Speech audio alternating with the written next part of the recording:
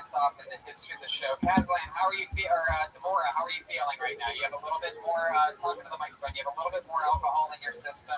How do you feel? A little bit, still very nervous. And then you, Teague, are you going to help her out through this thing? Are you going to lead the way a little bit? For sure. And then we have Viagra wants to say something. I just can't wait to see this prince and princess dance. Hey. Oh, come on. Viagra. I'm so tired right now. All right. Wow. Oh, my goodness. There you go. There you go. They're having a little talk for a second here. This is very exciting. This is, For your audio listeners, they're touching right now, and it's very nice. They're whispering sweet nothing with their ears. there you go. Thank you, Viagra. This is exciting. We have Kellyanne Conway consulting with Rudy Giuliani right now about the next move that the big Republican Party is going to make here. Roseanne and Darlene are hitting it off right now. Oh, shit. Oh.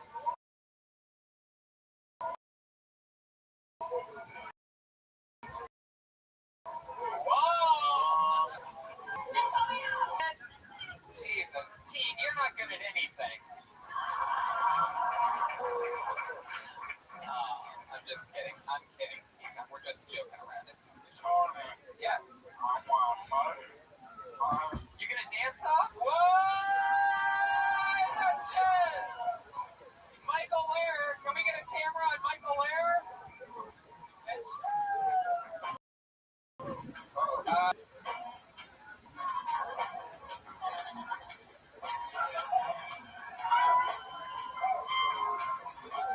Oh, he's doing it. He's definitely got it.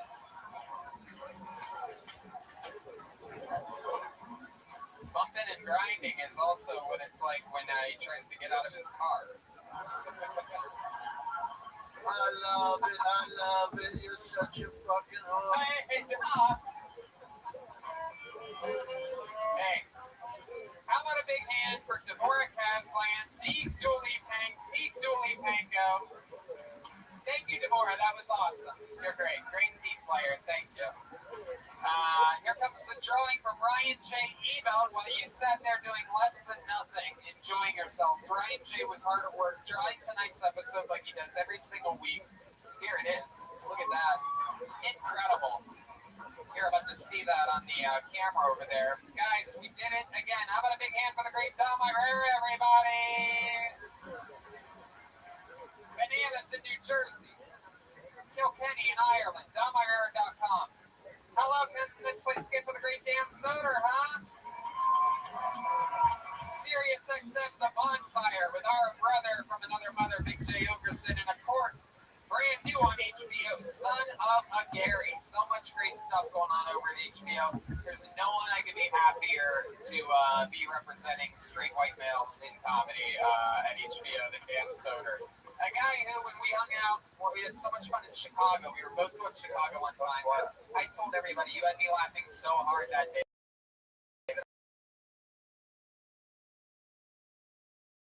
I almost puked multiple times. You were just happy for you. Absolutely. Dan Soder, everybody, and Dom Irera. A lot of stuff happening. How about a hand for the great Jeremiah Watkins, everybody, huh?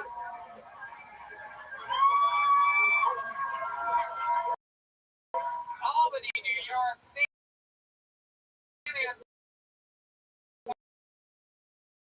Antonio, Texas, Huntington Beach, Sacramento.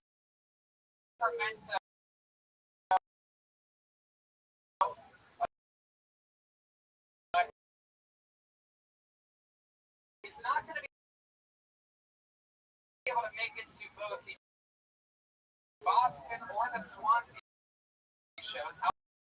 However, he will be with us for our first episode. Jeremiah. You might recognize this guy as a very special friend and special guest to the show, both on episode 100 and the 5-year episode. One of our favorite humans in the world, the great Bruce Butler's here, everybody. Wow, what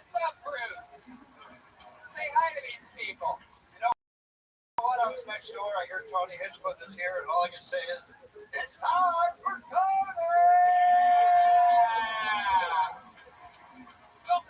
The voice of the UFC and an all-around fucking great, hilarious, awesome human being, the great Bruce Buffer, everybody. Bruce, stay up here. We're going to get a big group picture here in a second. Stay up here with us. Guys, make some noise. The unbelievable comedy stylings of the great Jesse Johnson, everyone. Jesse is going to be filling in for Jeremiah for some of these road dates coming up. We're super excited about it. She's joining us for the first time ever on the road. She is Jesse Johnson on all social media. Anything else, Jesse? Well, thank you so much for having me. Thank you. And we have the great Orange Amplifiers, Mario, the great Chroma Chris over there, everyone. It was Gorlock the Warlock tonight. What do you think of tonight's episode? It was wonderful. Wow. Wow. As good as it gets. Yep, all the time, 100%.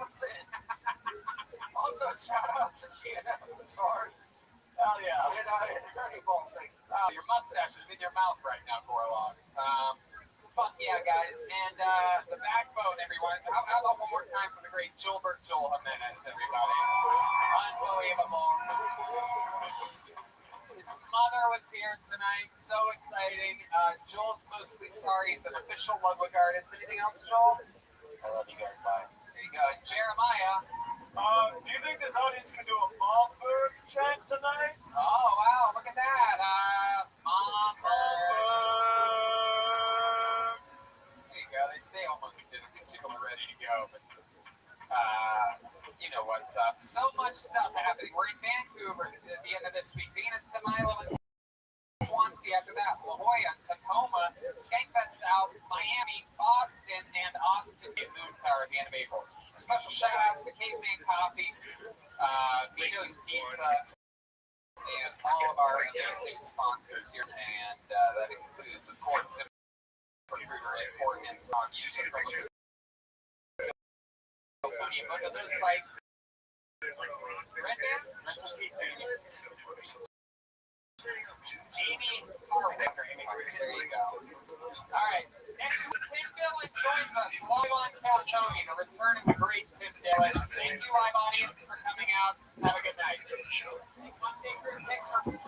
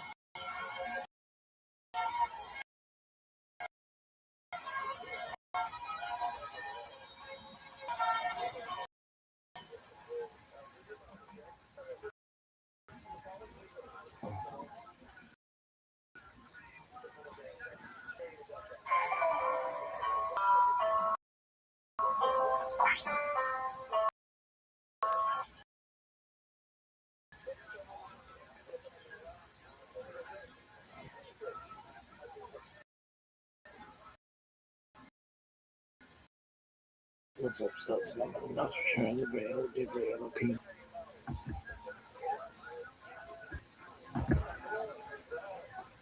is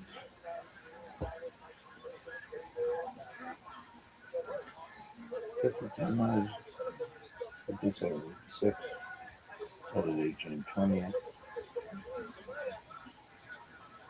We've been doing this shit together.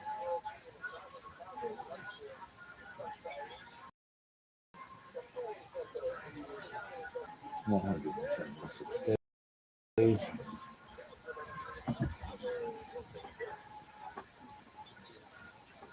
I said, I understand this quick.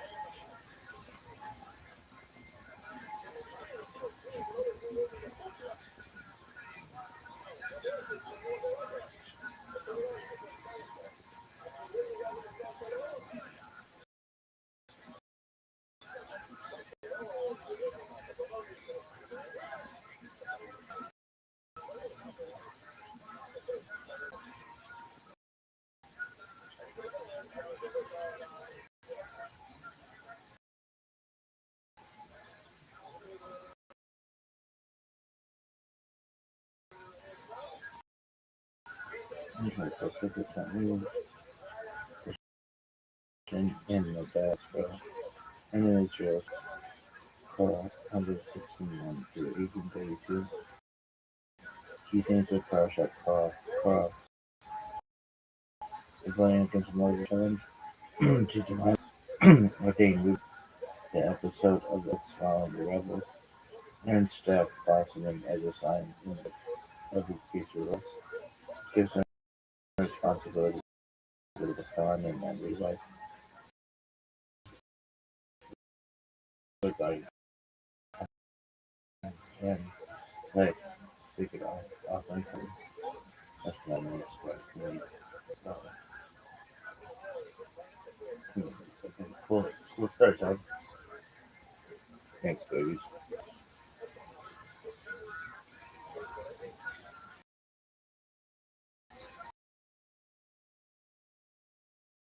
They've written just attempting to rigorous definition of both terms and single definitions have come out in the past. Just attempting to define magic. This is an entire text just attempting to define magic, and an excellent text which is attempting to get a grasp on a philosophical understanding of philosophy. Here is the Jones text, Philosophy and Mysticism, which runs into nearly 400 pages. So just attempting to get a philosophical or a scholarly grasp on what magic and mysticism.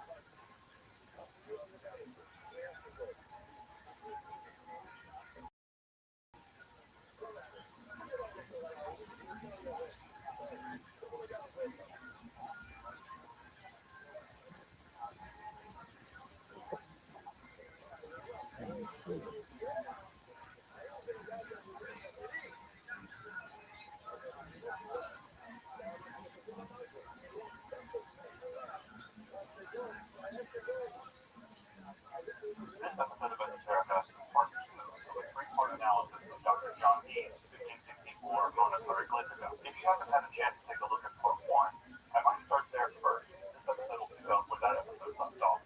However, if you're particularly interested in Dee's early theories of alchemy and Kabbalah, this might be a fine place to start. So, to summarize the previous episode, I argued that the major philosophical context for understanding Dee's project, the Montessori Glyptica, is the relationship of representation being in the Renaissance and the early modern period. Specifically, how the philosophy of representation in the Renaissance and the early modern period was sort of splitting into 2 great camps. On the one side were the nominalists, who held that universal concepts like beauty or goodness or power were merely mental objects. That is to say, they existed in name only. Hence the name nominalists, namists. This camp would eventually become the contemporary philosophy of language, in which the relationship between the sign and the thing signified is completely arbitrary. This represents the divorce between representation and being. It greatly undermines the theory of signatures and sympathies that underwrote most of the metaphysics behind magic and astrology. The other side were the realists, that held that not only were universals real, but that some perfect language could exist which could perfectly connect representations with being. In other words, powerful signs, magical words, and cycles actually connect meaning itself with representations, introduce changes in reality itself. The question for the thinkers in the Renaissance and early modern period was what was going to be the language most apt to have this kind of power. And the major candidate in Dr. John Dee said this powerful language was some type of reformed Hebrew. I argued in episode 1 that Dee rejected that Hebrew was the best candidate and offered his own powerful sign, the monad, as a single glyph capable of unifying being and code, express, and reform all wisdom, allow philosophy of language, and connect in the 2 fields used to think are the most fundamentally important, that is, astronomy, astrology, and Kabbalah. As we'll see, Dee is a bit of a maverick in both fields. In trying to understand his grasp of these parts helps us to better understand just how complex and nuanced these ideas were during his time. So I hope you'll join me as we explore Dr. John Dee's early alchemical/astrological and Kabbalistic theories and his radical 1564 Montessori Glyptica. I'm Dr.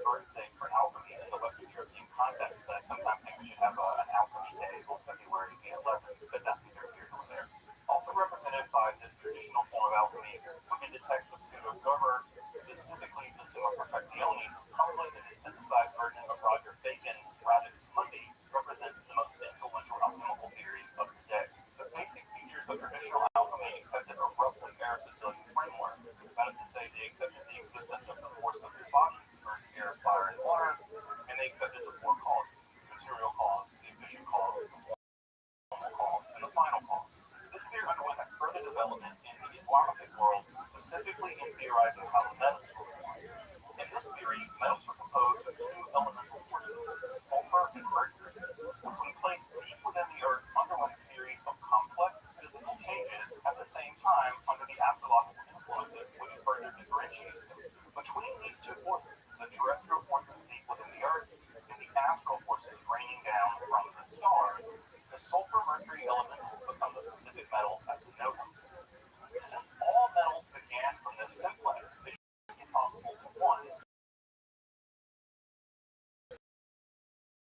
decompose them back into their basic elemental forms, as opposed to by nature, into similar terrestrial seeds, as they're sometimes called, into the final metallic form sought by the alchemists. This should also give somewhat of a lie to the idea that alchemists saw lead in gold. What they did in fact seek out to do was decompose a base metal like lead into its metallic seeds, their language, and then, by art, grow, so to speak, gold by subjecting those seeds to the proper physical and astral forces. The sulfur-mercury theory was the dominant theory through the Middle Ages and into the early modern period, being accepted by everybody from Thomas Aquinas to Isaac Newton.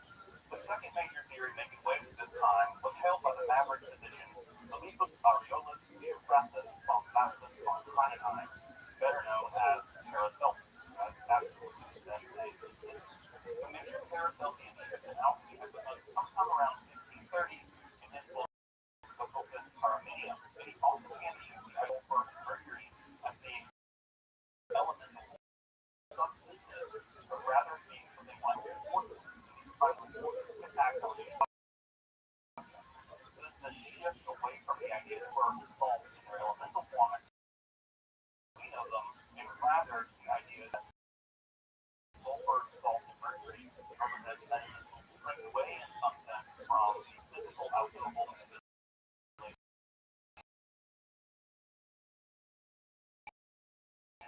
previously to a much more metaphysical thinking about the nature of that.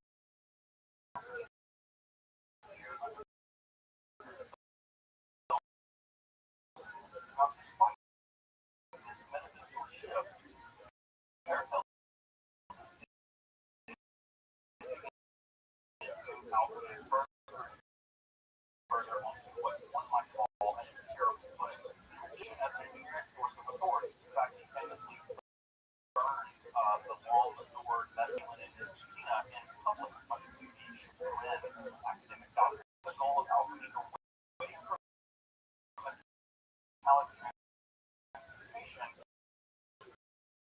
to reform parts of medicine by introducing medicine as we know it into the Western world. Combined with the Renaissance of macrocosm, along with alchemy's signatures and radical support in virtually all branches of natural medicine, down to science. And finally, the kind of third opinion in this alchemical field of theory known as the he somehow unified this Lapis singular stone, as some of the Archaeologists called it, that he's rejected into pure gold and silver.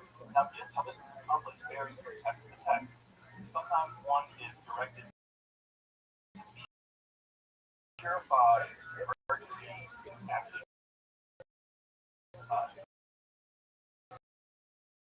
extract the sulfur from it, and that purified mercury would go on to become the seed gold and silver, and sometimes simply put silver actually sealed in the hermetic egg and subjected to physical and astrological forces. And that mercury alone could be changed into gold during a particular law that dates sometime around 1600 by Belanek Thomas Time, actually summarizes the monetary literature as he writes. These whole purpose and truth is to give unto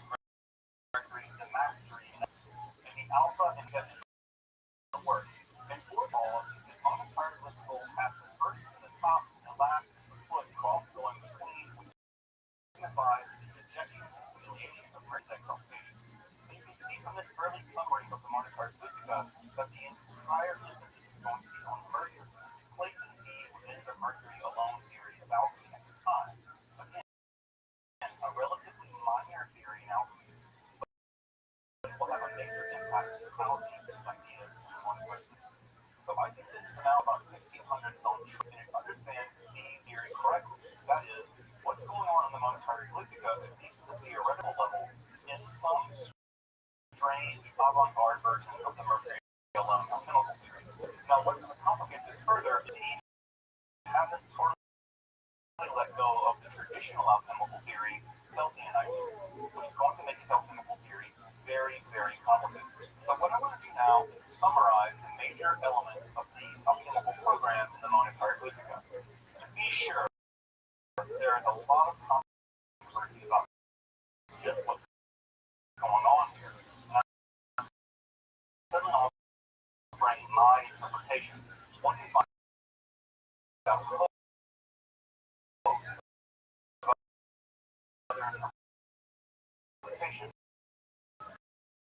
But from where I sit, this one seems to be pretty cogent. So, to begin with, he accepts 4 elements and 4 causes, though, like many other alchemists, both operating on a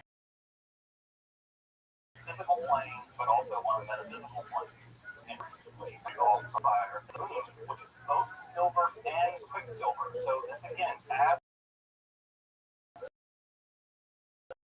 the difficult aspects of the Mons Hieroglyphica. The text is what Simeon called polysemic. That is to say, symbol signs to represent different things here. So both of these are the means through their astral influence and the goal of the process of purification and reform. Mercury, silver is rendered Sophic, that is to say, transformed from being normal quicksilver to being a refined version of silver. Indicates that this dynamic Sophicery is actually seeded with gold and silver in order to begin the process of inducing it to projection. That process is also seen in the similar Palladian. This Sophic mercury is combined or seeded with gold through a process of what he calls of astral and terrestrial processes, which the Mons Hieroglyphica itself both tracks and expresses. Sophic mercury unites what of the philosophers, a perfectly pure gold that is projected from the purified version of mercury. Now, how we're supposed to do that is here. The D certainly seems to indicate that the Mons Hieroglyphica itself describes that process. But this is where D does something very odd. For D, the entire alchemical process actually doubles. So not only do we get mercury is rendered so power of the Aries fire, then seeded with gold, and then projected in a very obscure way later in the Mons Hieroglyphica to the hieroglyphic monad itself. It offers a road by which mysteries can be unveiled. Now, just what Hieroglyphica is meant to reveal isn't clear, and the D says, look, if you just keep doing this, you can uncover all kinds of mysteries in the cosmos. Exactly what those mysteries are left to your imagination. So you can see some aspects here of traditional alchemy. We have the 4 causes and the 4.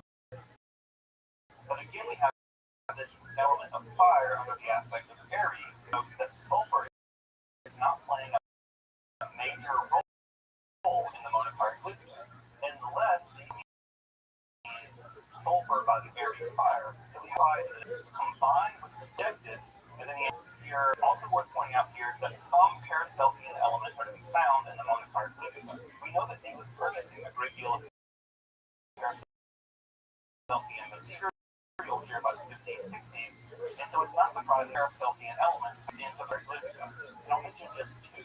The first is that D refers to the Mons Hieroglyphica itself, the hieroglyphic monad, the symbol as a Gaia. This is first in a Paracelsian word. It's somewhat obscure, the B amulet. And so the idea here is that the Mons Hieroglyphica is something like a talisman. That is to say, it has the ability to concentrate and store and express astral power. In fact, that's exactly how Paracelsus used the term. He describes a Gaia as, quote, astral forces in a box. So,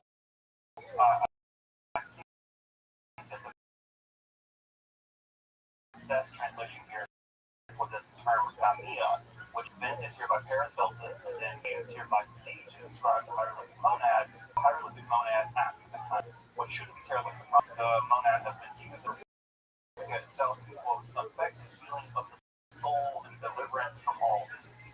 So this again links the whole procedure of the purification of the monads, and not just as a mechanism by which physical chemical change can occur, but also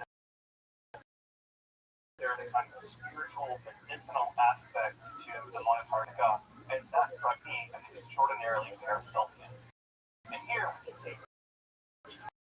ways in which Paracelsianism is making its way into the Mona Partica. Is employed to describe the hieroglyphic monad itself, but also these focus on the curative and medicinal powers of the monad itself.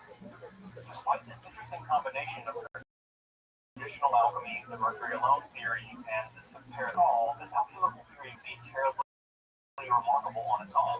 While the mercury alone theory was something of a minority in these days, it certainly was by the 1560s in Paris, one Paracelsian element of Mona Partica would have been Mona Partica groundbreaking, which is how it uses this very complex alchemical theory, but actually links that alchemical theory, the hieroglyphic monad, with its own rather without but it makes it a genuinely groundbreaking text. Let's now turn to these somewhat idiosyncratic understanding of the law. Of course, we should be Jewish mysticism in the form of art reaching a relatively wide audience by the end of the 15th century, and certainly by the 1560s. Some texts of Kabbalah have been translated into Latin. These texts in Hebrew and Kabbalah had already begun to take shape before the Mona Partica, although we have to admit that he never became subject to someone like Royce, both locally and anatomically. And certainly mathematics in the form of geometry and Kabbalah appear to be the most consistently throughout the text. Though just what he means is clear. To be sure, the text never quotes from, refers to, or even alludes to the theosophical speculation we now know as the Kabbalah. This shouldn't be surprising. He is, of course, living just before the rise of Oriental Kabbalah. He was actually still living in Egypt at the time and hadn't even made his immigration to Palestine, which is going to reveal here in the like court of Pharaohs would have been effectively impenetrable with a profound grasp of both Hebrew and Zoharic Aramaic, something he simply didn't have available. So it should be pointed out that Listel did translate some sections of the Zohar in the last 16th century, but there's no evidence that he had access to it. In fact, there's no evidence that anyone outside of access to this translation of sections of the Zohar. It's certainly possible that he had access to the Rikias 1516 edition of Egatias Shreora, translated into Latin as the Portailuki, the famous frontispiece. But the references it if he did have access to it.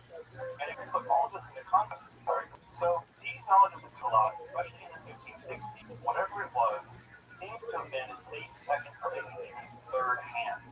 And this may well explain the somewhat contrived, sometimes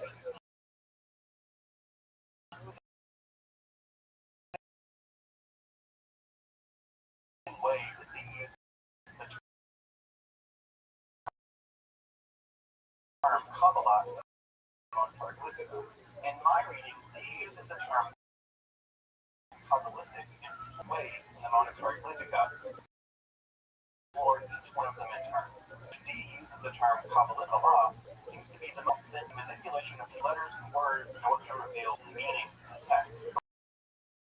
Of course, there's a long tradition in Jewish Kabbalah that the Bible is the literal word of God to reveal deeper and deeper mysteries.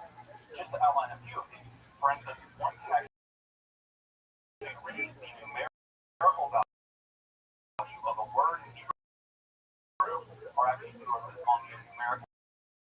values of words reveal hidden relationships in the gematria on the screen right now. So you can see, for instance, the word God, Philippines, is actually numerically similar to the word nature, or some common element that God and nature are somehow unified, as a kind of proto-Spinozism. One can also systematically replace Hebrew letters as a kind of encoding system, specific ways of substituting Hebrew letters with one another to hidden mysteries in the Hebrew text. Another mechanism is actually using the final letters of Hebrew words to produce sometimes one combines those letters together into forming Hebrew words. For instance, there is a magical name of God combining 40 some odd letters out of a Hebrew Bible by which one word rearranges the word that one likes, and that rearrangement actually can reveal the meaning of the text. Now, all of this is possible because, according to the rabbis, the Torah itself doesn't obey the law of linear temporal revelation. There's a famous line in the Talmud that says there's no early and late period that the Bible itself is not revealed in some kind of linear fashion. And that can apply to letters. So, in a linear progression of a letter isn't necessarily the only thing that one can manipulate them by arithmetic. One can anagram them, one can do all manner of manipulation of letters in order to reveal the letters, all the readings, all the arithmetic exists simultaneously in the text. So reading it in any way, whether textually or chronologically, becomes immediately possible to the Kabbalists. He employs these Kabbalistic techniques and sets out to use them not on the symbol of the Monas Hieroglyphica itself. Again, we can see these genius. And rather than use them to manipulate, for instance, Hebrew, manipulate the hieroglyphic monad, by applying the same logic, he's able to compose the monad from the purity of geometric relations with both astral and terrestrial forces and bodies. And then, I think this is most important, and then manipulate those forces into a kind of symbolic simulation. It's like an analytic, geometric, semiotic proof of how monad. In this first sense of Kabbalah, they produce and manipulate the hieroglyphic monad according to geometric and divine laws, and thus not only express reality, but somehow discover its quote hidden zone. When he specifically applies this technique to mathematical or geometrical analysis, he's linking his understanding of Kabbalah with a kind of neo-Pythagoreanism. That is, that reality is fundamentally a system of mathematical relations, and thus best discovered specifically in geometry. This link between Kabbalah and Pythagoras, the Archie of 1517, were described a kind of code which rules or operates in kind of quote symbolic reality, in which the Kabbalah of the Hebrews is applied to mathematics, producing a kind of sacred geometry. What we can see he's doing is actually applying techniques from Kabbalistic theories for the manipulation of Hebrew, and then applying them to geometry to produce what I would call a Pythagorean Kabbalah, or I think what we might call today sacred geometry.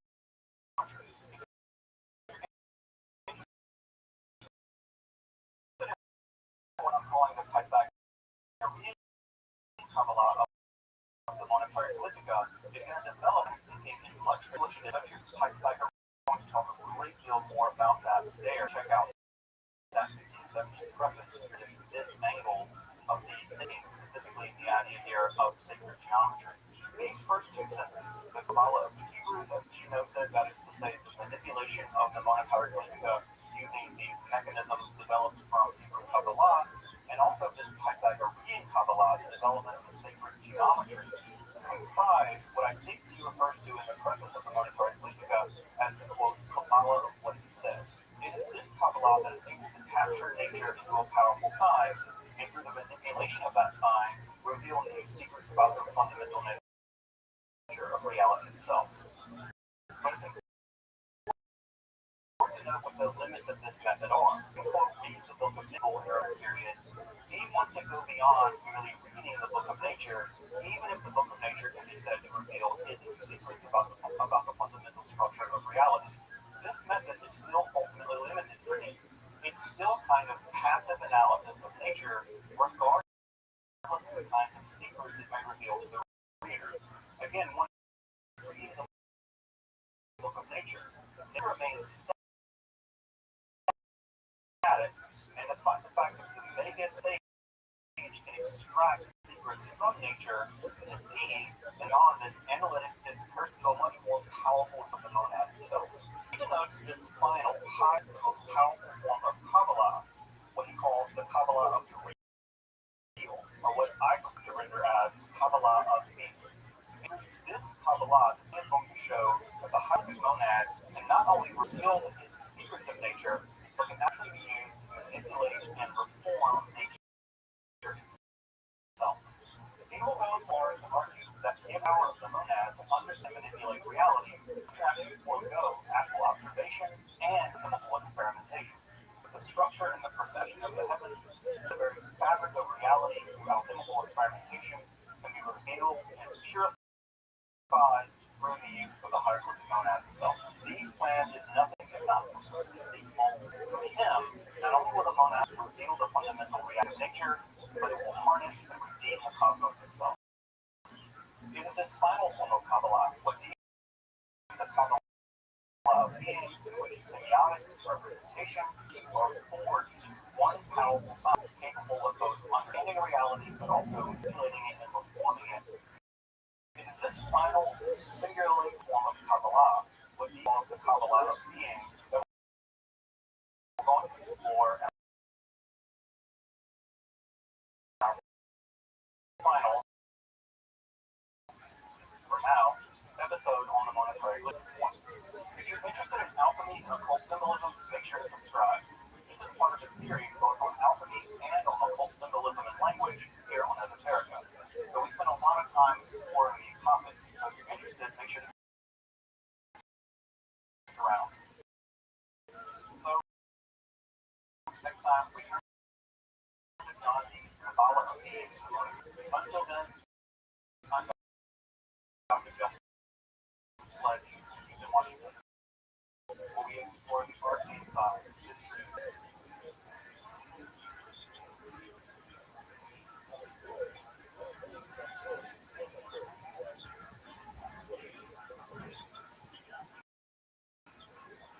Discovery of the Dead Sea Scrolls represents one of the greatest archaeological discoveries. The scrolls represent over 950 literary works, in addition to thousands more separate fragments.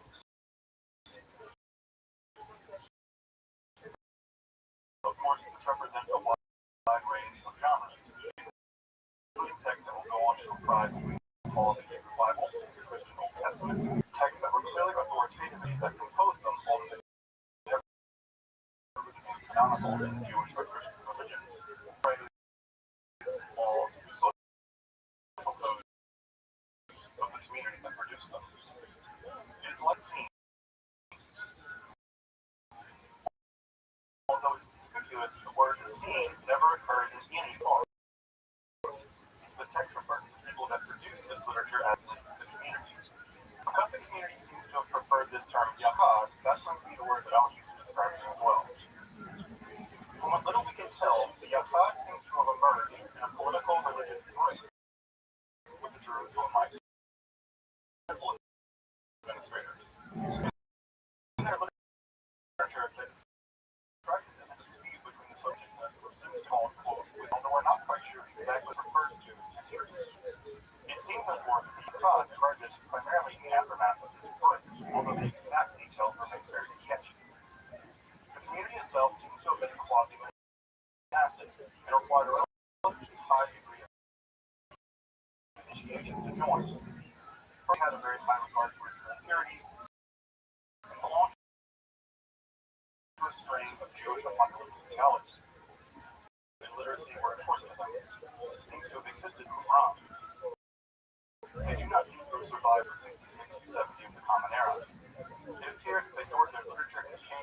sight and went on to fight the Romans, if we are to trust Josephus.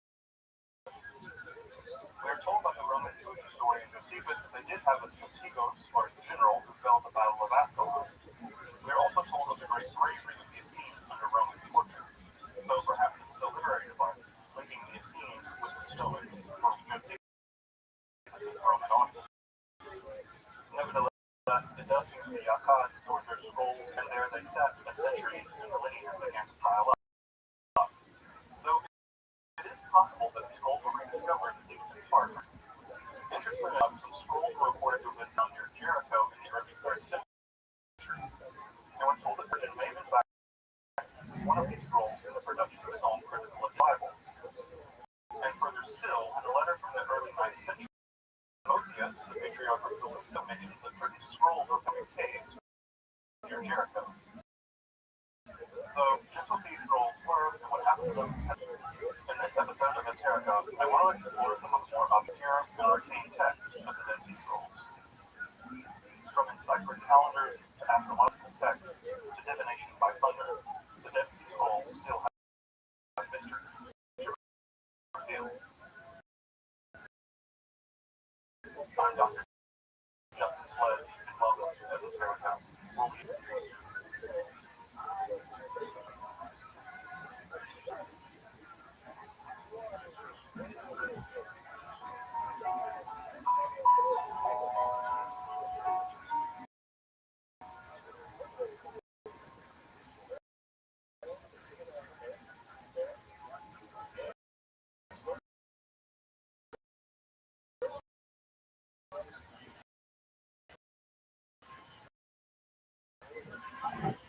The Yasad, community that produced the Dead Sea, came into existence. It is surprising that our basic religious historical terms for can produce them often fail to perfectly fit.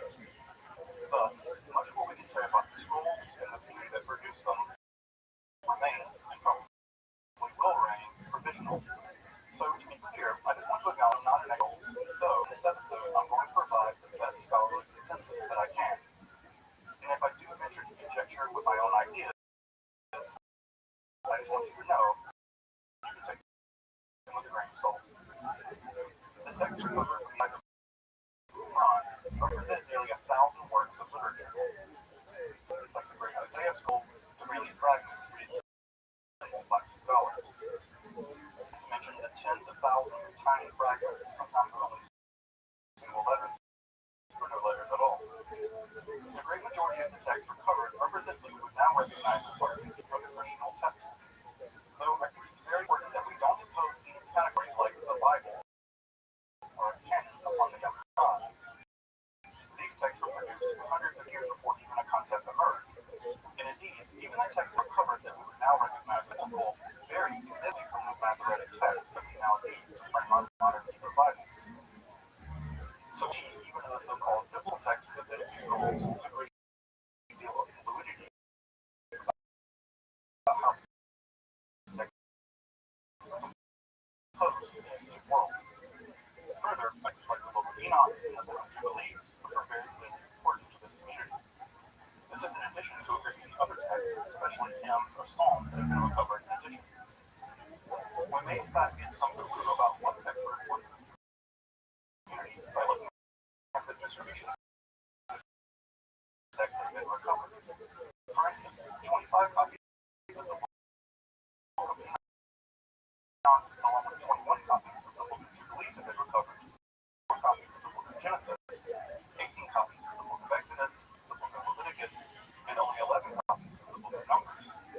It's also worth noting that Deuteronomy, with 33 copies, and Psalms, 39 copies, represent the most favorite.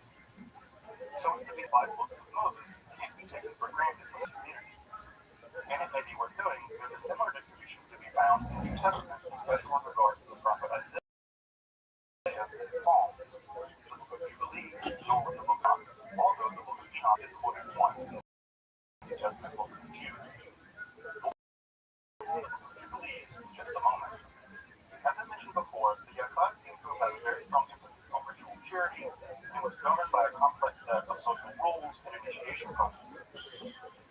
It saw themselves as a kind of righteous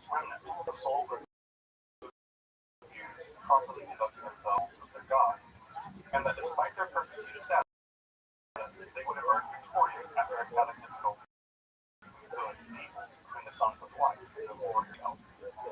Like many of these movements, it was them versus the world, including the supernatural demons. And it is to one of the idiosyncrasies of their community first, specifically how they deal with one of the most important religious concepts, the passage of time. Judaism, as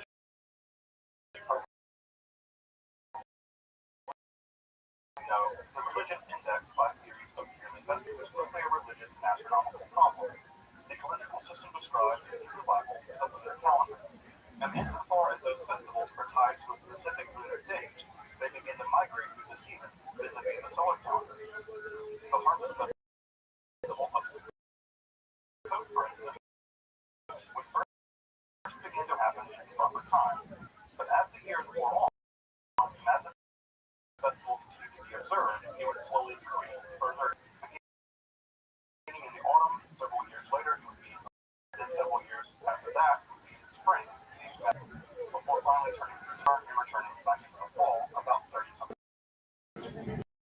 This exact phenomenon can be observed in the Islamic festival, which over the course of about 30 years, every single season, Rabbinical Judaism recognized this creeping of the festival and developed a solution to it. Every 36 months, the rabbis introduced a leap month, the second Adar, in order to prevent the festival streaming through the seasons. Thus, while festivals do oscillate vis-a-vis the Gregorian, referred to as the high holidays coming earlier or later, this does prevent the festivals from leaving their specific seasonal roots. Of course, this didn't completely settle the basis of the Jewish calendar. By the 10th century, the Sadia Gaon and the Exilarch are mutually executed over precisely debates about how the calendar cycle. Crucial to understand about these debates in Judaism is that the festivals are divinely mandated and absolutely must be celebrated on very specific days. Thus, that is in some sense a religious catastrophe. It demands that people fast or bring an offering on a certain day. They are religiously obligated to do that on that day. And therefore the calendar isn't about keeping time, it's about the exact letter of the law of God. So debates about the calendar are not really academic or even astronomical. 6 months, there was, during the Second Temple period, another viable option, a completely solar calendar. This completely solar calendar was described both in the Book of Jubilees and in the Book of Enoch, and it appears that Yaakov adopted it.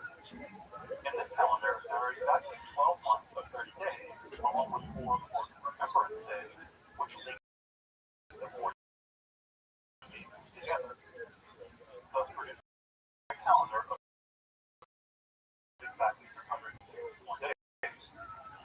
What is perhaps most interesting is that Yaakov adopted this Enochian or solar calendar in different days than virtually all the Jewish community.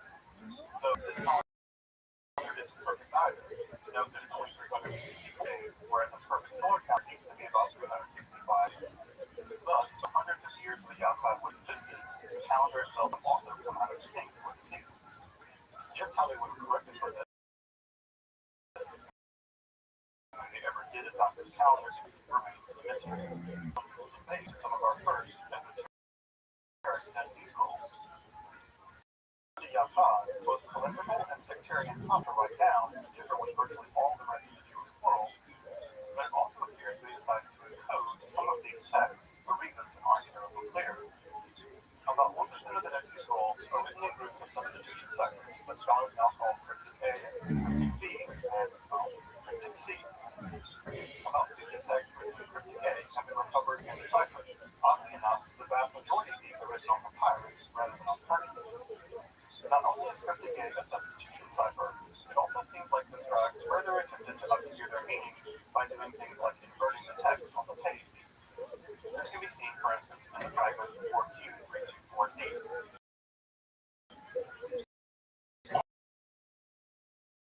Only one text has been discovered so far in Cryptic C, 4Q363B. The text encoded in Cryptic cryptic C seems to have been legal in nature, although it is a bad state of preservation. Cryptic B seems to be made up of 22 or 23 characters, although it remains undeciphered, and there are only 2 texts written in cryptic B, both on parchment. Interestingly enough, it appears that a conspicuous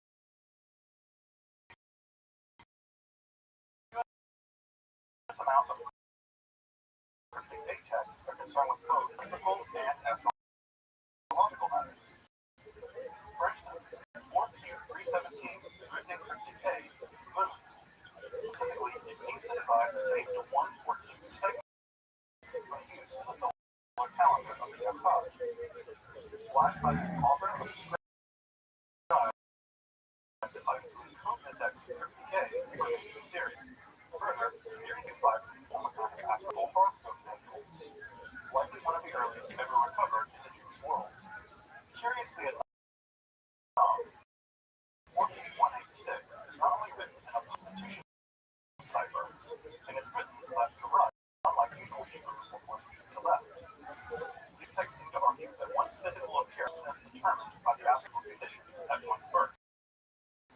In this rather fragmentary and encoded, we do have a mention of the sign of Taurus and the use of what seems to be houses, or as a technical columns. Further, it also this astrological theory divides things into houses of light, determining the physical features of those forms specific astrological junctures. And of course, as recently as 2018, pieced together an entirely new calendar written in cryptic A. Fragmentary and encoded text, it seems that beyond astrology, which, given their further interest in the Book of Enoch, isn't terribly surprising. So, as you may know, the relationship between Judaism and astrology proved divided over the centuries. These skulls, but also the beautiful mosaic floor as we had found in the Beit Al synagogue dating in the 6th century. Of course, astrology has also had opponents within Judaism. There is an argument found in the Babylonian Talmud that, quote, a mazal like Israel. That is to say that there is no mazal or astrological influence on Israel. This argument seems to hinge on the idea that the covenant that Israel has with its God is free of astrological influence. Even the idea that of course, this doesn't include the idea that mazal or astrological influence may affect nations, are in fact individual members of the Israelite relationship between Judaism, and astrology is long and yes, that will be the subject of future Esoterica, so stay tuned. Another fragmentary, though not encoded text found among the Dead Sea Scrolls also seems to reveal a form of divination recognized by the Akkad. 318 describes the transit of the zodiac, and includes at the very end a small mythological section. It is an almanac, whereby the sound of thunder at various times is indicative of events. You may recognize the word from the dinosaur brontosaurus, or the thunder loop, and that we're told here of thunder indicating various kinds of future woes in this people, because the future always holds woes and misfortune. There are other texts that are included, specifically those that are described as being sectarian, specific to the Moravian codes of the Yazar itself. An interesting example of an encoded sect is 4Q298, or the words of the Maskil, Sons of Dawn. The Sons of Dawn here refer to members of the Akkad. The title of the beginning of this text is written in standard square Hebrew, but the rest is written in cryptic A. Many texts written in cryptic A that I mentioned there above, they seem to be documents internal to the community itself. And it seems that they were composed by community elites, probably to keep them out of the prying eyes of non-initiates. It's also worth noting that in June of 2009, a stone cup was excavated in Jerusalem. This stone cup offered inscriptions similar to the cryptic text found in script, sometimes referred to as hieratic Hebrew, and it's supposed meant to be used by the Jewish priesthood. Esoteric Hebrew script was used exclusively by the Jewish priests. Recall that the Yahweh perhaps by this is Jerusalemite priests.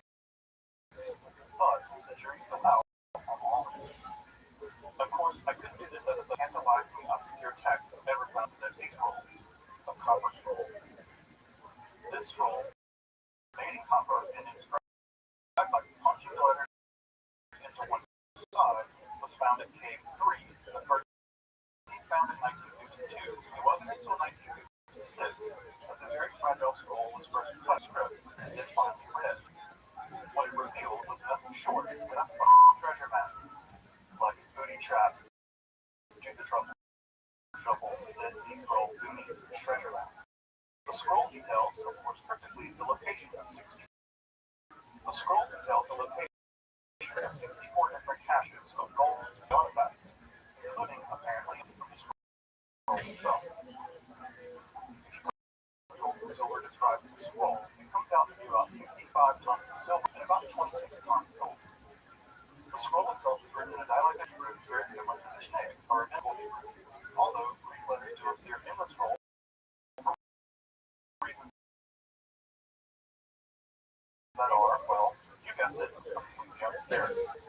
Whatever real or theories range from the temple treasury in Jerusalem being secreted away before the Roman destruction, all the way to the core resources of the Yachad itself. Of course, one would wonder, why go through all the effort of punching out a scroll on copper of all things if this treasure were never real in the first place? At this point, none of the treasure has ever been publicly discovered. Although it is possible that some artifacts recovered from the book of a period that not called that are actually described by a scroll that is series of steel. In the wilderness, they find 15 talents of script in a cave or something. So, the Dead Sea Scrolls, scriptures, sectarian texts, eschatological manuals, Ethiopian calendars, encoded texts, and of course, a freaking treasure map. If you're interested in the esoteric dimensions of, for instance, the history of magic or occult philosophies, make sure to subscribe to Esoterica. We also would really hope you would consider supporting our work on Patreon or with a one-time donation. Your support really does help to make Esoterica possible. The academic, unfortunately also the French journal on the Dead Sea Scrolls is enormous. And I'm not going to pretend to give an exhaustive bibliography. However, the books that I find to be accessible, scholarly, and insightful. The Dead Sea Scrolls, I would take a look at Cole's The Biography. It's relatively easy to read and a solid scholarly introduction to the text themselves. The most accessible gathering of the non-biblical Dead Sea Scrolls is the complete Dead Scrolls in English by Barnes. This inexpensive volume is published by Penguin and contains its own today. Indeed, I will consult the paper with graphic material in this text to continue your research into the Dead Valley. For the Oxford Handbook of the Dead Sea Scrolls. This relatively inexpensive provides a range of studies on various scroll studies. It includes articles both on the system and on the calendrical documents we discussed in this episode. This text is really great because it goes well beyond the standard introduction to the Dead Sea Scrolls without being too enormously technical.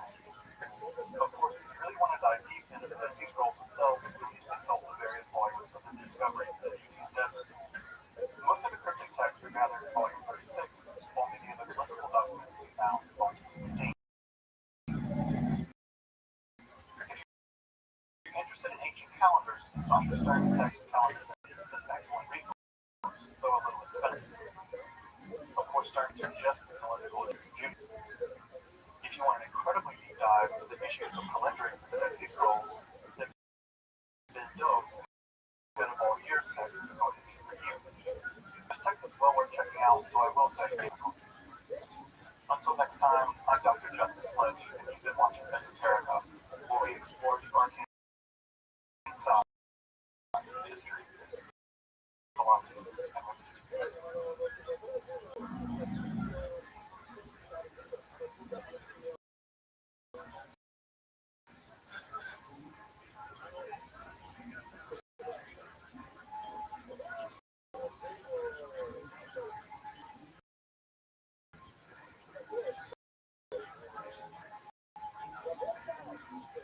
The Renaissance was a treating form.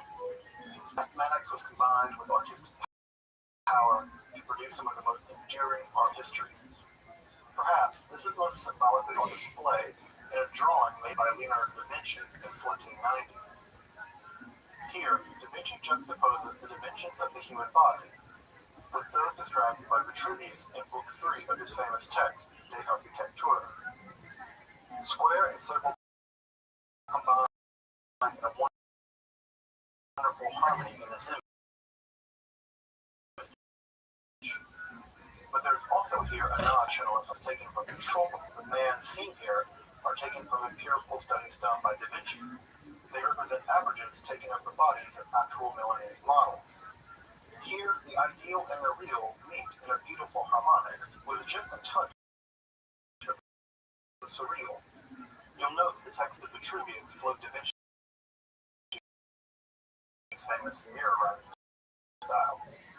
In some sense, it's no wonder this image is taken to be symbolic of the Renaissance itself. I would host here in Woodcut, it's much less elegant to denote the tuft of hairs through this image. This image opens the window to a more arcane side of the Renaissance pinnacle with circles and lines interacting. But unlike the Vitruvian man, this gold astrological glyphs are the wandering stars, the symbol of the sun and the moon, the navel and the phallus.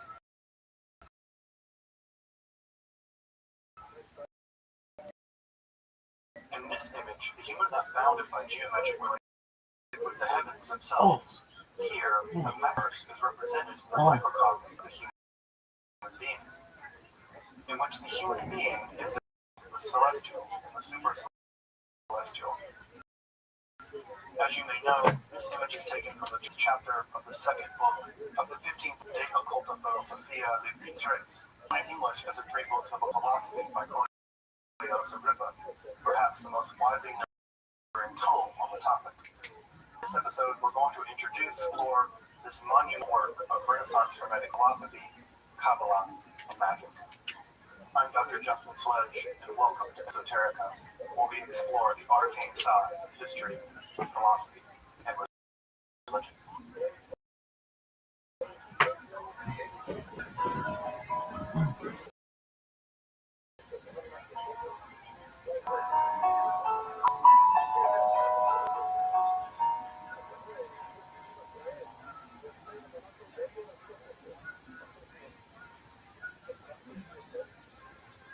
Cornelius Agrippa was born to a minor noble family in Netterscheid, near Cologne in Germany, on September 14, 1486.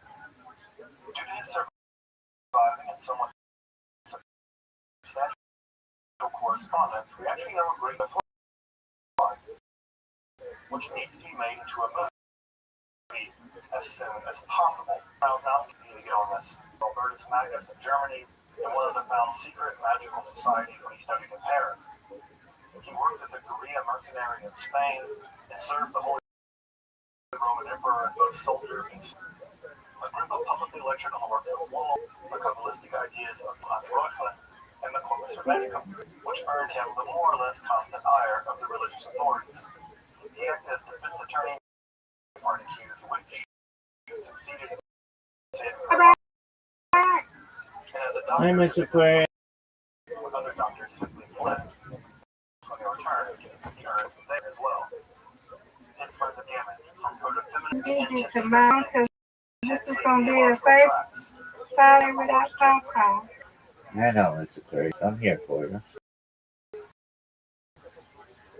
Yeah, here you go. So I got to be here for you too. No, I'm okay. Okay. Well, happy holiday tomorrow. I'll be here with you. Okay? But you're going to be here with me too, right? Yeah. How was your day? I had fun. So what happened? Rejoicing celebration. So we got there. 4-7.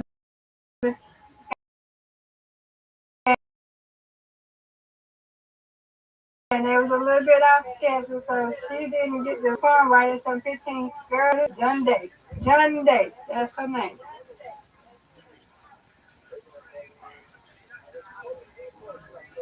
You heard me? Yeah, I'm listening.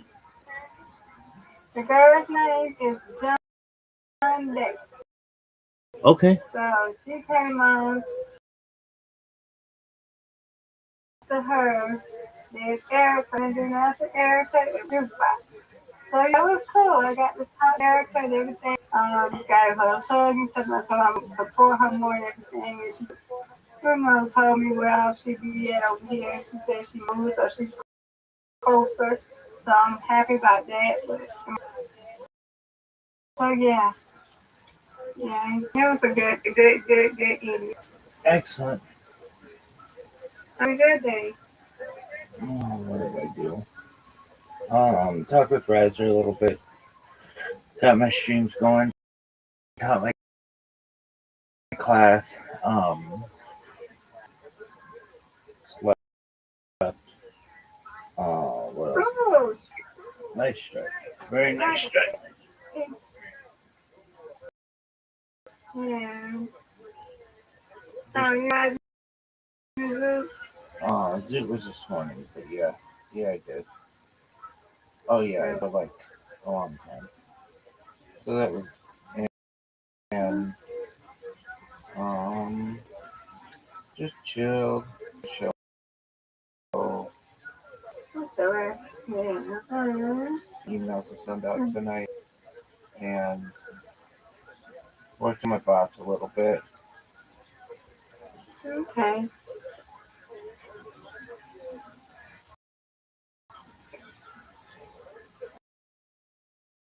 That's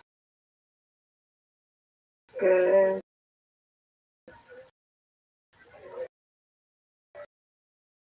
Get it. Get to see tomorrow. Thank you, Lord. I wash my clothes. I wash my dark clothes tomorrow in the morning. But I did my white clothes. No. Yeah.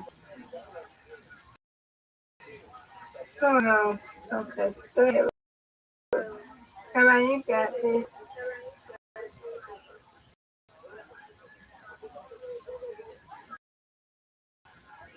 Ooh. My. Did they have food there? Yeah, food truck is going to pay. You have to bring your own lunch and to bring your own. I had to eat before I got there. So, yeah.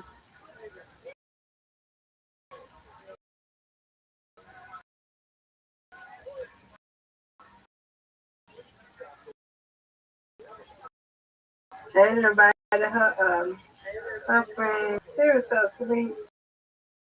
She wanted to eat everything. She wanted shrimp. She wanted ice cream. She wanted. So we had to stop at a restaurant where the place called Cookout. And she got her some ice cream. Because we had to go to the highway to get her back home. Yeah, we had fun. So we had on the side. I wasn't food. I wasn't sit there and buy. They Okay. had ice cream truck. They had an ice cream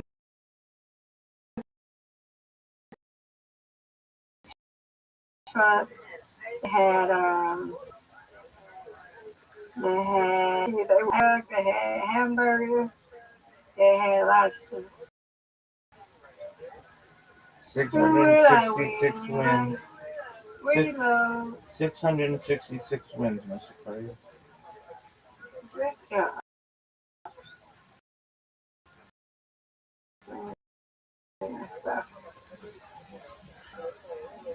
They have alcohol sales there, or no? It was just pop. Just I didn't walk around.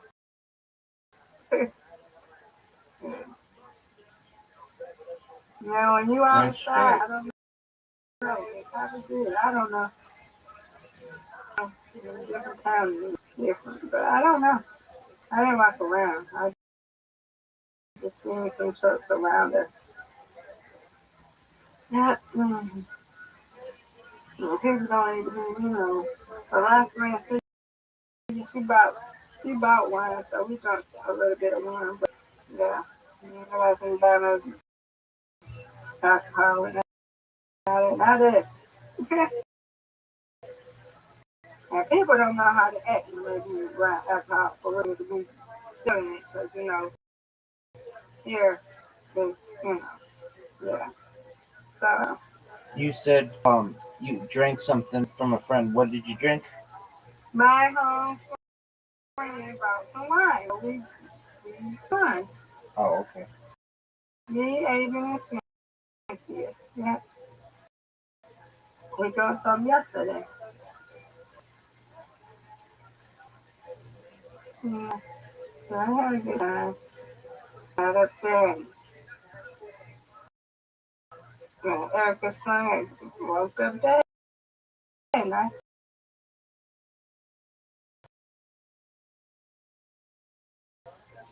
heard her sing.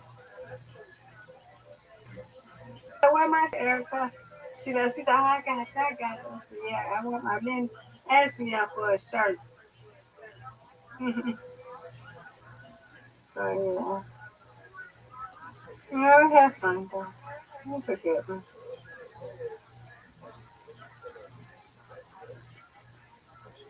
So you didn't really do nothing. You said you got another podcast or you scheduling a podcast right now? I'm scheduling. Next one I have Okay. is Tuesday, I think. I've got to check my email though and see if anybody sent me anything for.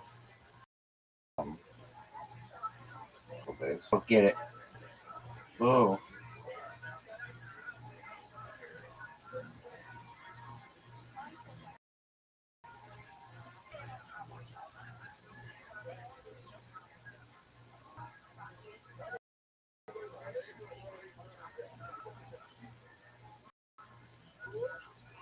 You know where.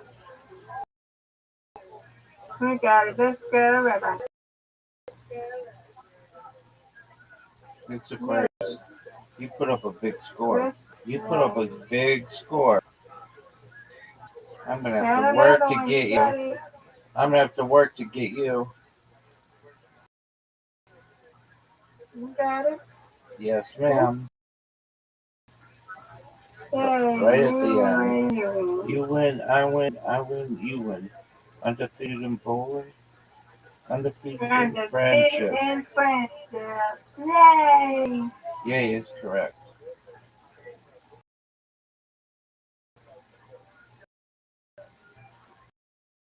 Well, I'm glad you had a good time at the events.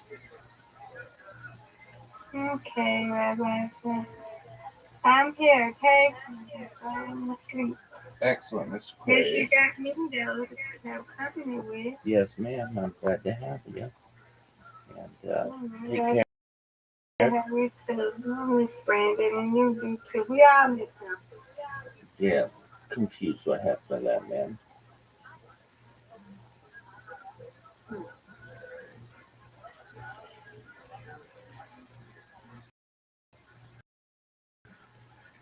All right, sweet Jenkins. All right, so you got The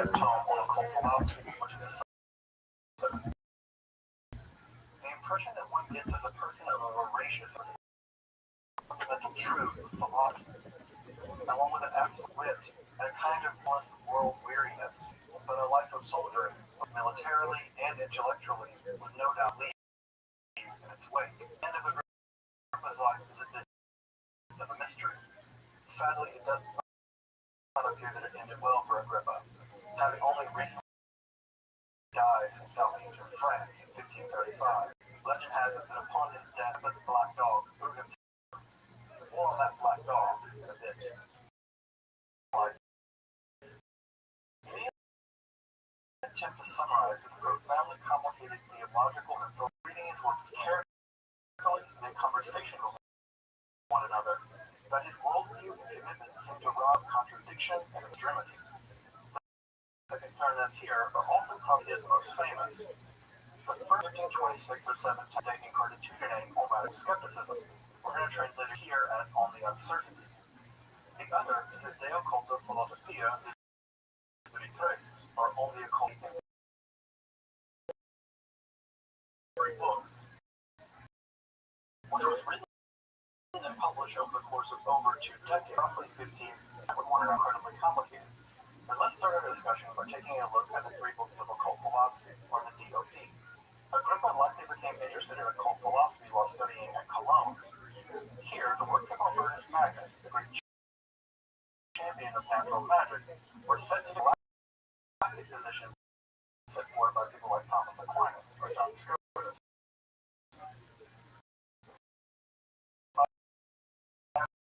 About 1510, he expanded his studies to include Vedic and Kabbalistic works. It was in the late winter or early spring of 1510 that Cornelius Agrippa met with the abbot of Sponheim, Tritemius, and they began their famous discussions on the Reformation of magic. After a few days of what must have been intense conversations, Agrippa seems to have settled all of magic itself, and by April of that year, he seems to have produced what was an early draft of the 3 books of occult philosophy. What's incredible is that this early draft, and I'll draft, actually still survives in the library at Würzburg as MCHQ.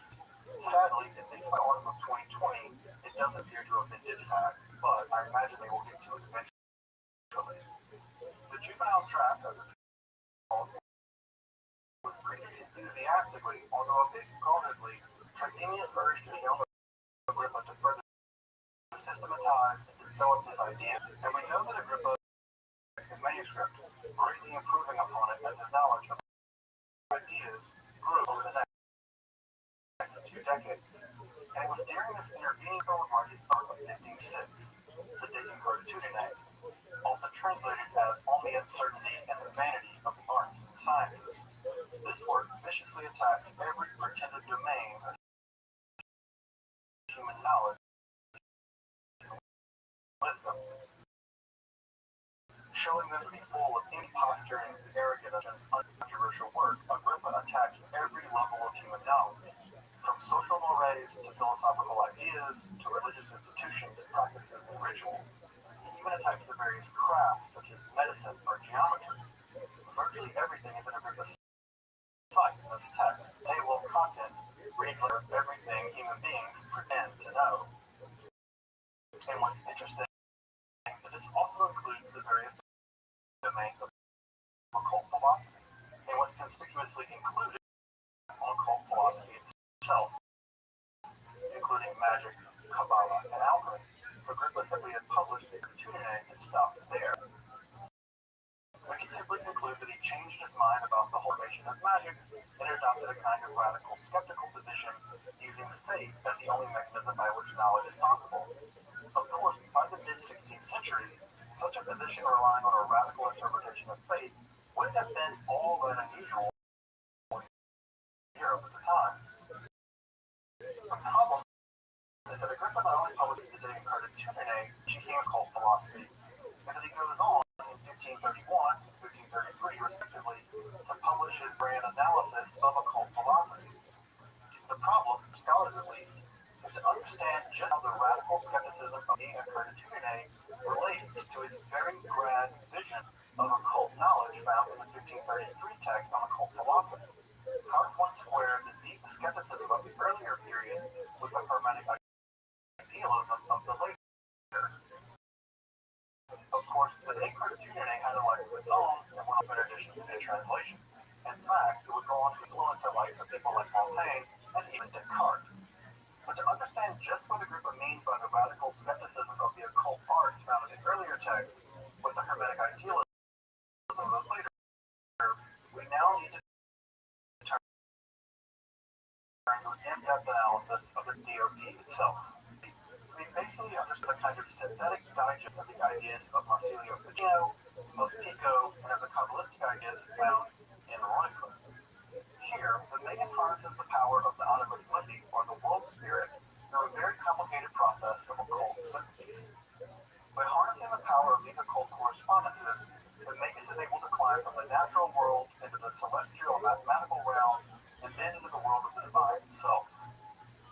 the supercelestial realm, the mind/soul of the Magus is hermetically perfected. In Juvenile Draft, we see all elements of a profound and highly developed Hermetic philosophy, with the Neoplatonic idea of procession and return, combined with a theory of cosmic sympathy, in which the natural and astrological worlds are united through common sympathetic bonds. And this is all combined with a relatively sophisticated admixture of speculative Kabbalah, which, when taken together, is meant to be a radical, magical reformation of both wisdom and the Magus themselves. Though even Trithemius noticed that Agrippa had produced a kind of very roughly stitched together quilt, and urged him to further refine and develop his ideas. By the publication of the complete 3 books of occult philosophy, Agrippa had done just that.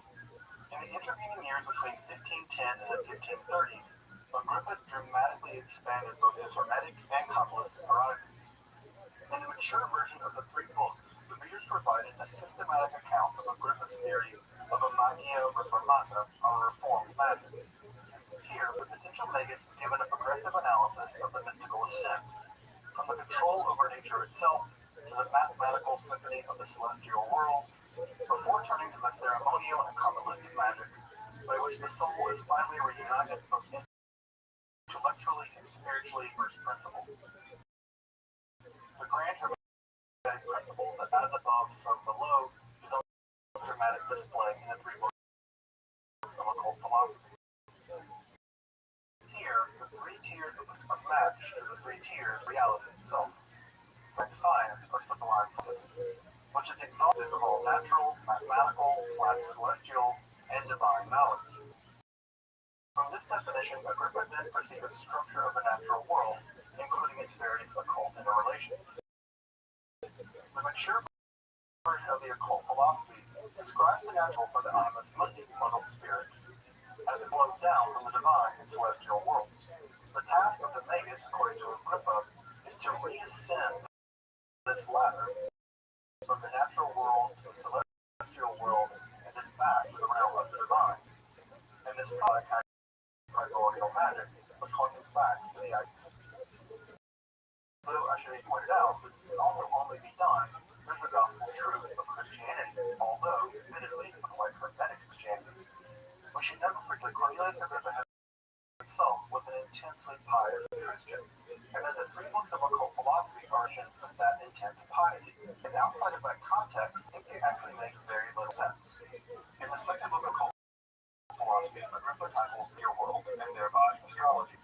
Despite both his own and Pico's vehement critique of astrology, Agrippa seeks to show how the structure of the heavens both reflects and expresses the world spirit, a variety of other spirits, some good, some evil. Indeed, the very occult qualities of the natural world radiate down from the celestial world itself. But magic simply is incapable of understanding the occult qualities found in the natural world. Here, Agrippa is attempting to show that a mere natural magic cannot be exhausted in the magic in itself. The occult properties found in the natural world themselves have their origins in the celestial world. Therefore, another celestial magic becomes imperative even for the natural magician.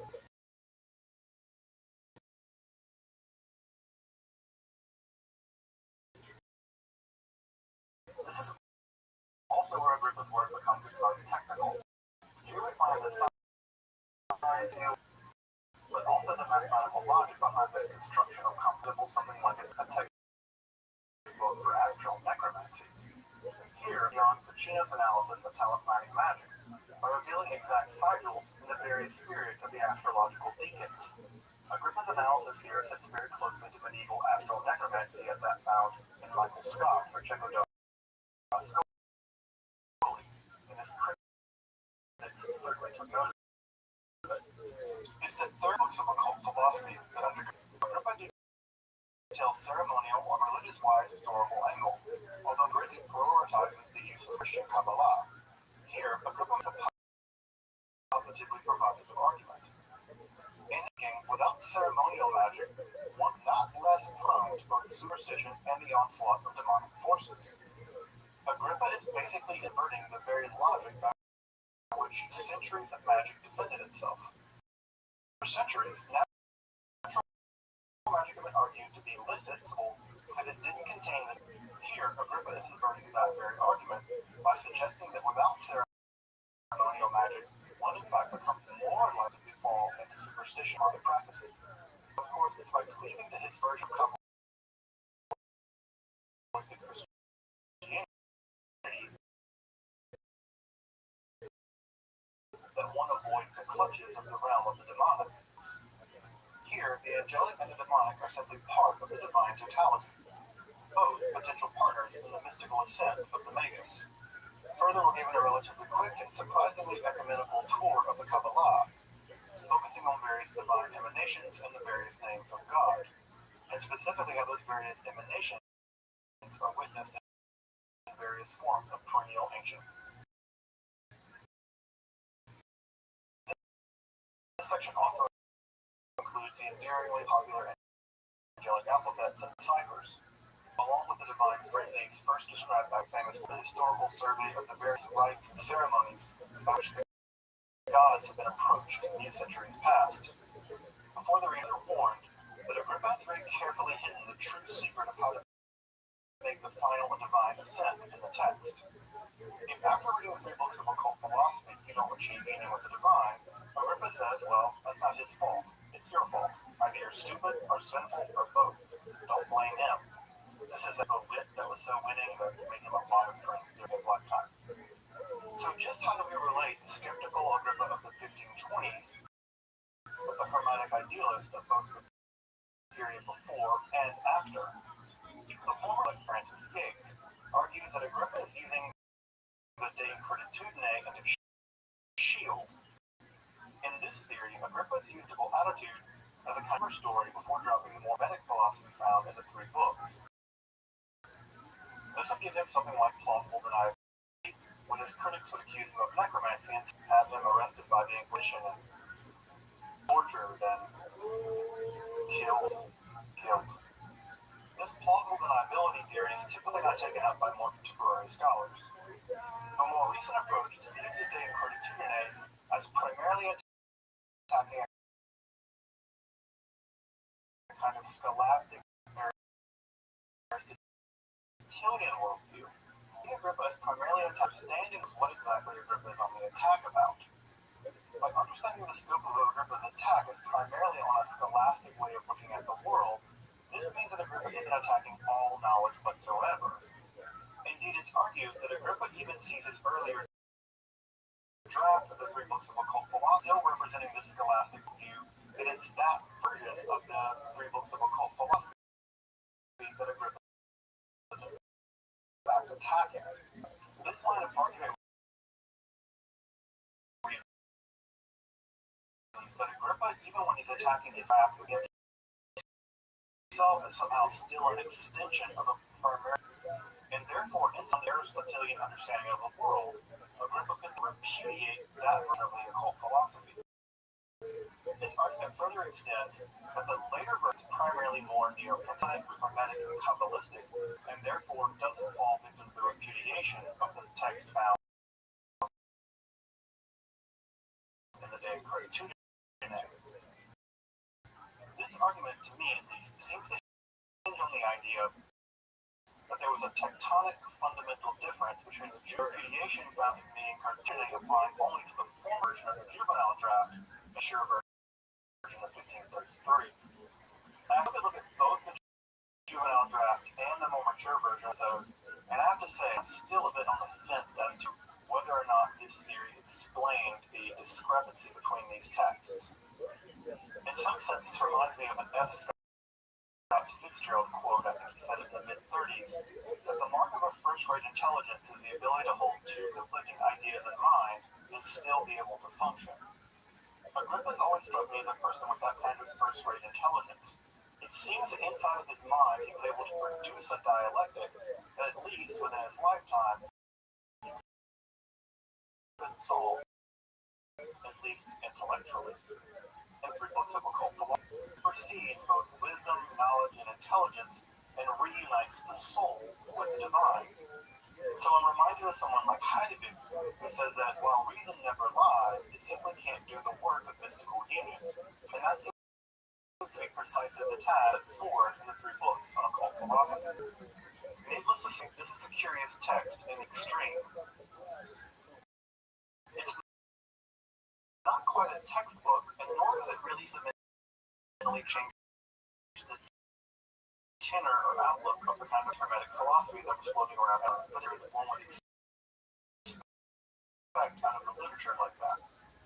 But with various ideas, there would have been veneer of libel political.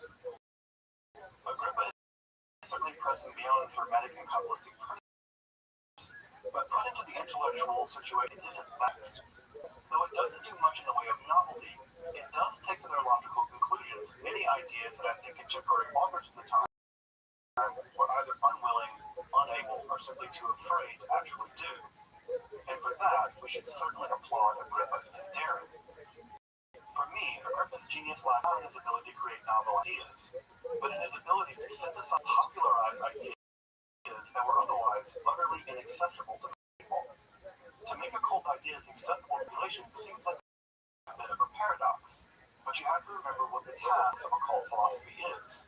It aims at a general magical reference of religion and the magus themselves, and of course, in the 1530s, Reformation was certainly in the air. Understand Agrippa as a kind of hermetic test, his real genius began to come to light. It's not so much in the novel ideas of the three books of but in the popularization and the democratization of those ideas for the betterment of humanity itself. And I think the tragedy of the three books of occult philosophy is, to quote Voltaire, is that the texts become more celebrated, more infamous, that the three books of occult philosophy, and by extension Agrippa himself, have developed this strange reputation over the centuries. This reputation is due, in large part, to the demonological literature which followed in the generation after Agrippa himself. This is the ilk of witch hunters, people like Baudin and Del Rio, which painted Agrippa as a kind of necromancer, as three books of occult philosophy as a kind of necromancer's manual, with legends of an evil black dog as a kind of demonic familiar. The story goes that the demonic dog was able to tell of news of faraway events, such that Agrippa, when he walked in his house, would know what had gone on miles and miles away from him. And of course, into a river to his doom after the death of his master. Even the lead black dog does actually have its origin of some degree of truth. Agrippa did black dog. It was a poodle or something. Spooky. Despite the fact that his friends and students attempted to defend his reputation after he died, this had virtually little effect. The legend of Agrippa as a necromancer stuck just as a... Perhaps it's of interest, one of Agrippa's students, Johann Ball, to be part of the skeptical in the course of the witch trials. He actually composed arguments that many of the people that confessed were simply suffering from being held liable for draft, much less the subject penalty. Though, ironically, in one of his texts, he actually describes what he calls the false monarchy of the demons, and includes many demonic names and signatures in order to basically mock them.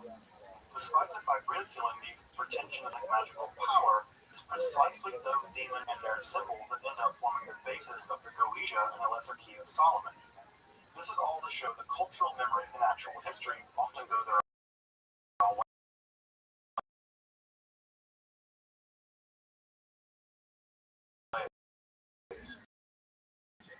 This is all too clear when thinking about the so-called fourth period. And don't worry, I'll be that text alone in a future episode of Esoterica. The three books of occult philosophy have remained very popular since they were printed, although again, for almost always the wrong reasons. And perhaps his most famous printing was the Apes of Magus by Francis Barrett, or sections of the three books of occult philosophy. Of course, the Magus went on to have an enormous impact in the development of modern occultism, and by extension, the perception of the occult in popular culture. Of course, Agrippa himself became a name drop for occult mystery or dread after literature, film, and video games. If we make this not Agrippa, for winning him back from the dead over and over again, to our getting, despite occult, we have gone to become symbolic of a kind of occult philosophy that I don't think Agrippa himself would have actually recognized. But such is the accident of the travail of history. If you're interested in the history of hermetic, occult philosophy, alchemy, Kabbalah, or the history of magic, make sure to subscribe here to Esoterica, supporting it on Patreon. Your support really does make the channel possible. The literary situation of Agrippa's life and work is mixed. Unfortunately, there's no reliable English translation of Agrippa's complete works, and the translations of the translation of the three books of occult are also sadly quite unreliable. Despite the extensive notes, Altus will never get to the Greek translation. It's unfortunately very dated, often makes serious mistakes with Agrippa's very subtle and very careful Latin text. None of these errors are devastating for understanding the overall arc of Agrippa's arguments in the three books of occult philosophy, but there are serious flaws in the translation. So, unfortunately, modern critical translation of Agrippa's violations. Fortunately, on the other hand, Campani's critical edition of the Latin text of the three books of occult philosophy is absolutely wonderful scholarship. The introduction is a wonderful text unto itself, and Campani very carefully compares all known versions of the three books of occult philosophy, so we get a scholarly critical edition of the text that is well worth referencing. And all of her work on Agrippa is incredibly solid scholarship, and I only wish my Italian were very carefully analyze it. If you've been hanging out here, so you should go take out a second mortgage on your house. I wonder if it's too early for whiskey. The Charles Nard text, Agrippa and the Crisis of Renaissance Thought, remains a classic and still well worth reading. Of course, it's both difficult to find and expensive when you do find it, so this is probably something for ILL or whiskey. Unfortunately, I have to report that the sections in both Thorndike and Gates' monumental scholarship have aged very poorly. Now, while they're interesting for references, you may want to forego those, at least for a scholarly analysis currently. Leyrit's 2003, The Language of Demons and Angels, is an interesting and I think rather excellent analysis of the three books of occult philosophy. He has a very careful eye to Agrippa's often very subtle and technical Latin. Further, he brings to bear critical theory and post-structuralism onto the text in I think a creative and thoughtful way. Although I know that both critical theory and post-structuralism are incredibly polarizing for whatever reason.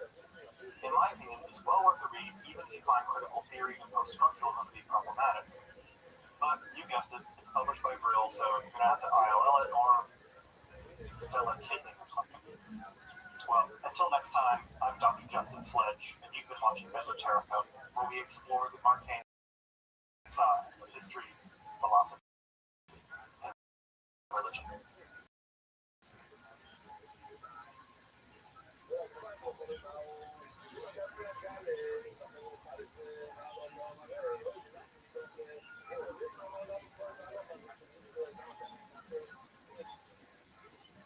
There is perhaps no more fearful idea in the history of magic and religion than possession. The very notion that our bodies can be inhabited by supernatural evil, which twists our very being into a very caricature of itself, is positively dreaded. Despite the whole possession and exorcism remain perhaps this is because of the ubiquity of the phenomenon. It seems to occur in the vast majority of the world's religious cultures. Indeed, it's one of the most versatile religious concepts, changing and morphing over time to express that culture's most deep fear and dreads. Even in our contemporary, allegedly secular period, the 1973 film The Exorcist is still considered one of the most terrifying films ever produced. Part of our cultural conception, possession, and exorcism is still primarily framed by this film. I've even made the pilgrimage, I suppose in a macabre way, to the so-called Exorcist steps in Georgetown just to sort of breathe it all in. I suspect the concept of exorcism and possession will long remain as alluring as they are genuinely terrifying. While possession and exorcism are most commonly depicted in a Christian context, most likely a Catholic one, like The Exorcist for that, there's a long history of the concept in Judaism as well. In this two-part episode, we're going to explore the developing history of the concepts of possession and exorcism as they occur in the history of Judaism, from its origins in the ancient Near East to the contemporary period, where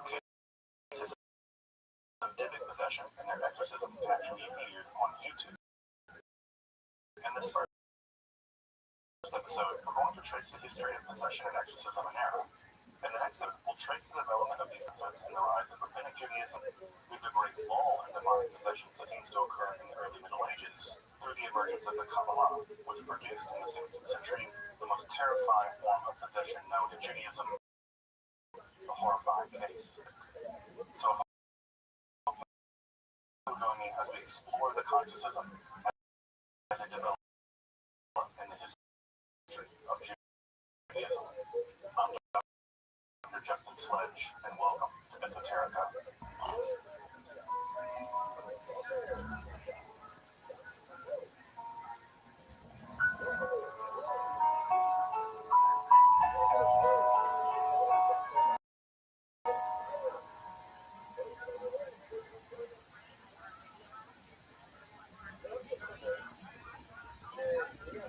Despite its foundational character, it's somewhat curious to note that the concept of possession and exorcism is basically absent in the Hebrew Bible. Indeed, even the presence of malevolent supernatural entities hardly present in this strata of Israelite literature do appear here and there. And don't worry, I'll be doing a separate video in the future on the presence of demons and demonic entities in this very early strata of Israelite literature. So stay tuned. The point when Satan is truly evil, they seem to have a kind of official position in the divine court. You'll notice that when they're mentioned, they're always referred to as Ha-Satan. Ha being the word the Satan is a title, not a name. In that title, the adversary probably means something like prosecuting attorney.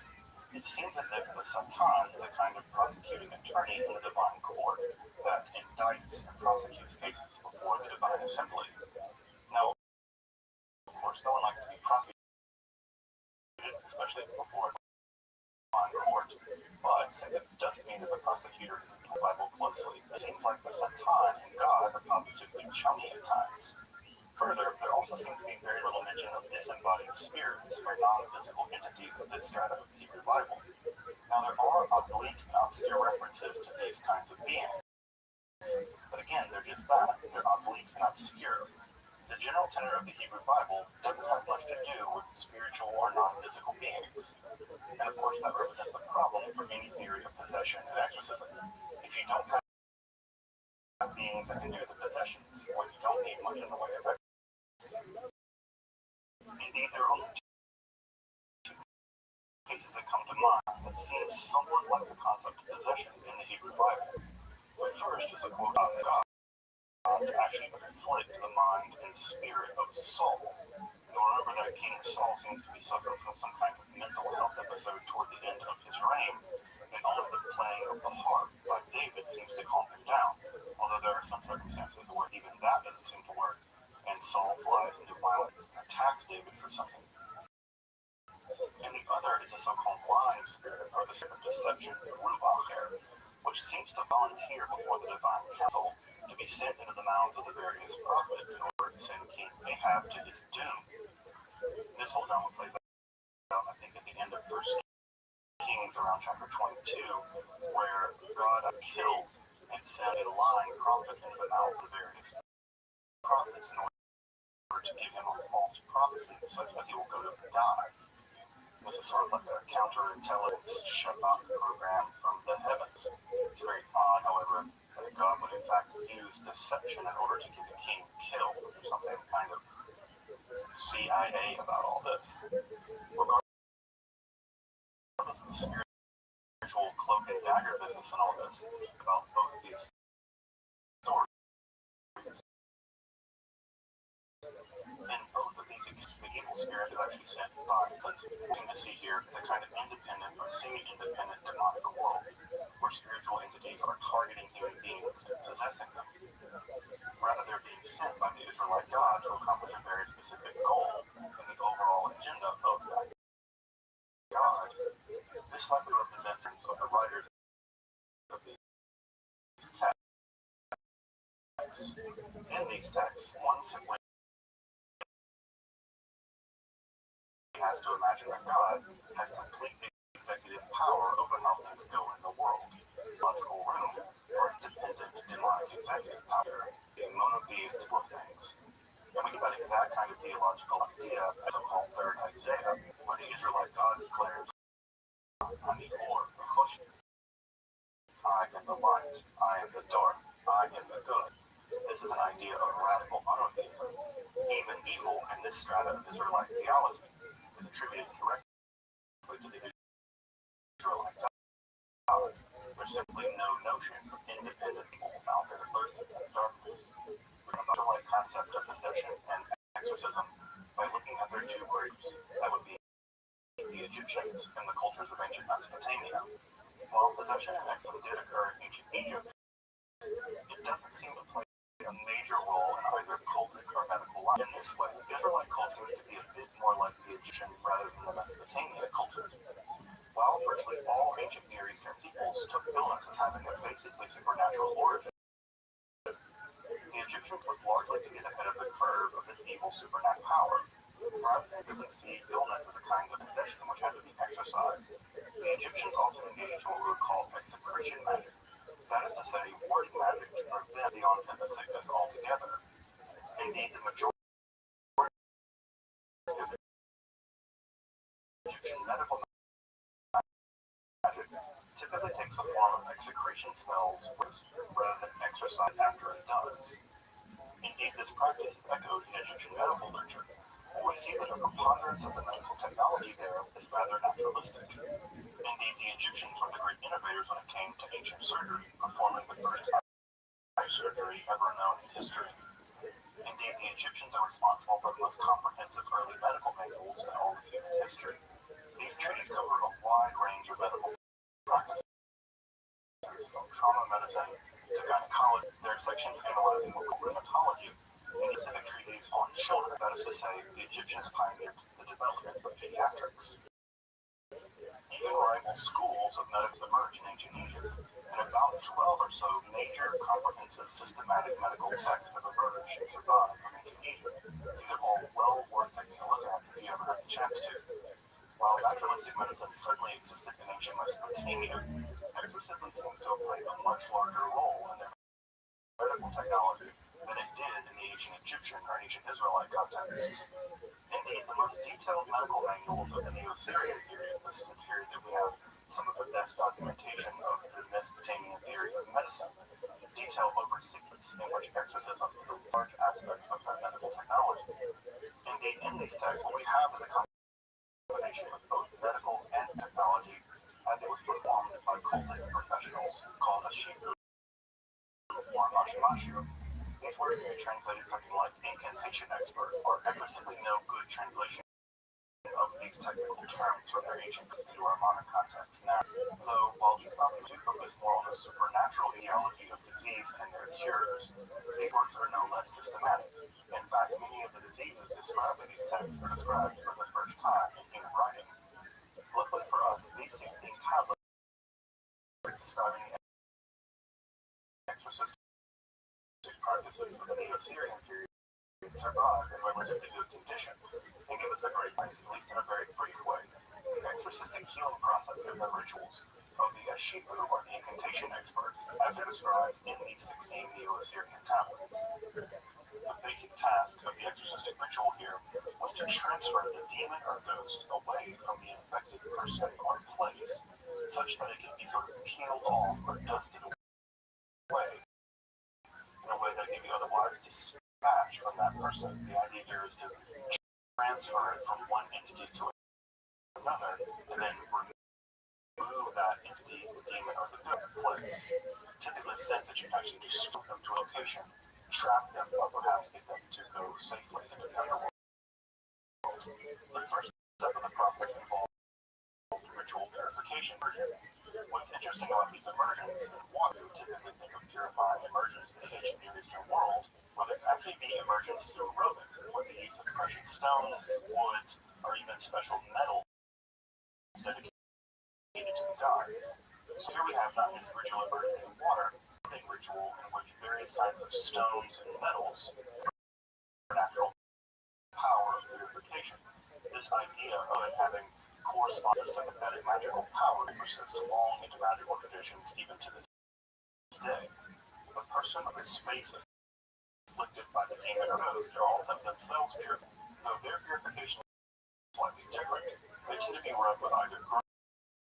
bread, or sometimes even with animals. This is the beginning of the process in which the ghost is being trained from their physical body into the grain or the dough in which that can be burned at a later time. It seems that these purification rituals can be performed in either a sacred space, such as a temple, or in a secular space, such as an infected home.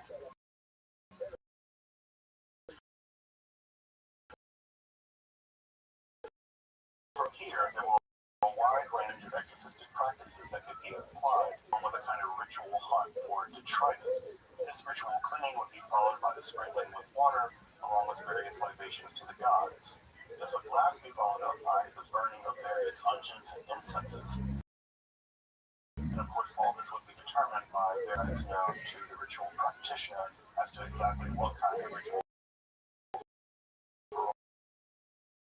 required at what time. And it's at this point that the actual exorcistic incantation, it seems that we have a kind of invocation followed by various techniques to provide magical plants or even the presence of the raven.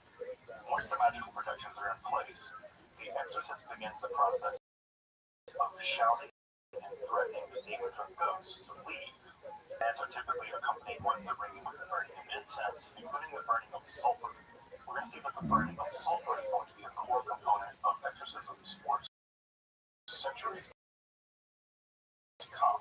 So watch for it as it develops. When verbal threats fail to draw demon or ghosts from the infected person or space, since that one to be actually physically scourged, the place to be physically scourged in order to drive the demon out. It's at this point that one may actually begin to negotiate with the demon. For instance, it's not uncommon to offer the dead a proper burial or proper funerary practices in order for that person. It's also at this point that one may begin to threaten the demon with other demons. This is famously done in which the demon Lamashtu, killer of infants, can be threatened to leave by the image of Pazuzu, the famed demon of exorcistic lore in the ancient Near East. The use of using one demon to drive away a female common in ancient Near Eastern magic, and we'll see Jesus being accused of exactly that process and his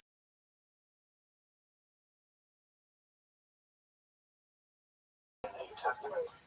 During his entire process, perception being rubbed with kinds of sacred woods. This would also include magical symbols being drawn on the floor or on their bodies with flour. This would also include massages with milk and fat rubbed over their bodies. Finally, if the exorcism was successful, the demon or ghost is either transferred or the ghost in this case would be banished to the underworld. Interestingly enough, one of the creatures that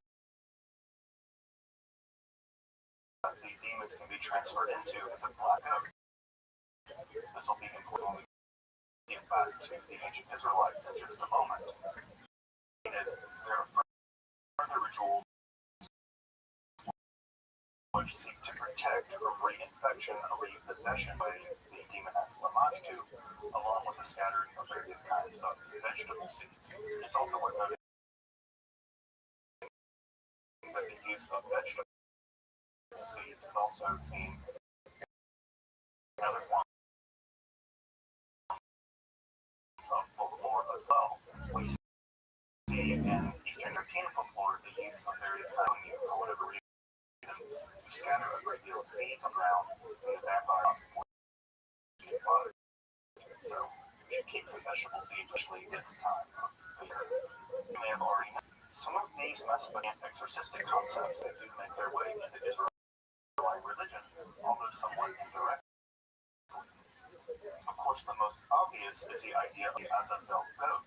It's a ritual in which the high priest would actually transfer the ends of the Israelite people on Yom Kippur into a goat, and this goat would be dispatched into the wilderness. There are some stories in which it's actually thrown down a mountain. But the idea here of sin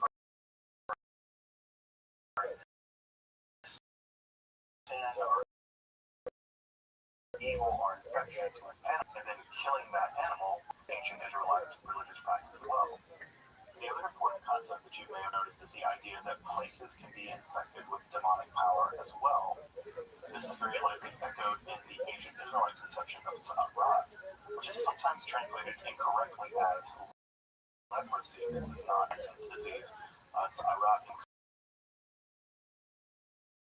kind of supernatural illness sent directly from God. Importantly, it can inflict people, famously inflicted Moses' sister Miriam, but can also inflict this, and there are very complicated rituals in which it's diagnosed by priests and can be disseminated by them alone. So in both of these cases, both the case of the Azazel and in the case of Sa'arat, a supernatural illness which can both people and places, we have being imported into Israelite religion. So we can see at this point the basic metaphysical structures for possession and exorcism are actually already working. We have evil spirits coming from God and possessing people to make them do it. But we also have the exorcistic technology being imported from Mesopotamian cultures in the form of the Zelkot and the Sa'arat. It's from a combination of ideas like these that will eventually produce a concept like possession and exorcism as we know it in both time and Judaism. The next major moment in this history is the Babylonian that began in 586 BCE and the rise of Jewish. As you can see on the screen, apocalypticism is an enormously common religious history and requires its own video. I'll be making an entire series, I think, on Jewish apocalypticism in general, so make sure stay tuned for that. Us in this episode is the apocalyptic modes concerned with the origins of evil, specifically the origins of evil and the kinds of creatures that we would now call demons, mythology at this time. In fact, it's during this period that we get the first named angels, Michael and Gabriel, as they appear in the apocalyptic classic, the Book of Daniel. But also it's during this period that we get the first things that we might recognize as the demons. These are the so-called watchers, as they're found in the famous Book of Enoch. As you may know, it's in the Book of Enoch that a renegade group of angels led by a certain Haza, or Semyaza, or Shemhazai, all of these various versions of his name just literally name. Well, they decided, well, in order to sex with human women, Ethan Jokes counter actually tricks the leader of the Semyaza. But it's a great moment where Semyaza is trying to have sex with them. She demands that he teach her the divine name, and Semyaza does. And as soon as he does teach her the divine name, she is transformed into a series of stars, the Pleiades, and escapes free. That the very first woman that these counter, in fact, outsmarts them. At any rate, there are two important things about this story to be found in the Book of Enoch. One, that the angels are primarily concerned with women. We're going to see the idea of possession of illicit sexuality as a way of going on between the specters that do the possessing and the people that are being possessed. And the second is that these angels become somewhat demonic over time. They're converted from angels into demons through a long theological process. These angels/demons, which are the heart of evil to be found in the world. These are the very about everything from how to make war, to how to do cosmetics, to how to do magic, all kinds of things. Speaking. But again, it's part of the transition of the narrative from supernatural entities to an idea of possession, where we have one, the sexual element that's going to be very important in much of later possession exorcism stories, but two, the transition of supernatural creatures somewhat outside the power of the divine. They act as independent entities, and insofar as they're capable of acting as independent malevolent entities, it's only then that they can set about the task of possessing. So again, not straightforward, but we're getting closer. About a century after the composition, the linking of it in demons is the Book of Tobit. As you may know, the Book of Tobit can be found in the Christian Apocrypha, and it was the favorite Renaissance painters. In fact you ever see any Renaissance or medieval painting with angels walking around with a young man with a fish, you're almost certainly seeing an image with it. And it's that fish that is actually the most important part of this part of the story. To summarize very briefly, Tobias and some of his angelic friends are out on a hike. Yes, angel friends. I want angel friends. At any rate, they're out on a hike and they find a fish, and the angel tells them to gather up various parts of that fish because they have some kind of magical or supernatural powers. Now, young Tobias wants to marry the fair Sarah, but there's a problem. There is a demon named Ashmedai, we'll get back to him in a minute, that guards Sarah, and anytime anyone attempts to court her, well, the demon kills them. Now, it's worth noting here, but the name of this demon is Ashmedai, or Asmodeus. Recognize Ashmedai means honey in Zoroastrian name, thus indicating that the demon being imported here from Persian mythology or from Zoroastrian mythology shows that ideas from other Middle Eastern cultures are now making their way for sure into Judaism. The demon in this text has a Zoroastrian name. Well, at any rate, the young Tobias does court the fair Sarah, and he uses the liver and the heart of this fish as a kind of ungendered incense purification to drive the demon as far away as Egypt. And when the demon Ashmedai is inflicted and shut away, the first appearance of our friend Raphael, angel, in literature. Sometimes these first appearance things are kind of like comic book appearance, comics number, whatever. So, yeah, at any rate, Raphael, first appearance, look up tokens. Look it up. Now, again, I know you're thinking, strictly speaking, possession isn't in fact inhabiting the body of Sarah in order to make her do all kinds of things. But we're on the road. It still is the case the demon is very carefully guarding Sarah, and there's some idea that he's guarding her for sexual reasons. Again, he's always killing her. And we do a ritual in which the guts of this fish are used as a kind of incense to drive him away. As we've seen, the use of incense or fumigation was already found way back in ancient Egyptian and ancient Mesopotamian cultures as a mechanism to drive away evil spirits. And of course, the use of incense and fumigation will remain all the way to this day, a way of purifying or driving away evil. So it's important that we see that the structure of the basic exorcism possession cycle is already present in the book of Tobit.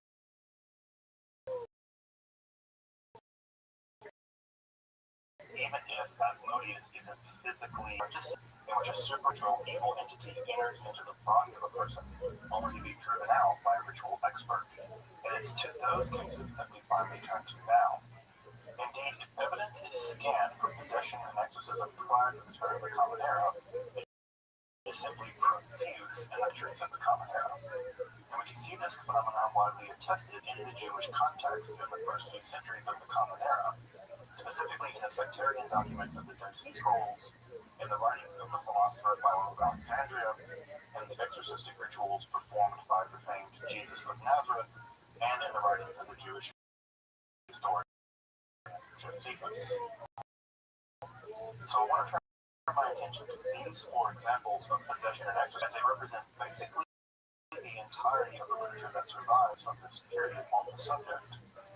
And that will be the Common Era, and that is where we will start the next episode. The earliest exorcistic texts we seem to have from the Jewish context at this time are found among the Dead Sea Scrolls.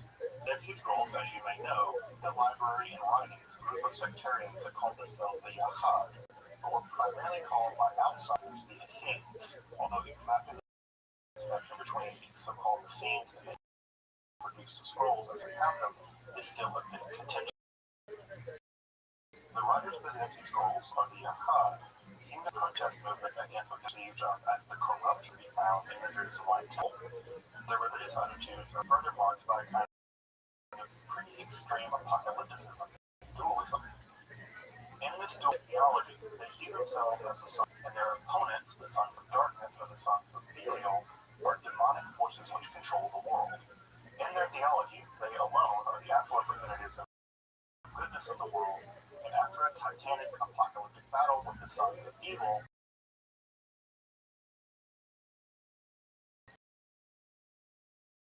they alone will prove victorious. Their literature describes a community with desire to live in a high degree of controlled purity, separated from the vast majority of the world.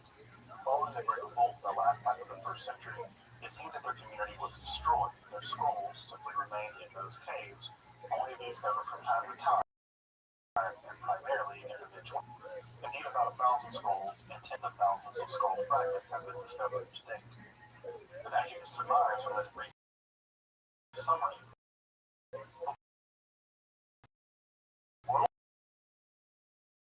of the Yachad, the writers of the Dead Sea Scrolls, world positively filled with divine power, to which I will return to now. The scrolls that interest us are over the stricken, and these clearly represent the earliest kinds of Jewish incantation exorcistic texts in history. The Midrash and 4th view by 10 through 11, putting up some text from these exorcistic scrolls on the screen, which you can also consult and various other texts as well. It seems that the exorcistic of these texts is primarily in the form of frightening the demon which is afflicting the person by describing to the God. Indeed, the repetition of God over and over in rituals is very common. We'll see it from here in the scrolls all the way into the modern rituals that are back. You'll remember the famous scenes where the exorcist there and those rituals, which are actually relatively accurate, over and over, the power of God compels you, the blood of the martyrs compel you. This idea that the power of God actually forces the demon out of the body of the possessed person. Those kinds of ideas and that kind of repetition can be found here all the way back into the Dead Sea Scrolls. It's also worth noting that it's in these texts that we begin to kind of inventory of demons. Lilith, the famous demon, actually here for the first time in any manuscript in recorded history. Lilith, as you may know, has a history of being related to the demoness Lamashtu that we mentioned earlier. Both of them are typically responsible for crypt death in the ancient Near Eastern world. It's also worth pointing out that Psalms found in Dead Sea Scrolls also invoke the name of Solomon. As you may know, Solomon was on to be known for his power over demonic forces, including the ability destruction of the temple itself. BE, or the 1st century CE, we have Solomon being depicted as a kind of exorcist, using his vast power and knowledge in the effort to exorcise and control demons. This idea is depicted from the Greek magical papyri all the way through the medieval grimoire tradition, in which so-called Solomonic magic is typically associated with the ability to control demons. We can trace that idea in Psalms found here in the Dead Sea Scrolls. Scrolls, and they do give some insight into the theology of exorcism as it was done in the end of the 1st century of the Common Era. Actually missing are the actual rituals that they may have done to further the process of exorcism itself. What we don't know is how did these texts actually function into the practice of exorcism as a ritual? Were there fumigations? Were there unguents? Did they use ritual baptism, which we know is a core component of life there at Qumran and the Yachad? The answer is we don't know. What we have here are the texts, but we don't have anything like the rituals that these texts would have focused into. While we have the text of the incantations that would have been used very likely in exorcism rituals, we don't have any sense of what would have been done in addition to the chanting perhaps of these texts. Malevolent evil beings are entering into the bodies of human beings and therefore need to be expelled. It seems by the period of the Dead Sea Scrolls that possession and exorcism have certainly entered into Judaism as we would recognize them. Of course, the most famous Jewish exorcist in the history of the ancient world was none other than Jesus of Nazareth. He has not become the central figure figure in the development of Christianity. He likely principally remembered as an exorcist or healer. One can think of the rabbinical figures of Hanina ben Dosa, the great miracle worker and healer found in the Mishnah, but also Choni the circle maker, the famous Jewish theurgist of the same time period. So it's unsurprising that we would have Jesus of Nazareth, the famed exorcist, along with other rabbinical figures like Hanina ben Dosa and Choni the circle maker, all sort of figuring into a Galilean story about the various kinds of miracle workers from that region. The exorcisms that Jesus performed are among his most prevalent miracles. In fact, there are at least 9 recorded exorcisms to be found in the Synoptic Gospels. Although it's interesting to note that there are no exorcisms performed by Jesus in the Gospel of John, I think. This is sometimes referred to as one of the Johannine emissions, these strange aspects in which there are stories found in the Synoptic Gospels which aren't found at all in the Gospel of John for whatever reason. As to why this is. But there be no doubt that along with the healing miracles performed by Jesus, it was the exorcism miracles that seemed to have attracted a large following among his earliest disciples. The descriptions of the exorcisms performed by Jesus sometimes are as brief as a few sentences, and sometimes occupy long peripheries found in every one of the Synoptic Gospels. What's also interesting about one can of Jesus himself change as the Gospels are produced. In the earlier stories, we have a very meager story sometimes, but through Luke and Matthew, the stories become enormous. This, of course, tracks from the development of Jesus as a healer/exorcist to his role as a kind of prophet to eventually the role of both Messiah and divine figure. The typical by which Jesus exercises people pursuing the use of commands, although it's often through the faith of the person in to heal them that in fact effectuates the exorcism itself, is the so-called Garrett Gospels. The story in which Jesus traveled to Transjordan. This is the area just to the east of the Jordan River, and there he came horribly among the tombs of a city. Of course, the area of the tomb is doubly horrifying. In the Jewish imagination of this time, tombs are an old ritual uncleanliness, but also in later rabbinic literature, precisely in graveyards and tombs that demons seem to lurk most ferociously. Possessed by a demon or demons, and that this demonic possession has given strength. Apparently, townspeople have tried to bind him with ropes and chains, and he had subsequently fallen. Upon just the sight of Jesus, the demons themselves seem to recognize his immense power and beg not to be tortured. At this point, Jesus commands the demons to come out of this man and then demands to further know what their name is. This idea of knowing what the name of the demon is in order to control it is a classic idea to be found all the way back in ancient Egypt, and this idea will be found all the way into ritual practice of the contemporary period. Upon that command,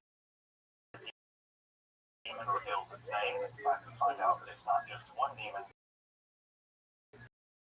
It's in fact a host of demons, and these demons the demons then beg Jesus not to simply cast them out, but specifically to cast them out into something else, a herd of pigs, which once Jesus does cast them out into this unclean animal, right, this is very important.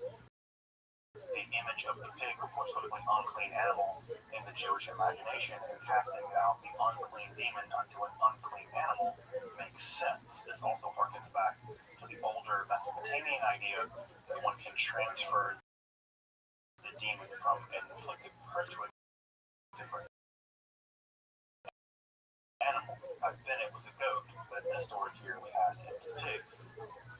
Subsequently, the herd of pigs now filled with these off a cliff into some water and therefore die. But the local townspeople, while impressed and somewhat terrified of Jesus' power to move these demons into these pigs, are also equally terrified of Jesus and basically request that he leave anywhere else.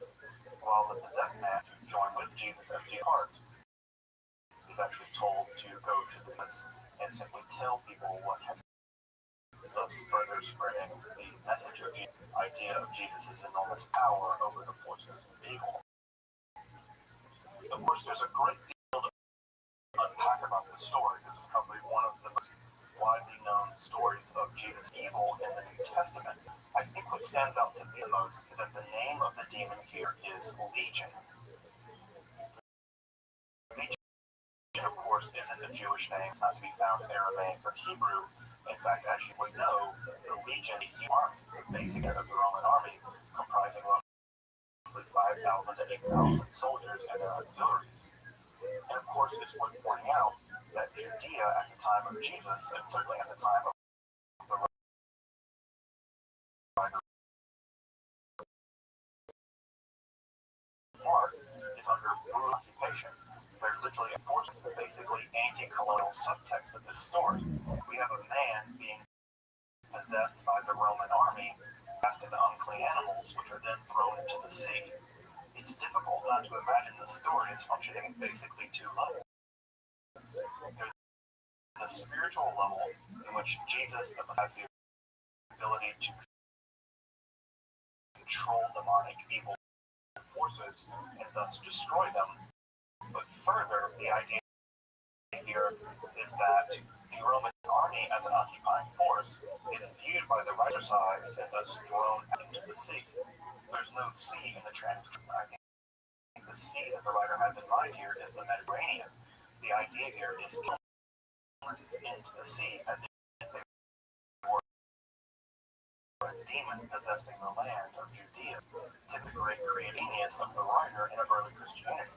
We have Jesus who has messianic powers over evil, but also we have here a deep hope for redemption, in which the evil Roman army, the demonic Roman army, will be exorcised in the land of Judea. So we have a kind of dual apocalyptic story operating here in the very famous of the garrison demoniac. As early as there were literal accounts of exorcism and possession, there were also rationalizing trends in the Jewish world as well. It can be seen in the writings of someone like Philo of Alexandria, the Jewish philosopher of middle. Probably know, Philo is most famous for attempting to reconcile his Jewish religious beliefs with the ideas of his day, using a synthesis in which both ideas are married harmoniously. His philosophy is vast, but I want to focus in specifically in this discussion on the relationship between Jewish demons / angels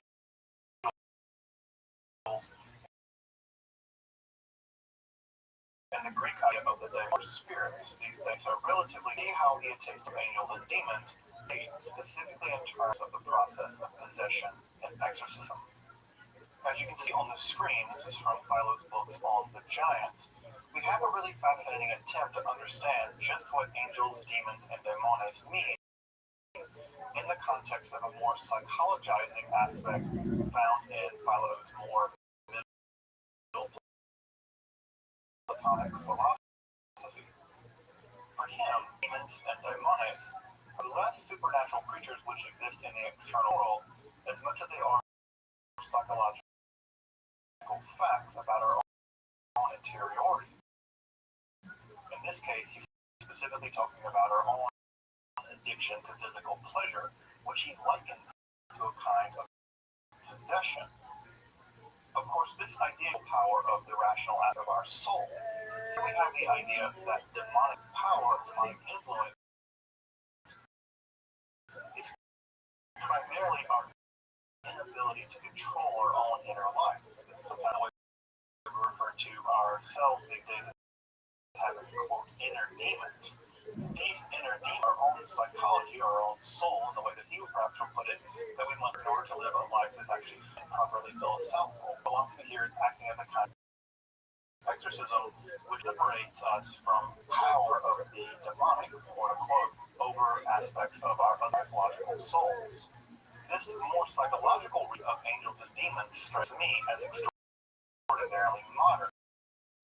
But it's interesting to note that where it develops this idea is precisely signatures, and it's by combining the Jewish mythology of the Watchers found in the Book of Enoch with the Platonic philosophy found in ideas of people like Plato,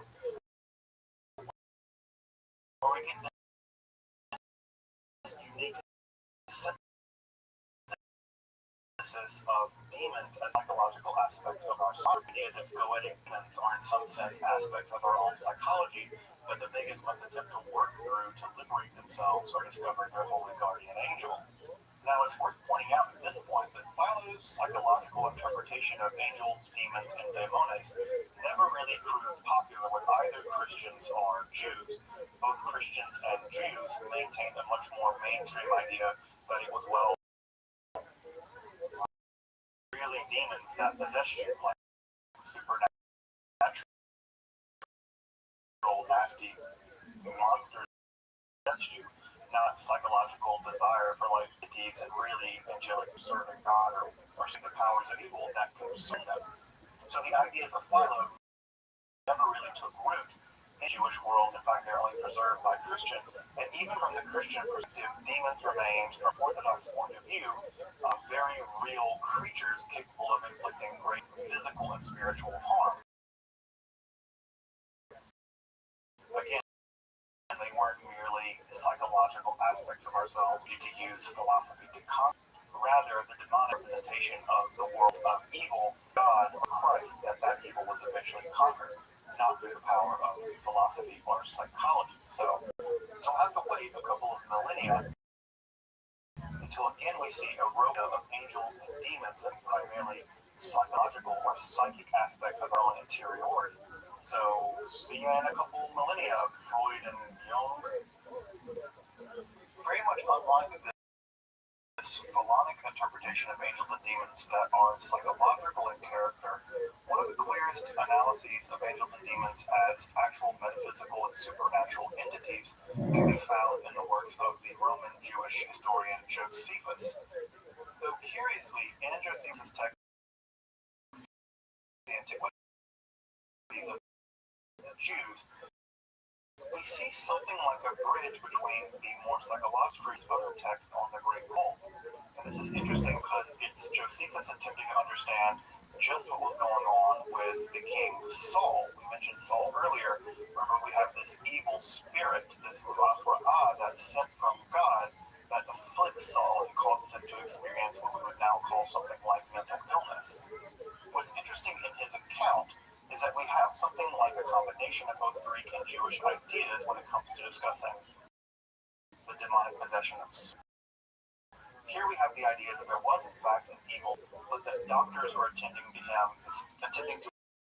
assuage his passions. This is a very Greek philosophical idea, and it's rather than just merely having the sort of music therapy to solve demonic possession.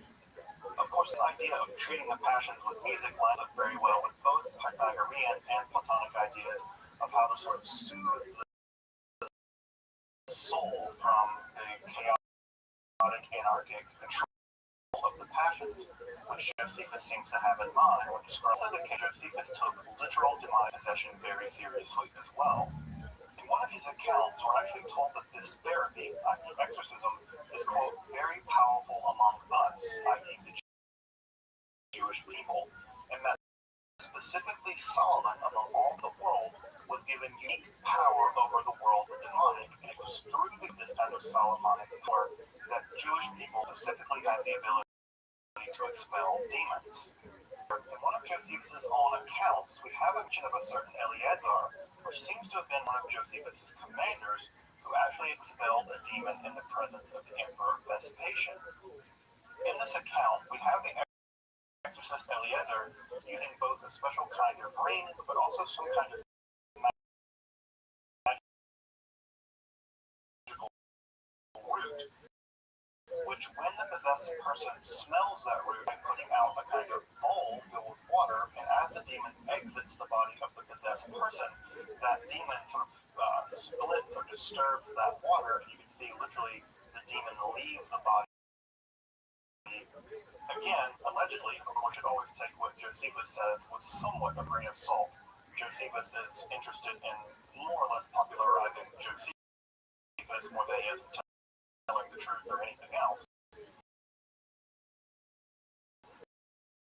But this is such a strange story. Perhaps something like this did, in fact, but perhaps he did have a certain Eliezer who had a side gig as an exorcist, a exorcise for Vespasian. I see the emperor would have been, I don't know, entertained or something? Who knows? In a further section in Joseph's book on the Jewish War, we told perhaps something more about this root that the exorcist Eliezer used in the performance here before Vespasian. In this account, we're told of a special kind of tree, which seems to emit something like lightning, and that the root were demons. The problem, of course, with this tree is twofold. One, or it seems to have been destroyed perhaps during the Great Revolt. So if you actually attempt to one of the roots from this plant, you immediately die. This tree, of which the root is also Konos, this Konos root is luckily able to be used somewhat strange means. For instance, if one were to pour the urine of a woman or the menstrual blood of a woman on the root of the tree, it will allow you to grab the root and cut it off. Although you have to hold it upside down as you're carrying it, otherwise it will kill you again. Luckily, if you don't have women's ear or menstrual blood, there's another way to get the root as well. In this way, you dig a root dog's leash to the root, and as you attempt to walk away, the dog will try to chase you, I suppose, thus dislodging the root and, well, killing the dog. But you get the root. Apparently, if the dog snatches the root out of the tree, I don't think you have to hold the root upside down to avoid being killed by the magical Konos root. Now, what's important about this Konos root, aside from the fact that it will kill, is that it can be used in exorcisms, and it seems like this Konos root is exactly used by the commander during the exorcism before the Emperor Vespasian. So clearly by the time of the Dead Sea Scrolls, by the time of Jesus of Nazareth, and by Josephus, we already have a relatively sophisticated idea about just how exorcism is meant to happen. Scrolls have given us a liturgical mechanism by which to drive demons away through instilling fear in them of God. We see in Jesus the idea that you can command spirits through and by learning their seeing there to another. Because we have the use of magical rings and roots, which also seem to be somewhat magical, that have the ability to phase demons out. Now, the roots idea goes back to ancient antiquity already by the time of Josephus. Here are the elements of a very sophisticated theory of exorcism using a wide variety of liturgies, magical words, commands, incantations, magical rings, and magical roots. Already by era, exorcism becoming extraordinarily sophisticated in the Jewish world. We can see much of this really fascinating exorcism technology coming together in a very fascinating formula found in the Greek magical papyrus.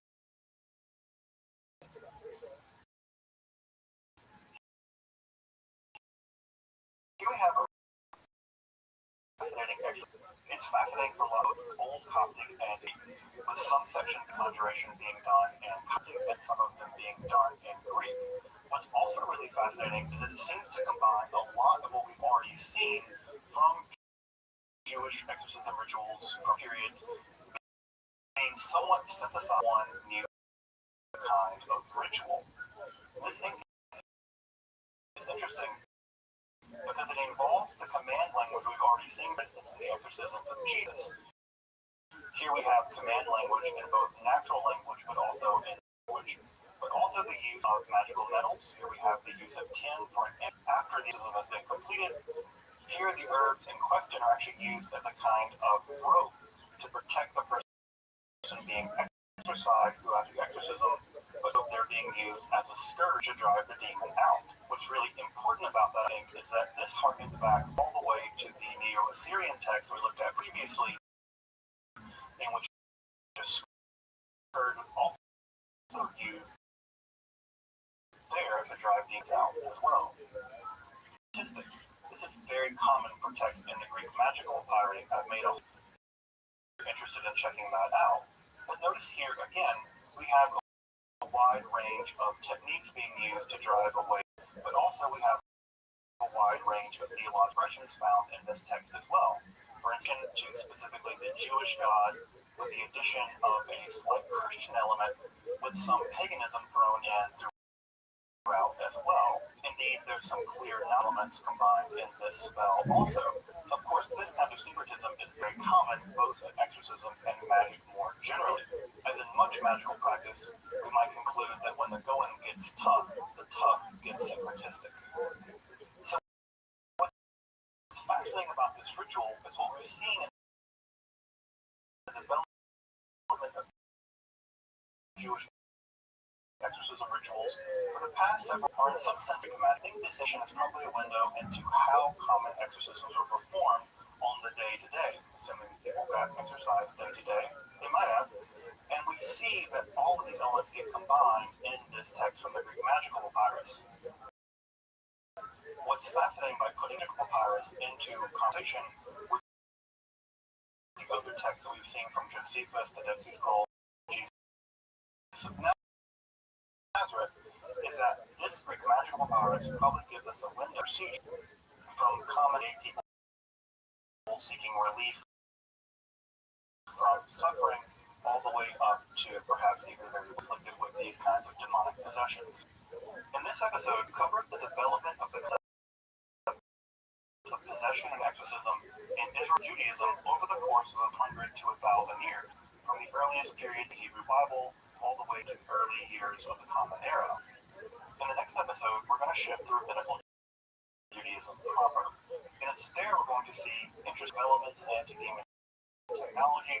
We're going to find some extra wise law for nearly years, accounts of possessed structures.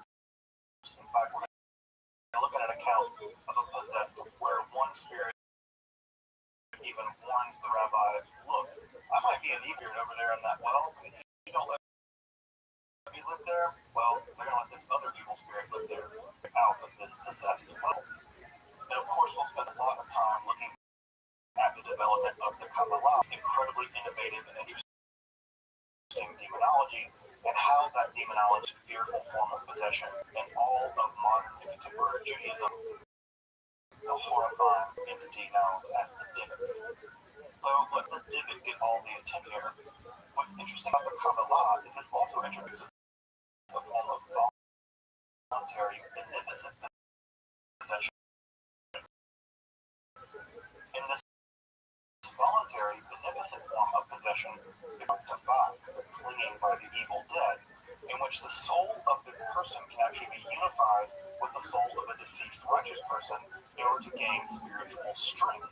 And that spiritual strength can elevate you beyond your normal ability to resist sin. It can even elevate you to the position of a potential Messiah. Indeed, there are even 4 different forms of beneficent or good possession to be found in the development of the Kabbalah in the early modern period. So I hope you'll join us as we turn next time to the development of the ideas in exorcism, the rabbinical, and in the Kabbalistic world. If you're interested in the history of demons, occult philosophy, Kabbalah, and alchemy, make sure to subscribe to all core content. Also, if you want to support the creation of accessible content and topics on Western esotericism, I hope you consider supporting us on Patreon or with a one-time donation. Your support of Esoterica helps to make the channel possible, and I really appreciate your support of our work. I thought of the texts that I found useful in preparing this episode, although I'm going to hold off specifically on Kabbalah and Dybbuk for the next episode. If you're interested in that material, make sure to check out the end of that episode for books and references on that material as well. The classic text, possession, and exorcism remains basically the most important touchstone in the field. Although there are sections that significantly need updating, it's still pretty reliable. And if you're interested in the cultural, spiritual, and religious dimensions of the concepts of possession and exorcism, that's where I'd start. Overall, pretty good. I would, in the individual instances of studies that he does, I would certainly go look up the modern contemporary scholarship on what's going on in exorcism and possession in those specific cases. For instance, we know a more about exorcism and possession in the ancient Near book. So those sections specifically are quite thin. So again, I would really recommend checking his work against more contemporary scholarship, but it's certainly a great place to start. If you're interested in Egyptian magic, specifically the magic around execration and exorcisms that I mentioned ago, the standard text here is the Qud's text, ancient Egyptian magical text. It's a little bit difficult to find, and when you do find it, it can be a little expensive, although I think that there are copies online at archive.org that are in the public domain, although I'm not quite sure about them. This handy, relatively short volume contains a wide range of different spells that have been recovered and translated for ancient and translated with a high degree of scholarly precision. It really makes me so desire, and this little volume is fantastic for the range of spells that it contains, including many exorcistic style and execration spells that I discussed earlier in the episode. I think my favorites for repulsing a kind of evil dead entity with its face upside down, which sounds puzzling. You can read that spell in the book. So this text is really wonderful, although I do one pretty soon. This is especially given the great leaps and bounds made in Egyptian demonology. For instance, the University of Swansea has the fantastic demonological database where you can look through the research being done on Egyptian religion, Egyptian magic, Egyptian technology is all going to need to be updated at some point in the future, and new scholarship there all the time. Although I will say that this text remains reliable and it remains a fascinating read, especially if you're interested in Egyptian magic. My introduction to Mesopotamian religion is by far Von Hrusha's Ancient Mesopotamian Religion. Relatively easy to get, not terribly expensive, and it is a no-nonsense, no-fluff introduction to ancient Mesopotamian religion, from gods to magic to medicine to the afterlife, everything. It is a wonderful text and very accessible in terms of writing style, of enormous clarity and the content that he provides. So again, I would really recommend, if you're interested in ancient Mesopotamian religion, afterlife, and the gods, this text is backed by text in the original and worth picking up and well worth having on your shelf if you're a student of history and religion. Whitmer's text, Jesus the Galilean Exorcist, is a single study on this aspect of Jesus' life that I know of. She does an amazing job analyzing the various accounts of exorcisms performed by Jesus in the various Gospels, and does a really, really solid job of locating the language and the historical context there in first century Judea, and identifying Jesus primarily as an exorcist and a healer first, but then a Messiah second, we actually get closer to understanding the historical Jesus as a person in his ministry. So I really recommend checking out Whitmer's book here, because it gives us a glimpse onto Jesus, how I think he would have been remembered had he not become the Messiah of Christianity. So again, Whitmer's text, Jesus the Galilean, amended really fantastic text on really putting this aspect of Jesus' life and work into historical and religious context. So again, I hope you'll join me next time as we turn to Rabbinic Judaism, to the Kabbalah, to the rise of the Dybbuk and the spiritual form of possession, or that lifts the soul into the world of the arcane side of history, philosophy, and religion.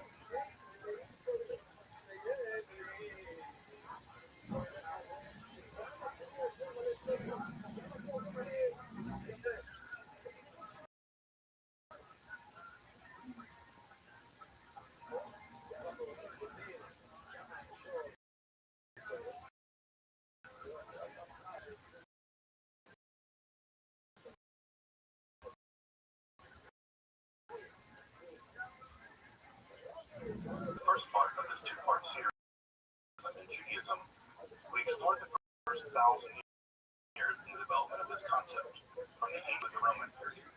There, we saw that possession to them were relatively minor concepts in ancient Israelite theology, despite being relatively ubiquitous.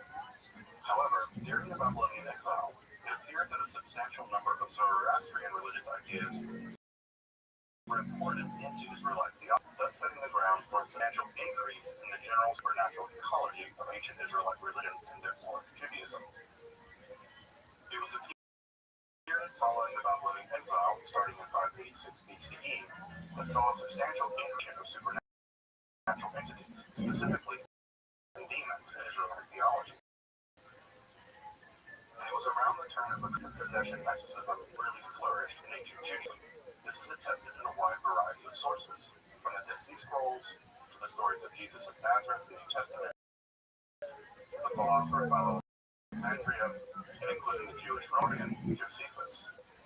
However, following the destruction of Jerusalem Temple and the Sabbath revolt led by Bar Kokhba, Judaism underwent a major religious pivot.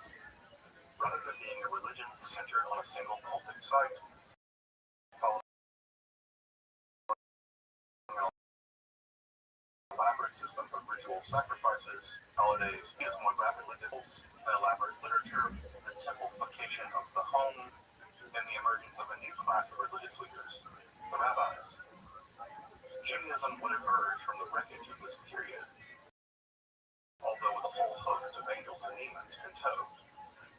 Indeed, during the rabbinical period, that entire forms of mysticism will appear, and with those forms of mysticism, new forms of possession and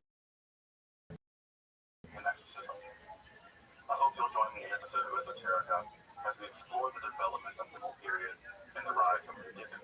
I'm Dr. Justin Sitch, and welcome to Esoterica, where we explore the arcane side of history, philosophy,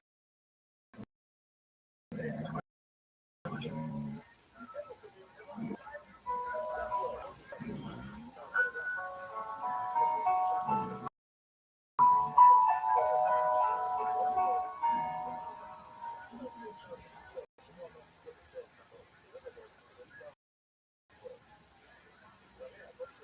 Emerged like a phoenix from the ashes of the destruction of the temple-based religious worship century of the Common Era.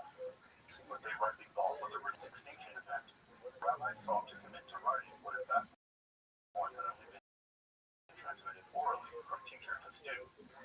Literature blossomed into the enormous literary output of the early rabbinical period, with the Mishnah being redacted sometime around 200 of the Common Era of the Palestinian Talmud, 400 in the cornerstone of rabbinical Judaism, the Babylonian Talmud being redacted sometime around 500, 600 of the Common Era. Further texts of rabbinical lore and legend, such as the Midrash literature, would be completed in the remaining years of the first millennium. What is curious about this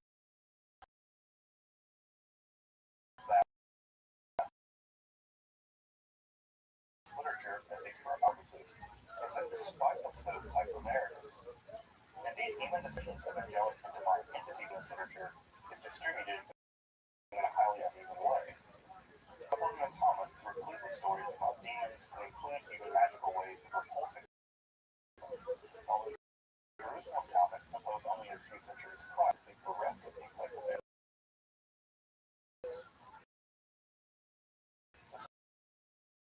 Despite the fact that the Babylonian Talmud does have a great deal to say about the world of the divine, there are very few narratives of the night possession and exorcism in over 35 volumes.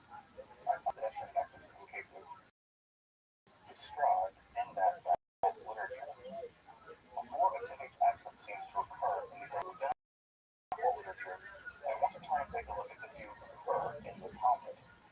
In John takes some Hedron, there's a curious remark about what seems to be the practice of kind of voluntary possession. At 65 we see the rabbis discussing the finer points of sorcery and the finer points of sorcery and necromancy.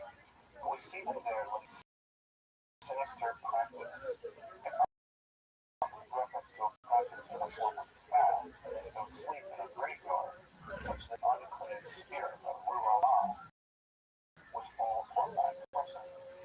Now, it isn't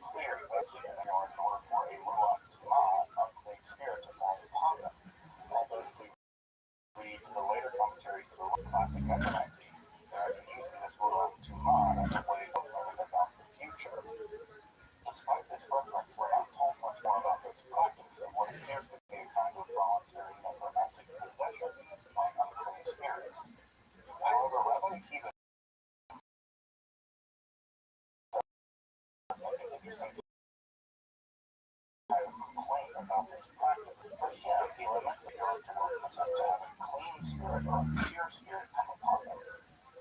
But his lamentation takes the form of the idea that this generation is simply not righteous enough to have a kind of pure spirit fall upon them.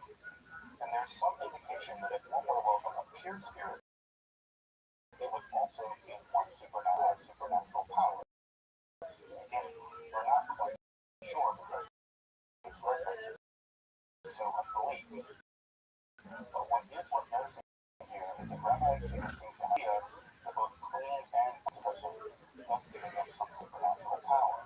Taking that idea that both clean but also pure spirits can possess the living, this idea is going to become very important later in the development of the covenant.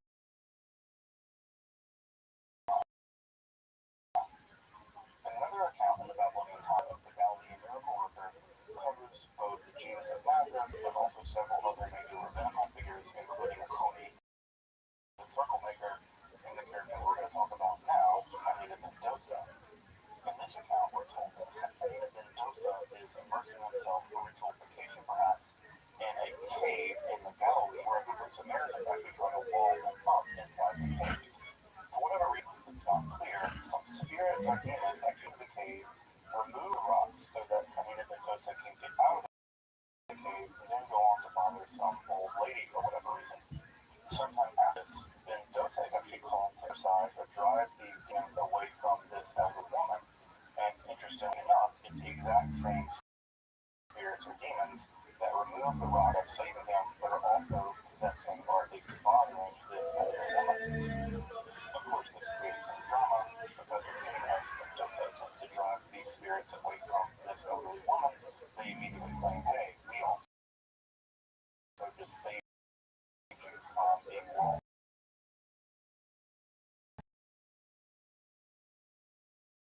By the Samaritans, why are you doing this to us? Spirits are these demons away from the elderly woman. Now, exactly how it all turned out, the text remains relatively unclear. In another really interesting story, Tanita ben Dosa is said to encounter the queen of the demons along with her vast demonic army. Prior to Tanita ben Dosa rebuking her, she simply allowed out every night to basically do whatever do, kill people, torture them, and possess them, I suppose.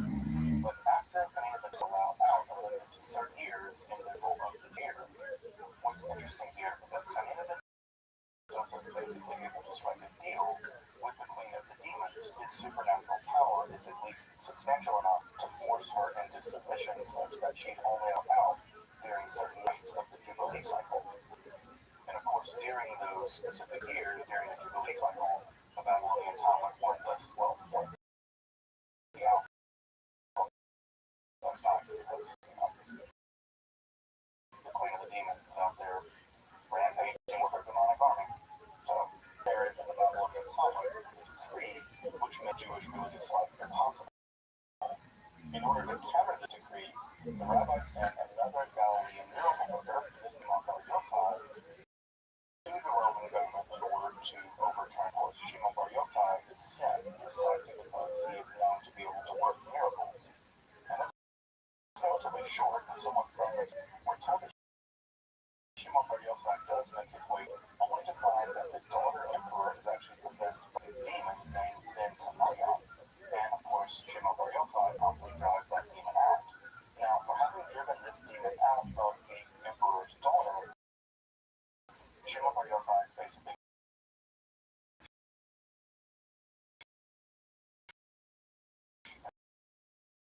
of course, what he immediately does is go in and tear up the decree that he was sent there to decree banning Jewish religious life. What's interesting about this narrative is that in a later account, we have a pretty substantial revision of just what goes on in this story. In that later version, the demon possessing the Roman emperor's daughter isn't male, it's female. In fact, Shimon Bar Yochai actually sees the demon sitting on top of the mast of the ship that's going to take him to Rome. And more interesting than that, Shimon Bar Yochai actually commands the demon to go and possess the Roman emperor's daughter. So in this later version of the story that actually sets up the position to begin with, only to make his way to Rome and fix it, thus annul this decree against the Jewish people.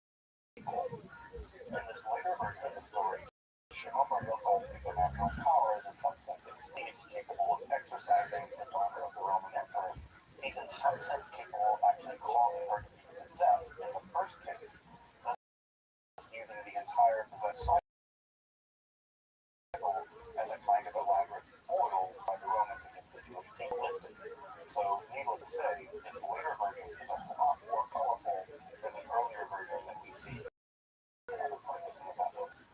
Of course, as you may know, Shimon Bar Yochai is known for his deep hatred of the Roman Empire, and it's actually Shimon Bar Yochai that will go on to be the mythical author of the Sefer Zohar, and thus in some sense tied very intimately with Jewish mysticism and Jewish occultism for centuries to come. Finally, we come to a story about a spirit-possessed well. It's interesting, again, because it's not a spirit-possessed person, but rather a well that has a spirit. In fact, there are two spirits in the story, and this narrative was very popular. I think there are at least 6 different versions of this story that populated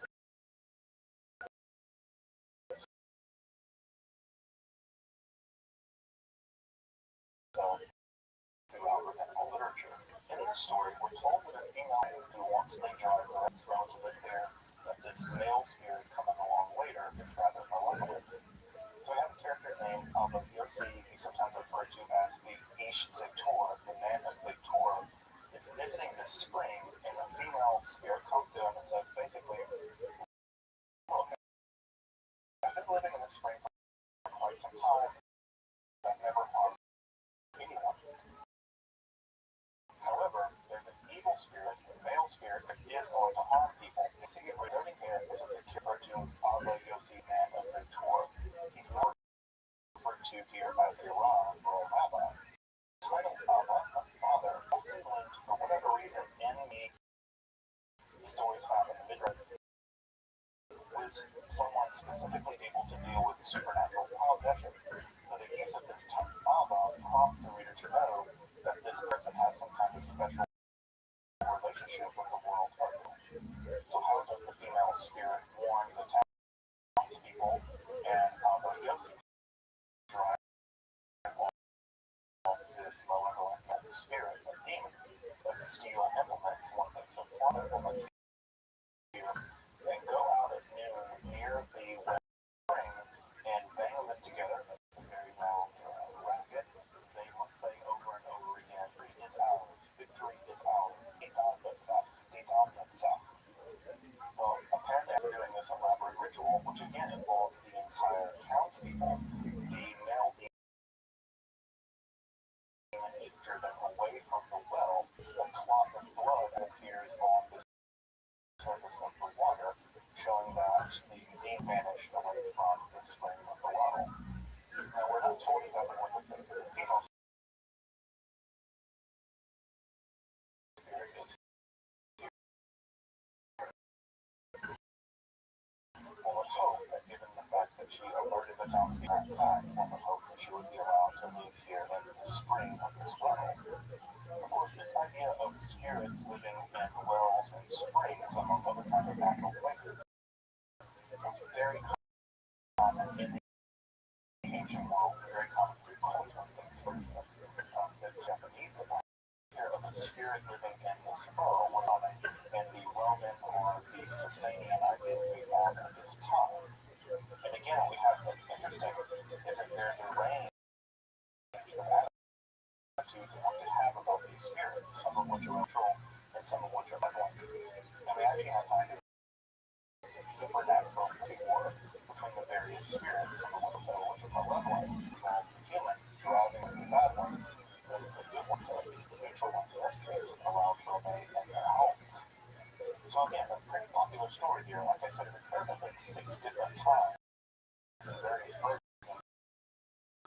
And there have been a whole theory looking at here is like by the Kuraraba. And what's interesting, I suppose, about this story is that we have here the idea that a spirit can set up residence in a well where there have been a imagination, something that we saw in the Bible. Aside from this handful of tales, mysticism in the early rabbinical literature is relatively scant, as I said earlier. And I think I have a few reasons why this might be the case. Like one of the reasons why we may see a different exorcism narratives here, at least in the Babylonian context, is a shift in anti-demonic technology.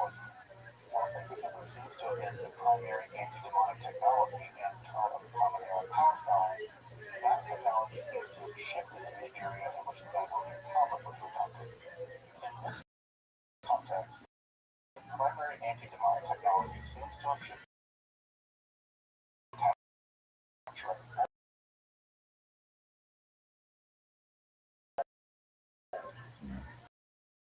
these bowls, which have been recovered in thousands, are typically one of the kind of demon. These bowls are typically produced and then buried upside down under the lintels of houses in the areas in which the Bible encounter was redacted. These demon warding or demon capturing bowls perhaps represent a shift in anti-demonic technology away from and rather to a concrete magic, such that these demons are trapped or warded off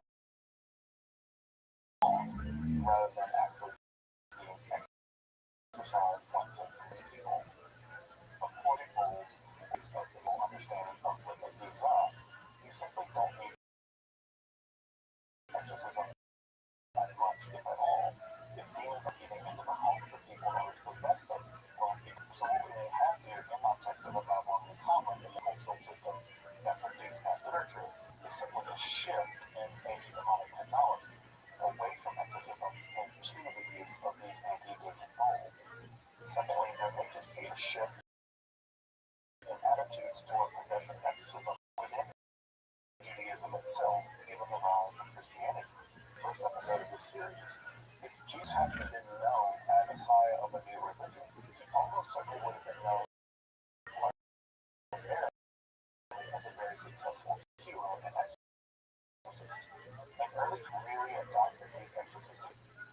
Indeed, if you read the book of Acts, one of the very early claims to fame of the Jesus movement is of its adherents' ability to drive out demons, specifically in the name of and this ability to drive out demons was taken to be proof that these are Christians of the truth of their faith.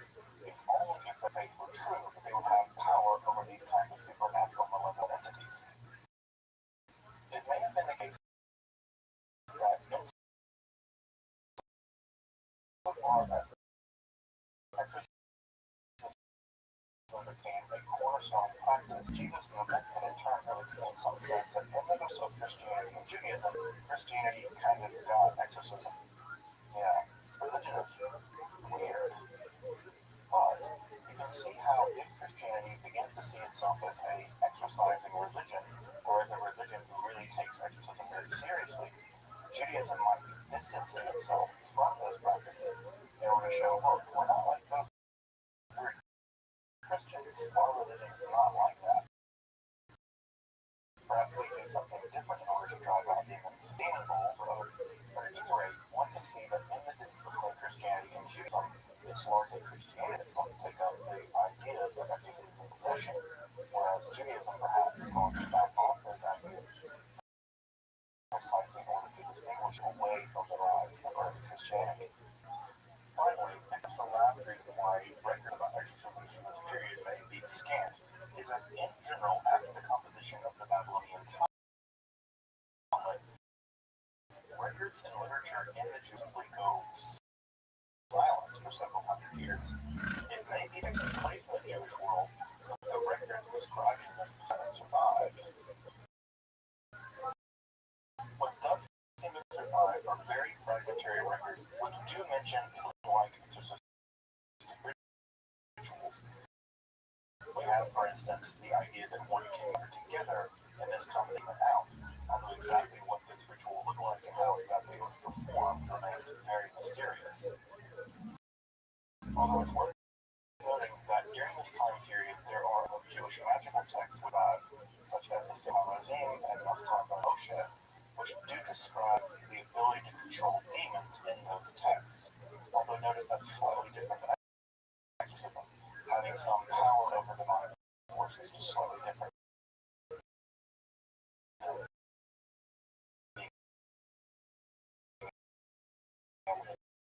Cast them out of people's bodies. In addition, and it's beginnings of how to control demons and perhaps how to exorcise them from people who are possessed. Unfortunately, that text is in a very bad state of preservation and it's difficult to get any information out of it at all.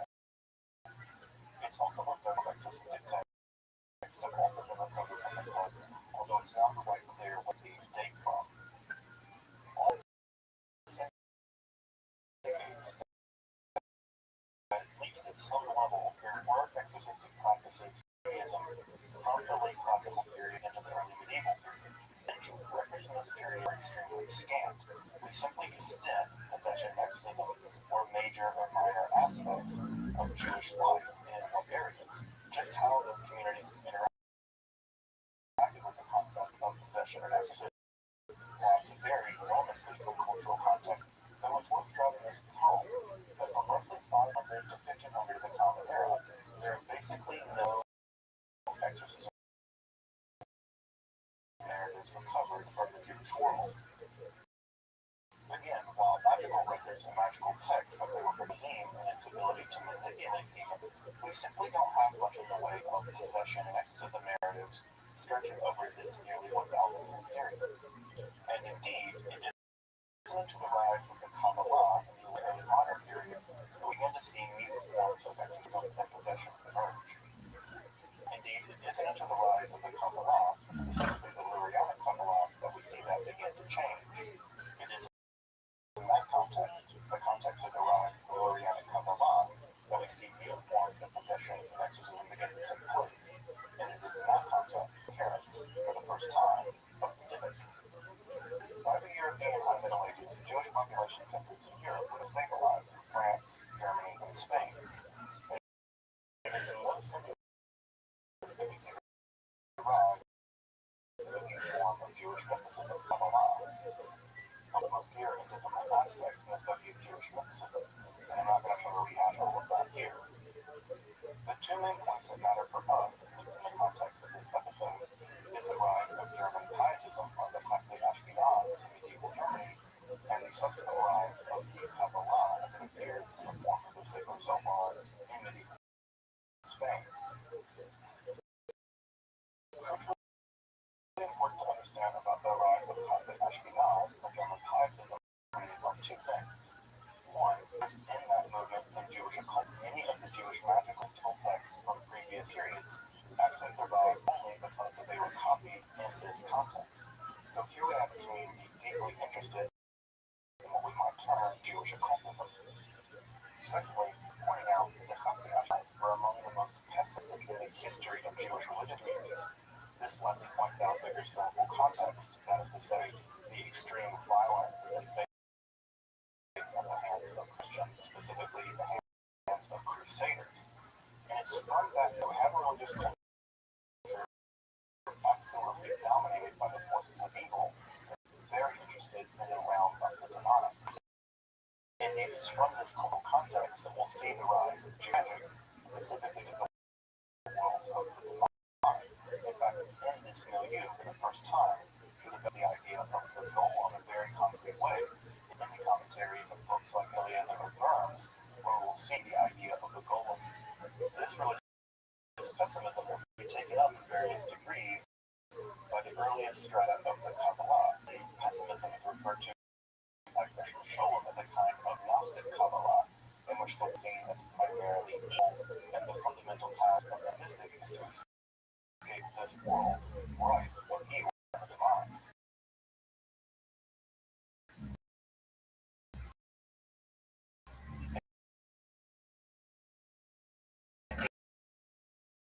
One can read the central text of the Kabbalah of the demonic.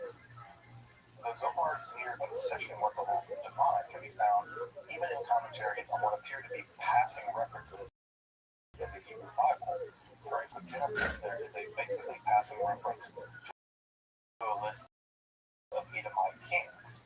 Well, that's no mere list of Edomite kings, if you're a reader of the Sefer Zohar, becomes a variation, endurance, and persistence of cosmic evil itself. Again, one could argue that the Sefer Zohar, as much as it is a book of light and illumination, is just as much a world of demonic darkness and horror. In the aftermath of the Spanish expulsion of 1492, many mystically inclined Jewish refugees would actually settle in the homeland of the Zohar's hero, Shimon Bar Yochai, in the Upper Galilee. It was in this neo-Kabbalistic milieu and spot Sarfet in the 16th century that would give rise to new forms of possessions with the great light of the Godhead and the great darkness of the demonic. The central to these new forms of possession exorcism is going to be the novel Kabbalistic concept of Gilgul, or the translate reincarnation, so previous of Jewish mysticism, such as the Merkabah mysticism. The task of the mystic was to descend into the various palaces of God and to receiving a form of illumination.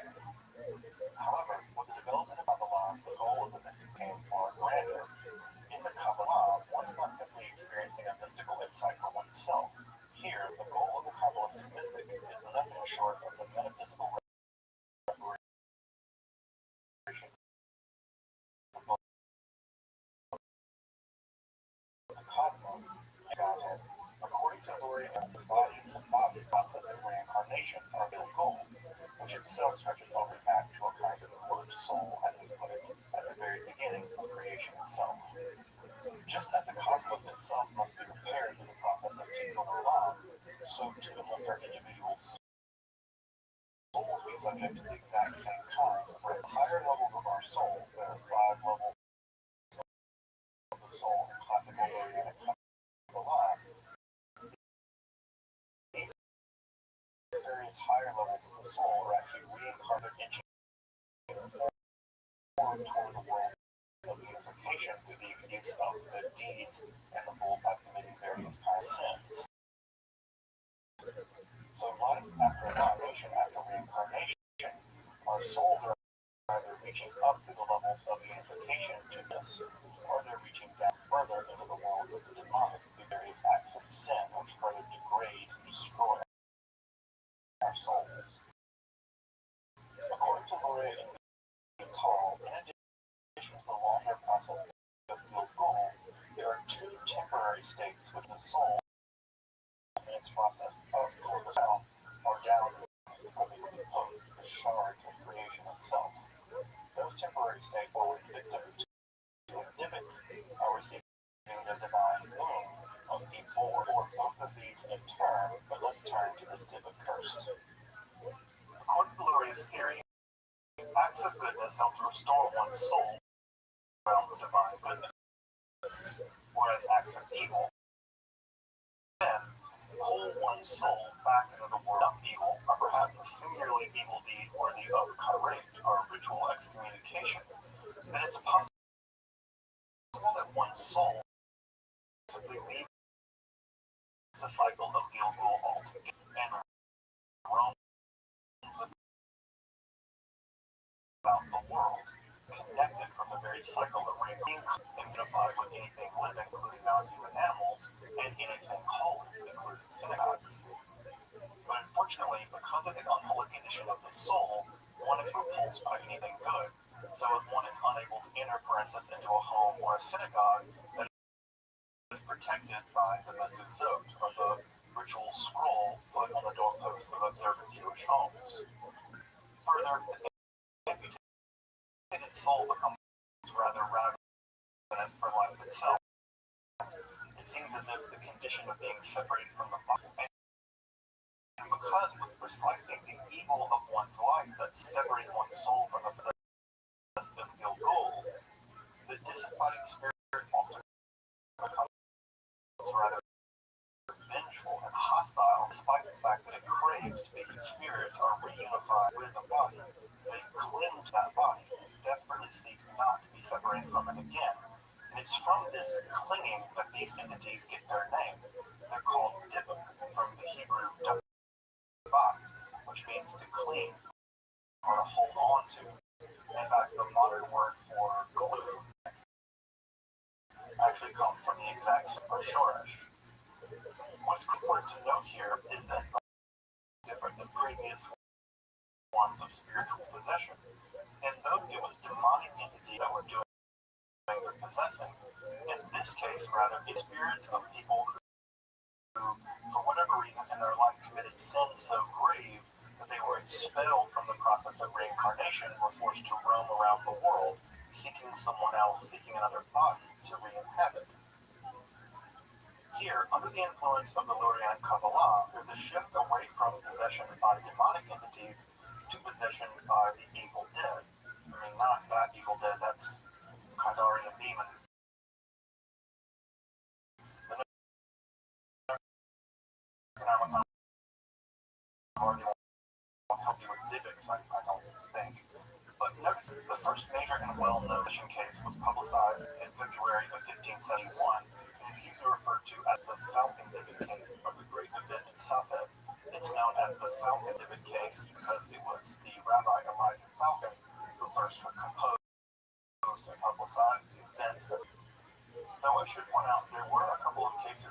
exorcism and possession in something in the earlier 16th century. That case was none other than the famed jurist and Kabbalist Joseph Cairo. The great event. We have a young woman, she's never identified. What's interesting is her brother-in-law or her uncle by marriage. It's never entirely clear to me exactly what relationship she had with this man. Though it seems from the details of the case that he died in Tripoli and lived a relatively profligate and somewhat heretical lifestyle. In fact, he seems to have declared during his life that the whole thing, again, this idea of being heretical and perhaps as a condition for his soul being cut off and those coming to Dybbuk. It's also worth noting that there are very strong sexual undertones to the entire Dybbuk case. This is not uncommon in many spirit possession cases. Here we have the idea that Samuel may have had some kind of inappropriate relationship with the young woman he's currently possessing. And in fact, when the rabbis question him about why exactly he's possessing this woman, he says that he can do so, and it basically insinuates that he's so spiritually copulating with her that he says he can do so because her husband, well, is in Salonika. So do what he wants. So it's definitely sexual of the Falcon Dybbuk case. We'll actually see that exact same dimension, the fact that many Dybbuks will actually have a kind of sexual relationship with their host, all throughout many of the early and developing stories in the Dybbuk cases as they come into the literature. Well, the exorcists in this case want to further check to see whether or not this woman is in fact possessed by the Dybbuk of Samuel Sephardi. And what they do is actually check to see what languages she knows and doesn't know. Samuel apparently knew some languages that for instance, she apparently seems to, whereas he didn't, languages. And it seemed that the way they vet this processing to the Dybbuk in languages that only he would know, whereas when they speak to the Dybbuk in a language, for instance, that the victim here would know, Yiddish, he can't respond. So it seems like this, at some level, proves that the Dybbuk is in fact the ghost of Samuel Sephardi.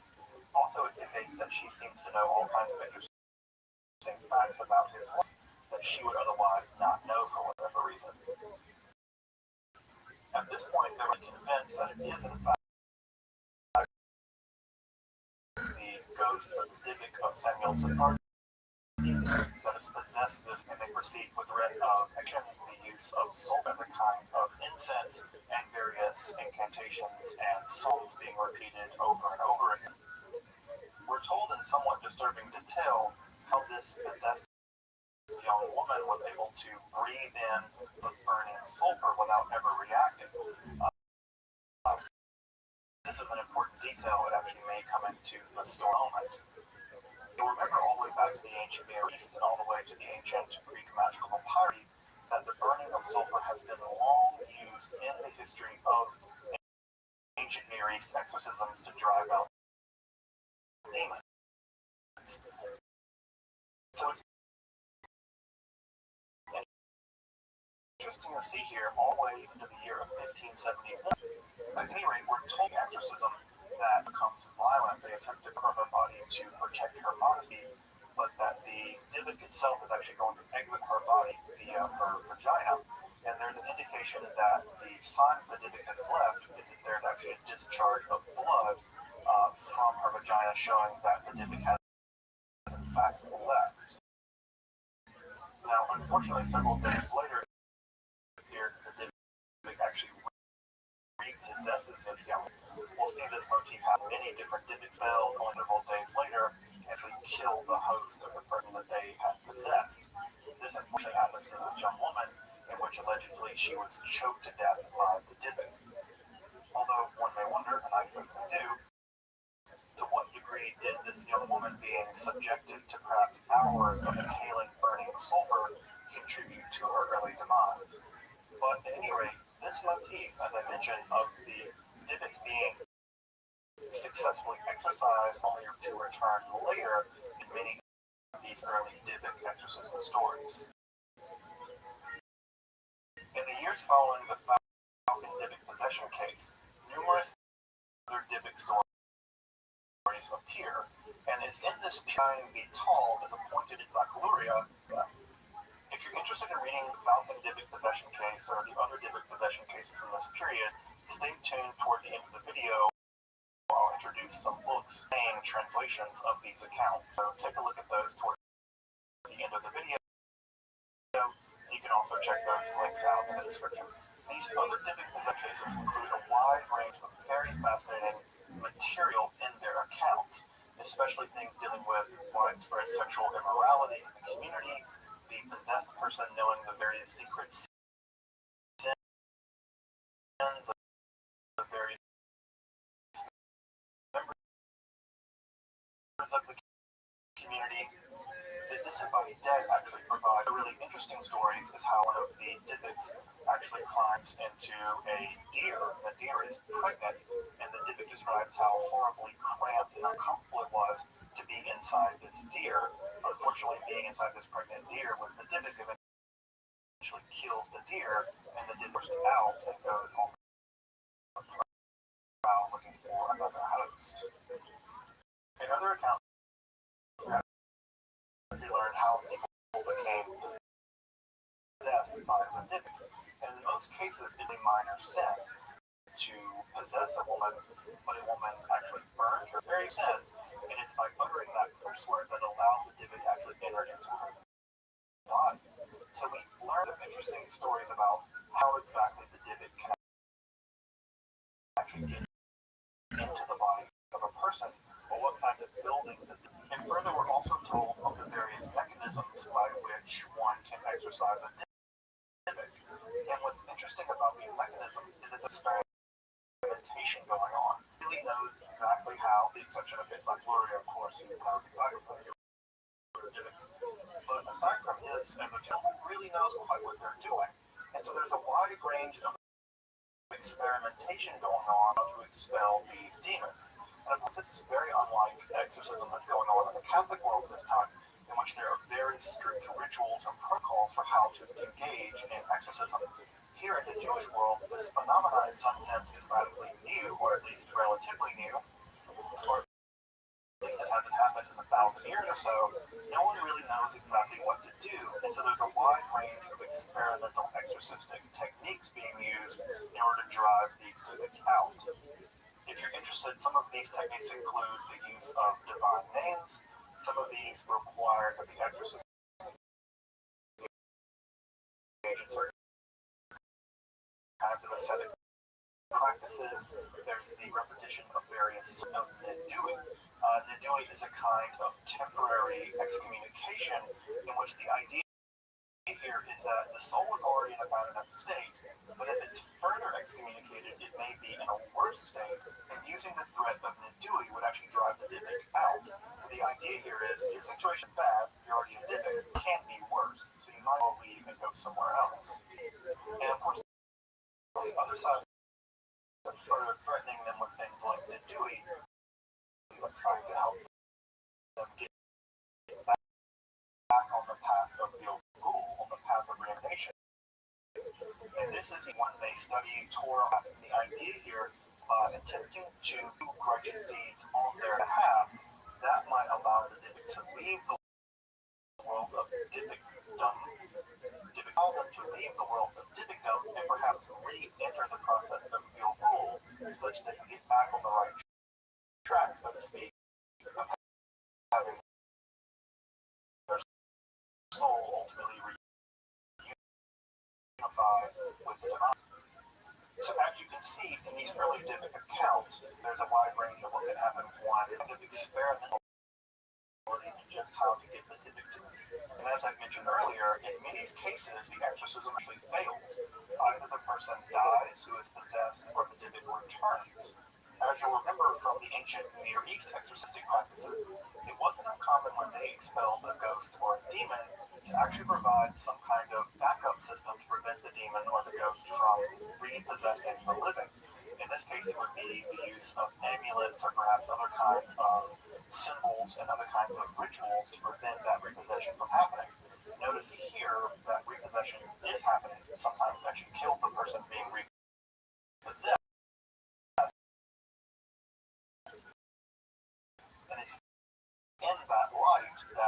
about the rise of not just but also additional exactly repossession. What's perhaps most crucially important about these late 16th century Dybbuk possession case narratives, and there are about 12 of these by the end of the 16th century, is that they are both printed and distributed into the wider Jewish world, and their veracity is attested to by some of the leading figures in the development of modern Judaism. For instance, Shlomo, the author of the famed hymn for Kabbalat Shabbat, the Falcon possession case, thus lending his approval to the idea that the events that are described in that case in fact happened. And further, Menashe ben Israel, one of the leading figures in the Jewish world at the time, edited and reprinted the Falcon possession case himself, thus further allowing it was in fact authentic. Menashe ben Israel was seen as a great moderating force in some of the more heretical movements in the Jewish world, and when he reprinted this, it was certainly seen as something worthy of belief by many of the world's Jews. For generations, the Rabbin would with it and leave behind the ideas of Lurianic Kabbalah. And with those ideas of Lurianic Kabbalah came the rise of the Hasidic movement. And it was in the Hasidic world, primarily in the early 18th century onward, we see the rise of Dybbuk there. It was primarily in the Hasidic world, beginning in the 18th century, that Dybbuk cases became more popular. And it's from that milieu that most of the more famous Dybbuk stories actually took root. Some of these Dybbuk narratives from the Hasidic world are included in a book, which includes many of them at the end of the video and description below. In addition to the malevolent Dybbuk form of possession, Kabbalah, and especially Lurianic Kabbalah, also gave rise to several distinct forms of beneficent possession as well. Prior to the rise of the Lurianic, all experience what they describe as beneficent forms of spiritual possession.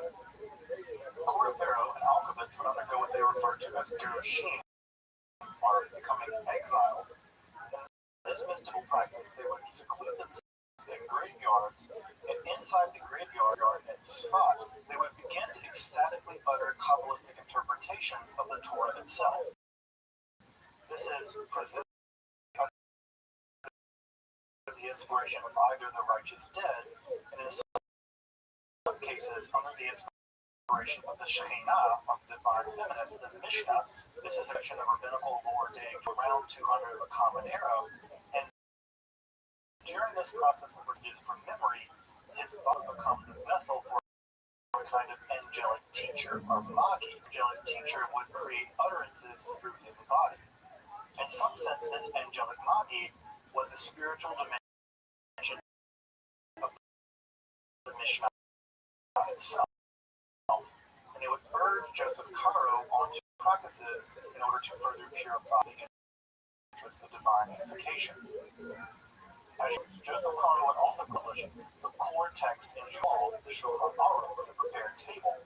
So it's important to know that there's no distinction here between the mystical and the legal, and there's realized that many of the people undergoing these mystical experiences, even in the case of these divine possession cases, are not marginal figures. Joseph Caro, Moshe Cordovero, and Shlomo Alchemists are all central in the moral, intellectual, legal, and spiritual life of the Jewish world in the early modern period. So there's simply no writing these people off as marginal characters. They are in fact central to the development of Judaism as we now know it. Perhaps you'll be unsurprised to learn that it's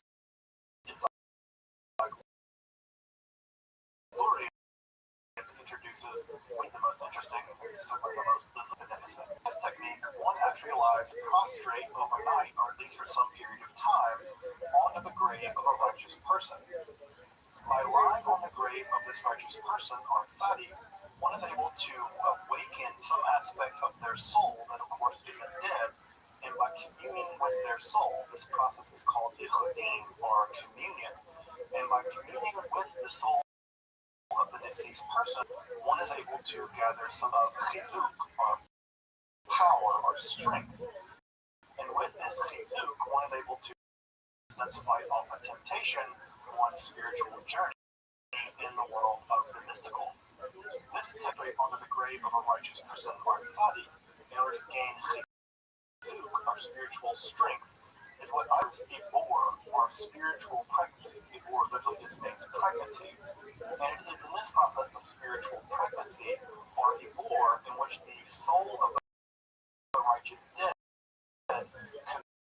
communes with the mystic in order to give that mystic some or spiritual strength, mystical insight. It's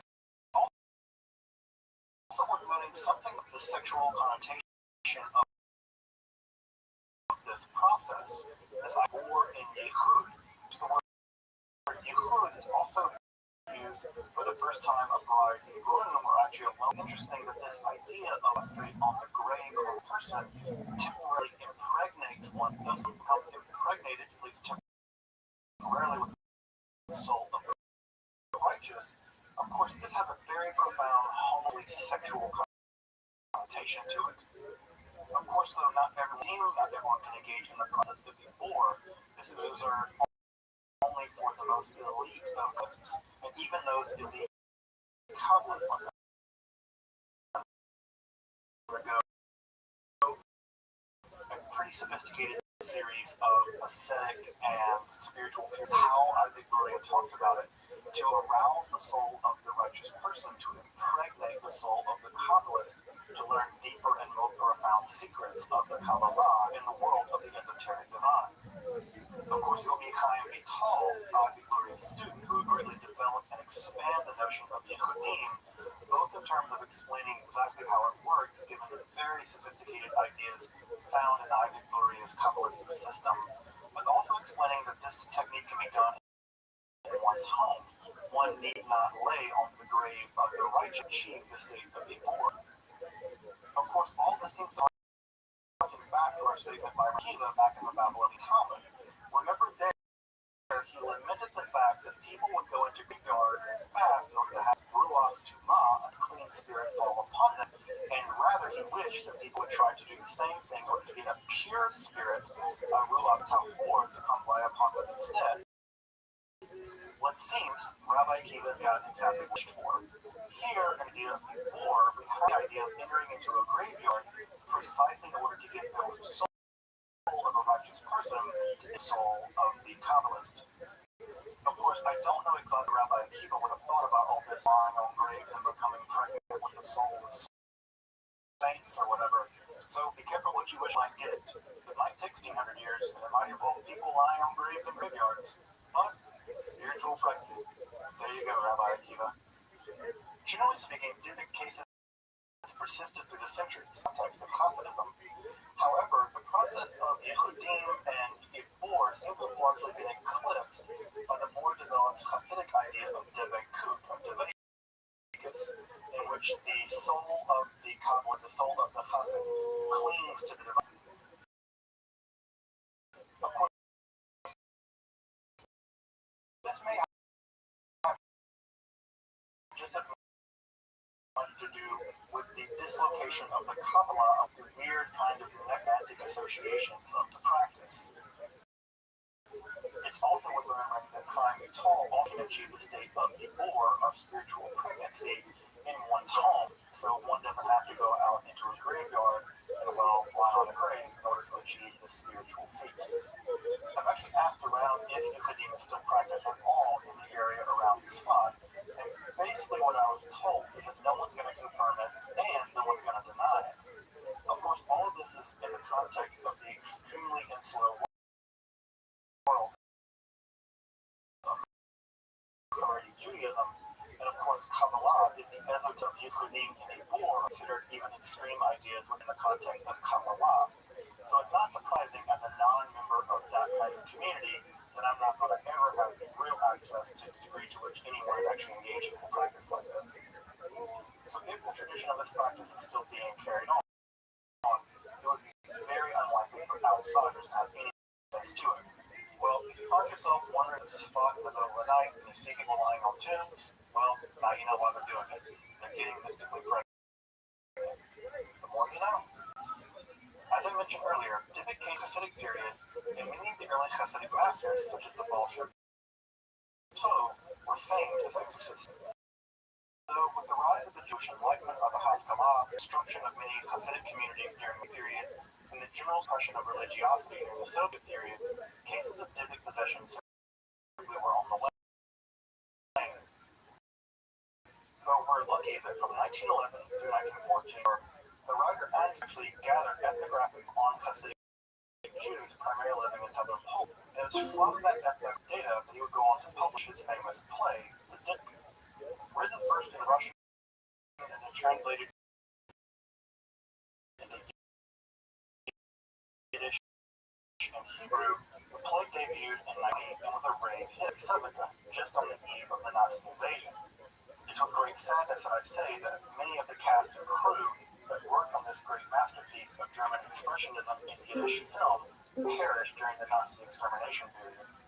Although I am happy to report that the film has recently undergone restoration along with the subtitles and is available on DVD from the National Center of Jewish Film. Description below if you want to check that out. The lore of the Dybbuk has also appeared in the opening act of the Coen Brothers' early 2009 film, A Simple Man, in Yiddish. It actually depicts at some level something like a Dybbuk story from the old Hasidic world. So even if you don't watch all of The Simple Man, you should. The opening sequence with the Dybbuk is really wonderful. The Dybbuk also appears in the 2012 film The Possession, although it's according to actual Dybbuk lore. Although an interesting point about this film is that during the exorcism ritual, Psalm 91 is actually recited out loud. That's actually pretty accurate. Psalm 91 has long been used in exorcism rituals in Judaism, reaching from the period of the Dybbuk in the early modern period all back to the Dead Sea Scrolls. In addition to the Dybbuk on film, real-life Dybbuk possession cases have also began to reappear in the real world, at least in the Haredi world.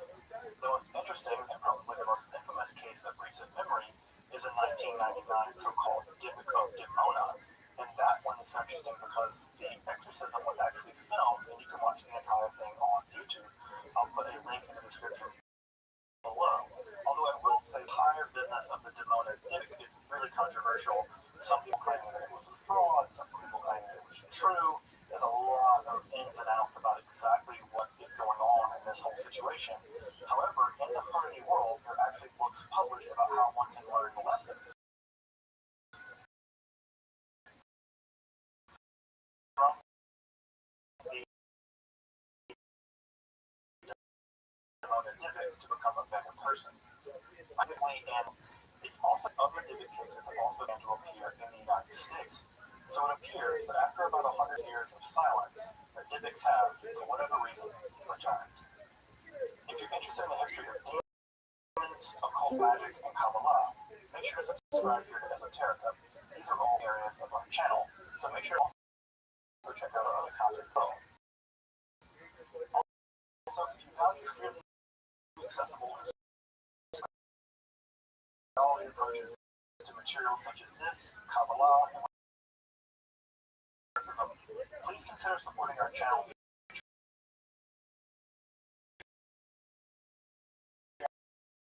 or with a one-time donation. Your contributions to Esoterica make our channel and our research possible. In the early book, which is actually Mercy, which is one of the places that is a really amazing collection of essays on a wide range of topics in possession, and this includes the period all the way up to contemporary accounts of possession in modern Israel, along with a real host of primary source documents, many for the first time.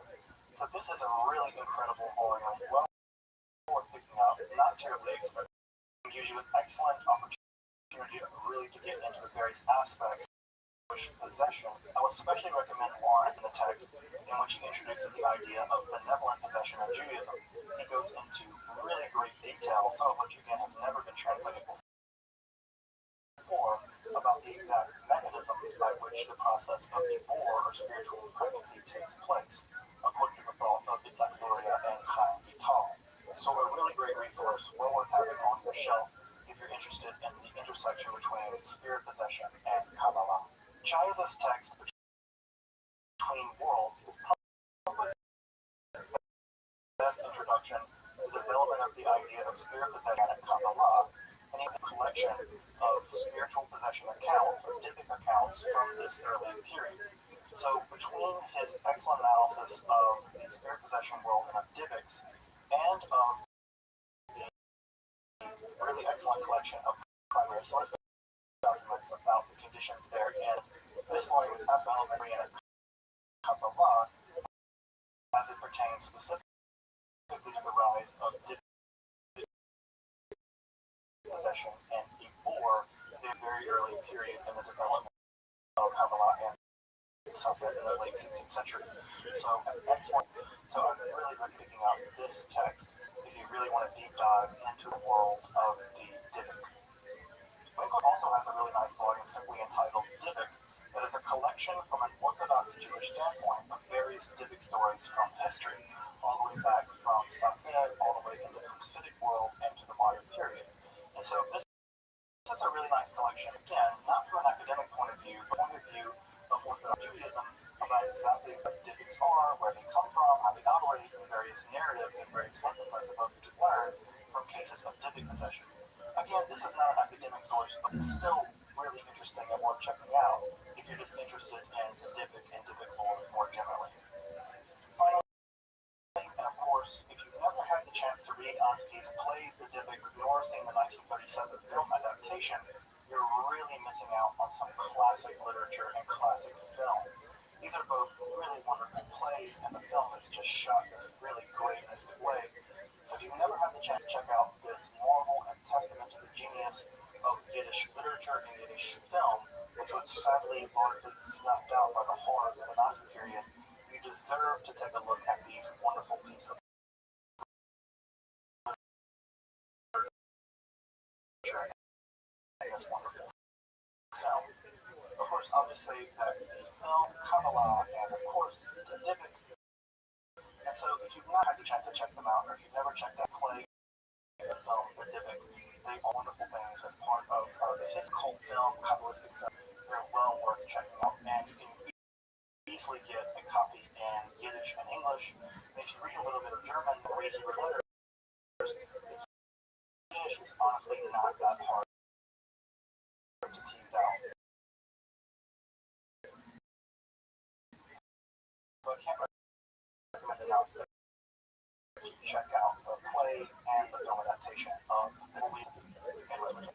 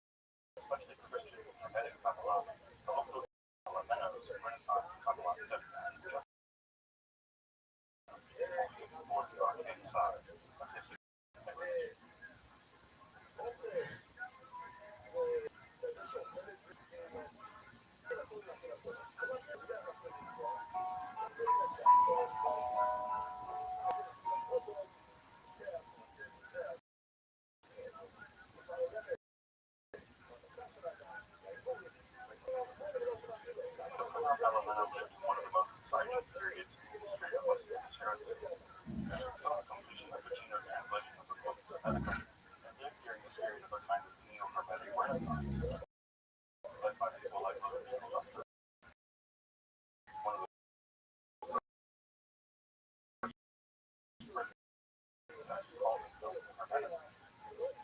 And of course, the translation of the very colorful places in the red and the more sober alignment of the ego. Alamana himself developed a form of Kabbalah in which ecstatic prophecy had future prominence. And in this way, he's been a form of development from Hermetic Kabbalah to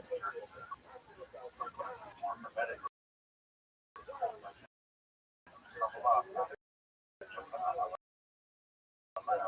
I want to turn to study guide found in a document called the List of Kings, which is basically a kind of notebook beginning in age 4 and progressing more and more abstract magic text as one grows older. The goal of the guide is Haksasad Yoshi, which means success, which is probably better translated into verse from the time when he flourished. So in Alamano's guide, one begins at the age of 4, and through the progress of studying more and more technical texts, ultimately these magical texts, one can achieve something like flourishing ideas of life. Thus, the guide represents a study program for someone who wants to flourish as a Kabbalist, but more generally as a human being, progressing in basic from all the way to real company guide begins as one might imagine.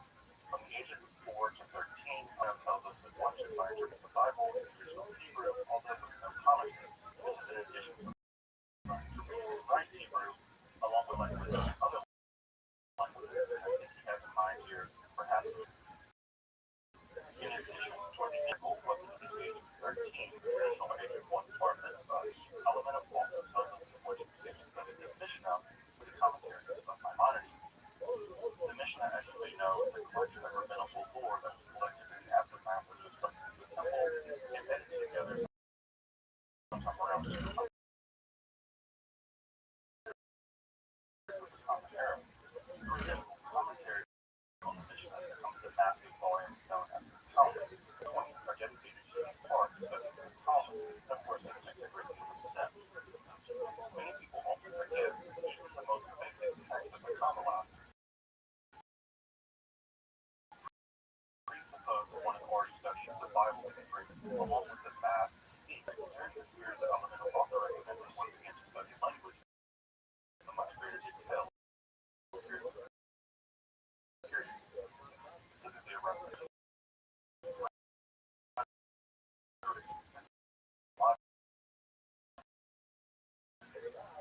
this includes classic rhetoric by Aristotle and Arabic. This is a typical text of what is interesting is that it's not really important for the development of the budding Kabbalah. It's also during this period from 13 to 20 that Alamano recommends that we begin to dedicate ourselves to studying mathematics and geometry, and further to the study of astrology and astronomy. So it seems that by the age of 20, Alamano has in mind that one should have a very solid grasp of the Bible and the original mathematics and astrology astronomy. Clearly, Alamano is recommending that we set for ourselves a very firm logical foundation before we turn to more abstract topics like metaphysics. The next 7 years, from ages 20 to 27, seems specifically dedicated to more abstract topics. Here we're told by Alamano to study physics and metaphysics in Aristotle, blended with the commentary of Aristotle. It's also interesting that Alamano urged us to be political philosophy during this time period, Plato and all the Aristotle. Again, it's interesting that during this time period we'll be studying more abstract metaphysical ideas. The study of political philosophy perhaps more grounded, though it began to turn toward more metaphysical and specifically physical concepts in the study guide. Here, Alamano tells us that if we mix the concept of conjunction by Hebrew, we should check types of deal with that subject. Interestingly, all these types that he recommends provide us some right as the idea of praying to God. Of course, the precedent of several hundred years in the teaching of Alamano. So we have to look at the idea of conjunction that David used specifically in his 15th century context.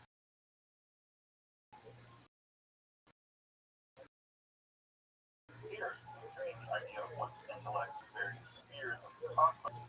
Of course, the active intellect is one of the more complicated ideas in all the Middle Ages, and it has a connotation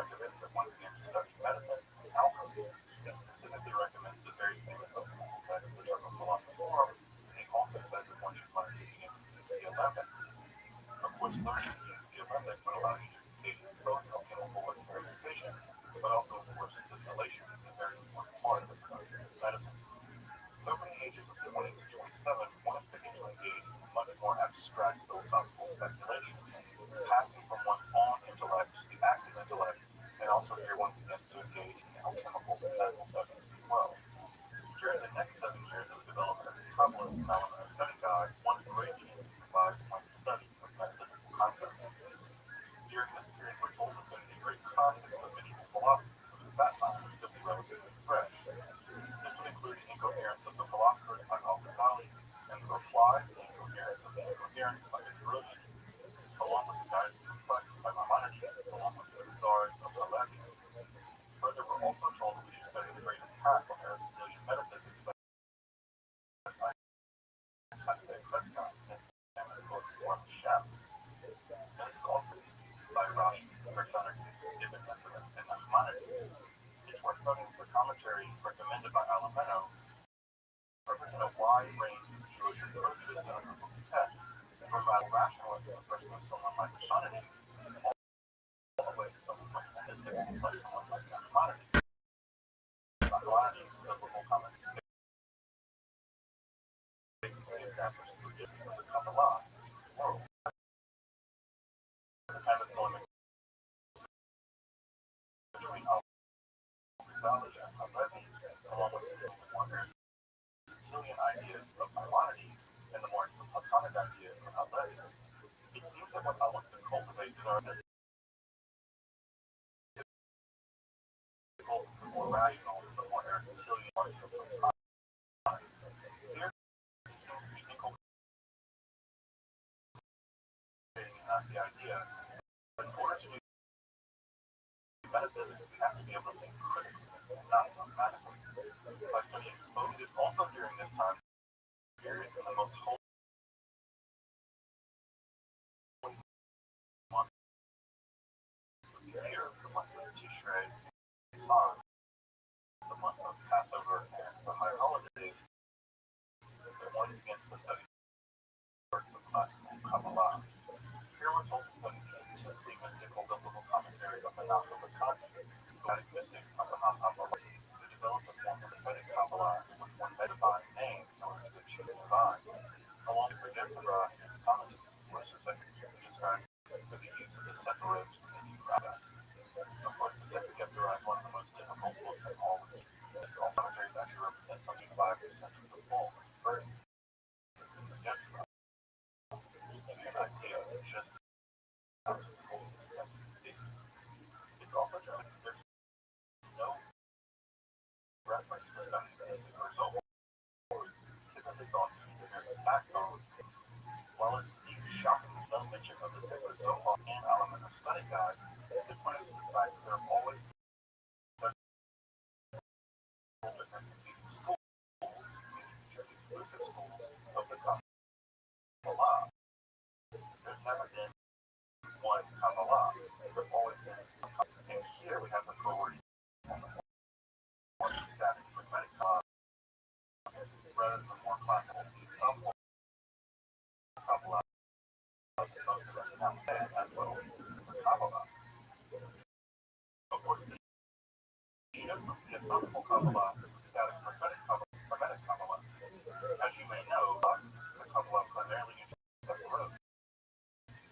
The task of the mystic is to repair reality. Through appearance of the Jewish law, Kabbalah, the Jewish law and philosophical thought, which simply not going to mesh very well with Christianity.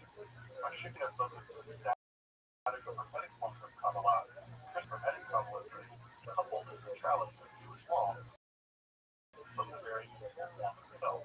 Of course, this conception of Kabbalah is utterly unimaginable to the writers of Superman so far, but just because someone else can imagine it, doesn't can't be done. Once this shift in focus was achieved, the Sephiroth themselves would be reabsorbed back into this form of Kabbalah, although some changed the way they appear. While the Sephiroth themselves are constantly changing, systems of relation always flux. In the later forms of Kabbalah, they stabilize. When they stabilize,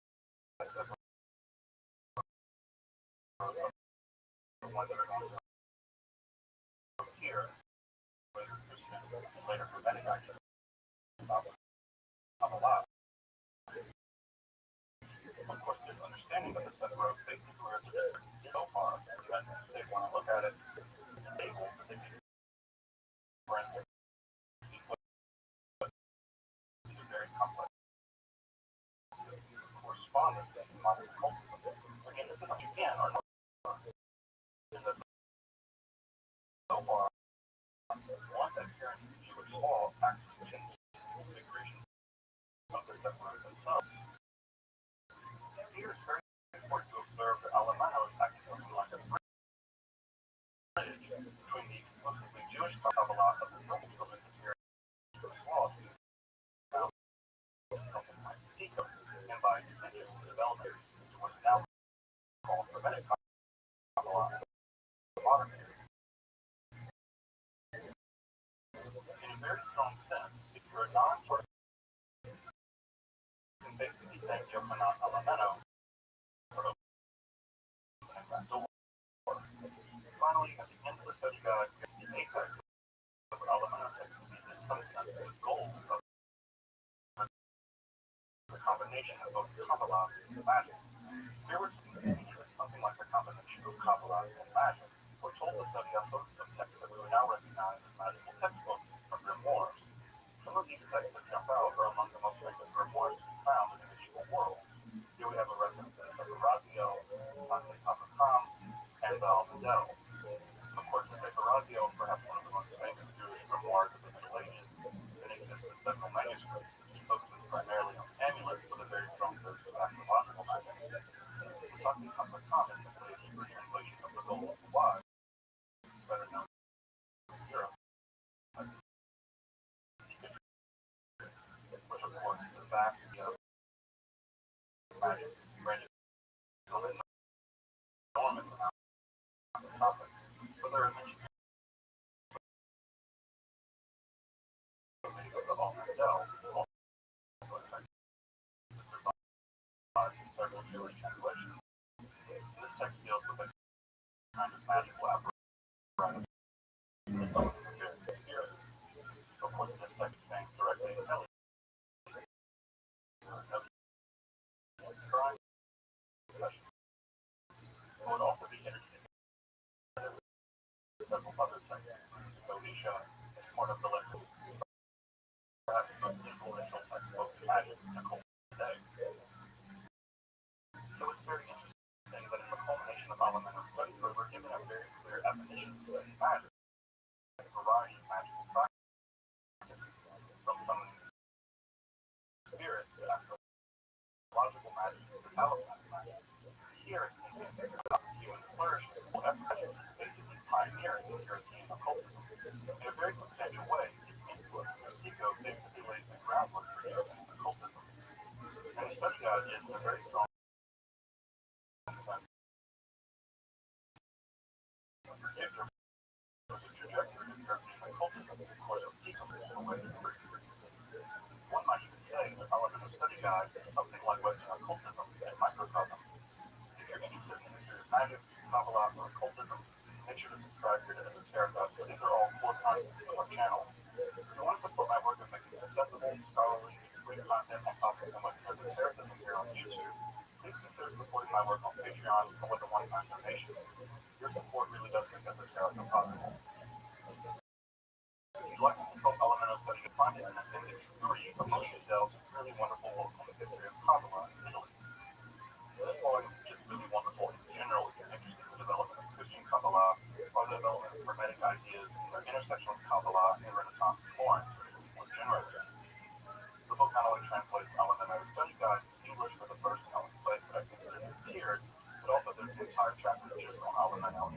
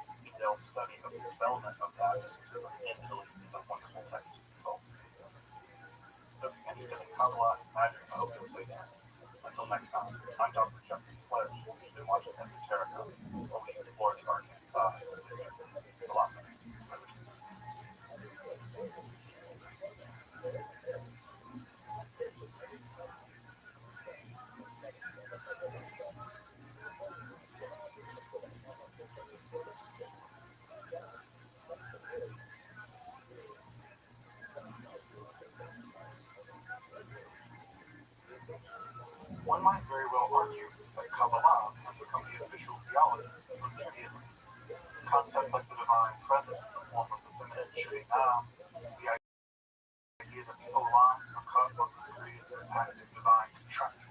So, the goal of social and cosmic justice in the form of the political Olam, the concept of reincarnation as captured by Neil Gould, and of course the idea of the 10 emanations of God in the form of the Sephirot are all core ideas being found in the arsenal of Jewish metaphysics.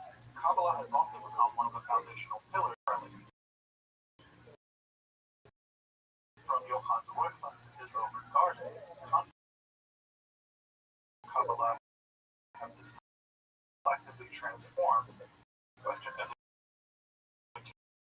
esoteric spirituality.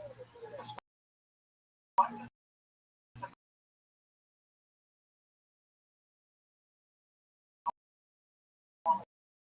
impact, the exact origin of the Kabbalah remains very mysterious.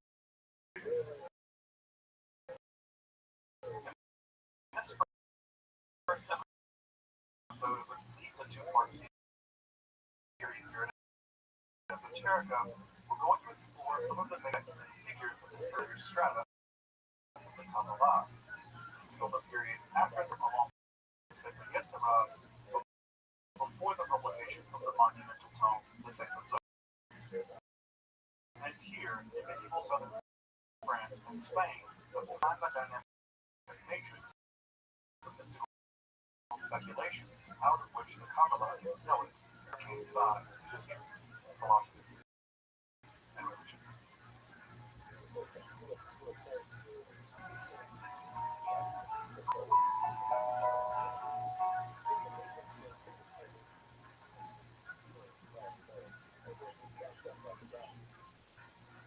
Kabbalah, brought synonymous with Judaism, this simultaneously indicates the matter very deeply. There are simply several competing mutually exclusive schools of Kabbalah. Of course, there was Jewish mysticism prior to Kabbalah. This includes Merkabah mysticism or chariot mysticism, which attempts to descend to the throne of God.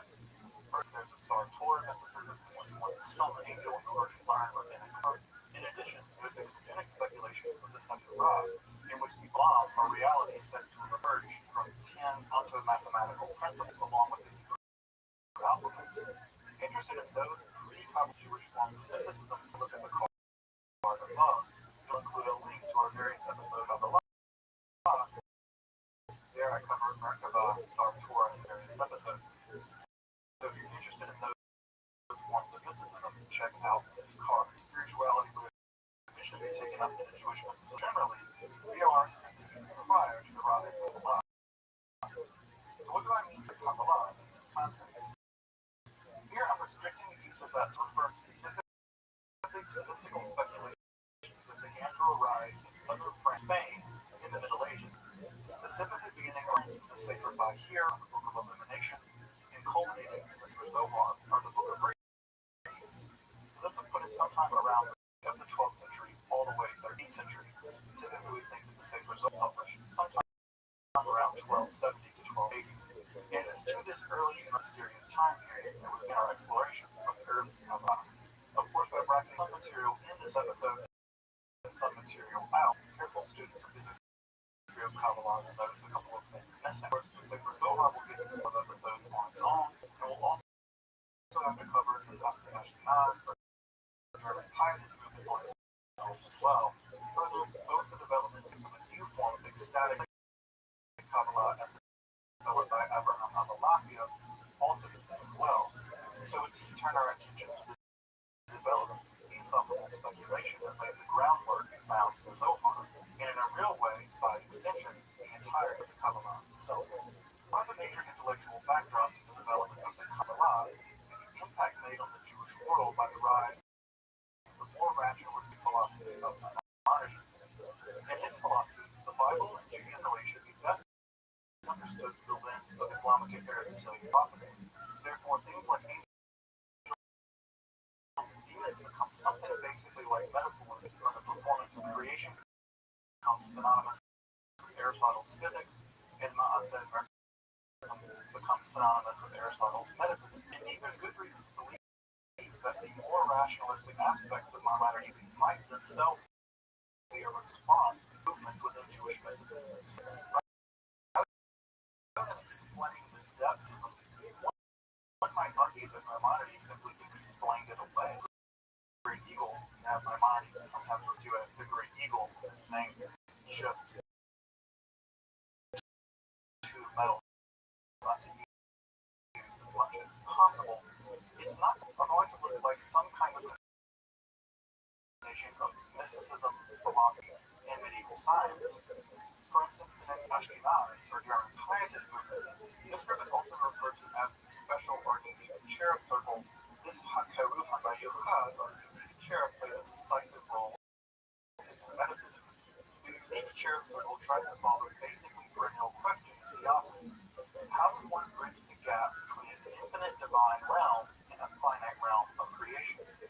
The answer, as much as it is an answer, ever studied Neoplatonism, is to begin to fill that gap with an ever-growing amount of ontological intermediaries. The solution of the unique cherub circle is to introduce the concept of Ha'atzlah, of divination, the realm of the inner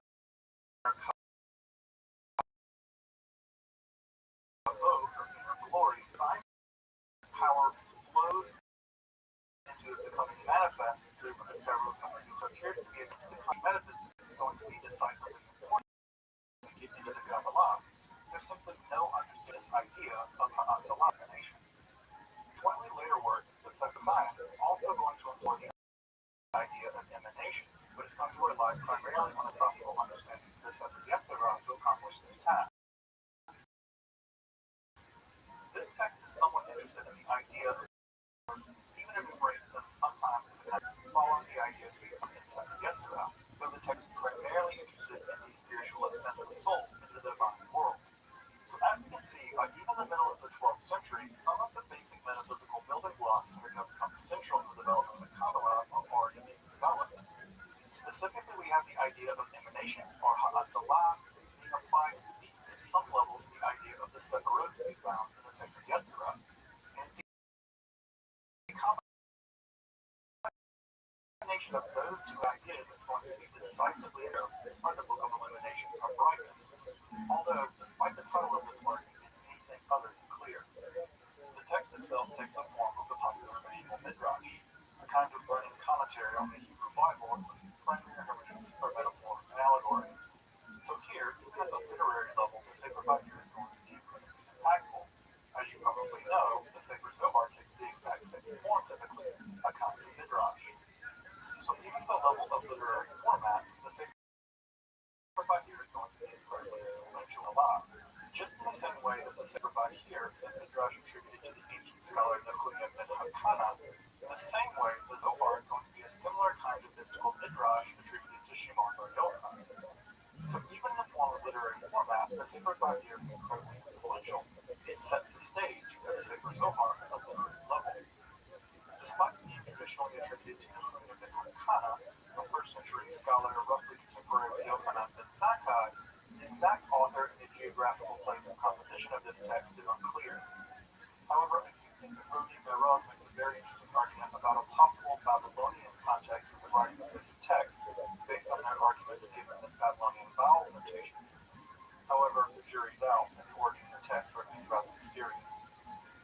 As I mentioned earlier, the text is composed of about 200 short midrashim, the internal organization of which is anything other than clear. Neil joke is that the writer must have taken the text, written it all out, thrown the pages into the air, and edited it together based on how they fell. The text just makes that little sense in terms of internal organization. Despite this editorial jumble, the text does contain several important elements in the development of the Kabbalah, from explicit theosophical speculation to attempts to understand the exact nature of the composition of the Hebrew alphabet, of course, another very important topic in Jewish mysticism. Perhaps the single most topic discussed for the development of the early Kabbalah in the Sefer Vayikra is the idea that the 10 Sephirot originally found in the Sefer Yetzirah are in fact 10 divine emanations. While the 10 Sephirot and the 10 Sephirot Galimah first appeared in the Sefer Yetzirah, in that text they're not divine emanations, they're principles through which, along with the Hebrew alphabet, itself is produced. In fact, in that text, there's something like combinations of the divine. Of course, I can't understate how important this innovation is. The linking of the separate Yetzirah with the idea of Ha'atzalah in a concrete way here in the Sefer Bahir is simply foundational for the kind of theosophical speculation.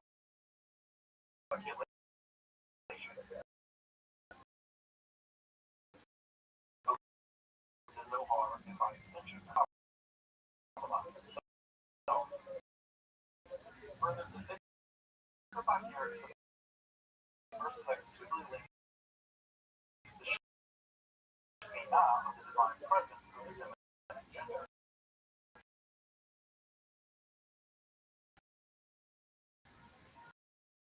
While Shekhinah appears as early as the Talmud, in the Sefer Bahir, there is an instant concrete idea that this in fact is feminine. The text in fact refers to her as Atronita. So it's here that the idea of the Shekhinah as a woman or feminine divine presence is introduced. It's so important in the development of Kabbalah.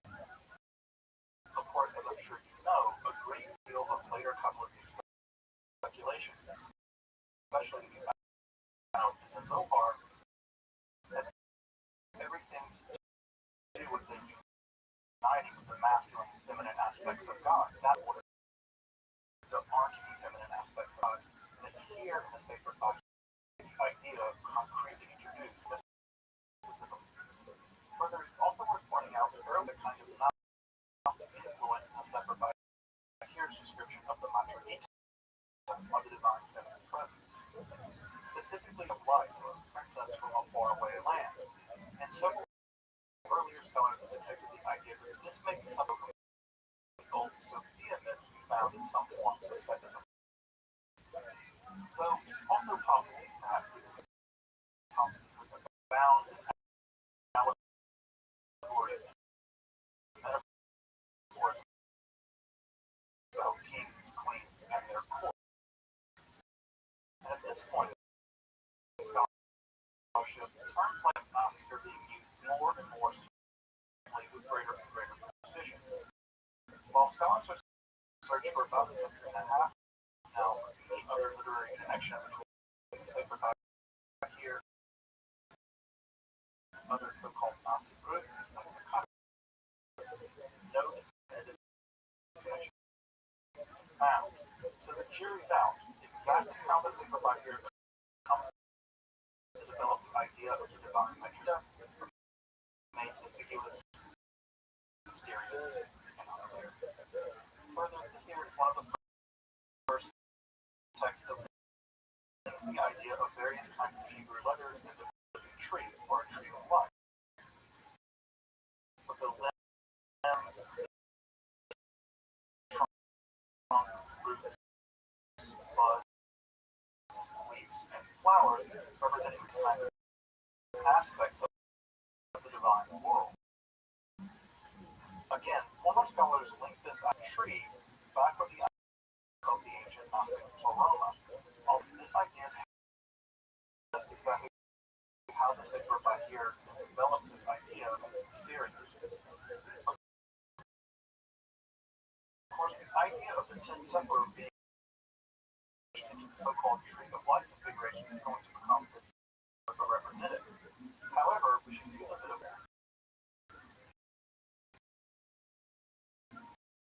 many of the earliest configurations we have actually list them as a tree of life. You rather list them as kind of nested one on the other, a bit like Russian dolls. So it's important to note that in Kabbalah, the separate phenomena, they all exist in a kind of separate but configuration. They lose that kind of also in life. In that way, it can be said to have no independent reactions.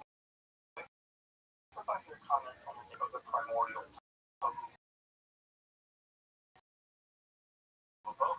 desolation and chaos just seems to look in Genesis.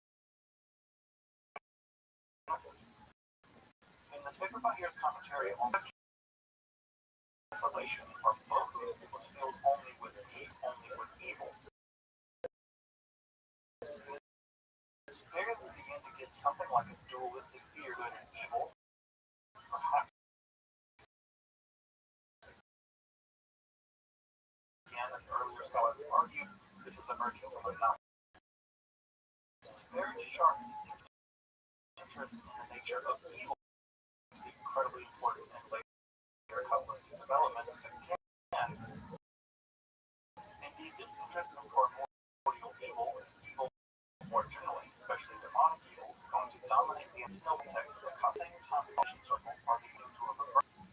Mysteria, Gershom Scholem actually argued that they were early 13th century group, primarily in, while more recent scholarship led by Mark Vernon has argued that they're a later 13th century group, primarily located in Spain, probably in the Castile region. Regardless of the mysterious origins of the Gideon Circle, about 30 works have survived in several manuscripts, indicating the popularity of those works. The works of the Gideon Circle seem to represent a kind of theosophical Kabbalah independent of the idea of the 10 Sephiroth as emanations of God. The text of the Gideon Circle really functioning much more like a did the second Yetzirah. As ontological principles of creation. The Sefer HaEyun of the Book of Contemplation is attributed to a certain Rabbi Shammai who survives several recensions, specifically a shorter and a longer recension. And in this text, we have a very detailed, although obscure description of the nature by which creation comes to being. What perhaps most conspicuous about the Sefer HaEyun is the number of divine powers that it enumerates. It enumerates 13 rather than 10. This does make some sense if one considers rabbinical Judaism. God itself has 13 rather than 10 attributes. Of course, it's from the same versions. So here, in the rather enigmatic Sefer HaEyun, you have another more reality. But having 10, you have 13 divine powers. This text is very difficult to understand, and the fact there are several different non-intentions also adds to that text. Another popular text in the Gideon Circle is the Maya Chokmah, or the Fountain of Wisdom, allegedly revealed to Moses by angelic forces. This rather mysterious text deals with a wide range of mystical topics, vowel visualization. So, indeed, one of the worlds of evil, thrown all much more popular than the Sefer HaEyun's name is Kabbalist Moshe Cordovero. And even the founder of Hasidism, the Baal Shem Tov, spent more time teaching this text than his successor, Novodero Mestrix, than any other mystic. As we can see, this is a curious case in which the Fountain of Wisdom became more influential than the central text of the Gideon Circle. A final text that emerged from the Gideon Circle that's worth mentioning here is the Perush Shem Shel Marvahotio from the commentary on the Four Letters. In this curious text, we have the Jeremiah studying the sacred Yetzirah with his son over the course of 3 years. After Golem is created, it becomes new, and Jeremiah's son. This text is fascinating because the 3 earliest actually animating property of being before the end of the entity. But by erasing the outward and then truth becomes negative. Dead. Dies. Along with the discussion of the name found in the book of Sesame, along with some quotations of wisdom. So the circle is a very interesting combination of theology, although it uses 13 rather than 10 divine minutes, and for the interjection of some degree of Kabbalistic magic into the early development of Kabbalah itself. As we've seen, the development of the Kabbalah is just that, a development story, with some strands really surviving the first 2 centuries, many survived even the second. From the trend of rationalist philosophy to theosophy to pure insight, the Kabbalah has various beginnings, souls, and ends. In In our second episode of the exploration of the early Kabbalah, turn our attention to the first true Kabbalist, Rabbi Isaac Klein, called Sadi Nahor in Aramaic, the true Gabriel of Girona, and then to the circle of the Coen brothers in Castile, whose exploration of some of the most shocking in the history of Judaism. And of course, it would be that region in Spain that would see the publication of the Sefer Zohar, or the Book of Radiance, tool of the Kabbalah. Stay tuned for the next episode. If you're interested in the history of Kabbalah, its influence for Jewish magic, be sure to subscribe to the Esoterica content hub on our channel. Want to support my work and making criticism, supporting my work on Patreon or the one-time. It's your contributions and support that make Esoterica. Thank you. As you probably know, the literature on Kabbalah is very uneven, and even when it is solid scholarship, it can become very small. I say that the single best volume of English for tackling topics in early Kabbalah is the volume by that name, the Kabbalah, edited by Joseph Don and found in the classes of Western spirituality. The whole series, in fact, is really wonderful as a balance between spiritual and research. And I'll say that this volume is especially good, especially if you're interested in Kabbalah. It has copious notes, introduction, a great introduction to many of the texts I've discussed in this episode and in the next episode. And it's just really worth having if you are a student of Kabbalah or interested in the development of Kabbalah. It's relatively expensive and very much worth having. Further, if you're interested in the Hidden Circle, you absolutely have to check out Mark Berman's edition, where he translates the found from that group. His translations are magnificent. He reproduces the original text in various recensions, and very, very solid. So, again, if you're interested in the early Kabbalah, especially the Hidden Circle, you absolutely check out this by Mark Berman. Studying bad news. Bad news is there is no standard academic edition with a critical apparatus in the Sacred God here. The good news is that R.D. Kaplan of Blessed Memory's translation of the Sacred God here is pretty reliable. Although I will give one caveat, in fact the exact same caveat I gave for his edition of the Sefer Yetzirah, and that is R.D. Kaplan was a practicing Kabbalist, specifically in the school of Kabbalah.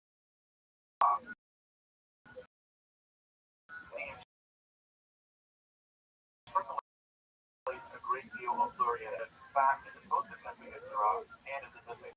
As we saw, that's a bit anachronistic because of Luria primarily in the 16th century, 17th century.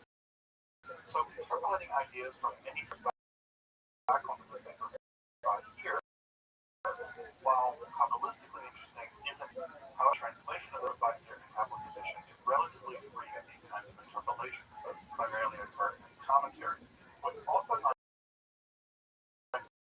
about the R.D. Kaplan edition is it does provide an addition of text at the very end, although it lacks. This edition is well worth picking up. It's relatively inexpensive, and it does give English-speaking audience access to referencing in the back of the text. Of course, the standard edition is an Eliot edition, which is interesting because it's actually found with Antiquity so far of scholarship on Kabbalah. The role of the first scholars truly recognized the Sacred Bible as early as it was in fact the first that disseminated Kabbalistic ideas. In fact, the traditional editions, the Sacred Bible here itself later, is actually attached here in the standard edition to Antiquity so far in the Mongolian edition. At any rate, the Kaplan edition is perfectly fine. If you want to get into the Sacred Bible here, that is going to way, especially if you primarily understand English. Well, so I hope you'll join me when I say years. Until next time, I'm Dr. Justin Sledge. You've been watching Esoterica, where we explore the arcane side of history, philosophy, and religion.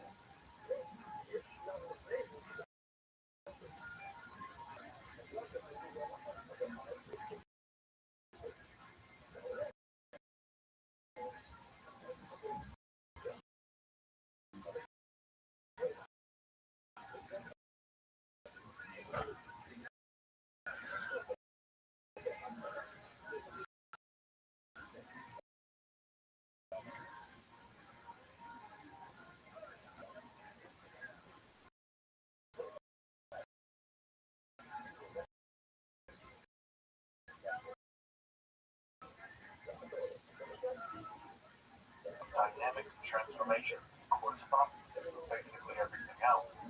From the inner recesses of the Godhead to a single blade of grass. Everything is connected in the vast, though as of yet imperfect past of both capitalist intimacy and transform heal this imperfection, a combination of metallurgy and messianism. Further,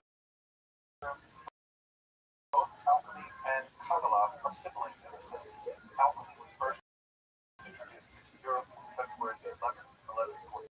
Chester, the early Kabbalistic texts, such as the Sacred Lahir, the schools of Kabbalah appear in southern France and Spain nearly the exact same.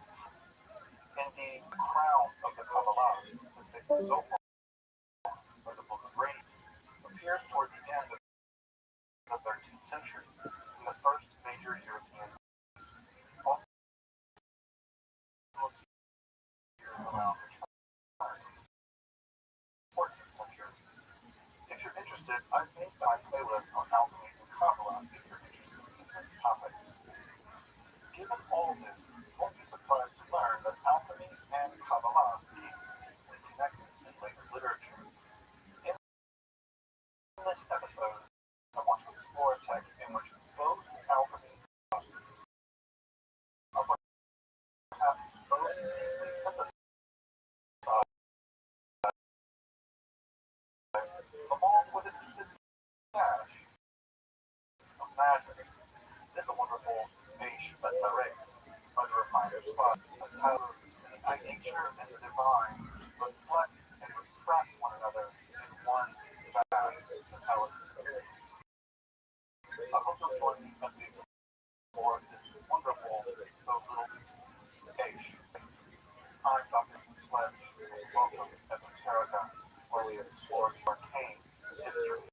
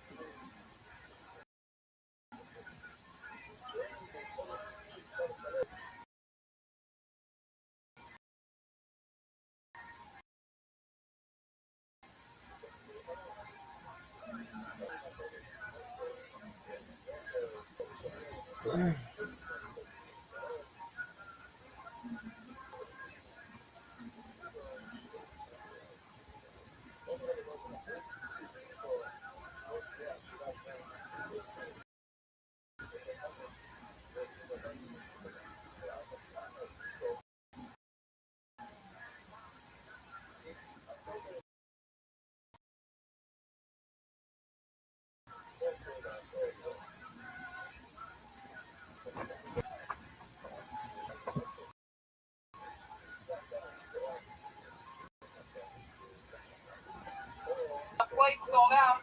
I want to let you know this is the largest ever kill in its history. Ever. And even a couple Americans made the trip here tonight. We were covered on Howard Stern this week. Howard and Robin learned of us. We solved a murder down in the state along. There you go. Very, very good. There's one trash Canadian that made it out already. Made the fucking long downtown east side to be here. Anyway, road continues. Venus de Milo in Swansea, La Jolla, Tacoma, Skankfest South, Boston, Austin, and other fun things coming up. Got my caveman coffee. Life is good. This is it. We are here, and we've been telling you guys about Canadian baked delicacies that we love. CBD. Hey, we've been telling you about Infinite CBD for a while. They've got the best CBD products on the market, high-end pure CBD isolate. They've got a wide range of products with gummies to help you relax, creams to help your muscles. And this month we want to tell you about their lube, which goes a whole lot better. Yeah, this is a lube that's made from coconut and jojoba oil. Have you ever heard of that? For long-lasting, all-natural lubrication. It has a blend of essential oils that increase blood flow and sexual energy. I'm telling you, Infinite CBD's Big Bang Lube is a must-try. In my experience, digital experiences and other reviewers have reported the same. These are real reviews. Check this out. Yeah. This is a review that Elizabeth J gave the lube a 5-star review. It's like, this is the best lube ever. It's a great way for my rectal lube. Hey, it works a little bit swell. It took me forever to finish what we started. If you catch my meaning, yeah, sure. Michaela M gave it 5 stars as well. Amazing. Try it and see for yourself. As Michaela said, it's great to be able to do that after being together for years. We were both excited and still are. He also lasted longer, which is a plus. So go to infinitecbd.com and find the product that's right for you. And if you use the code Tony15, you get 15% at CBD.com, and use it for 15%. There you go. We can make that a little bit louder than forward there. There you go. 100%. Speaking of money, you got to have somewhere to put it. That's why I love my Ridge wallet. The Ridge makes everyday goods to a standard. It's old school. Things that are sturdy with a lifetime guarantee. It's like Ridge wallet launched on Kickstarter in 2013. Now sits in the front pockets of over 500,000 men and women. You have one. We all have one. it's great. I always feel like one of those guys who just bought a wallet at the cheapest store I could find, and I threw it away when it started smelling like my butt. You know, but this one, it's made out of metal. It's thin and slim. You put it in your front pocket. It's great, and it makes you actually, so it's great clearing out your wallet. It's cool too. It comes in titanium, carbon fiber, aluminum, and over a dozen different styles and colors. And just trust me here, I'm the guy that told you about the movie Windy City Heat. Remember that? How many of you did your homework? And I'm telling you right now, you need a wallet like this. You can get 10% off today with free worldwide shipping and returns by going to ridge.com/KillTony. That's ridge.com/KillTony. Use the code KillTony description so that they know that we sent you. That's it. You guys ready to start this puppy pie or what? We are live in beautiful. Now, as with all of our road episodes, as always, we didn't book a guest on this.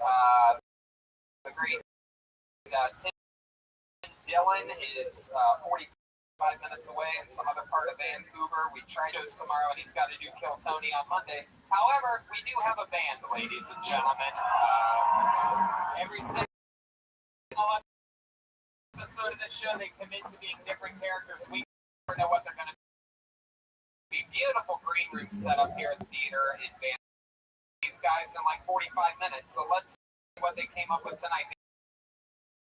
Maybe it's brand new characters.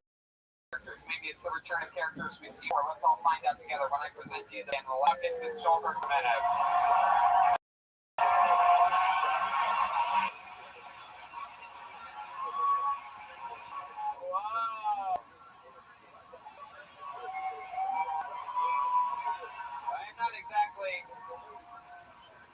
I'm not exactly 100% sure of what this is. I'm Greta Thunberg. Oh! Greta Thunberg, wow! This is super exciting. My God, how'd you end up here? What are you doing? I am letting people know about it. And this is my brother, Hansel. Hansel Thunberg, welcome. That is right, Tony. Wow.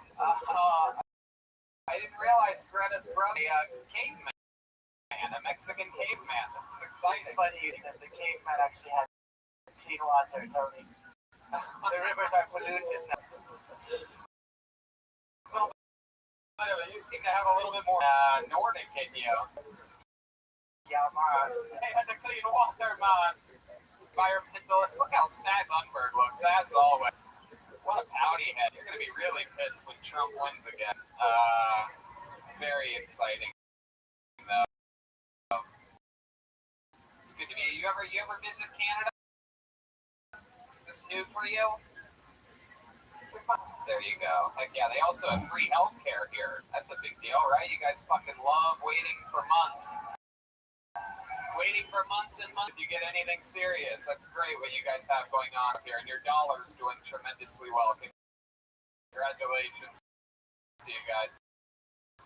I actually wrote a joke about you call a Canadian that finds out they have cancer. Tourists. It's because we have superior medicine down there, even though it's expensive, but you have to make money, you know what I mean? Exciting stuff. And look at this. Someone named Jesse, a Vancouver bucket of Denny, everybody. It's ready for this capacity show as people are still storming in. I think we're going to get delivery of names as they continue to see the room. We have to start on time because we have a hard out today in an hour and a half, so we're going to slam right through it. And it's exciting. If I pull your name out of the bucket, you jump right up this stairway, right up the middle here, and you begin 60 seconds of stand-up comedy. You know your time's up and you hear the sound of kitten. That means wrap it up then, or else you're going to bring out these. As gay as it gets. Good old Digby Street. We all know that one. Abso-fucking-lutely. That's where pipelines... Alright, forget it. So you can really use your infinite CBD lube. Gay people are actually environmentally friendly because they are not overpopulating the world and drinking all of the clean water. Hansel, I've never even heard of you, and you are Tony. Was that, clearly you left your wig in a... Was that in your... Or did you check that today? Well, I've been stronger since... You guys are ready to start this what? The first ever time we've had Greta Thunberg and her brother Hansel. Guys, this is the biggest Kill Tony ever been here in Vancouver, Canada, of all places. I cannot explain it, but you people love fucking blood and guts, clearly. Right down the middle. There's no other way on this stage. And it would be good. You're a little bit too close. You got a cameraman here. Fucking Christ. Like it's that murderer guy. My God. They hear like the polarized caps on. Just keep going. Fade into the darkness. Fade away. Please just fade away. Alright, a pretty simple name. How about Chris B? Let's get started with Chris B. Chris B. Here he comes, right down the middle. Ladies and gentlemen, your first comedian on our next Kill Tony. It's Chris B. Thank you very much. This is way more hard than it looks. Well, I walked in on my son, Playing with his nipples the other day. So I guess I'm going to be knocking when I come into his room from now on because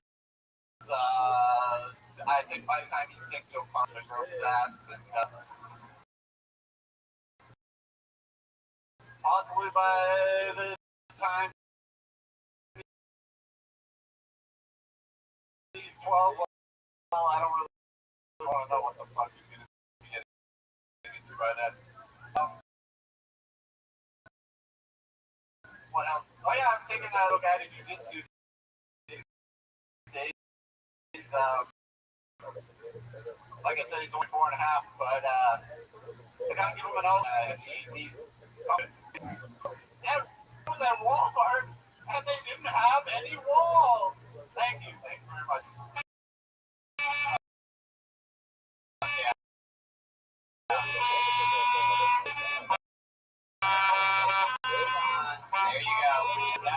the stinger would end. Would be on that first pop of that song, Greta. So, Crispy, let's talk about the mic this time.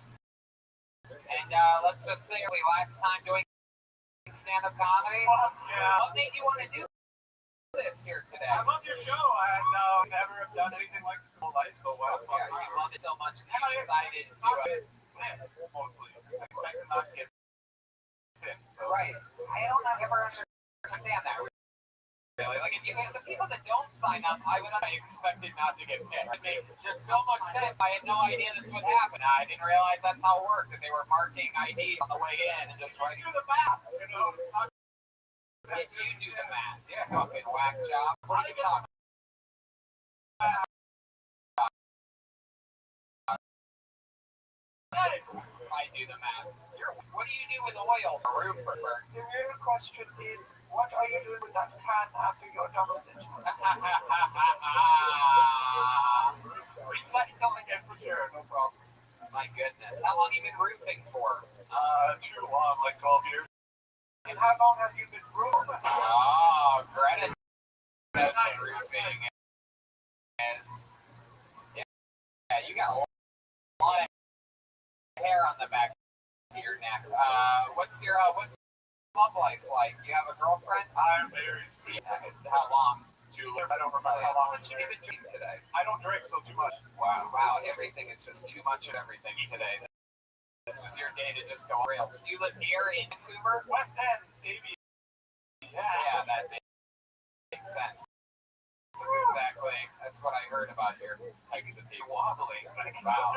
And if Red Band's making fun of your physical posture, you got big problems, right? This is not good. You got big fucking. So what do you like to do for fun? Anything interesting that we should know about you? Man, I'm so Vancouver, like that. Working out and smoking. You know, Oh God. Come on, Levin. Fuck. What type of working out do you do? You go to Wreck Beach and let everybody see that fucking wrecked body? I bet fucking do. You have pubes all over your body. What type of working out do you do? What's your specialty? boring shit, you know. Wait. There you go. Most interesting thing about your entire life that you've ever done that we would need to know about. I'm thinking traveling. There you go. There he goes, Crispy, everybody. Literally the most boring person of all time. No better way to start an episode. No better way to start an episode. Now you said the episode can only get better, ladies and gentlemen. That's what's exciting the show. Great stuff, Crispy. Boy, I wish everybody that was just a fan of the show without an ounce of talent would sign up for it. I can't implore you enough. This is a full name. I believe this person will do better. Make some noise for Trevor Robertson, everyone. Let's get those house lights up. Whoa, the front row. Wow. One more time. Good and loud. No heckling during the 60 seconds for Trevor. So my friend signed me up for this moment here.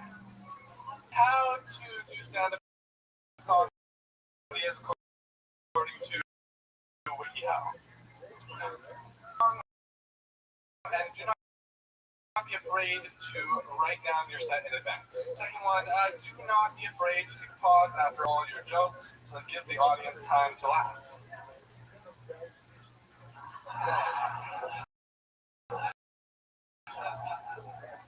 Good job, everybody. For the joke, make sure to return jokes in the set repetition is funny. Thank you, everybody.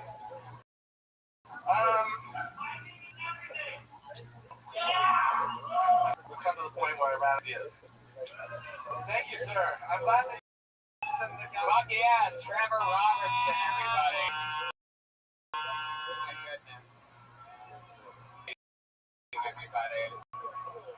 Tony, I thought you said it couldn't get worse. It all happened. This is exciting. It's Windy City Heat crossover. It's exciting that the guy from Barstool Sports was able to make it here. Very exciting, dude. Are you alright? Are you just Canadian? What's the problem here? Like, are you signed up? You know what? He actually didn't tell me that he signed me up. So you're telling me that he didn't tell you that he signed you up and you had a thing written down on your phone in which you just, in case of an absolute emergency, I actually just looked at my lock screen and made that up. you were looking at your screen when you got up, and so you improvised all of that. Absolutely. So at no point did you know that you signed you up. Did your friend sign up? I fucking hope so. Did you walk in with him? Years. Oh, were you interested in him signing you up when he went and did that? I knew for a fucking fact he did it. Alright, well, let's see if your interview part can at least be better than Crispy, who supposedly is a huge fan of the show. So, Trevor, is there anything interesting about you or your life whatsoever, other than the fact that you that shit did in fucking acid?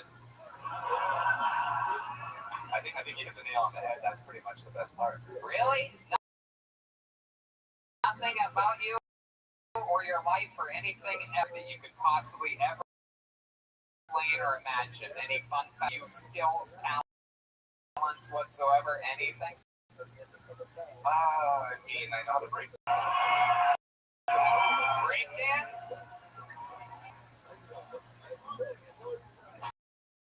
What is that? That's breakdance music? Really? Do you know about this? Every time Brian dances, he breaks his neck, so. Alright, you gotta do it, dude. Let's do it. Doing some breakdancing. Canadian breakdancing, everybody. This is very exciting.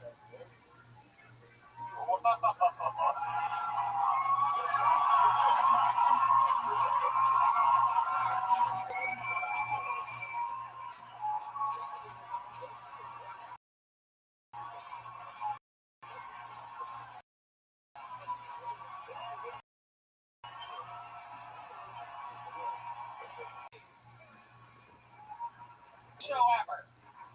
I don't understand why you people come to this. That's all it takes from everybody hating you to loving you. Was spinning around a bunch of times like an absolute moron. At least you didn't have to drink. Okay. Unfucking believable. I couldn't picture anyone have more trouble getting laid, and then I saw the way that you just broke dance. Like, you ever kiss a girl? I am very impressed. Greta, what would be your first move on her? What would you do to a girl like that if you got her into the bed? Okay. And they just call that a whole. Their what's that word? Conversion rate's a little bit different here. All right, Trevor. Well, I mean, you know, it just worse than someone whose friend signs them up, and then you here and you completely redeem yourself with ridiculous breakdancing. What can I say? You know, when times are always go into that. There he goes, Trevor Robertson, everyone. That's one way of doing it. Okay, we're having fun. Let's keep it moving. The comedian, he goes by the name of Rob Micklin. Rob Micklin. Oh, we got a big pop side of the room. Here we go. This will be Rob. So don't you get up at once. Jesus Christ. There are a lot of ugly people in this audience tonight. It is incredible. How's the balcony doing up there? Huh? Fuck yeah. One more time for Rob Micklin. Everybody. There you go. Oh, pretty fucking you guys naked, but a lot of you guys have way bigger than me is making me even more nervous right now. Well, at least I'm never failing SGE test. Kind of my last one. Pretty proud of that. Yeah.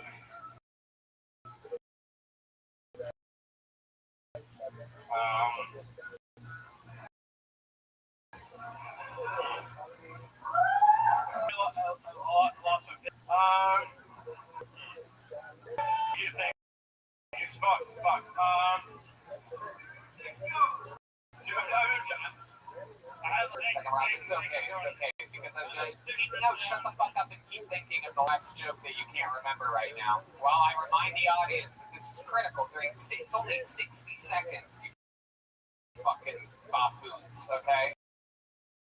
So the important thing is if you have so much. Folks, look at this letter. This is the biggest pimple ball. Don't ever forget it. It's the greatest motherfucker in the history of humankind. We've never had the opportunity to win straight in this place. What in the absolute fuck, dog? What is this bullshit? It's literally the format of the show that you bought tickets for. Is that cool with everybody? Are we all on the same page? Are you How fucking about the serious? super drunk goblin bitch on this side? Do you understand it? Whoever that is, if there's a lady that's the wants to just open hand slap her next time she yells, just feel free. It's one of the cool things about Kill Tony. You're allowed to slap someone if you hear them interrupting 76 seconds. Do you remember the joke that you forgot? Got it? Let's do it. Now we go back to Rob Bickle, everybody.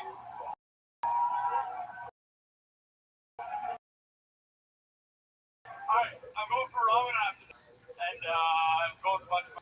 And I hope he's prepared to pay $25 and not 25 cents. All right, we should have ended it when everybody started acting like it. Folks. That was great, Rob. Folks, look at this. Oh yeah, and let me tell you something, dude. I absolutely loved your fucking opener, which is one of those things to do in stand-up, is to get a laugh right from the get. You fucking did it. Picture people naked and they have bigger dicks than you. There it is. Thank you. It was one of those things where we all thought she took a huge fall after that. You know, getting one big laugh during your set is the first big laugh. Oh yeah. And for it being your first time, that's a really big fucking. I'm a glass blower. A glass blower. Yeah. Wow. Oh, meth head. Yeah. Oh. How long you been blowing? What part of town does he live in? Is that on Davie Street? Glass. No, 5-6 years now. Finally, we found the guy. 5 years now? Yeah, about 5-6 years now. Right. What into that business? What is the amount of marijuana you have to smoke for real? I'm gonna start just making bongs myself. Yeah. One day I can buy my life and I'm gonna make one, dude. Right? Held the lighter up to a window and 30 minutes later, dude. My goodness. Blowing glass. What do you have to do for fun? Any hobbies or anything like that? Skateboarding, skiing a little bit. Yeah. Hell yeah. Do you have a girlfriend? No, I'm single. How long you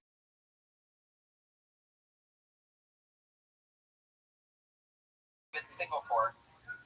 So What happened 6 months ago? What happened? Why'd you break up? Oh, wow. Out in the oil fields of Alberta. yeah, a little dirty oil. Yeah. Where'd you meet her at? I met her at a bar in town. In Vancouver. Yeah, she was visiting a friend. And, yeah. When you saw her at the bar, you went through and you're like, oh, yeah, I like you. Yeah. They were like, I do two things. I blow glass and I crush ass. Which one am I doing tonight? Yeah. Fuck yeah. So what happened that night? What you say? First of all, what you actually say to her? Tell the truth. That night we just kind of talked all night about. What a pussy. Yeah.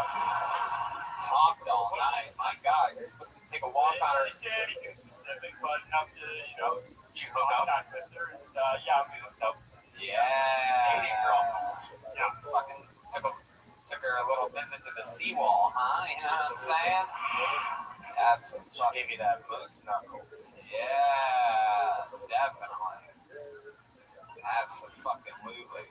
Anything else crazy about you, Rob? What else is going on with you? You seem like the kind of guy that fucking likes to fucking flip coins, best out of 11 or something like that, right?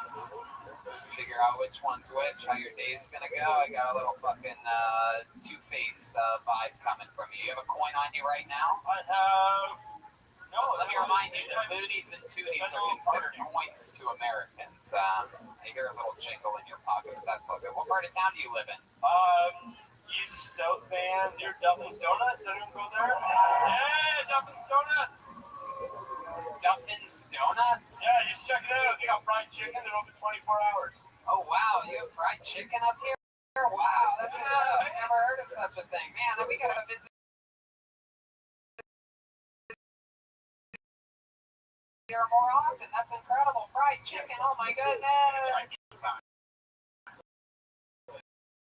It's not a selling point of the city, but Goodness gracious. Oh, wow. Well, Rob, that's 29. Oh my God, that's hilarious. Canadians eat great. It is just incredible. I mean, What's all that glass blood, right? And everybody just raised money for it. Now they're realizing that it's a thing. You can't raise money for a little midget. They can be any age. Those midgets will fool you people. A dwarf. Yeah. No, it's a fuck no. Now you're politically correct. Really? Before you talk about pooping in a hole or something stupid, That's completely allowed. You're allowed to do that. thank you for your first time ever on stage. It was here in front of 1,300 people. The Vogue Theater, Rob Diggle, and everybody. Oh man. You've been keeping track how many Yeah, it's all playing like panels and beers, right? Wasn't that Canada last time? Swansea, Massachusetts will be there. Swansea is the home of. We ended up taking a picture on stage with everybody that had a flannel that night. It was like 100 people. It was insane. It was embarrassing. Funny name.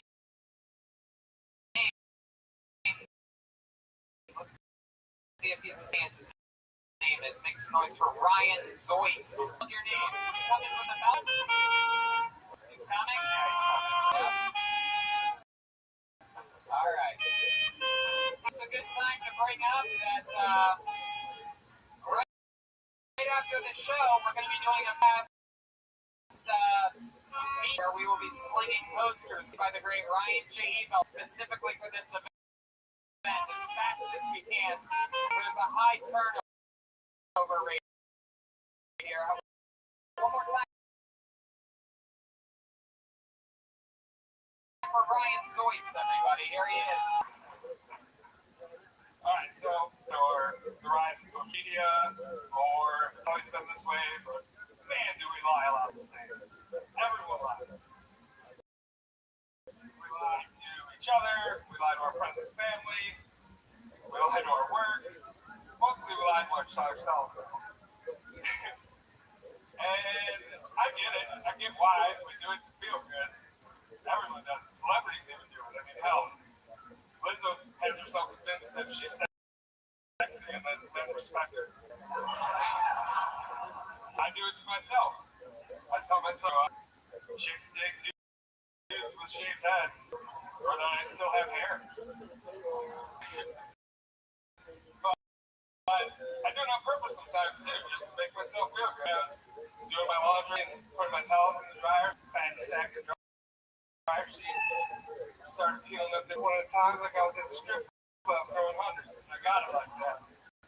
My towels are all kinds of fresh. Yeah, Ryan Zoyce. I'm gonna go up on a limb here, Ryan. You can hold on to that microphone, Ryan. I'm gonna guess that their first time. Yeah. Hell yeah! Well, congratulations, Ryan. Absolutely.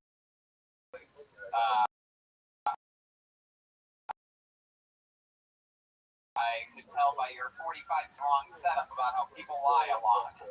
Like, fuck, all of that for that? I was just hoping you were going to do this form of comedy, which is the opposite of comedy, which is just setups. I was going to really compliment it. Like, it's like, wow, that could really be a thing. And then maybe there's like a puzzle where you send a video to the audience afterwards, and it's like, oh, their heads explode or something like that. But I thought you were just going to talk about people lying a lot, just a pretty sad, negative subject, and then nothing. Have you ever ever thought about just saying plot like Lizzo wants you to straight into it? Did that ever cross your mind? Or are you like, I really need to let fucking people know that people lie a lot? Yeah, pretty much. That's not an answer to you. Pretty much. Do you ever consider shortening the front end of that and just getting to the lip? No, you prepared to come in it. Also, his front end has already been shorted enough. My God, it's a small dick joke.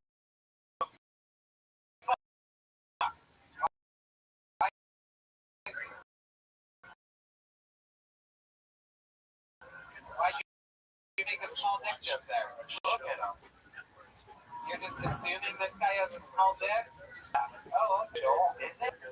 He's working with us. I had to have like special tricks like dancing and shit to be able to overcompensate. You can tell just by Ryan's natural fucking uninhibited confidence by even having a setup long in a 60-second head. He's got a big hog. It's the he's got Goldberg problems. He's got fucking. Alright, I take it back. First time ever. But also, you look like a show in a hybrid. Oh my god. Oh my god. That is. That's true. You just got World War B2 right then. Ryan, tell us about your life. What do you into? You seem like the kind of guy that's in this safety environment in some way. Living? Ash? A-S-H. Oh, hash. Absolutely, right. Hash. That's cool. You ever meet a guy that blows glass? You guys could get into business together, sell everything all packaged together in one unit. You ever think about I that? actually have a lot of friends that blow glass. Oh, I bet you do. Wow. There you go. There's some good old music for you. So you make, and how long you been doing that for? Well, actually, I moved to Water from Seattle, and I was a grower before I started making hash. I've been making hash about 2 years. About 2 years. He's a grower, not a shower, I told you. Oh, look at that. That still doesn't have any big. Oh my goodness. So The world is dying, and you guys are fighting with me. So Ryan, what's your favorite thing to do after smoking hash? What's your go-to? You ever go to Pink or something like that, perhaps? No, I'm a huge fan of comedy and movies, that kind of stuff. Yeah. Very cool. You have a girlfriend? Not at the moment, actually. We recently broke up. Actually, super cool. Go ahead and answer the question that I asked you. Exciting.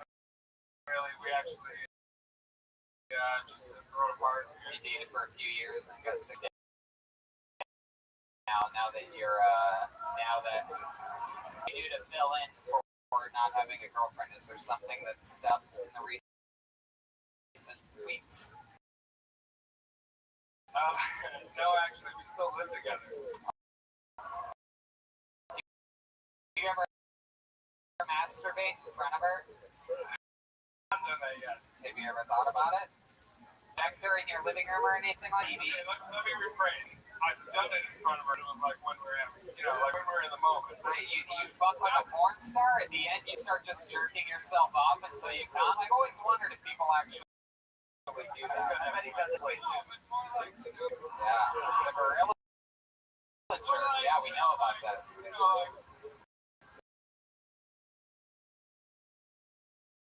This is what's coming, Right. Oh, here goes. You just lay there. I'm done without you here. Like that fucking thing in there. Very. What's the craziest thing you've ever done sexually? Wild. Whether it be happening to you or you did it to somebody else. Don't. Sex in the United Center in Chicago. Whoa! What were you doing there? What'd you fuck? One of the Chicago Bears? That's not even where they play. It's not even. It doesn't. It's the home of the Chicago Bulls. Not the Bears. It was Blackhawks game, actually. Oh, fuck yeah! So you finally had a black cock for the first time in your life.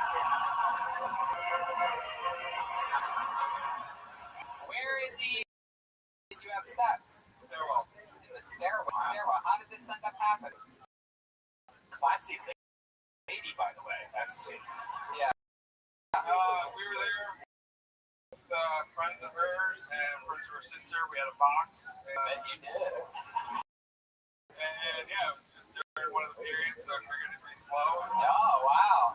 It's one of the bloody hockey games, you know what I mean? Wow. I just got my first period. Oh my goodness. Greta, what kind of tamp are you going to use for that? Eco-friendly. Wow. Ryan, how long you lasted in that stairway that day having sex at the United Center? Probably 5 minutes. 5 minutes. Very good. That's pretty good. That's pretty good. All up in that penalty box during a Blackhawks game. That's exciting. Wow, Ryan, anything else we need to know about you before we let you go? No, big fans. Love the show. There he goes, Ryan Zoyce, everybody. He's on social media, Dr_Gupta.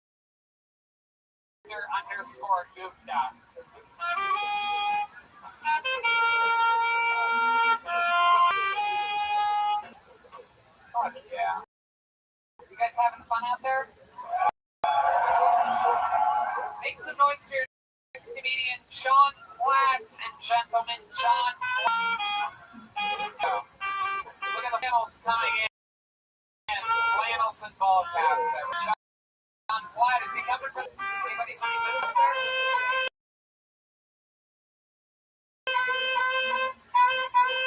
John.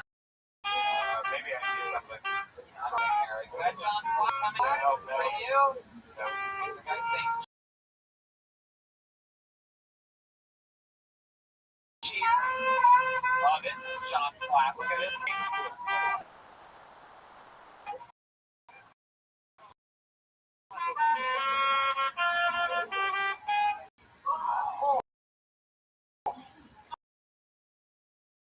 All right.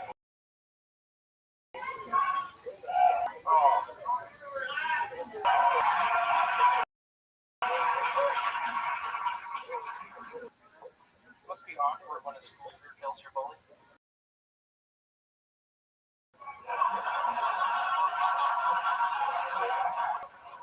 It's like on one end, it's horrific.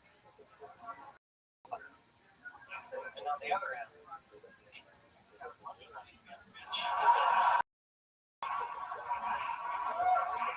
must be even more weird than a school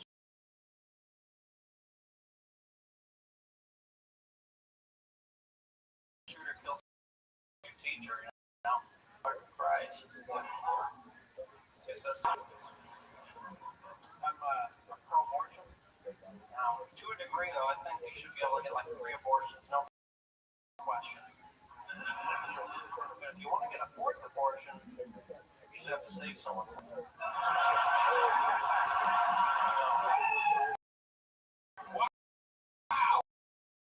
What a good There you film. go.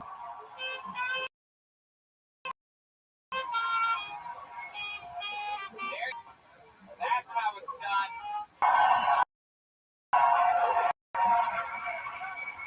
So, John, welcome. You've been on the show before. Right. And correct me if I'm wrong, but I believe my good friend Joel Burke, were you the guy that got first through 7th? Right, baby. Wow! Yeah, you're so likable. And I noticed that this set clearly, I mean, 1,300 people. This went better for you here than even the last Commodore Ballroom, correct? That last set was great. Meanwhile, after all this, look what it's done to your confidence, swagger, and style. Thanks a lot.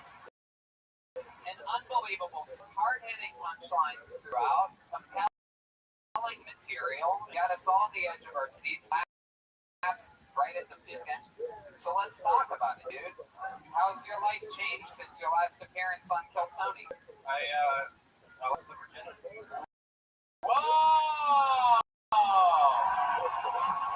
This is what we do. This is what we do. He was a virgin, and then we changed his fucking life. Look at you now. Was it one of the girls from that night? It wasn't. No, but that's not what matters.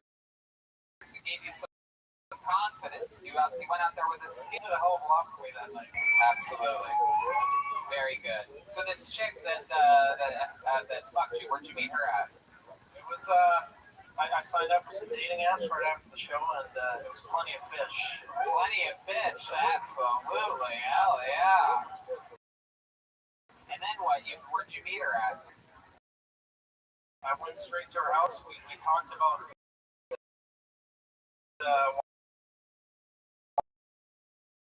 watching some fucking Mindhunter crime and shit like that. Swear up to the audio. Yeah. What? Murder documentary? Talking about like serial killers and shit. Yeah. And, That's great. That's how it to her starts. house, we talked about Netflix, and then I got there. There's no fucking Netflix. No, she didn't have a fucking. Then you gave her a stabbing.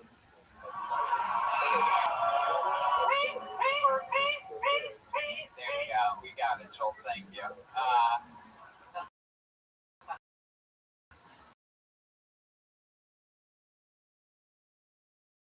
So, how long after you got there did you start piping up? We walked in. I thought there was gonna be some Netflix, and then we went into her room. She was sitting on the bed. I was just standing there. Why have never condom with her? I'm wearing that. What were you about to say there? I wear a condom. Tony. You only had sex once. Question. She has a garbage can. Was it filled to the rim? Oh my god. I don't know. Do not flush it, otherwise you can get fish pregnant in the ocean. Oh, Greta, I don't think that's true at all. I think that's another one of your concerns. That's true. Where do you think mermaids come from? Oh, wow. Thank you, brother. The Thunbergs are fucking educating these people out here today. I'm going to ask the Thunberg Vancouver all the way down through First Nations and Indigenous people's lands. What do you guys think about this? I'm appalled. How dare you? You have to be for your actions. We are discussing this pipeline, and it is good that our friend here did not flush his condom, otherwise the pipeline would not even be flowing. I think that's two different pipelines we're talking about here, Greta. Wow. So, John, what else is going on with your life ever since losing your virginity? What else? Work again? Painter, house painter. Your dad's business. Wow, Jesus. My God. You Thunbergs are fucking pretty smart. Ever since you put on that Einstein wig, you got a lot smarter. Fucking brilliant. So you're a house painter? Your father's business? Yeah. What do you like to do for fun? Now that you're fucking, you know what I'm saying, dude? Yeah. Did you like it, by the way? Did you? Was it everything you thought it was going to be? No, it was really disappointing. Everything against what was building up to be. How long did you last? Did you like come right away, or did you? I lasted okay. I was kind of surprised. I don't know. How do you know what lasting okay is? What do you consider okay? The paint hadn't even dried on the walls yet.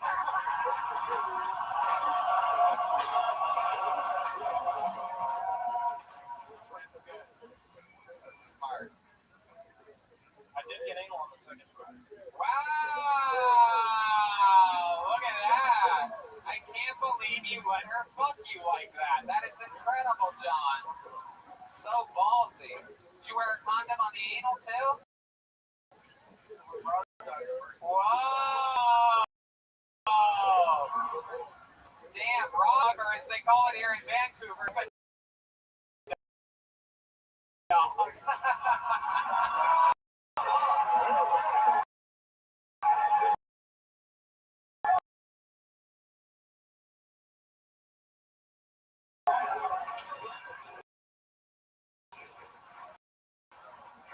We've been laughing about Jabba. It's like a racial slur. I don't like these Jabba dogs in my country.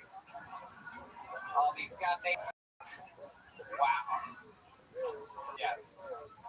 All right. So, John, anal on the second try. Was that the same night?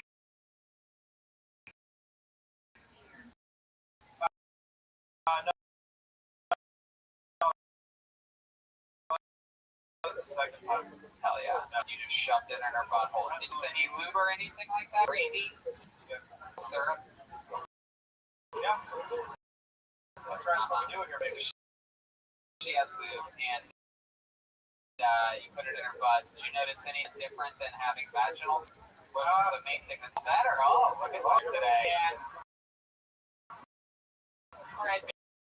Get rid of that thing. Wow. Any man inside my mouth. You have to go green before you go brown.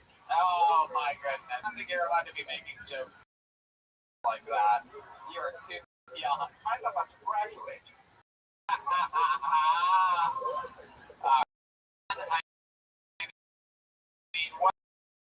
What an unbelievable tale.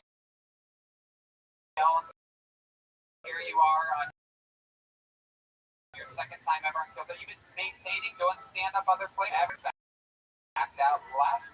Oh, dude, I'm telling you right now, you have to embrace it, dude. You got to get out there. Clearly, there's no point in you saving all this energy for 13 people. There's a lot of you should try to find some, make friends with them after the show, ask them questions, let all this fear go. Because I guarantee you, you've already performed in front of more people than. Ladies and gentlemen, there he goes, Vancouver's own John Black.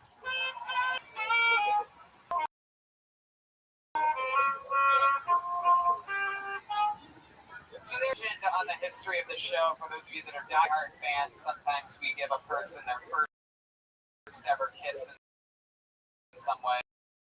And in my mind, he had the most epic one of those ever as a virgin at the Commodore Ball. And her 8 hot chicks is how I remember it to come up. And I kicked him off the stage. But came up fucking half kiss. All these chicks shut their gun down his throat. And there he is killing. And while we have one Canadian legend here, why don't we bring out recently on an episode in Calgary, Alberta, Canada. He's a Canadian comedian, and he did so good on the show that I chose for me that weekend in Calgary.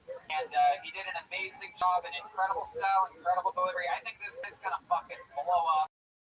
I love everything about it. Make some noise for him, the one and only Sam Walker, everybody. Here we go. Here we go.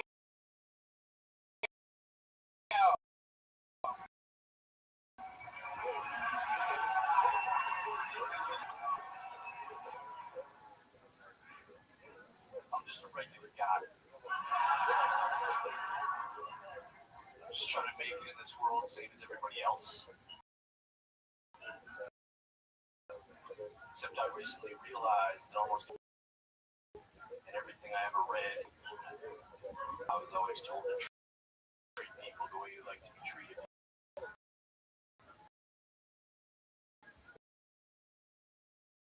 And apparently not everybody likes to get choked out and crap themselves.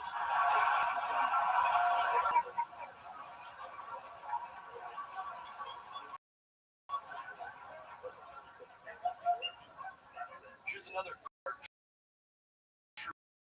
for everybody in the room tonight.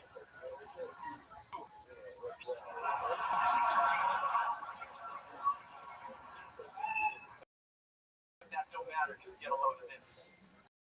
Fuck ass.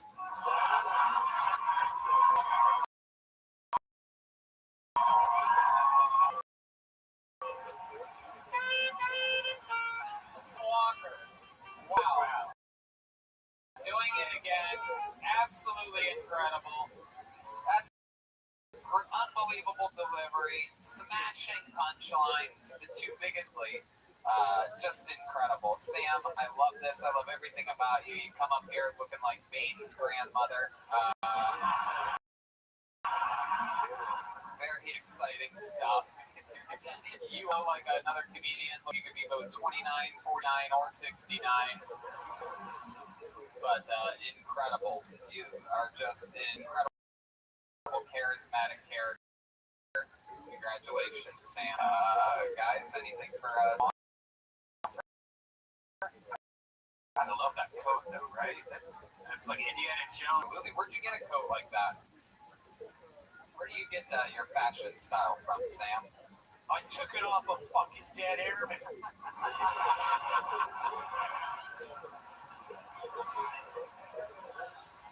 At least you're recycling. Oh, yeah. I am Greta. I wore 2 sheets worth. I'll show you later what I did with the lower intestine. Oh, I'm excited to actually find out myself on that one. So, Sam, you, Tony Calvary, that you did opening up for me, you worked with me and the great Jeremiah Watkins, doing artistry opening sets. We were cracking up. It's sometimes people, if they don't have a little bit of a warning, it turns out they were a little bit scared of Walker. Well, he's built for the Kill Tony audience and trained comedy fan. Some people that night, it was their first ever comedy show, and some of them called 911, 844, or whatever you call for an emergency here in Canada. I love Do you have that happen a lot, like in your audience, like? Yeah, goddamn right. 2 weeks ago, I was up in Edmonton, both shows.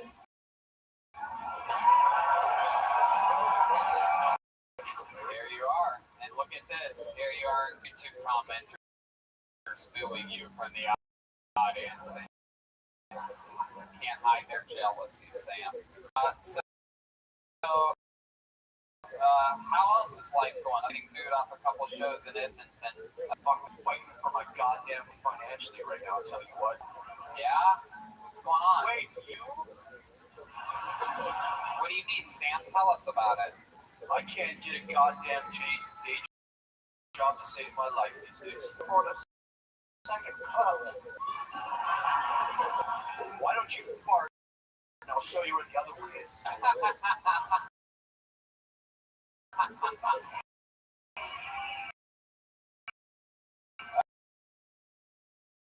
Okay, Brian, very good. That's why it's only one of the show, Brian. Very good. Thing literally rules on you. Ego. That's what I call my type. Yeah. A man's man if I say what for the Well, Sam, we have. Tony, I don't know if you recall Sam song around Canada, but you might do well here. It could be fun to do that. I just don't understand fucking hell. But sure, we have to now that you do things like that. Sure, let's see how it does. Go ahead, Sam, sing your Canadian song. Canada, our land, patriot blood is on all our hands. With broken we fall apart, the true north small and weak. We spread a wide. Oh, Canada will our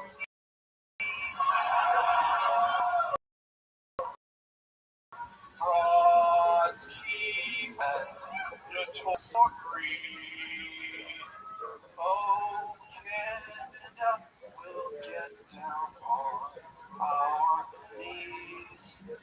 Oh, Canada will spread our cheeks for free. There you go, Sam Walker, ladies and gentlemen. There you go.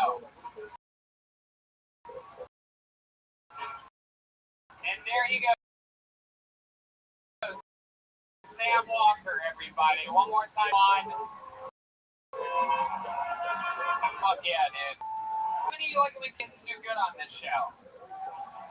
How many of you like it when comedians do bad on this show? Well, there's another chance for that now, because I just pulled another name out of the bucket, and then Edom Gana, everybody. Edom Gana. Edom. Gana. Edom Gana. E-D-E-M-G-A-N-A. Edom. I don't see any movement at all. Is somebody coming from the balcony? Oh, they're coming. Are you coming? Are you sure? I should pick another name out. There he goes.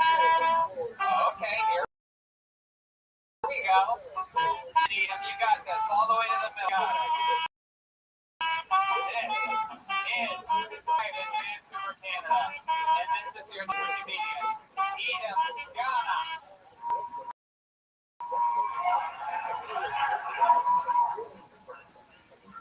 Hey, Vancouver. Alright. So I was falling asleep the other day, and the thought occurred to me.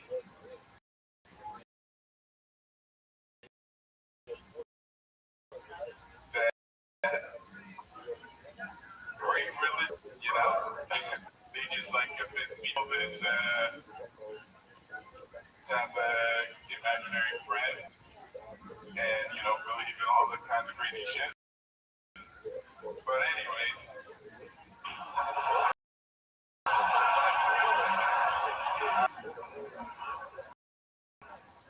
as a young child, I decided to masturbate having extra sleep.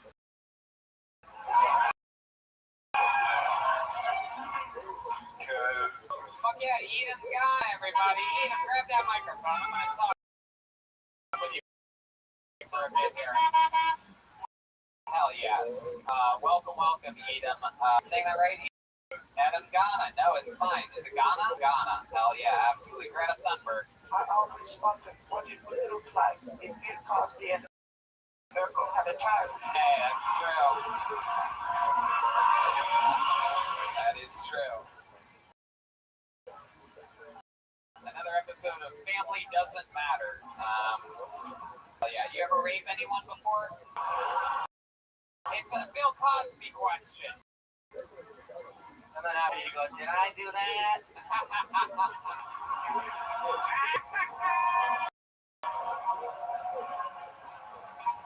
Yeah. Have you ever used a transformation machine to make yourself a cooler version of yourself? It's a good question. Adam, welcome to the show. Is that your first time going to comedy? Yep. Oh, awesome, man. I love it. How long have you wanted to do it for? Since you were a kid and you bought those pants? You always promised yourself that when you finally did it, you were going to wear the pants that... Incredible. Adam, is this something you wanted to do for a long time? I enjoy the show. I love it. And I'm funny sometimes. Hell yeah, you are. Absolutely. How old are you? 37. 37. Fuck yeah. Another example of how you could easily be 20 years older than that. Said it earlier. I'll say it again. But no, you're a good-looking young man. What do you do for work? I Do all the roofing? all the restoration. Oh, restoration. I thought you said respiration. I thought you were helping people breathe better. There's no monitor sound here, so sometimes I think people say. Restoration of old buildings? Damaged buildings, water or fire or... Yeah. Absolutely. 100%. How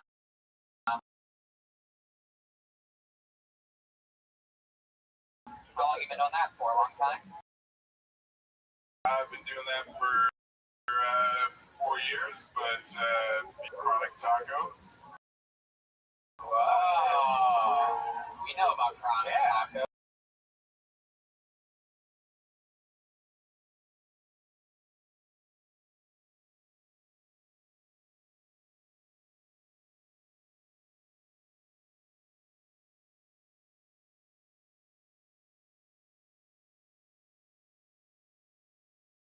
What are they famous for? Well,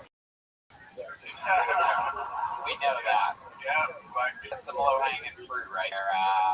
Or as we call it, again, a banana. Go ahead. Tell us what your motherland is famous for. they're famous for exporting lots of cocoa beans. Chocolate and gold. Chocolate and gold from the hit movie Rudolph the Red-Nosed Reindeer. Wow. So, how about your parents? What do they do? Like, what's that story sort of like? Are they? They used to live here, but they recently moved back to Ghana. Better medical plans there.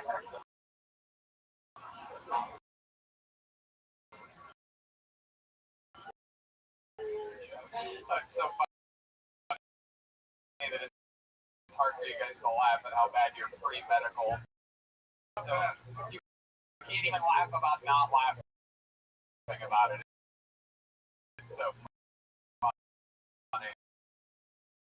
It's gonna inevitably kill you. Doesn't that suck? I wish I could just pay a chop. I'll take it. My goodness.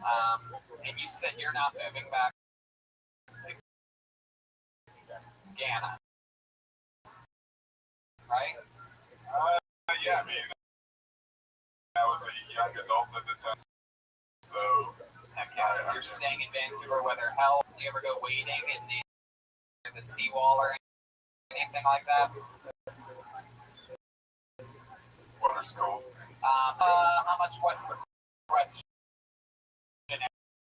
everybody wants to know? You know, Heck yeah, you shoved it in all. Fuck yeah. Anything, any special skills or talents or anything like that? Any magic tricks all on you or something like that that perhaps you could, nothing on me, nothing on me. really? Nothing? Just to sing, play an instrument, anything like that? You ever sing before? Not really, no. Not really. What do you mean? Not really. I feel like you have a powerful voice on you. Chocolate Rain. Chocolate Rain. Chocolate Rain by Kazonde. Came out in the early YouTube era. Chocolate Okay. rain. All right. That's good. There you go. I had a feeling. There you go. That's great, Adam. Thanks so much for coming on the show. What did you even talk about during your set? I don't even remember. You were serious at first, talking about presidents. Oh yeah, I liked it. I like Ghana. Fuck yeah.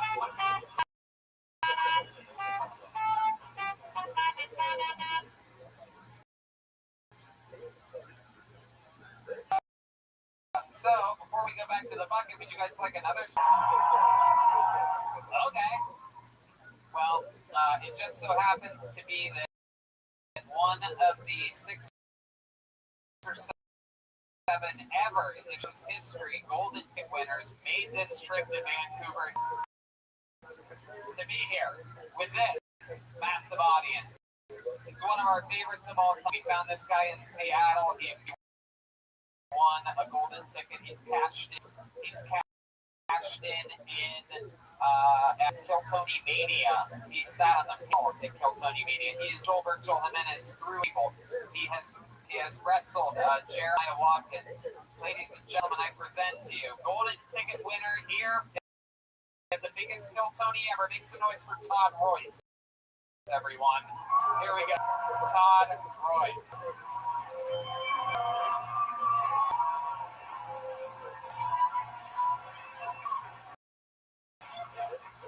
What's up, Vancouver?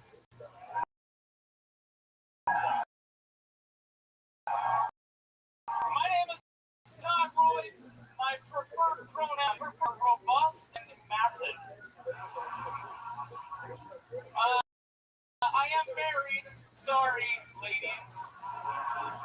Y'all can look, but you can't touch. A friend of mine said it's too bad that I am married because now women are all into the dad bod. I was like, dude, I don't have a dad bod. I have a mom bod.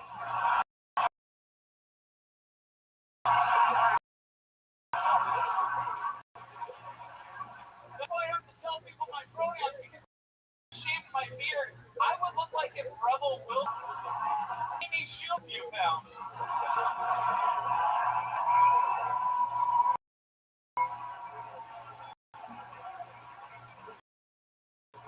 If you ever wondered what it would look like if Lizzo, and I don't need a DNA test to tell you I'm 400 pounds, that bitch.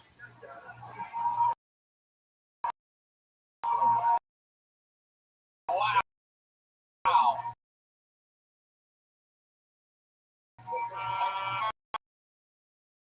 Todd Royce. Coming in on his fourth or fifth appearance on this show, clearly showing a comedian, a good comedian, and a golden fucking ticket herself.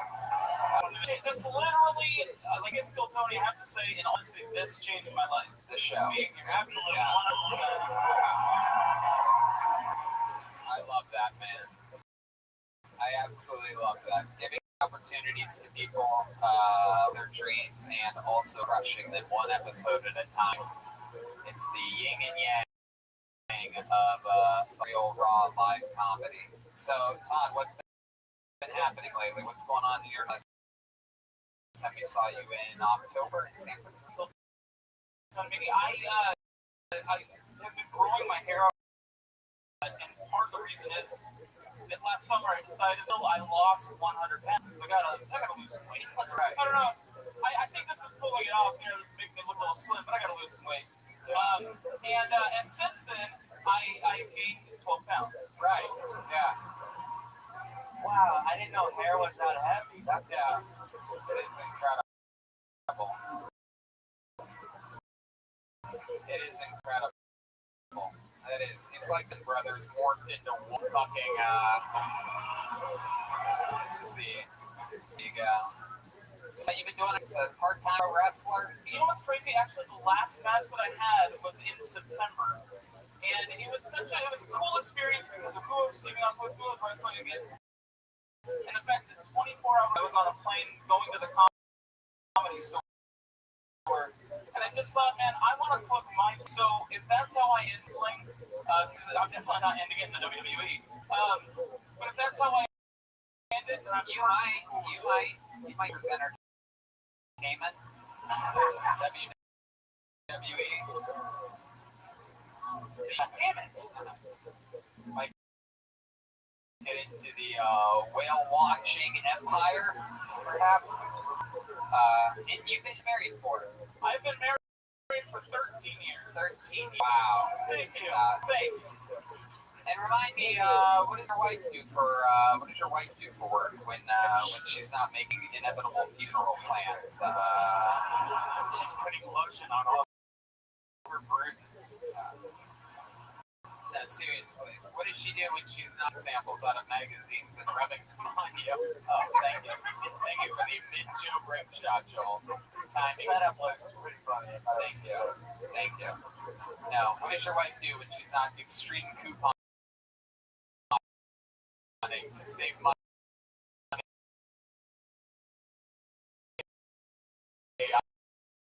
on the grocery store trip? She's on shopping for ambulance prices. When you take a shit, does it go to the rim? There you go. On good nights, yeah. Oh my God, yeah. But seriously though, what does your wife do for work when she's not ironing your shirt with a tractor?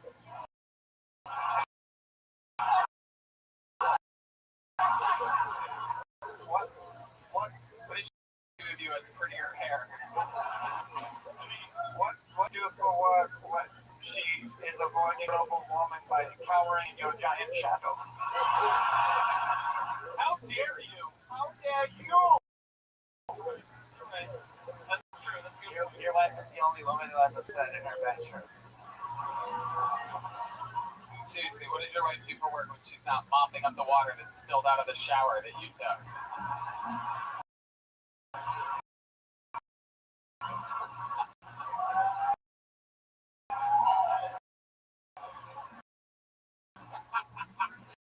I love how he takes it. And by the way, you see what he's doing? This shit. This guy refuses to lose any water weight whatsoever. He will never shed a tear. This is how. What does your wife do for work when she's not vacuuming the crumbs in your skin folds?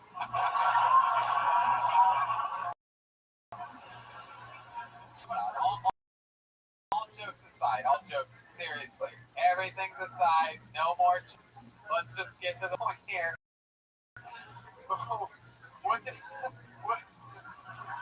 You're gonna make me pissed. What does your wife do for when she's not fearing the girl from the ring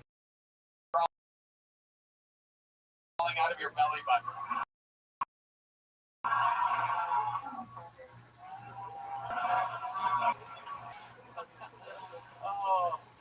Oh my God.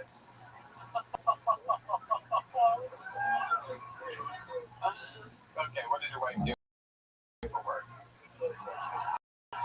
I mean it this time. What does she do? I can't. My brain is the girl from the ring crawling out of your belly button. That's a well out of it. If you're wondering, I picture it being something that keeps your heart beat. That's going to keep you up late at night. That's called sleep apnea, my friend. They make a mask for that.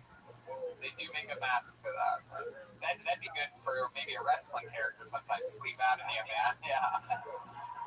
I've been dreaming about this moment. What do you do at work? I don't even care what your wife does. I didn't even ask you. How do you make money? I'm a professional nutritionalist. Wow.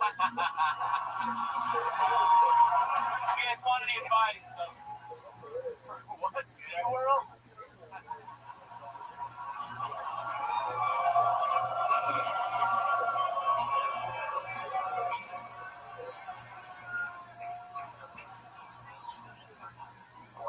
This guy does to Java dogs what Michael Vick did to actual dogs. What have you eaten? Like, for example, what did you eat today? Just be honest with us. Like, what do you have? How many boxes of cereal do you have? Look, I bought 2 boxes of cereal today because I wanted to mix them together because I can't just have one. Are you fucking serious right now? I swear to Christ. And there's only about half a week to them left. Do you hate Captain Crunch because it's named after a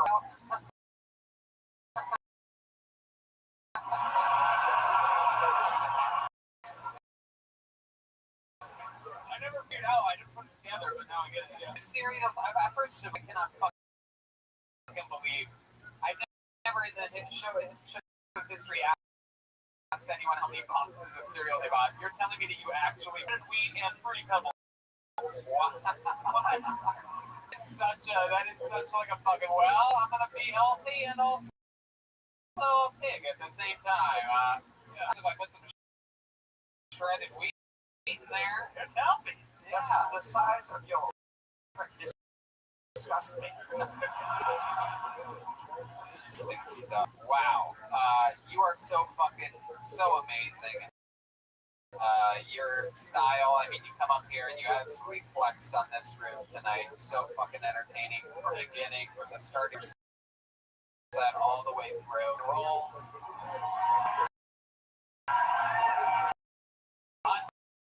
Unbelievable set. You can roll with the punches.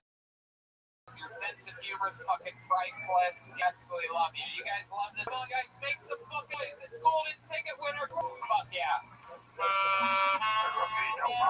That guy came all the way up to Canada for you guys. Pulled a passport out of his passport. You guys think we should go to this bucket one more time, huh? Alright, this is it. We gotta keep this episode fucking high and tight. Like mommy jeans.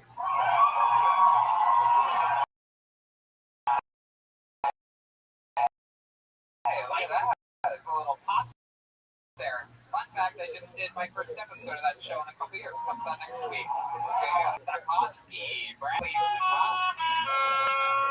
Here he comes. Bradley Sakoski.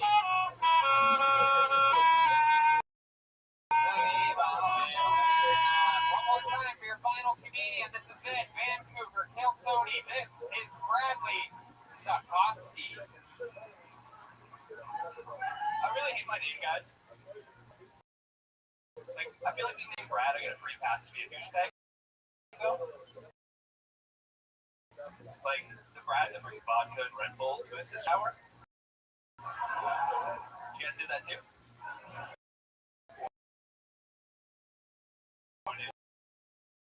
Put a point at her in the corner, like, Mom! You name me Brad. The other day she surprised me, and she surprised everyone else on the 99 B line.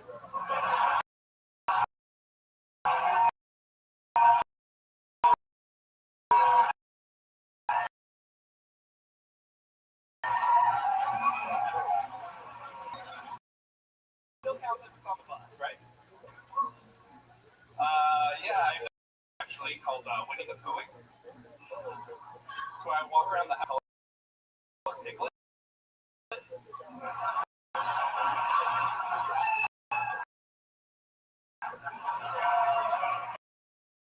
Fuck yeah!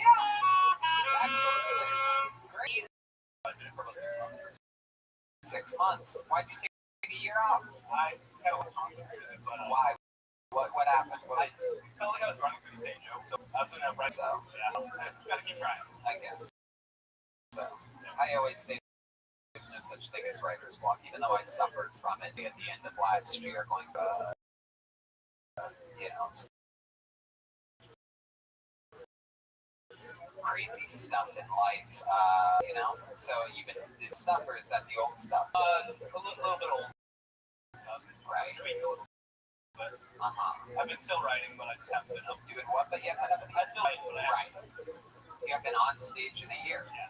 Wow. That's a great performance for not being on stage in a year. It's really good stuff, Bradley. You live here in Vancouver? Yeah, in the West End, maybe. That is, what's the West for? Bears. Bears? Have you ever seen a bear? I'm Navy Street. What's the closest a bear's ever come to you? Is that a Navy Street joke? Is that what I just heard there? Oh, very good. There you go. A couple of times, There you go. Absolutely. Absolutely. You have a girlfriend, boyfriend? Yeah, I got a girlfriend. How long you been with her? 3.5 years. What does she do for work? She works at Purdy's. What's Purdy's? Chocolate shop. Coffee shop? Chocolate. Chocolate shop. Shot of chocolate this episode. This is incredible. And tickets, we're talking about chocolate. This has gone fucking Wonkaville here today. Ever chocolate? You know what I'm talking about? Hello? Fair girl. Like, no, she was pretty good. You guys all want to do it together? 1, 2, 3. Trash can. What I do this time? You sound like the sugar water guy from Men in Black when you asked that question. Anyway, so Bradley, any special skills or talents or hobbies or anything like that? Skateboards? You race skateboards? Yeah, like mountains. Wow, my goodness. You ever injure yourself before? Jeremiah once broke his the first time he ever went down. Keep at it. All pads, indeed. All pads, indeed. My goodness. So Bradley, anything crazy about your life that we should know about? Sell bongs for a living. You sell bongs. Now, you're literally like the sixth guy up here tonight that sells bongs. Is this whole city like run on marijuana in a munchies? Yes. Everybody finally makes the connection after smoking pot for 50 years. times. Well, that's good stuff, Bradley. Fun times show. You guys want to squeeze one more? Yeah. Thank you. We haven't had a girl up tonight, so should we get a female up here to bring it on tonight? Let's see what happens here. How's the guy?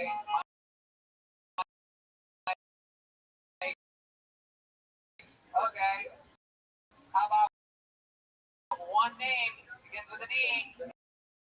Signed up. It's Erica, everybody. At Limit Life. Erica.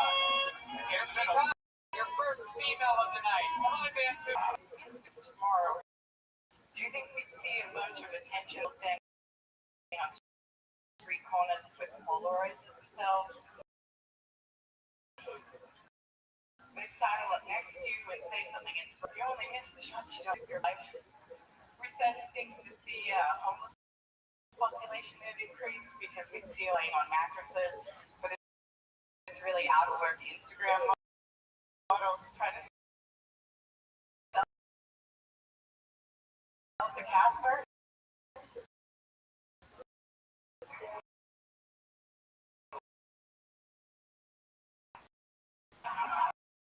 And then, how's a dude gonna slide into it? That's all good. 48 seconds. Setups and punchlines. You did it, Erica. That's gone. That's great. So you've done stand-up before, right? Wow, look at that. Wow. First time ever doing stand-up, and she's already the 19th funniest woman in the world, everybody. So brave. Incredible. Incredible. Congratulations. It is good to let the other men in the room know that women can do just as well as them. Wow. So, Erica, is this something you wanted to do for a while? Maybe, yeah, like, I started listening to Kill Tony back in October. My boyfriend's a huge fan,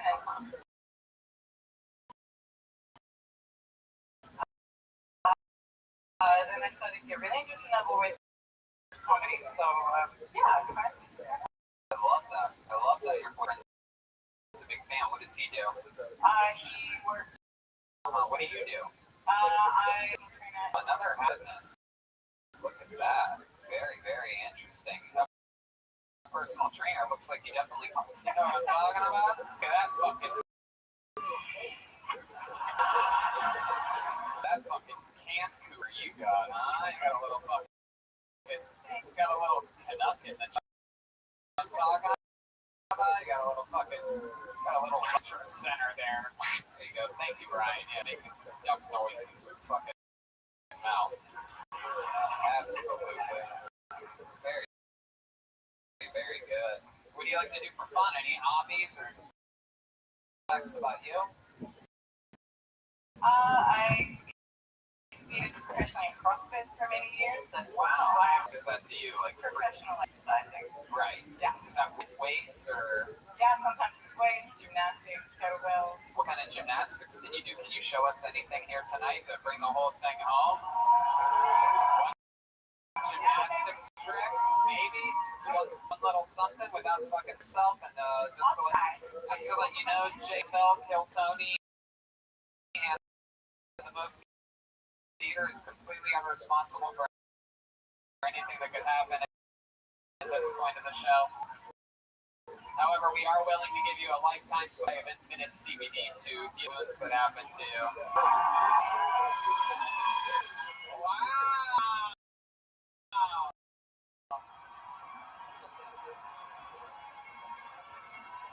Very impressive. That is so cool. Erica, you did it all. 1,300 people. You killed. You walked on your hands. You can do it. Is there anything else crazy we need to know about you? Sure. A full human being that is now fascinated in the museum. Wow. The human body exhibit. I study anatomy and history. You can energies about you. I love it, man. I have them. You do? Fuck yeah. I just saw your pussy when you were on your hands, man. So stupid. You're welcome. Hell yeah. Thank you. How about we make some noise for everybody? Let's kill Tony. All I know is the Tony fan is gonna extra fuck the shit out of her. This thing hotter than your girl killing for 48 seconds, dude? Fuck yeah. Hey, for that. Look at that. Look at that. Hello. We love you guys so much. We cannot tell you how special this is for us to come up here and have our biggest one of these. You know, we did over 800 tickets at the Commodore Ballroom only like 6 months ago. 1,300 a record-selling Hiltonian. So, from the reason center of the Kilty universe, so fucking awesome. You guys have absolutely wild senses of comedy, live, raw. Thank you to you. Thank you to JFL for having us. Make sure you go to Ridge Wallet, use the promo code KillTony. Make sure you go to Infinite CBD, use Tony15 so they know that we sent you. Keep us happy and being able to do gigs and fucking travel. She's here, saving the world one step at a time. Greta, anything, people? Probably on social media at Jeremiah Stand Up. And you have the tour posters that we're doing right now, and I've got some beautiful man shirts that I brought with me that we're going to do right here on stage. Yeah, we got to do it quick, too. Guys, how loud can this place get for the great Joel Virtual? An official Ludwig artist, guys. He is mostly sorry on social media. Joel? Love you guys. Thanks for coming, man. There you go. What is this? Your second time in Canada?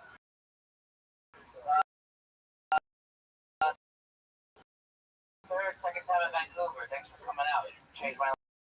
Here for about 8 years, we started in Tiffany Haddish. Were any of you ever at any of those shows? Just out of curiosity, I know that fucking animal right there was. This guy made me a fucking haunted Native American box earlier. It's in the green here right now. I opened that thing and I fucking go loud. It's one of those indigenous fucking Hiltonians right there. Are you even allowed to listen to the internet? Anyway, I'm going to be back here on 420 at the Rogers Center with Joe Rogan and Andrew Santino. So, pretend like you enjoy yourself. We do stand-up. Don't eat too many edibles before comedy shows. Don't be those people. Stay alert.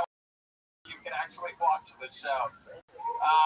We love you guys so much. Red Band, everybody, thank you so much.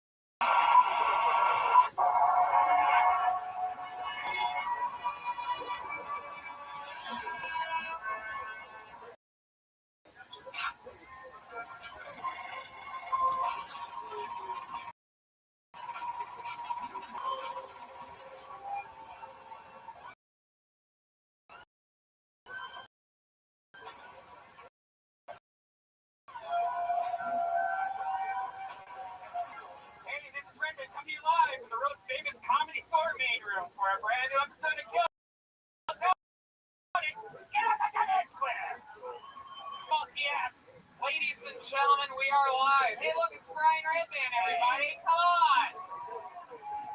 You guys excited to be here? This is the #1 loss in the world, everybody. Fuck yeah.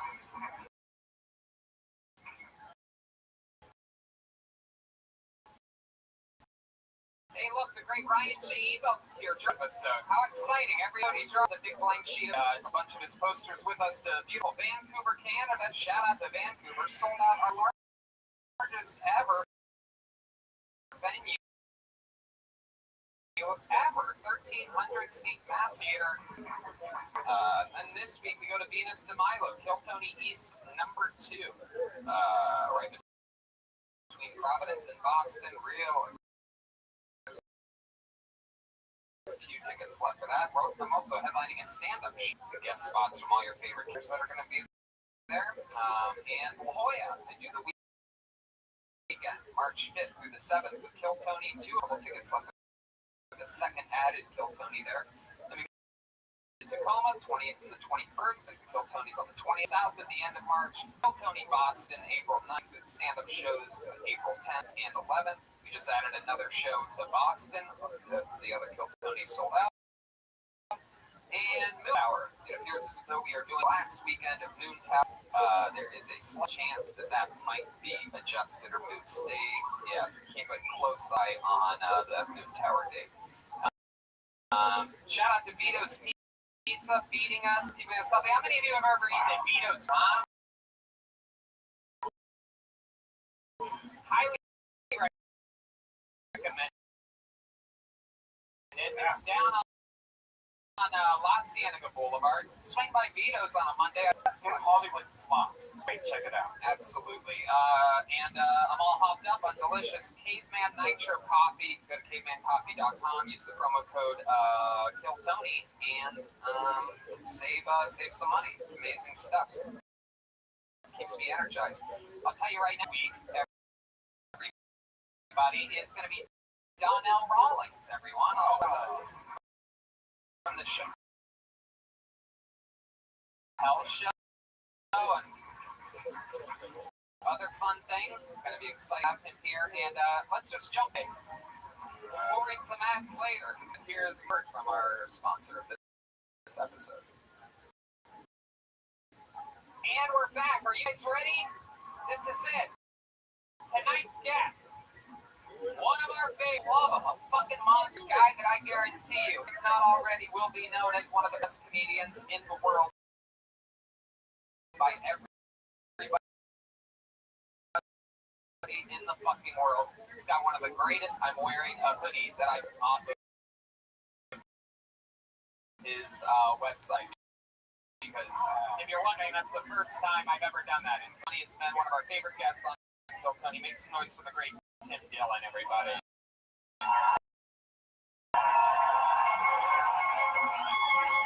Of the Tim Dillon Show. Thank you. The Mox. Thank you. I just bailed that guy who killed Drew Carey's girlfriend out of jail. You did? Yeah, he'll be here in 5 minutes, and he's got a new minute. So don't worry about it. He's ready to. Tim Dillon's going on tour. The Cancel Your Family tour has begun. Tim Dillon tickets.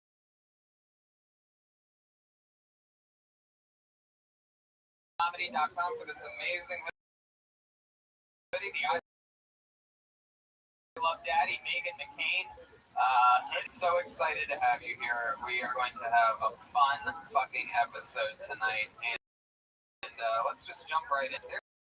Let's do it. There's a band on this show, everybody. You guys aware of that? I didn't know. A week they commit to being different characters. Maybe it's a brand new character we've never seen before, like this. Friday in that big sold out Vancouver show, it was Greta Thunberg and her brother. Awesome. She's a creepy bitch. Oh, you should have seen. You should have seen this version of her. It was She's an autistic, brutal, just chalky finger. Yeah, for sure. How old is she again? Sorry, Rich Wallet. I don't know.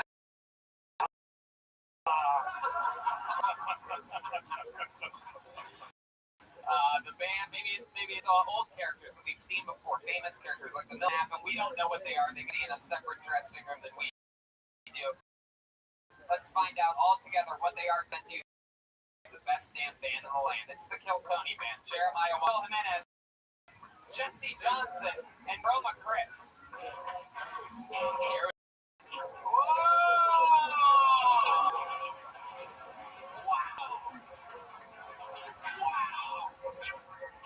my mind is absolutely blown right now. Holy shit. Oh my god, ladies and gentlemen, this is unbelievable. For the first time ever, the Beatles are here. Oh man. Oh, I just cannot even believe this. What an act. The greatest bands of all time, the Beatles are here. John Lennon, is that you? Welcome. Hello, you're good to be here. My apologies. Fuck yeah. Oh, nice, John. And who's that next? Who's that young man? I'm Joseph. I just got to say we came back from that because I'm a huge Tim Dillon fan. Oh, thank you.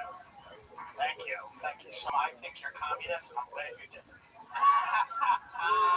And then who's that next to The name is Paul. Paul McCartney. Oh, you're Paul McCartney? We may sound a bit different tonight, but that's because we haven't jammed together in a while. Wow. You look like Paul McCartney if you grew up with a nuclear teddy bear. Very exciting. And clearly back here we have one of the gay residents. Glad you could make it. What's I your love name? that movie. I'm Ringo fucking Starr. Wow, Ringo Starr. How exciting. We got Ringo, Paul, George, and John. That should be pretty easy to remember, though. The motherfucking Beatles, Tim Dillon, Ryan Soundboard, which brings me to this, everybody. It's the bucket of destiny. The thing that will decide exactly how things go tonight. Bunch of comedians signed up before the show. Maybe they're not even comedians yet. Maybe it's someone's first time. They sign up and pull a name out of the bucket. That means they get 60 seconds uninterrupted on this stage. You know your time is up and you hear the sound of a kitten. That means wrap it up then or else you're going to bring out the angry West Hollywood bear. Yeah, wrap it up then. Voice will happen. Afterwards, we talk with you about your life, interview you, find out more about you, what makes you interesting. You guys ready to start this fucking show or what? Guys, it's the Sunset Strip, Tim Dillon, the Beatles. Are you guys ready to fucking start Kill Tony tonight?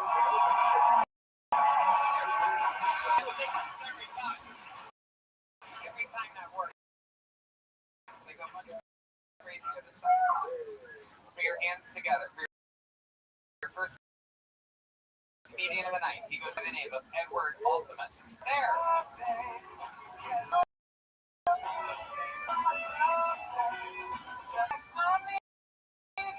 One more time for Edward Altimus. Thank you. Shout to anyone holding in a fart? Relate.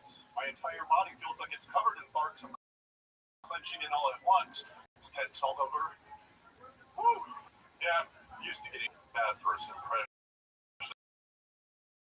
in there. Yeah, always about getting a good first impression like this. I hope my mom put me up for adoption. Instead, codependence is a major turn-off, though, so I get it.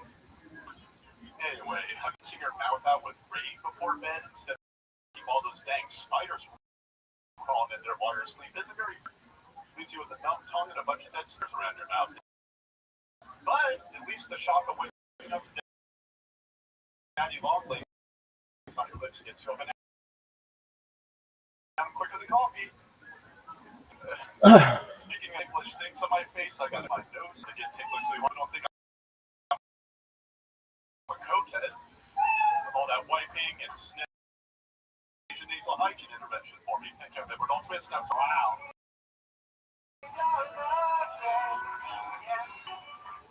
ever talk like one of those disclaimers at the end of a radio ad? Thank you so much, my bro. That's the kindest thing anyone's ever said to me. There you go. But yeah, that's the kindest thing anyone's ever said to you? Okay. You just say things and then react after. I guess. You don't stand-up comedy. On and off since 2006. Nice. As you can see, the very on and off part, though. Yeah. Not really consistent enough yet, but here we are. Yes, indeed. Here we are. I guess you can say that anytime. Oh my God. Are you going to throw a woman off a balcony? Wow. I think we all thought that. Your first joke was about how hard it is for you to hold in farts. Is that because you have a loose asshole?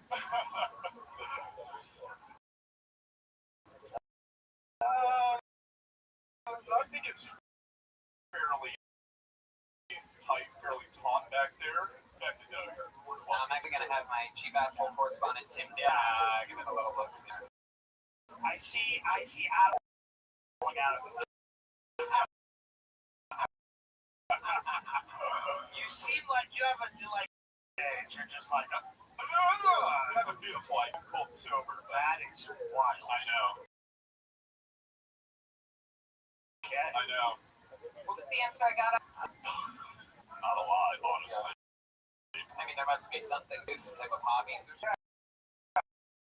I've been trying to look into getting a new hobby. I tried fire for a bit, did fire eating, didn't try fire so well. What happened with the fire eating? You ended up swallowing all the time? I have no problem with that, no. Nancy was really bad, though. Before they let you, the swallow thing is so during the fire. Go ahead. No, it's okay. During the fire dance, are you familiar with the poise they use? No one's done. Nobody? Let's just assume he isn't. Okay. Familiar with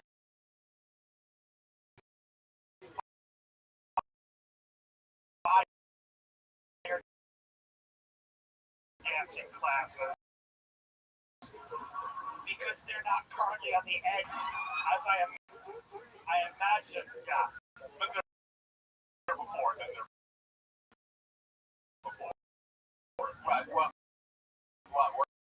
Working with flaming balls? That was after that. Fire dancers out and let you do. You kind of beat me to the punch there. I want to do is me hitting myself in the face with flaming balls. So.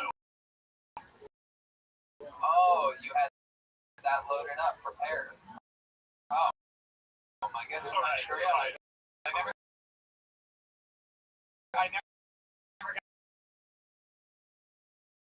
got the note that he's going to be a joke.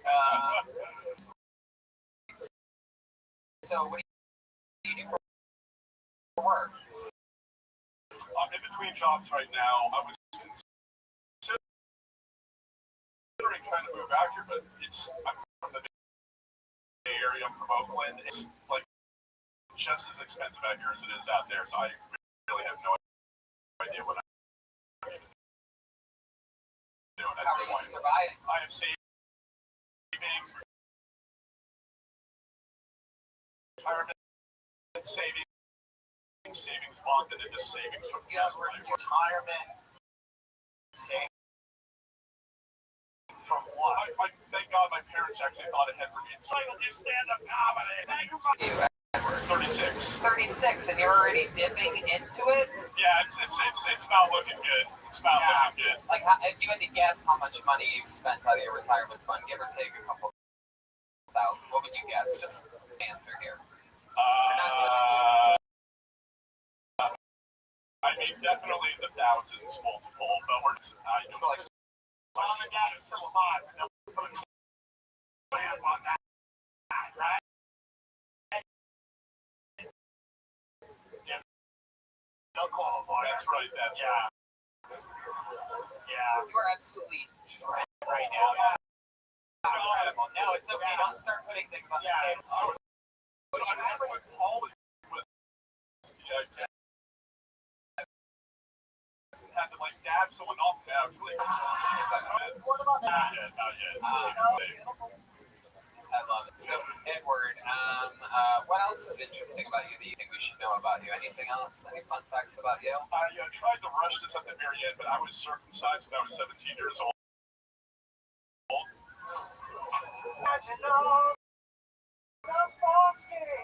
Wow. Yeah, I would rather just not have a retirement account, you know, than like some real sick fucking. Oh, it was the most experience ever. I mean, where did I wrote them a letter because I was too embarrassed to ask for this. This all started because I was afraid that if I ever had the opportunity to show my penis, that showed no running because of the foreskin and not because of, the person raised. Did she end up ever seeing Enos? No. So all that. It was all for naught. I cut my penis for her. Wow, proving that. What are you when you're 17? Are you? He was just 17. And you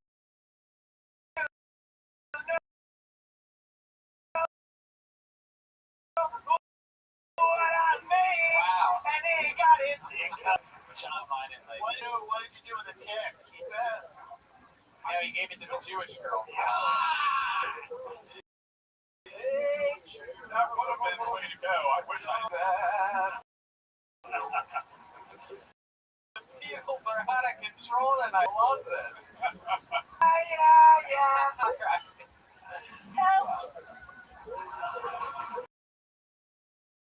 So, Edward, what's your thing like that? No. I mean, is that a proposition? Again, no. Stop hitting on me. Sorry, I decided like a man in pink, that's all. Of course. Thank you so much. I bet you do, Edward. What's your dating life like? You on any of the apps? I actually was addicted to the apps for a time, but no. Last relationship I was in ended last year, and it's just been really not a good sign. How did she die? No. It was, I don't even know what to say to that. Yeah. Edward, fun times tonight. Yeah. Is this your first time performing at the Comedy Store? Yes. When you leave tonight, go straight home. We don't need any more bed press. So, Fair enough. don't drive your car through Bell's Drive or something. I don't want to see Red Man on the news again. There he goes, everybody. Edward Ultimus, ladies and gentlemen. He's Edward Ultimus on Instagram.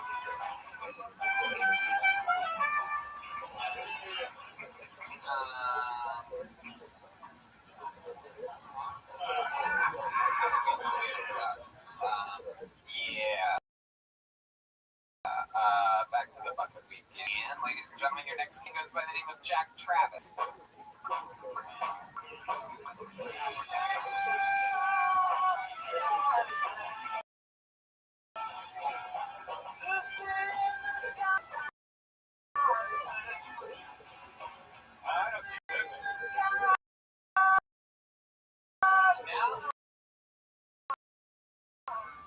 Sir Jack Travis, here he comes. There we go, coming from the lobby. Jack Travis. Oh no. You ever get in a fight with your girlfriend on Black Hawk Down soundtrack? No. Like, no, just in the background, just.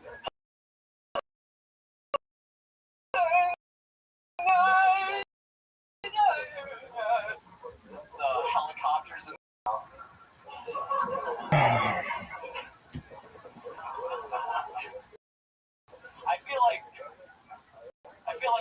I want to be on the show Wife Swap, but like I want to be the wife. Like I want like some just like adult woman to like push it for me. Just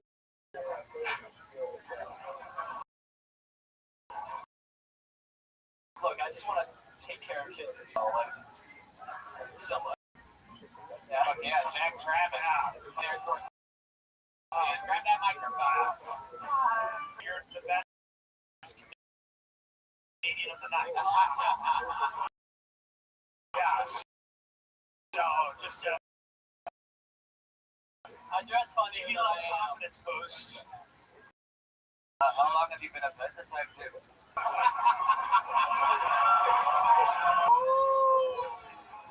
That's begun.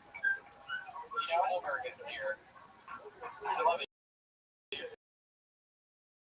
Facebook 360s right now. I like your style, dude. I love it. So, Jack, tell us about you, man. How long have you been on stand-up?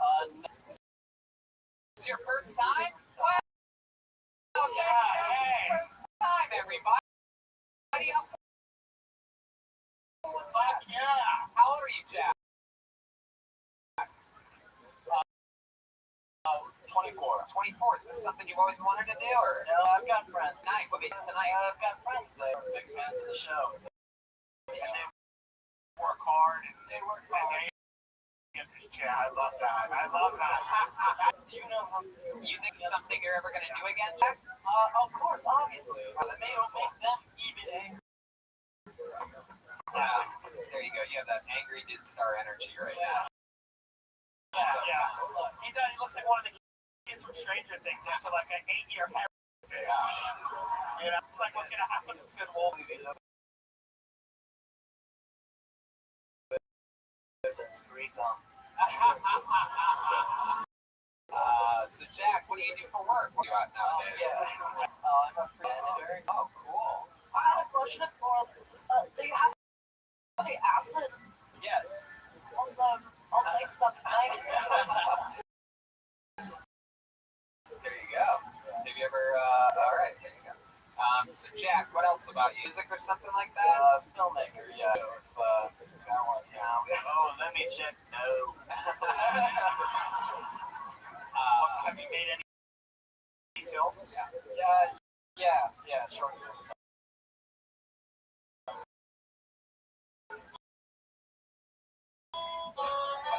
There's a little banjo for you right on the cue. Short?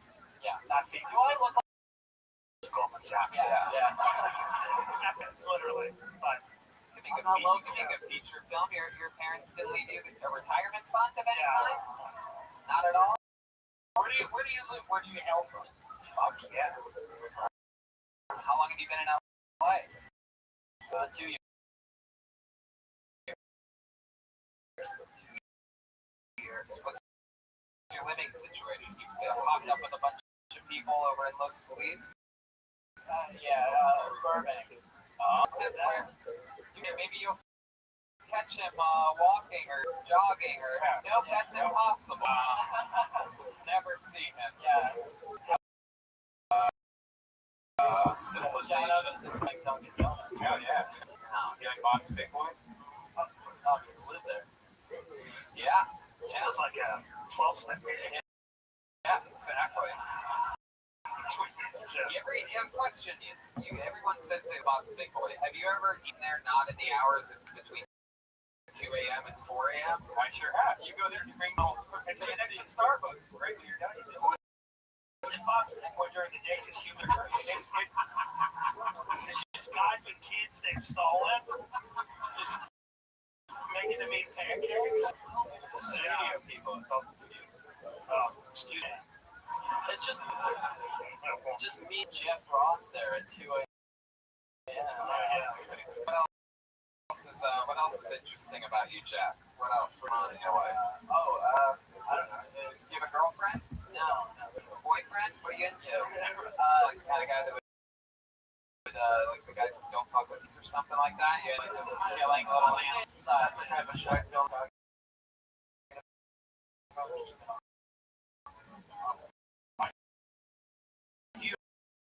Have a sexuality, or it's kind of just like whatever is going on.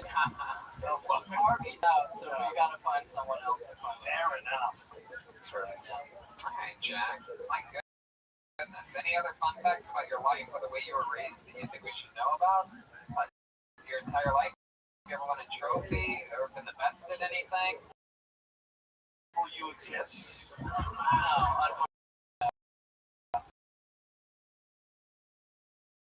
almost answered for a second when I said trophy.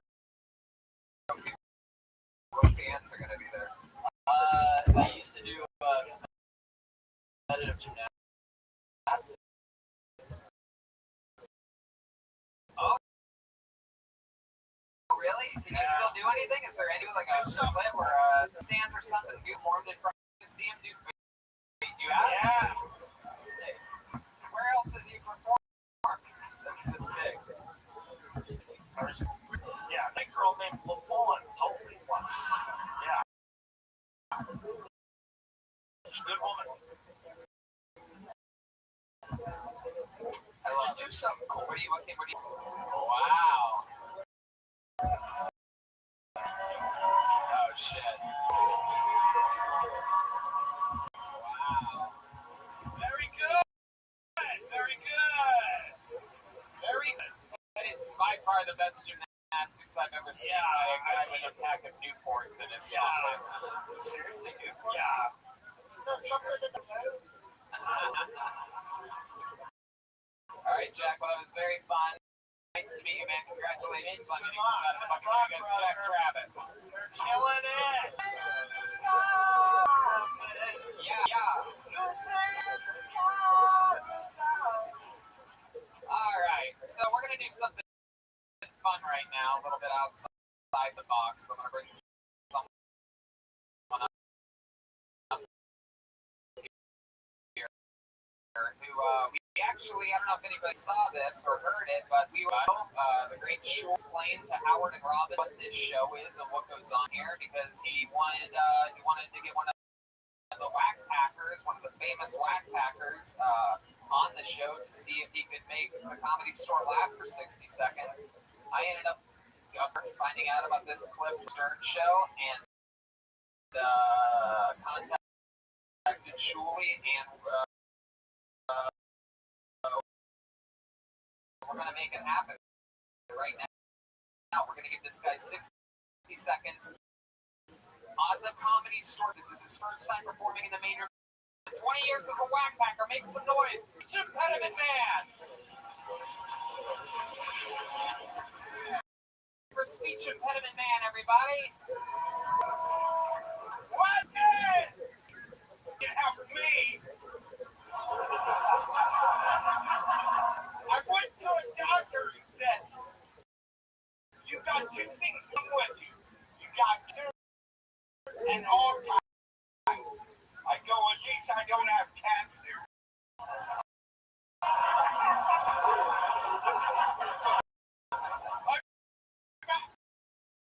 I'm having some problem with my Alexa.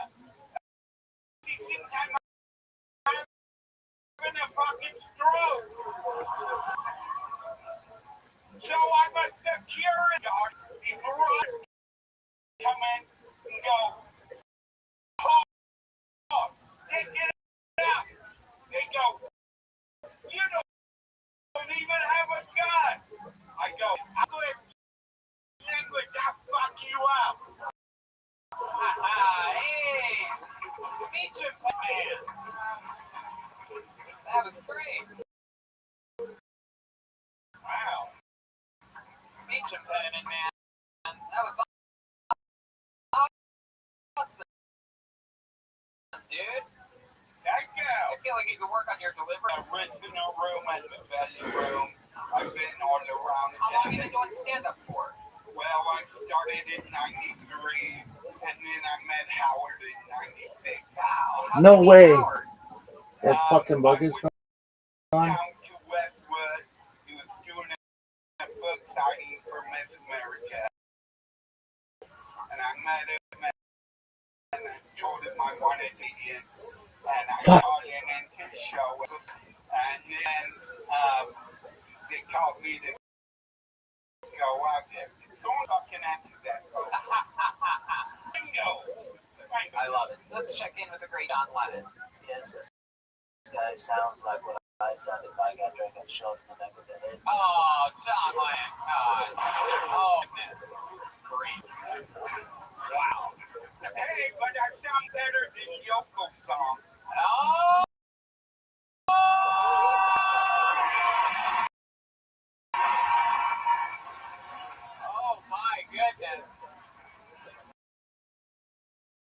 in my life out of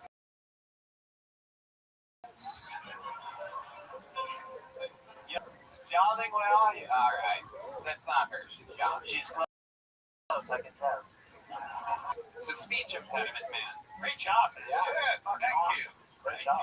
absolutely, so exciting. You've been a whack packer on the Stern Show for over 20 years, right? Yeah. That's so exciting. Here, face the audience a little, flirt them a little bit while you talk with me. You are hot. Whoa! Not flirt with girls. Do not flirt with girls. I don't know if you saw. I don't know if you saw what happened to Harvey Weinstein today. You're not allowed to do that anymore. People with your shape aren't allowed to do that. I think I was pointing to that black guy, actually. Yeah.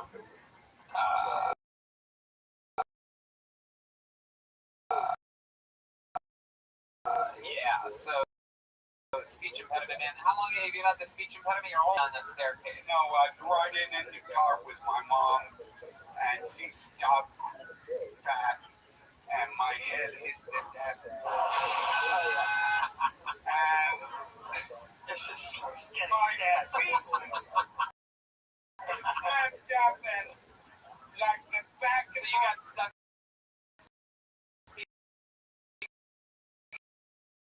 Like a 4-year-old forever? You should be allowed to sexually harass women. It's the right thing to do. James don't even have to stay. Right. I bet that's a taken back. I love the Superman get up. I gotcha. So instead of changing in a phone booth, you just sleep in one. No. Superman can afford because I gotta go in the back. Money. How do you make money? Do you have a day job or anything? What are you guarding? Yeah, I didn't believe it. I thought that was a joke. Bang. Mike and I are gonna rob this bank. Yeah. I'll do to you what a Canadian language fuck you up. You already did that one. Is that a callback? That's a classic. Is anything at the bank that you do security at? It seems like it would just be so easy. Do you dress like this when you're doing security? Then people show up, they're like, oh, the bags are ready. They go out.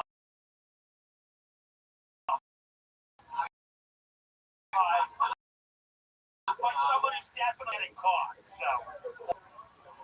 No, goodness. We do like many mortgages. You have a girlfriend? Is there a speech impediment woman? No, that's why you have to hear out. Oh, okay. I just see that. I was just guessing that.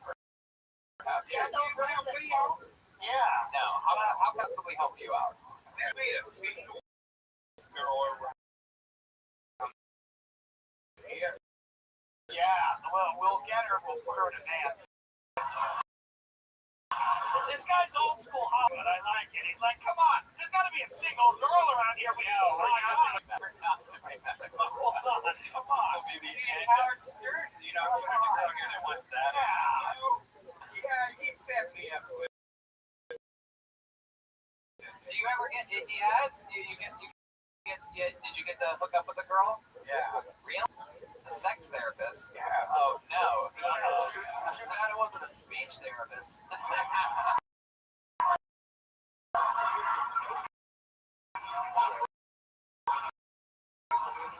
that point, I'd rather get In LA? with me in New York. Is it New York where you? No, I live here Oh, you live in in Orange County. Orange Park. Okay. Wow. Is there anything else crazy we should? Your performance was great. Did you jokes? Yeah. Yeah. You wrote them yourself? All by yourself? No, Howard helped me out. Howard helped you out.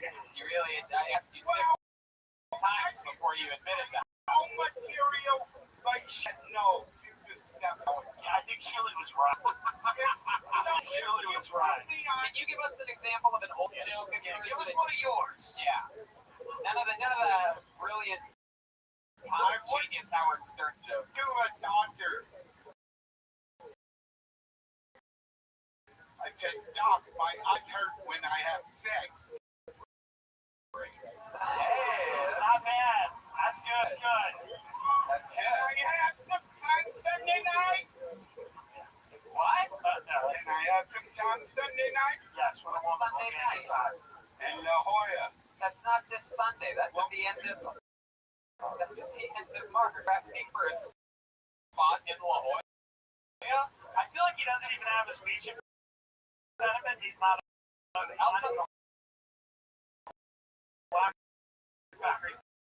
pretended to have this for 20 I'll tell you right now, if it's in 2 weeks, that's Mark.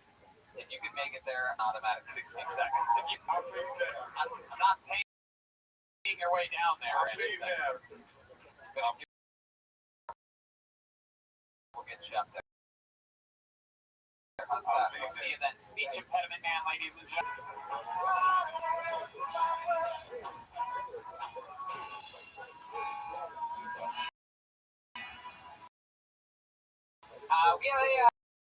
We have a special announcement here at Kiltony, and even though I want to do it myself, deal over to band leader of the Kiltony band, Jeremiah Watkins. Everybody, Jeremiah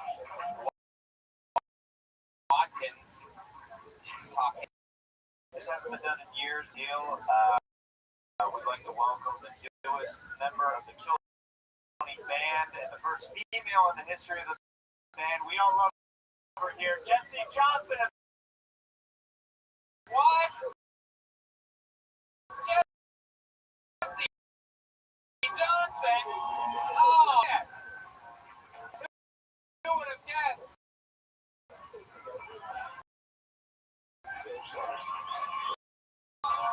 This is incredible. Wow. Jesse Johnson.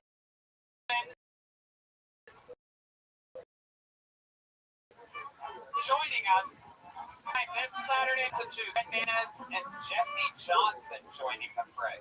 She's also going to be with us April 10th and 11th. And the 9th. Have to dress up like a man now. For Boston. Yeah, it is pretty funny. The night that she's dressed like a man, that's the night she becomes a full-time band member on the show. We have the top brass band here. Everything's happening here. The first female full-time band member. And with that, let's keep this fun train moving along. Welcome, Top Shelf Brass, because this guy has his own entrance music. And notice this entrance music because it was used, and in the biggest boxing matchup, the winner, Tyson Fury, came out to this motherfucker's entrance music because Tyson Fury has good he listens to. Ladies and gentlemen, I present to you the great William Montgomery, everybody.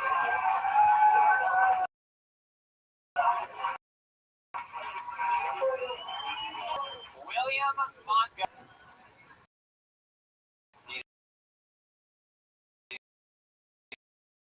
You must be coming to the stage now from some direction. Where could he be tending to his drink smoking addictions? No, I'm sure he's being a great professional and is fully aware that now is the time on this live podcast in which his spot begins. Known for his professionalism, not so much his jokes or anything like that. It's not his on-stage persona, professionalism that we love more than anything. Yeah, well, this is, Blacklisted. There you go. All I have right. faith that what he's going to do will be so good we won't even. Wow, here he is. Everybody, it's William Montgomery. Wow, beautiful, incredible. William Montgomery, everybody. Here we are, William Montgomery. First and foremost, I want to warn you all, I was in China last week. I was diagnosed with toxic sock syndrome. I had a sock in my vagina. I went to jail in Monopoly, and there were black women in there since the first chance card.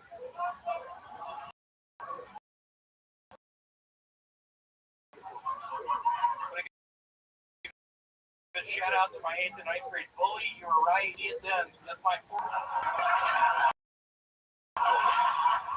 surprised me with an early birthday gift. They're going to be on an all-expenses paid trip to the Betty Ford Clinic Resort and Casino.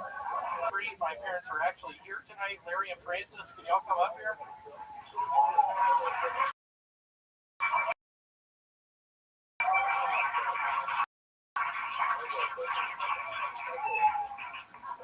There you go, William Emery, everybody. There it is. Oh, here they come. Fuck yeah. Very good, good. Good. Yep, that's a stinger. Yep, that's a stinger. Ladies and gentlemen, the Montgomerys are here. Montgomery! Larry and Francis almost every week on this show. Hello, sweetheart. How are you? Absolutely love these parents of Williams. I'm a big fan of parents. Yeah, they're Pulling my fucking hair. I don't know. It looks so sweet and normal. I know. Hey, William, where the fuck were you? So he normally calls me around 9:30. Yeah. And what?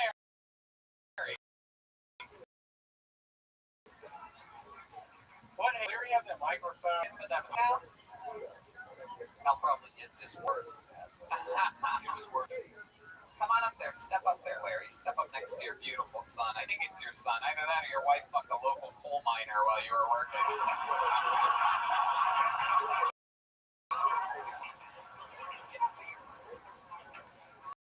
Are you surprised at how Williams turned out?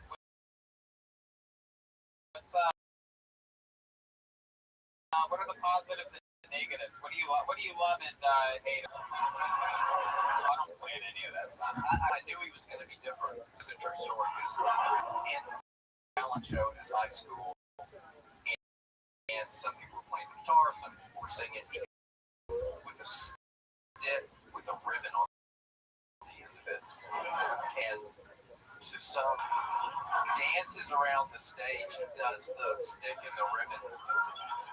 And when it was over, the other parents they got contact.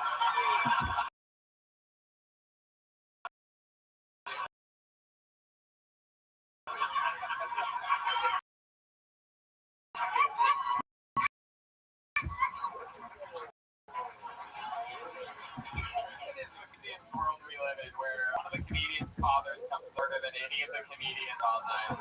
I love it. Yeah, that's some interesting bucket bolts.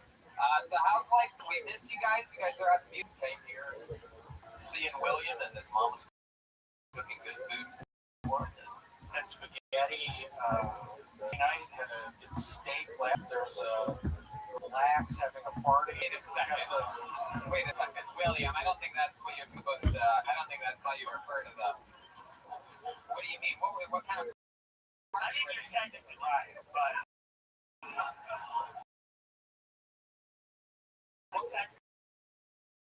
Just carrying on, and I was trying to go to sleep.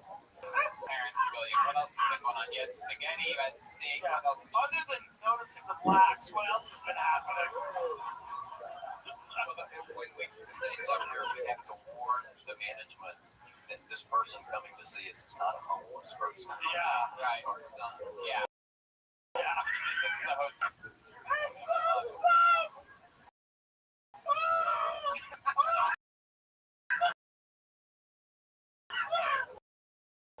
Does he ever jump in bed with you? You seem like the kind of family, feet to head.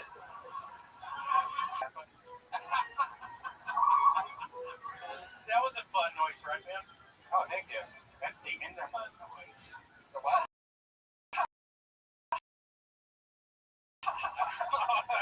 This really pisses enemas to William as a child. Anytime he got the flu. And William only remembers 4 of them, but they called his brother. He's got like 15 of them before. Wow, look who loves flushing your boys' assholes. Oh my goodness. It's a real one, huh? Look at the old pension release. the old fucking. Come on, what are they talking? Explain yourself. Why would you give your kids so many enemas? He's what? I don't know. I kind of believe him on this. Yeah. This just doesn't happen. Something makes this. Yeah. Something creates this. Yeah. Doesn't use toilet paper, so that's where that started. Yeah. We have Good. two. Well, good. Yeah. Okay. What did they do? They one's a lawyer. He about to graduate, and one's about to graduate from college, and then there's just this bastard. Right. Do nothing, bitch. Facility. You're not just a garden variety racist like you. Your house should have columns. He has the everything of a Southern and Civil War general, but Yeah, he does.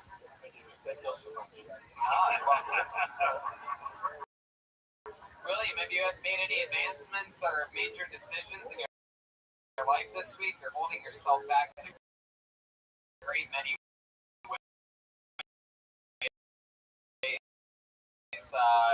You're holding your career back, day job, and then your current relationship. Oh, that's good. When's the last time?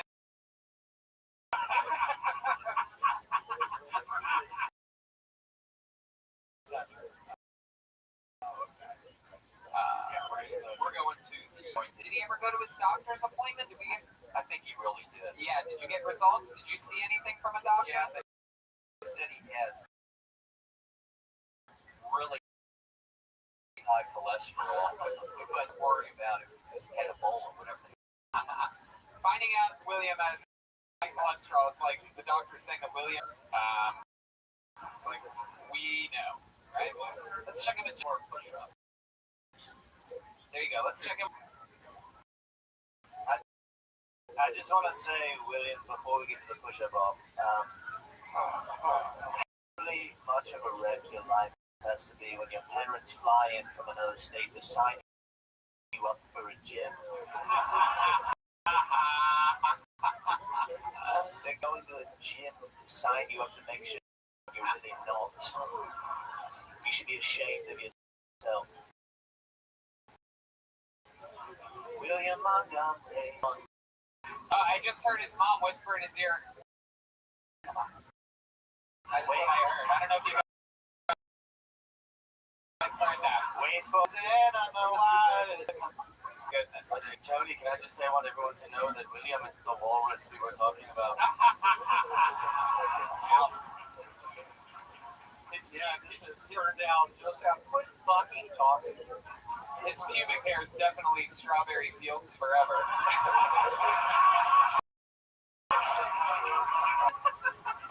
I mean, what can I say? I could talk with you three absolutely forever. So, you should know about or check in with. Everything's good. I fucking guys. It's a fun project for me too. Oh my god. I love how mad she gets about it. She's like, say it one more time and I will squeeze stuff out of your asshole. Guys, how this place get for the Montgomerys, everybody? Larry, William. It's a family affair on Kill Tony. Live at the Comedy Store. Very exciting stuff so far. So if you want to see us really go deep and make William depressed, if you guys like that, we will. Yeah, it sounds like the crowd can't wait.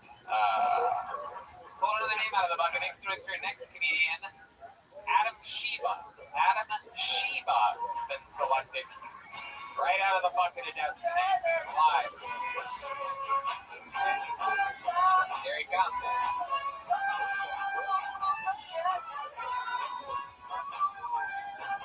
Come on, one more time for Adam Sheba, everyone.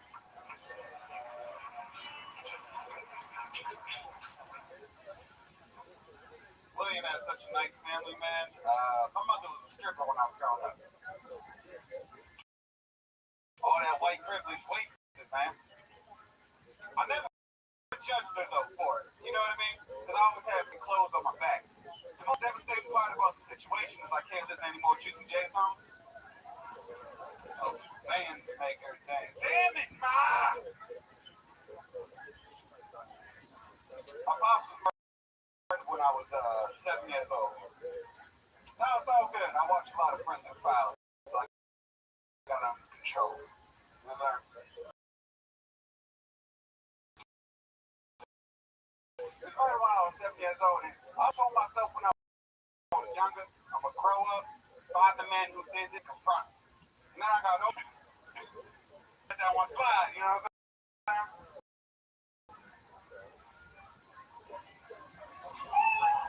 Shake it up, baby, now. Shake it up, baby. First time on the show, right? Second time. Oh, okay. Okay. Shit. Yeah. I think you were actually there. I was a guest. That was good. That's good. This time was good. Appreciate it. Yeah. Love that. So welcome back, Adam. That's true, huh? Your mother's a stripper and your dad was murdered? Yeah, my mother had me when she. Okay, yeah, the white privilege show because you don't seem white. Right. Yeah. But because I'm not dark skinned, I figured that it might. All that white privilege wasted. It's like a dude who seemed really white to them. Very funny. Okay. Yeah, so that's the one. That's the reason that one I don't think works. Okay. Yeah. The answer to that is no. The answer is no. This is Trump's America. So, yeah. I would consider. I mean, growing up, you know, saying no one ever considered me white because all they see is color. Consider The white the white people, something like that. There's not one group of people, including the blind, that would think he's white. John Lennon. Let's just say if he was a song, he would not be on the White Album. Say, Blackbird sings in the ghetto night. That was Chroma Chris, for those of you keeping track on your bingo card.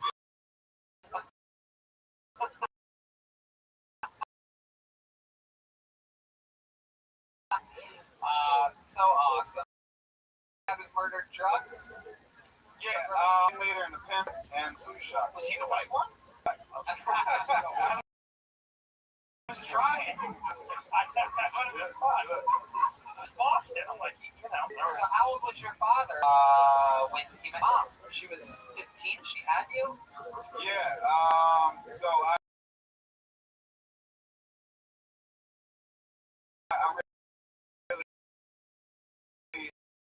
really don't.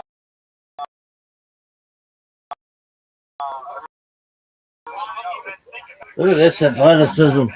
Look at this move, folks. It's all right. Listen, he got his. It's not. My step of everything. No. You have brothers and sisters? Yeah, I got That seven. you know of? 7 of them. Well, I met two of them when I was in high school. I didn't know they existed. So Look at this move. 7 kids. 12.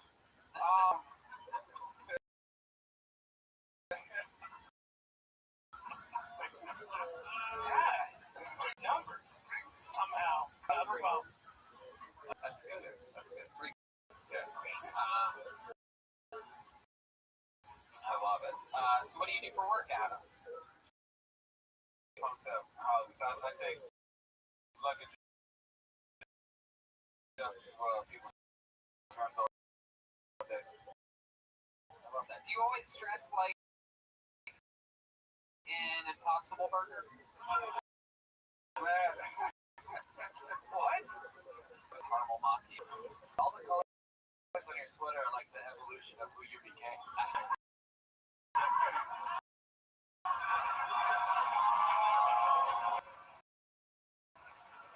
Wow. What's your love life like? For about 3 3 years or so. Yeah. Years. You're still with her? Yeah. Yeah, because his dad was a pedophile. Yeah. That's why it's funny. That's why the joke is funny. I'm kidding. Everything's fine. Tell us. It's stylish. Clothes on, yeah, cool. It's clothes on people for. How do you keep things? How do you keep things hot in the bedroom? 3.5 years, long time. How do you? What do you have any special tricks or anything that you like to do? Can't lie, shit gets boring sometimes. Oh shit. Shit be getting boring sometimes. But I mean.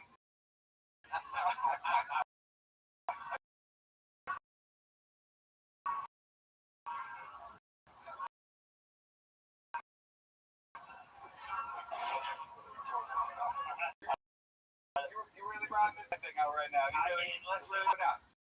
You know, she's really attractive. How about you though? What do you do to keep things interesting? Even though she's boring, is you have to try. You know what I mean? Like, what's your finishing move? Anything? Tell the fucking the truth. But there's something. When you rub your chin like that, I know. Yeah, I mean. Yes, in the bedroom where you'll have that flag.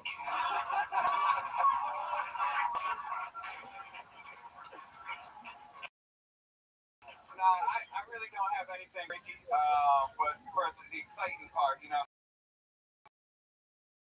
saying I just tell her to put like lingerie or anything on her. What do you know? Your girlfriend is a big white woman. She. But, Oh. She ever called you the N-word in bed? nah. Just half of the N-word. Has she ever told you that in like an elevator or? I've Never said. She doesn't call you the. Did she ever call you a cracker? nah, I never called me a cracker Or like or a peanut butter cracker or something? nah. She called me light skin everywhere. Her safe word is drink. They're just regular white. They're a regular white couple. You know. Very interesting. All right, Adam. Well, fun times tonight. Nice to see you again. Yeah. Good shit, dude. Joke's fucking great. That Yeah. shit's great. That went better than your last set. Am I correct? Yeah. You've been working out around town. You're getting better. You can. Absolutely. That's what she does. Absolutely. 100%.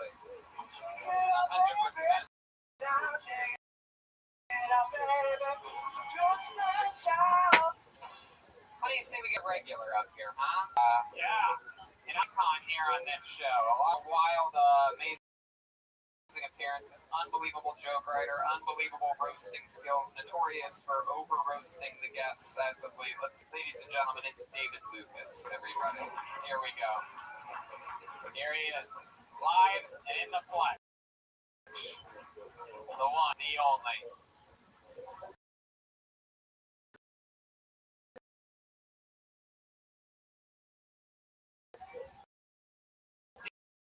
David Lucas, everybody, come on. I was like, I can't really believe everybody. Bible, Mom. I was like, believe that Noah took two of everything on that fucking ship. And she's like, yeah, it's in the Bible. I'm like, so this nigga took 2 roaches.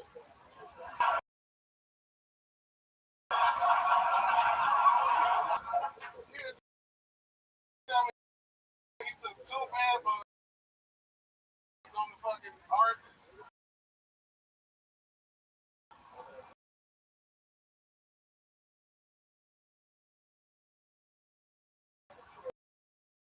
I find that shit hard to believe. How did this nigga orchestrate some king cobras on the get bit? I think I'm one of this shit. That's my anti-venom. I ran out, nigga. Yeah. You didn't run. You didn't run anywhere.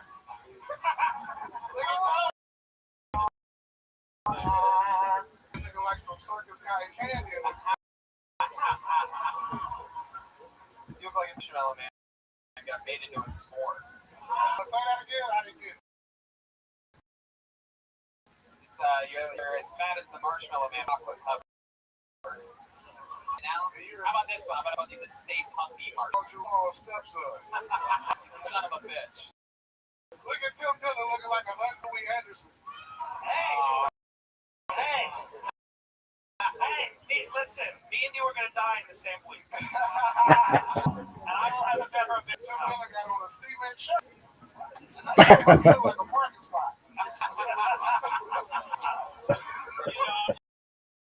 You don't own a car. David Lucas is literally Tim Dillon's shadow. he looks like he has an octopus's garden on his head. It's a Beatles joke, David. Take it easy on it. No, let them get away with it. They're Beatles. They're Beatles. They're like a Mexican mariachi band. They just burned the Beatles. No, you make fun of the Beatles. Like,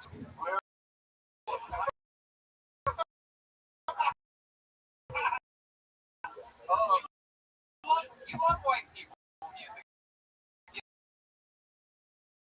You know any Beatles songs? You're never a I fan? don't know no Beatles. I know fucking Garth Brooks. Yeah. Toby Keith. Any other white people songs that you haven't sang before in your head as of late? Let's see. You know, it must be tough for you to think. You look like one of those bad drawings of a Kobe mural. What? You ever see it? When You might. a lot of those are popping up as of late. Just lazy artists. Lazy artists just going sloppy on a Helicopter after the crash. No.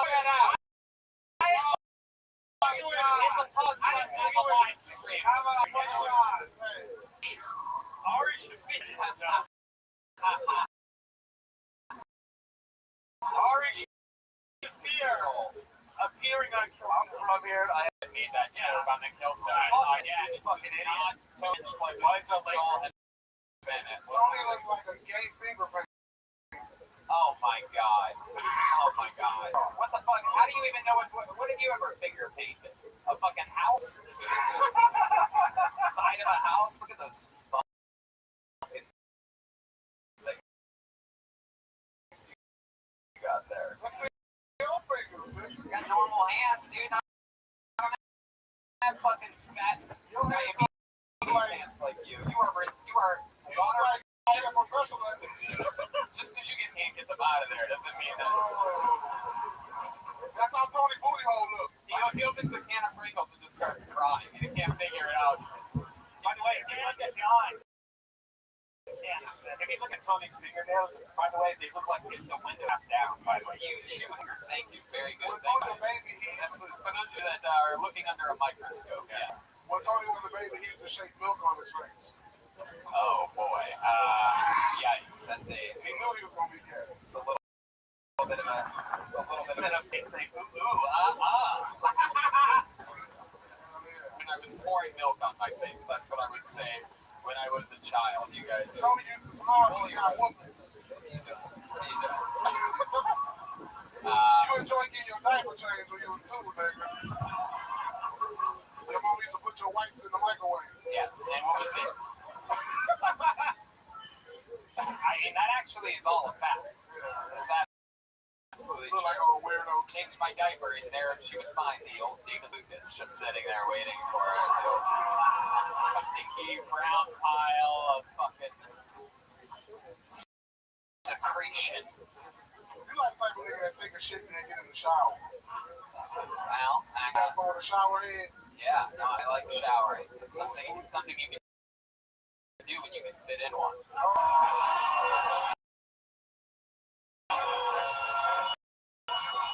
Not all of us have the liberty of getting to take a shit and go outside and get hosed off by our aunt. Skinny ass, you take a shower in the bathroom. Goddamn toilet brush teeth, brushing ass lips. Not all in a shower with the ability of sucking the water out of the tub and using her trunk to splash it on her. I love it. Tony get clean in a bird bath. Okay. You do a bird joke every week. I'm on to this. Now shut your Australian evil looking ass Oh my up. God. How dare you? Hell yeah. Nigga, albino ostrich looking ass. All right. Cock-a-doodle-doo, nigga. Okay. You're just now making bird But noises. your favorite part is the cock. Okay. You whole run of bird jokes. Are you thinking about Popeyes right now? What's going on over here? A Cherryville donut. What? Is that a case? Seat warmer sitting ass.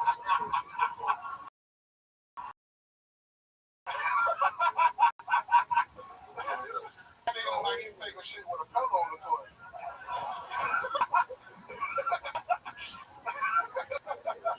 You only do. I actually have a shit. No, it's absolutely true. I Nigga, that be shit laying on your stomach. That nigga be shooting. What do you mean by that? What do you mean by You be that? shooting 3-pointers into the toilet. When you fart, that shit sound like a halftime buzzer. Okay. This is not the control. Your booty hole is like a manhole with the top off. Okay. Why would it look like that? Your booty hole looks like a big dope at 7-Up. Oh my I mean, that's God. 7-Eleven, my bad. You are on fire right now. Hell yeah. You are unstoppable. Fucking Florida flamingo looking ass. Okay. All right.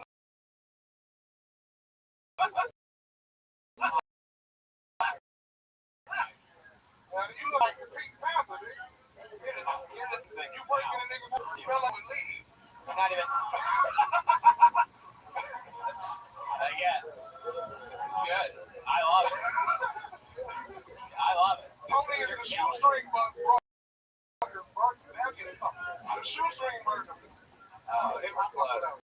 Close. You got excited. You started thinking about the fries, huh?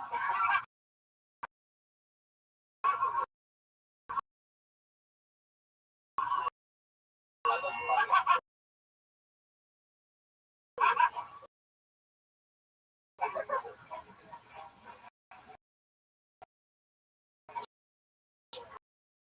Trying to roast me while thinking about deep fried food. I love it, dude. You did it again. First down. Look at that. Well, that's rare. Look at that thing. It's trying to get a breath of it. Dick is trying to escape for its life from lasagna. Again, he's the roast joke. You were nailing it right on the head. Like, oh, you look like a guy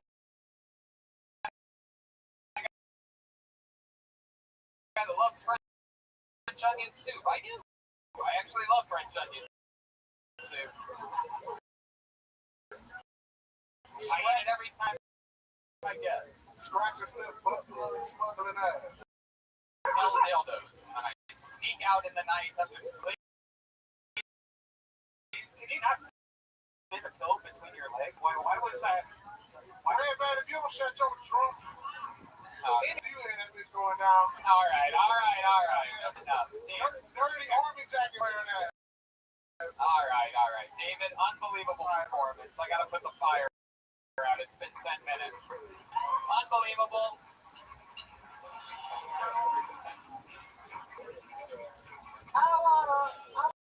There you go. It's the great David Lucas, everybody.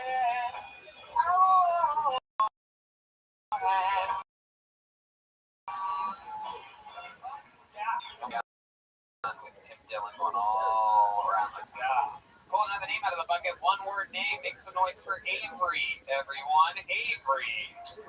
Where's Avery? Is that Avery? Here comes Avery.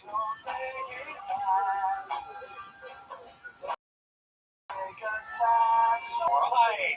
What a fun night we're having. I think we're gonna make it as a species.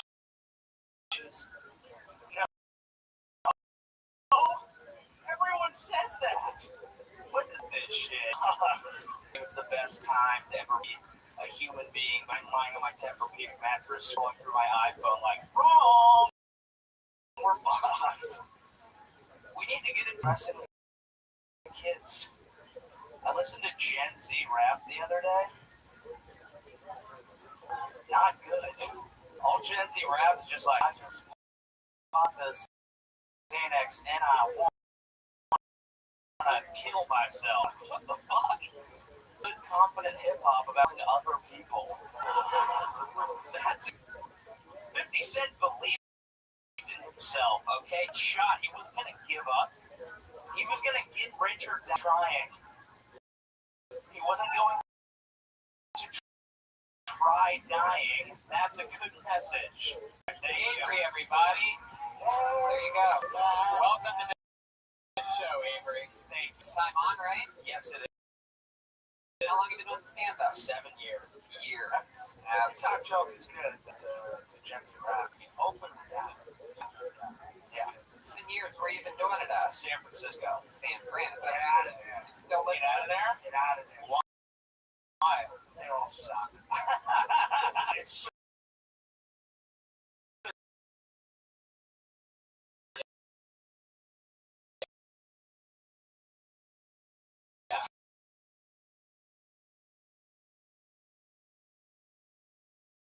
soft comedy scenes. That's why you think it's with this. With that?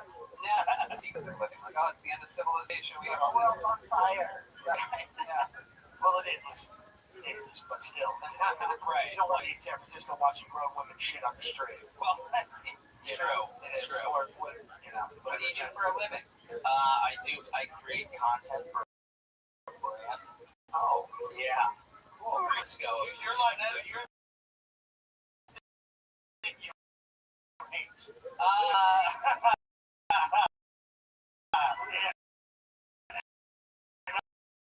That's kind of like you're the thing that I've identified. I actually think it's fun. It's not a bad job. I get to make fun of this for a living, but you're going the wrong way. I liked you. Isn't that what I don't use the word content. I don't use the word. I liked you when you came up. Yeah. What's something that you can win Tim back over with, a likable thing about you, since we found out likable thing about you? Yeah. Fun fact about your life. I like to party. Oh, what kind of party? Just normal partying. Yeah. What do you mean? Like, what kind of party? Like, Yeah, like birthday. How old is he? 30. No, this guy has become the worst person in the world. Yeah, and so when he got up here, he did the and then just very representative of San Francisco overall, right? You're going in at bridges, beautiful, water everywhere, and then you get to where it is. Yeah. Wow. How about what's the actual number? What is your age? You look like you could be anywhere between Pete Davidson's dead father. Yeah. I'm 29.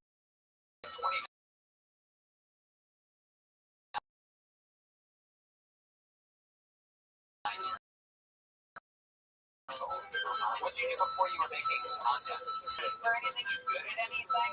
Papa Shop? Please say Like Ray. that? Just circle the hole. No. He's like, well, I like taking what's mine.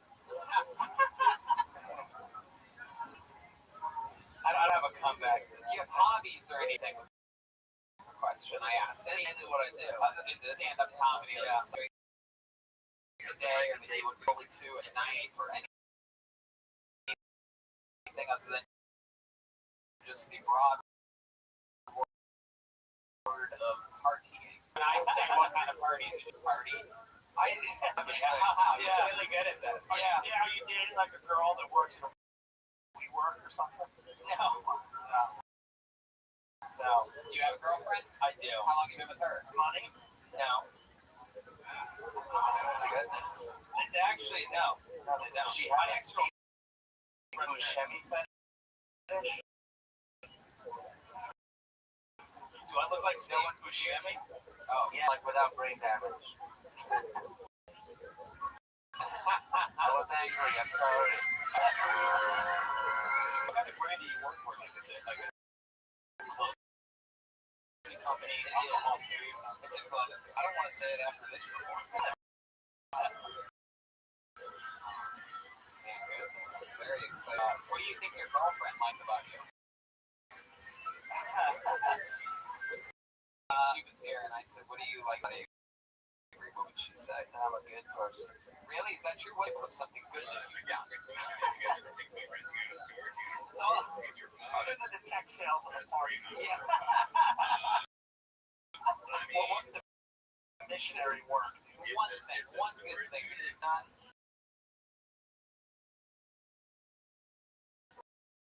In your entire life. I got nothing. Probably not. Yeah. Do you have a good thing that you've done? I sat here for that minute. Yeah.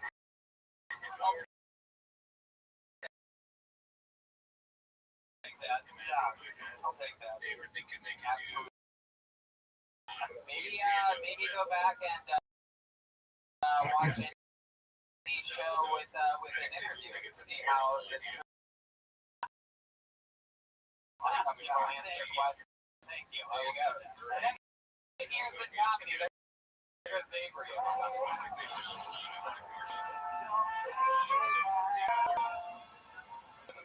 many you like? 29. Let's just start talking. God. It's like the worst. You think I am? Might be one of those. I mean, it's so disgusting worst. God. There's one day in coronavirus to die. Looks like a fun day. Put your hands together for Manolo, if you want. Manolo's here. How many of you like doing comedians? How many of you like it when comedians do bad on this show? Oh, it's good to know. Here comes Manolo, everyone.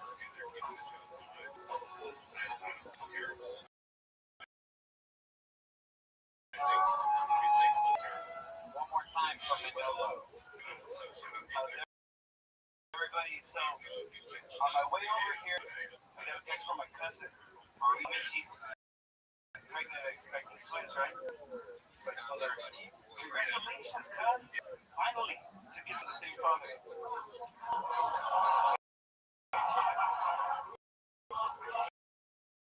She's 15, by the way. Mexican. My girlfriend, she gets parents when she queers. Yeah. I mean, like, yesterday, right? She pulled off the loudest beef, right? The loudest beef, and I just started laughing. And she just got so embarrassed that she froze down her face and all that, right? And I just had to apologize to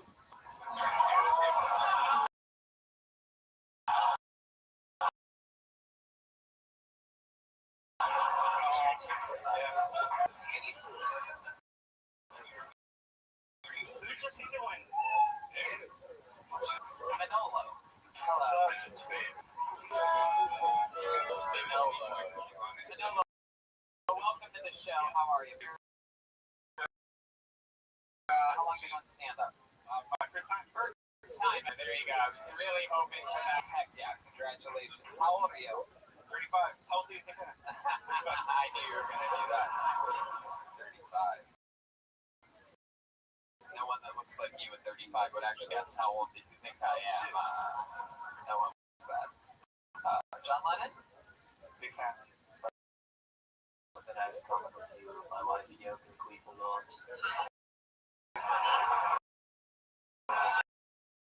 He was recorded playing backwards and selling his Absolutely. Manolo, what Mexican. Oh yeah. Leave it to a Mexican to keep digging himself in. That was actually my favorite set when he had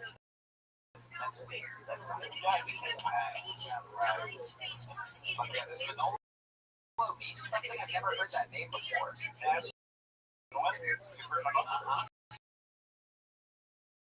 But I don't know. Spaniards are my logo. I'm Spanish. Manolo. So I'm actually right now Chatterbait. What? Chatterbait. Chatterbait? Yeah. What is that? There's a market for everything. Seriously, what is that? Explain to these people what that is. Explain to the people. You fuck. Explain to the people what that is. Oh, I actually know. Right? Chatterbait? I don't even know. I have to ask you one more. Okay, I'm sorry. You masturbate like a camera. You masturbated. Los pesos, homie, what's up? Yes. Let's check in with John Lennon. Yeah, me, John Lennon.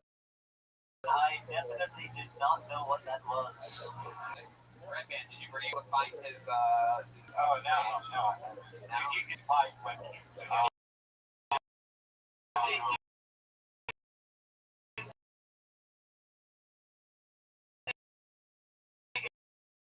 it's like an elaborate sting, or is it actually debunked? And I'm like, wow. Somehow this is the darkest moment. Yeah, it really is. No doubt about it.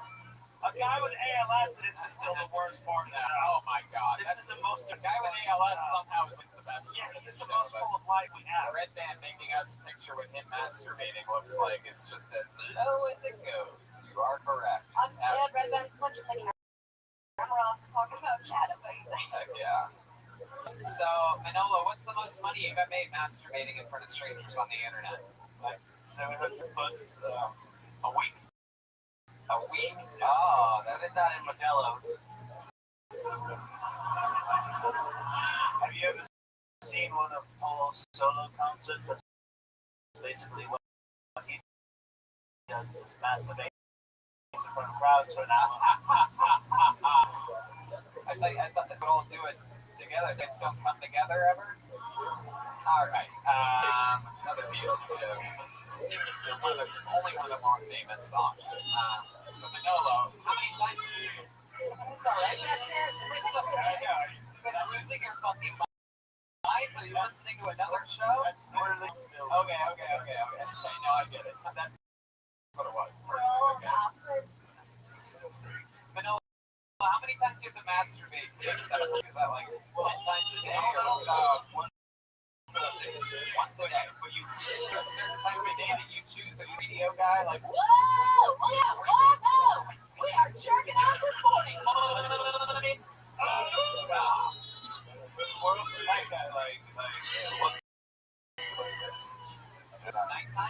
oh, do you? Anybody ever fall asleep watching you? Go ahead, John Lennon. I like how this guy literally makes content, but he still didn't say it.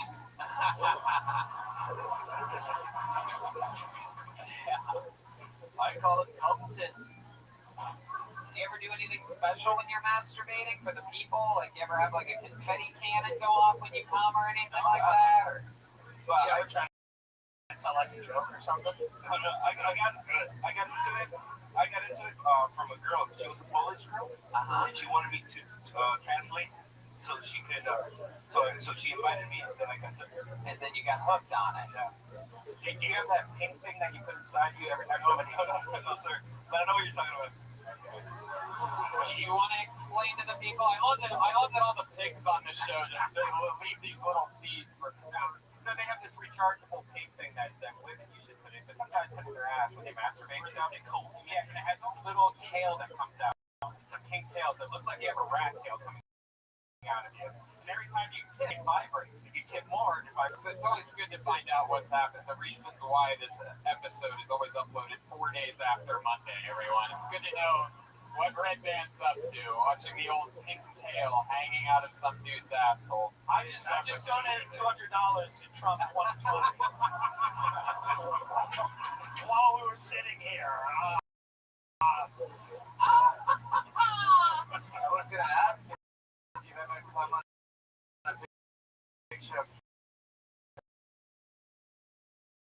Trump, or if you'll pay more for that. They would, but not ever. You've never come on anything? What do you finish up? You're in your eye. What an honor me to come back to life to be a part of this show.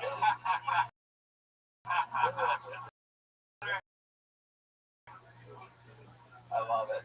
All right, Manolo. Well, that's time we've ever had a jack eye. What's the proper term? What's your most professional term? Based on All right. I haven't kissed a girl enough. I don't believe that. Get that out there. Get That out there. There you go. Go jerk off somewhere. There you go, everybody. His first time ever on stage. Tell Mr. Bates for a living. He doesn't deserve a round of applause. Jerk himself off. Gentlemen, we have, before we get back to the bucket, we have a third regular, everybody. An absolute fucking sensation. Taking over the world one episode at a time. We love him. There's nothing else like him in the world. Over 2 years of improvisation, black belt,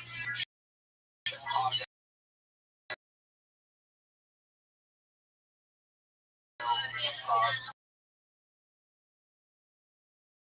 fucking guy, and just started stand-up a few months ago. He recently got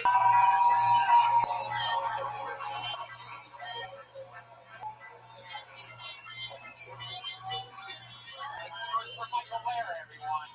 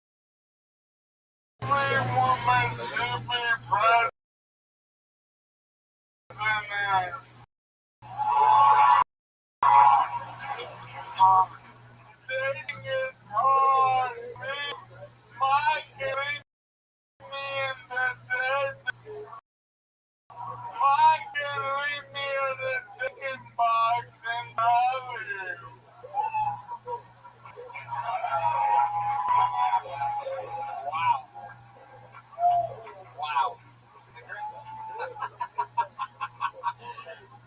That stone cold look in his eye, the great Michael Lair, everybody. My life is a nightmare. Let's go to the nightmare. I'm melting, you fucking idiot. My sister told me with my own, I'm messing up with Kate tonight. I'm sorry. Can't wait till episode 500 when he gets up jumping jacks and it's like, fuck you. Famous. Committed to this. He's like, fuck that fucking challenge. I've been here for a year. Look at what you think I have. Yeah. No doubt. Damn, man, it's only from my wife to get this job anymore. What? What? Anything like that?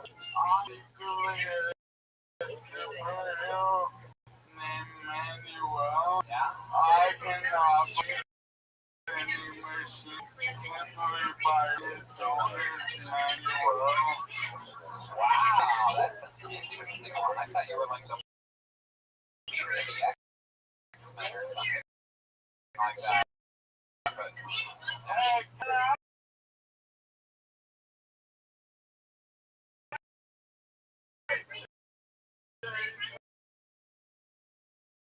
something? Absolutely. When I did the red pants and how's your hand? I don't have major tacos. Oh my. I've been sitting for like 2 months. Wow. Nice and where did I lose you, Tony? It was actually the second word. I literally didn't hear it. I said a lot. Oh, you said a lot. Yeah. I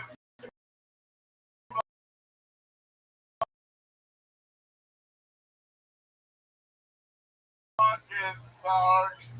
Yes, With the rest of Forrest Gump. And now I'm figuring it out.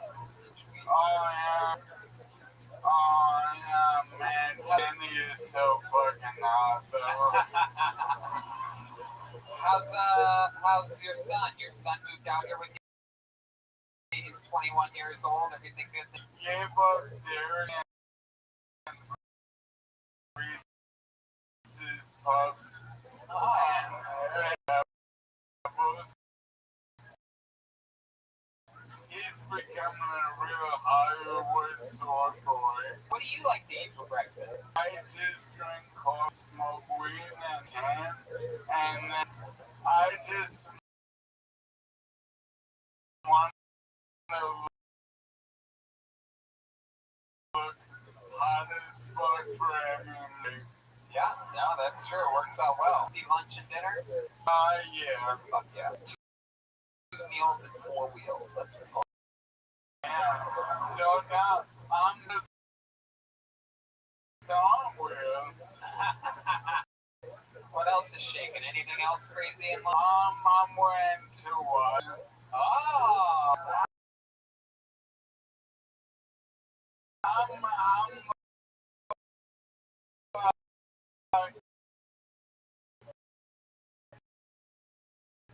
Was, I'm sorry, 6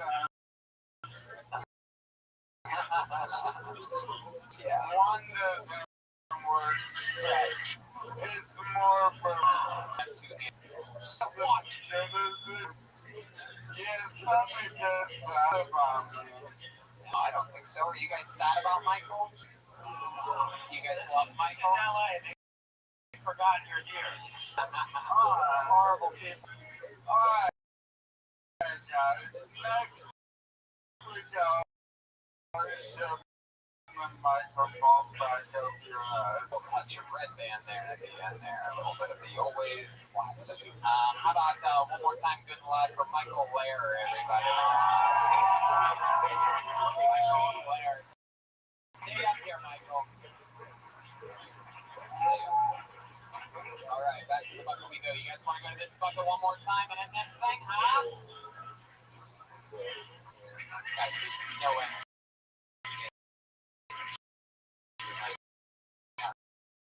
Should we go to the bucket one more time?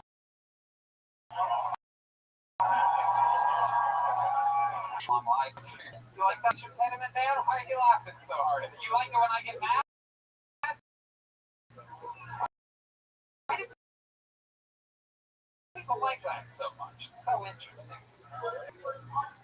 That was me. I either be let you in here that early. You're not supposed to report what you saw on an operation. Yes. We are. We've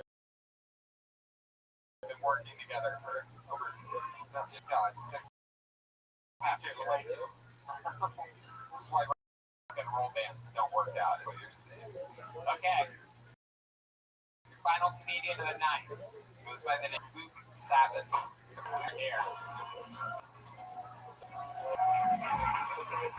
I just want to put one out there, even though I may look like it, I am not a serial killer. Sorry. I had a birthday a couple months ago. I turned 45 in 2007. November 24th, 2007, I quit drinking.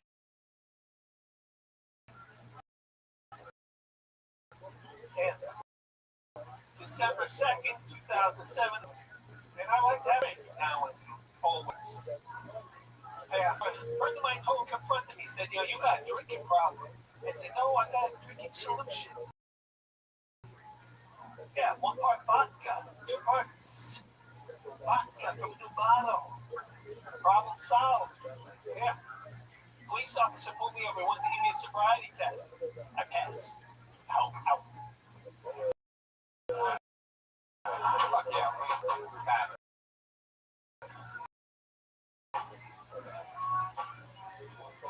Alright. Sabbath. Sounds good. Fuck yeah. Look at this. It's like if The Undertaker had exciting stuff. First time doing stand up? No? How long have you been doing it for? You almost started crying there when I... About a year. About a year, okay. That's not that long. Not that bad. All here in Los, where you're from? Yep, no, from New York. From Yolanda, you have those energies for sure. Absolutely. Can you feel the New York on this guy, Tim Dillon? I felt the New York Correctional Facility.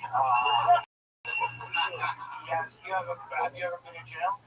Never. What a liar. I feel like you was in jail just to rape. Yeah. You ever do that? You ever just say, no, I'm just here as a friend? No. Bring a bar of soap and then throw it on the ground, fix it up, right? Nope. What did you do other than comedy? What's that? What did you do other than... I worked at somebody book filming the film. Drama. And I went to kind of get onto it, right? What was it about? It's called Missing Child.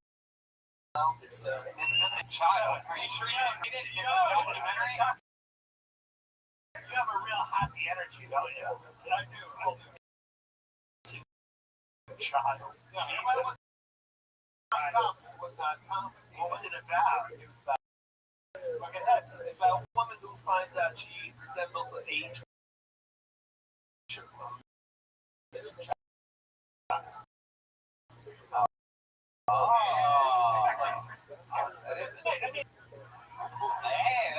That's very... He looks like he spells Folks. with 3 Ks. Folks, look at this athleticism. If you really want to get into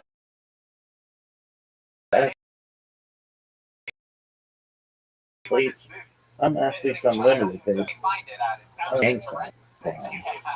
Where have I eaten candy line? Everybody's my My favorite thing is watching the look of disgust on Michael Lair's face watching this guy perform up here. Your look of, the look you give these people. You're gonna stand up like a pimp and back down. I was thinking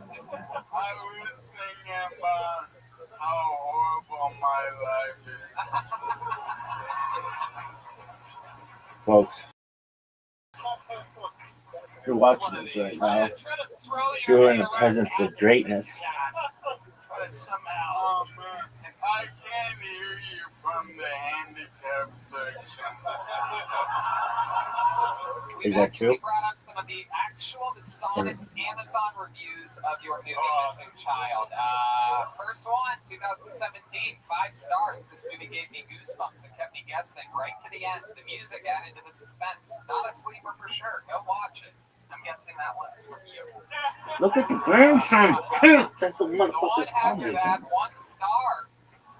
2 people found this helpful. And the review says, don't waste your time with this one, ellipses. 1 star from Jacqueline Holly, October 2018. She said, poorly written.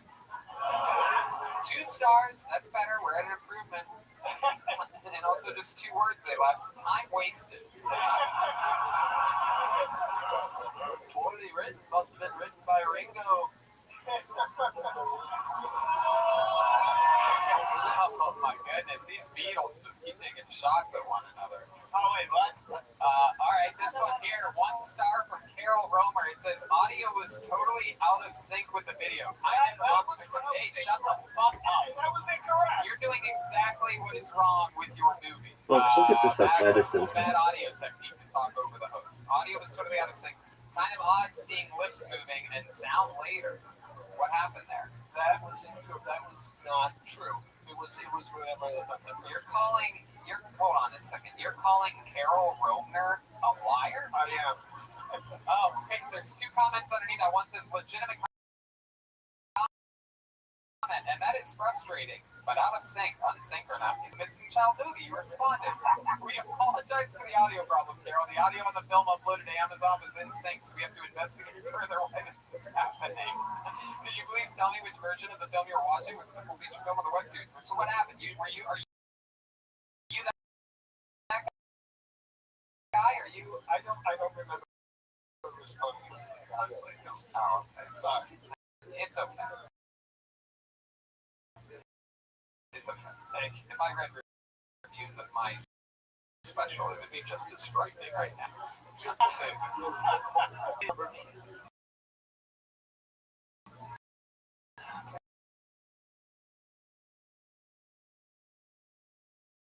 There you go.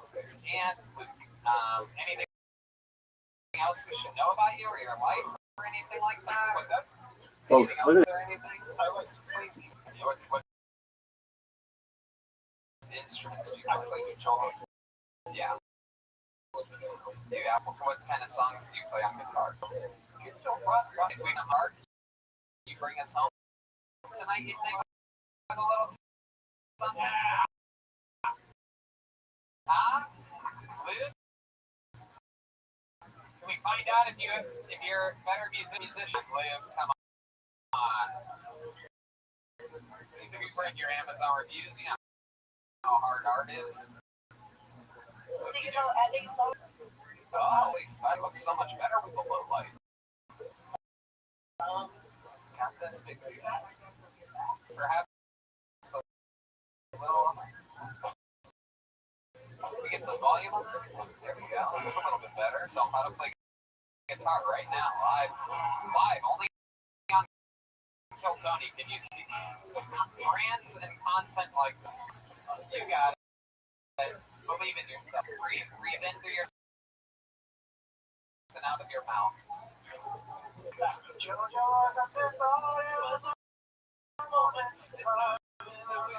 Yay. There you go.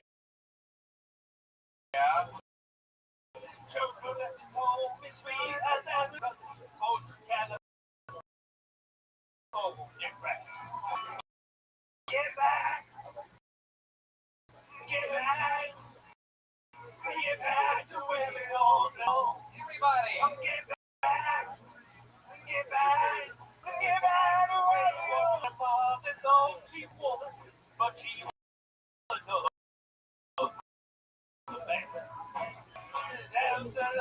She can't. Get back! Get back! Where you all belong. Get back! Get back! Where you all belong. They call them motherfuckers the 12 motherfuckers West Side.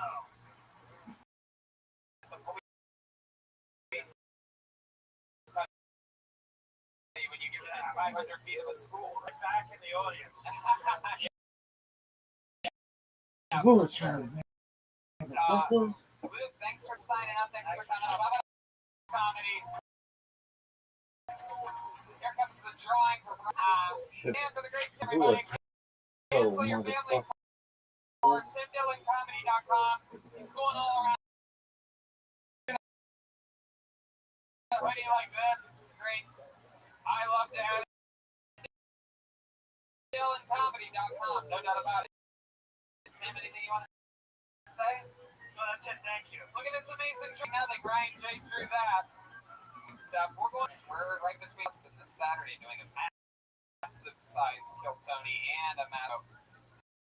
And then back out we go. La Jolla, Tacoma, Skankfest, and in Austin. So much fun. And next week, the great Donnell Rawlings know him very well, and I think he's going to be absolutely so much fun on this show. Great fucking comedian. Awesome times. How about a big hand for the great Jeremiah Watkins, buddy? That's John Lennon. in the flesh. Maya Wonders podcast. Who you got this week? Eric Griffin is the guest this week. Very exciting. Follow Jeremiah Walk YouTube and on all social media sites. Very exciting stuff. I'll be headlining in Albany, New York this weekend, as well as Texas the following weekend. And I want to give all my love and one more round of applause.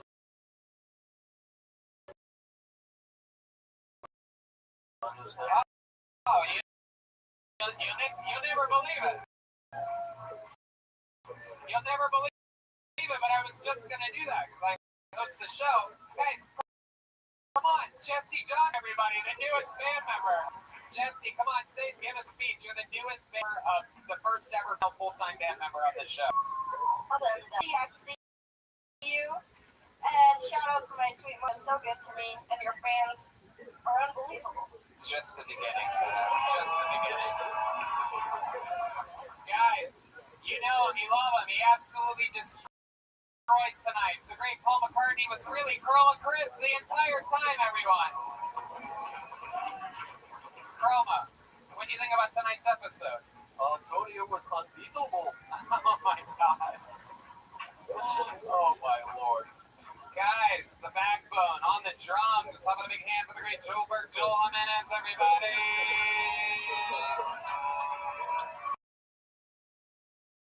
Joel's an official Ludwig artist. Official artist of Orange Amplifiers. Joel is on all social media sites. Joel, anything? Ringo fucking Starr. Oh, there you go. How about a big hand, guys? Great. Top shelf brass joining us tonight. A special surprise. Steve Lucas, Michael Lair, and Montgomery. And how about one more time for the Montgomerys, Larry and Francis? Heck yeah. Tony. You gotta give him credit on the. They love the back end of the show. Yes. At Top Shelf Brass Band on Instagram. Give them a follow. We got a bunch of great videos on there. Oh yeah, absolutely. We love the Top Shelf Brass Band. Always a pleasure when they're here. Red Band. Check out William Montgomery and David Lucas's podcast, Brothers in Cursive, Death Squad.tv for all this shit. Thank you guys. Tim Dillon, comedy.com. Tickets. Get it. Cancel your family. To the funniest comedians on the planet. Thank you guys so much. We did it again. Next week, Donnell Rawlings.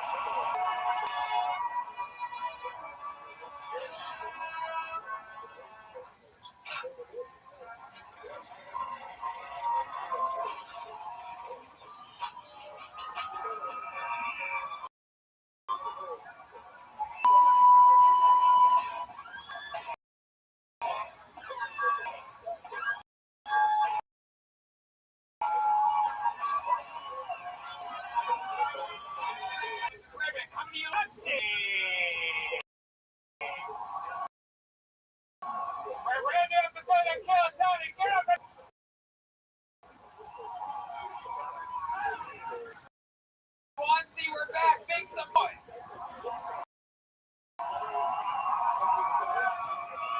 Yowie, wowie. Look, everybody, it's Brian Redband. Hey, everybody.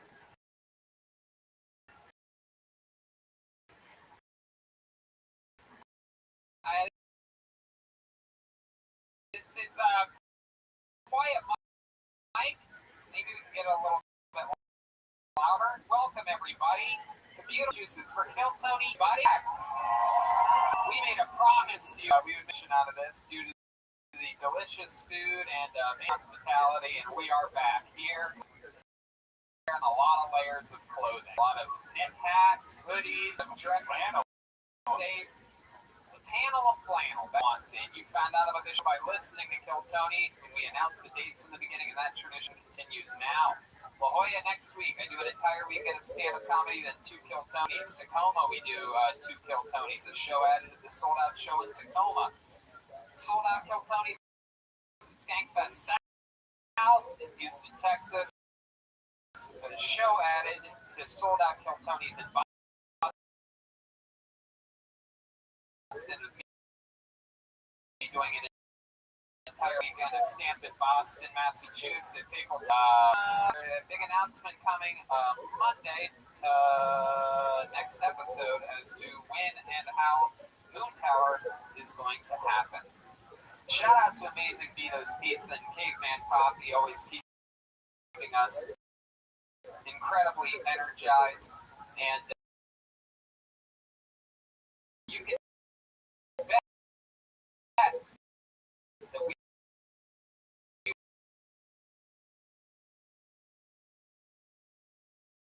will be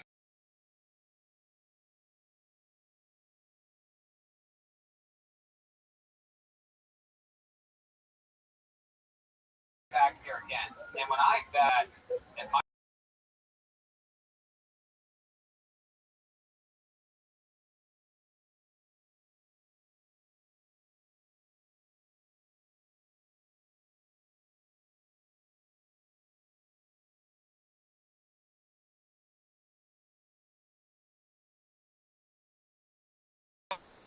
MyBeat.ag to promo code Tony. Match you. If you deposit 1,000, guess that's right, $1,000. just go to my.ag and use promo code Tony. You want to bet with me? MyBookie.ag promo code Tony. You want to win with me? Use promo code Tony. And when you win all that money, you can put it in an amazing, beautiful, brand new Ridge wallet. The Ridge makes everyday goods to a standard you don't see every day. Amazing things. The flagship product, the Ridge wallet, was launched on Kickstarter in 2013. Now sits in the front pockets of over 500,000 men and women. I used to have an old clunky leather wallet. This thing's a game changer. Am I right, Brian? I think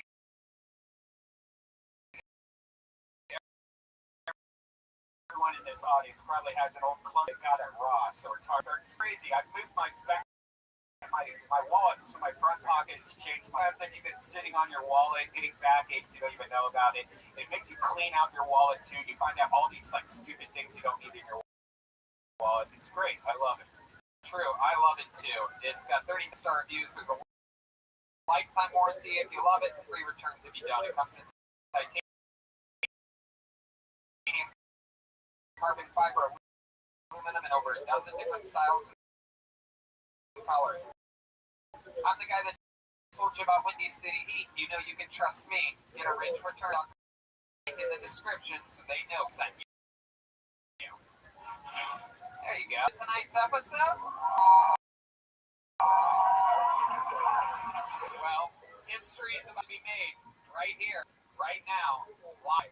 There's a band on this show, ladies and gentlemen. Every single episode they commit to being different characters, so maybe it's the return of a famous character that we've seen before. This is an extremely special show because this is the very first time that the newest member of the we've been having the time of our lives since we arrived at the stretch limousine all the way to Boston, went through the McDonald's drive-thru last night, On the leg room. stayed at a big hotel, the Holiday Inn on I probably shouldn't have told these 1,000 people where we're staying tonight. And also, if you're staying at the one hotel in town. But this is a very, very, in the history of the show, this will be looked back upon forever and ever. Jesse Johnson's first episode. And there's also, of course, the great Joel Jimenez. Let's find out what they are tonight. They were getting ready in a different dressing room than us. So let's see what's going to happen. Here, live on Kill Tony, Swansea, Massachusetts. It's Kill Tony, Geek number 2. Whoa! Wow, it's Kung Fu people. Yes, wow. All right, cool. Hello. Welcome to the little karate kick on your beer. The show. Jesse John, what's your name? I'm sorry you don't remember me. I've been on the show a few times. I'm Jeremiah's sister, Phyllis Watkins. Oh, Phyllis Watkins. Jeremiah. Phyllis Watkins. I just started Kung Fu. Kind of new. I love it. And clearly back here we have Pai Mei and Dirty Matorst. What's your name? I am Master Jim. Master Jim. I get Phyllis Watkins under my cranes, if you will. Okay.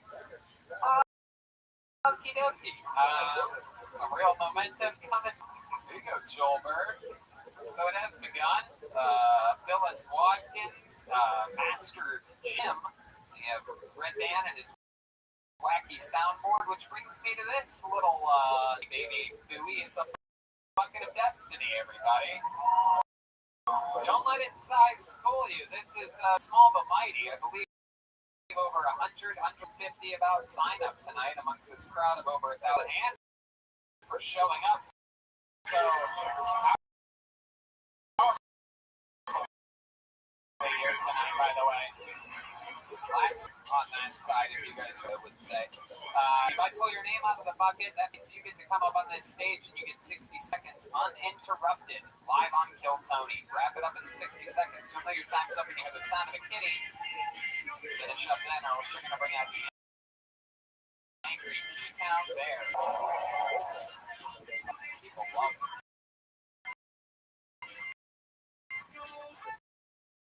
Then we talk with you. I interview you. Try to find out more about you and your life and what makes you interesting. This whole interview on the show is answering the questions honestly and question.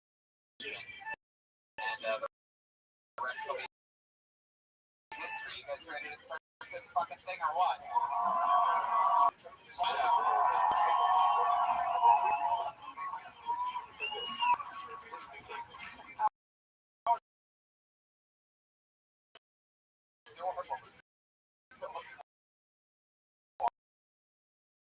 I know.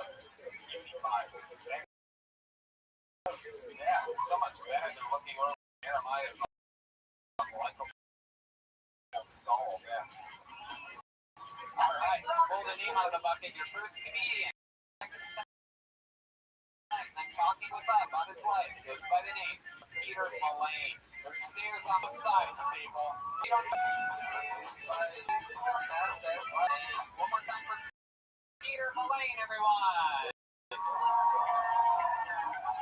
On the third verse, thank you, God. It might be hard for you to tell, but I'm Irish. That means I was born pissed off. Since I'm always pissed off, my hands just never stop shaking. They even shake her when they're upset. My shit me look like a bitch. The last girl I was with, though, she said she didn't mind because it reminded her of her vibrator. But I think she was lying to me because now she's gone back to using her vibrator instead of using my hand. I always see like those videos of like rich people going to the hood and building up like parks for poor people to play basketball. Just in it for the long. Slavery was something for the long run. That's slavery. U.S. would never win the Olympics.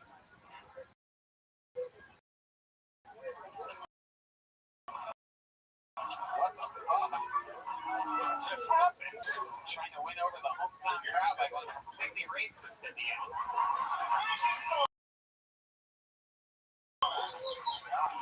Shout out to all my white people out there. No, not too many. But yours. It's great. This is the first time he's on this show before. Exciting. You are one of the rising comedians in the world. Peter, how old are you? Look this fucking gingered up.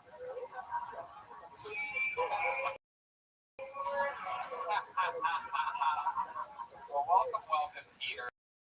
You're 21 years old. You going to school or something like that? Or what happened? Did you church here in Swansea? What's going on? I go to University of Rhode Island. University of Rhode Island. Fuck yeah. What are you studying there? Geology.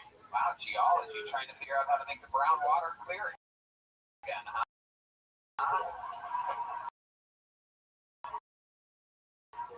Rhode Island. My goodness. You live here in goodness. What part of New Jersey? Bergen County, Ramsey. Oh yeah, very fancy, that part of New Jersey. We all know that. My goodness. So you didn't really fit in with like the Jersey Shore type of crew over there? Nah, too white for that. They don't have a tan. No, I know. That was why that joke that I made. That's why I said it. Because you would fit in with them. That's awesome, dude. So you're 21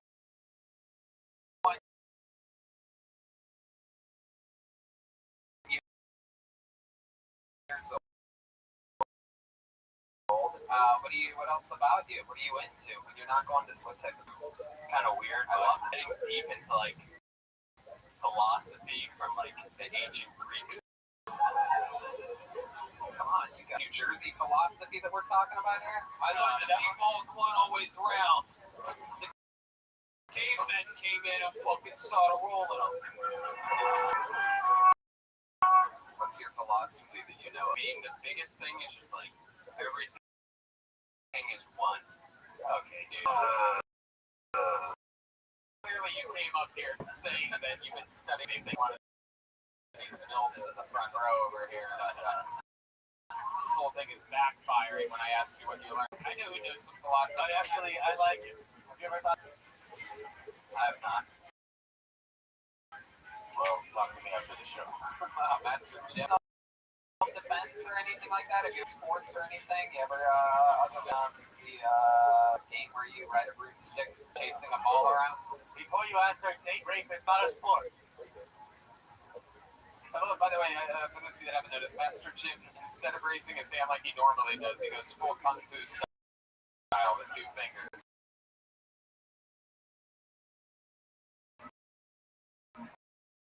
Which brings me to my next question. Have you ever fingered a girl before? He fingered her like Hey, oh, I did not bring that up. My goodness gracious. So, you have a girlfriend now? I do not. Yeah, so, when's the sex with a girl? Yeah. Just keep the microphone right next to you. You don't have to put it down to your waist. Okay. Right there, Anthony Pretzel neck.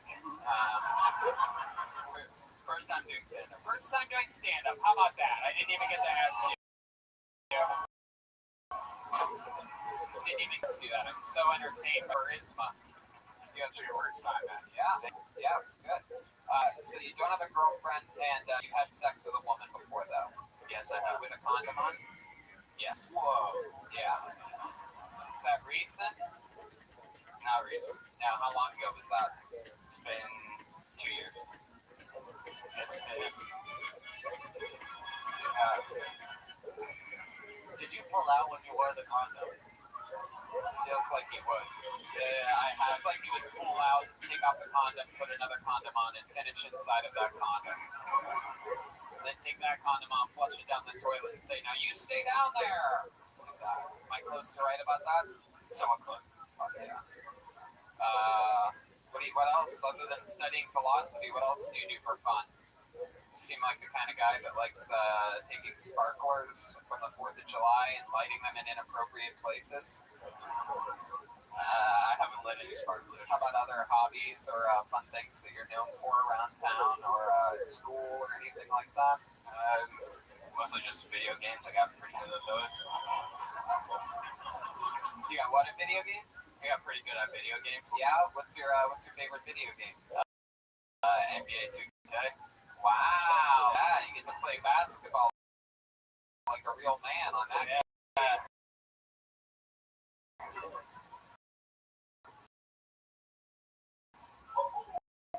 Like my dream. Fuck yeah, dude. My goodness. Your parents both have red hair? What's the deal with that? My dad had strawberry blonde when he was younger, and my mom had red hair. Straw blonde, mom had red hair. I have a ginger, and my sister's a ginger. Oh, your sister's a ginger. Yeah. Wow. How old's your sister? She's 20. What is she doing? With that? Did you guys meet in Jersey just by laughing? I'm just talking. I have asked you a question. Does her pubes match her hair? Okay, Sure, Brian. Get it out of your system. And now back to the question that I asked you a second ago. Stupid. Stupid things. She really nothing crazy. The only thing Really? she did was like just give me money and then just take it back. Wow. Okay. What's the word for that? Elizabeth Ringgiver, right? Politics in season right now. Okay. Very good. There you go. That was a Jewish song, Indian reference, Brian. Just giving money, taking it back seems very, okay. Oh boy, that's it. We're already got a couple drinks in there, buddy. That is liquor. This official sponsor of Brian Redman and his work ethic. So let's talk about it. Actually, you know, I was doing well last year, but then how many of you want to see Peter take his hoodie off and flex for you? No, anybody want to see? Come on, what are you doing, little body? What are you doing? Come on, show these people your body. Flex for them. How many of you want to see him do it? Let Tony see it. Yes. Very good.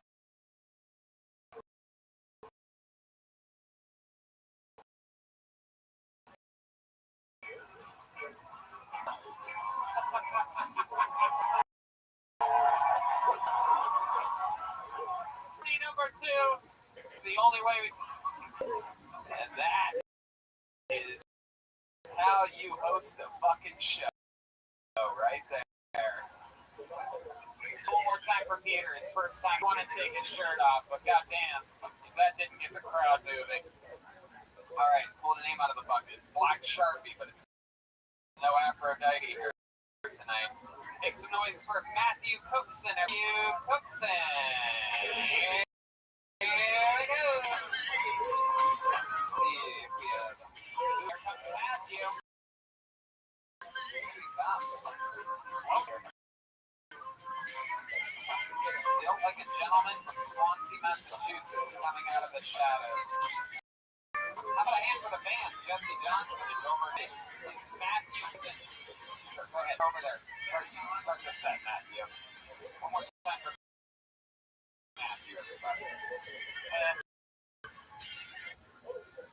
This is also my first time on a big stage like this on open mics at the shitty dive bar right next to my apartment, and I might be a little nervous. But I got into comedy recently because I broke up with my high school girlfriend. She graduated. It's been a little hard dating since then, and I've been hanging out with a woman recently, and I can't even really say that we're dating. The mic is looking down. We hang out a lot, right? You know, like we hang out all the time. Every single time that we have sex, like every single time we have sex, she cries. And then one day, just completely out of the blue, She is. You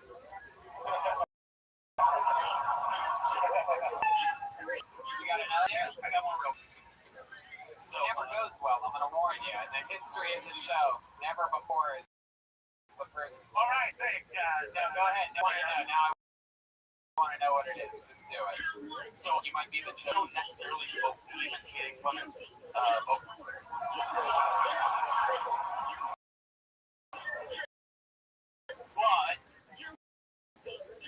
But she was on fire. Or just being kind of a bitch. Okay. The streak continued. Cooks and everybody. Welcome, welcome. Like all of that came from a very honest place. I believe everything that you said up here, Matt. He was very mean. You're a gentleman. I mean, you've been to jail. Like holding. Yeah, holding everything. For all for drinking and driving, all for public intoxication. Decency. What was the public indecency? It's about that one. The outfit you're tonight. Oh, you got him. You boosted that hoodie and jeans, Master Jim. Wow, the fashion police took over there Kung Fu style. You got him. A hoodie and jeans and a hat. Hard, my goodness, Master Jim. You are fire yourself. Oh, my joke was that it wasn't that good of a joke, but I guess you're still celebrating. Wow, whoa, how did you do that? Whoa. Oh my goodness, look at watch out, flames will start coming out. Oh wow, my goodness gracious. Okay, alright. Okay, step back microphone. So the public indecency, what happened there? I was lying. I thought it sounded funny. Okay, don't lie. It's all domestic violence, right? Like war violence. Domestic violence. Right, so whatever. How many times? 4 times. So what were the 4 times for? But answer honestly this time. Telling you how to do a good job at this. I'm trying to help you. Public intoxication twice. What was the second one? Public intoxication. What was the first one? Breach of peace twice. What? Breach of what? Throw a fight in public, but they don't want to break your balls out. They just give you breach of peace. So I got that twice. Breach of peace? Never even heard that. This here in Swansea? Good old Connecticut brewery. Oh wow, what a great plug. What a great plug after I had some guys seem like So, Matthew, what do you do for a working gentleman? You work at Stony Creek Brewery? Yes, I did. What do you do there? They let him lick the tanks clean. Are you the one that put the diarrhea into the drink that I had? That's what it tasted like at Stony Creek Brewery. No, Yeah, are you okay, Brian? I had some Stony Creek Brewery today. I got a bunch in my car. I can give you the shits again if you want. I don't really know what to do up here. Okay, yeah, so brewery. Are you in the drying ad today? It's exactly what I was just saying. No, I know, I heard it. I'm fully aware and paying attention to the show and the temperature of the room. I know. I'm making a joke because it didn't make any fucking sense. I just said that Stony Creek is the worst thing I've ever had in my I life. see what you're doing, and I'm also noticing the reaction of how it's playing in the live room and trying to move on from it. So, what exactly do you do at Stony Creek Brewery? Just the room manager. You're a tasting. A lot of beer at Stony Creek Brewery, and eventually they built it. How long did you have to drink beer there? About 6 months before I got hired part-time. My goodness, so what, do your friend just owns the business, basically? No, they actually hated me when I started going there because I used I to work for understand why. For 3 minutes, and it makes complete sense to me. How about hobbies and things like that? What else do you do? big comic book nerd, play a lot of Magic, play everything you can do to not get laid. Wow, but you still somehow get laid. Yeah, it's pretty awesome. That's interesting. You should try managing a brewery. It works really well. It does. Okay. Yeah. My gosh. I think you just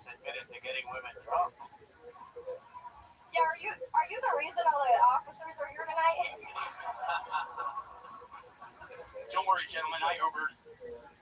Wow. That was like he hates you. Look how angry that cop is in the doorway there. Just an outline of that guy. It's like the guy that shot Jack Ruby back there. Look at that. Look at that fucking guy. Oh, he made him laugh. I saw him pop up a second. My goodness, Matthew. So what would be something that we'd be surprised to know about your childhood? The way that you were brought up as a kid? Something interesting. Really walking lavender.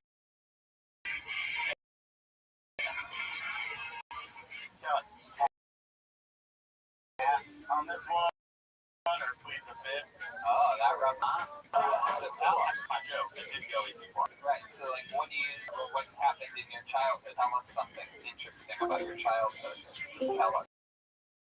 Answer my fucking question now. This is where you start answering. Actually, in the Boy Scouts, I got to be wee blow. That was good. All right. So did I.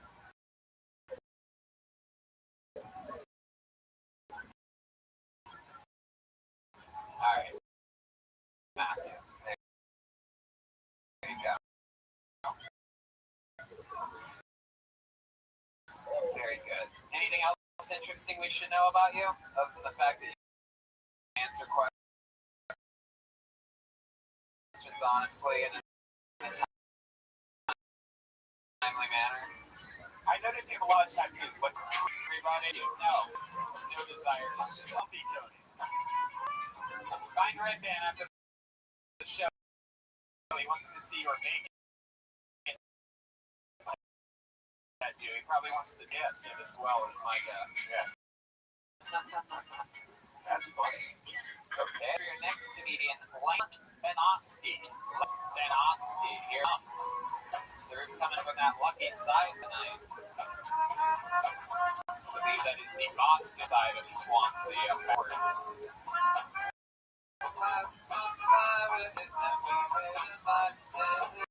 Here he is, Blank Benosky, everyone.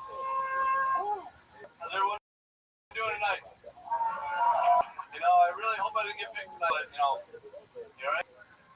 So, my name's Lamb, as you all know. It's not the greatest name, but you can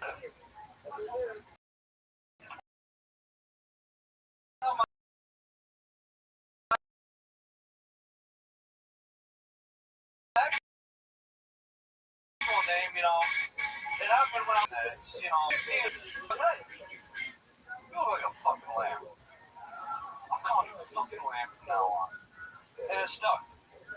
I mean, it could have been a worse fucking nickname, right? I mean, you know, I don't have any fucking tall features, you know, I can't play basketball or nothing like that, but hey, nice pretty little lamb.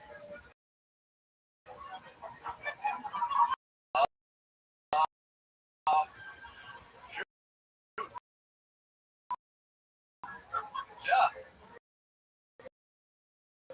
Don't really know what to talk about now, but wow.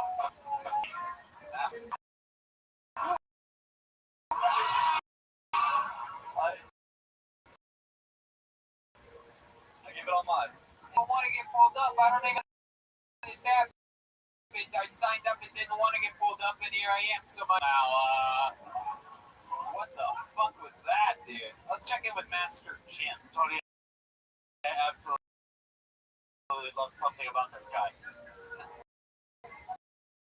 My favorite part was when he said it's not the best name, but it'd be better.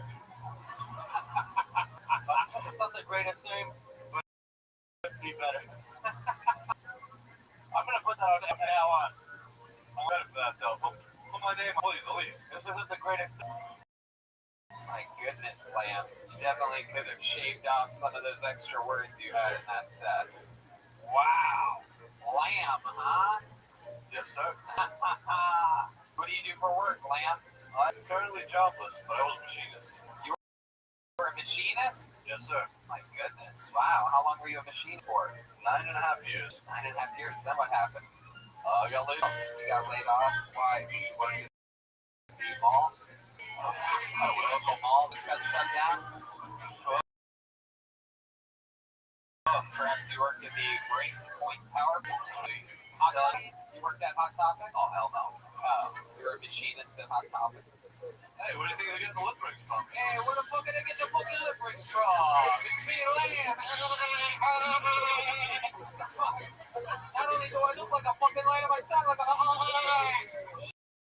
Shut up! Shut the fuck up! Lamb, you have a girlfriend?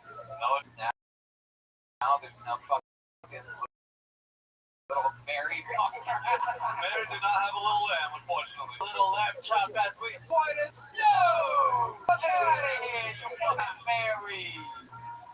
Everywhere that she went, I fucking went with her. I was sure to go for you motherfucking mud. Get the f*** my fucking money. Wow. So, Lamb, how are you surviving if you're jobless? I invested when I was young, and I've What did you invest into? myself. Yeah, you invested in yourself. I think you mean you saved money. I invested into myself. Checking account. Saving. Difference there. Just won't touch it. The money just disappears. It nowhere land. So look about it. How much money did you save? Tell the truth. About $5 grand. Wow, you no need to look for work again. Yeah. If you got $5 grand, you're fucking good. You got a house, kids, anything. More lip rings. You lose a lip ring, you get lip rings for life. Or one MacBook. You can't sell lip rings. I mean, it makes me. I know. What would you be without those two fucking? I just my fleece, you can see. I mean, a little bear. Do you ever think if you almost run out of money, you could just pawn the lip ring? I hope so. Wow, what's your name? Oh, wow. That's the gym. Oh, I forgot that you do that. That's right. It's a machinist. Like, why did you get? Supposed to be place some metal. I work for doing the welding in Dave Pass. What's your favorite kind of Oxycontin? The one that flew on the toilet. You ever do any serious drugs like that before? Not that far. No, not that one. Weed's about as far as I go. Weed's about as far as you go. All right, that's fun. How about that? How about in life, any hobbies or anything like that that you're proud of? Anything you do? I put the drums in there.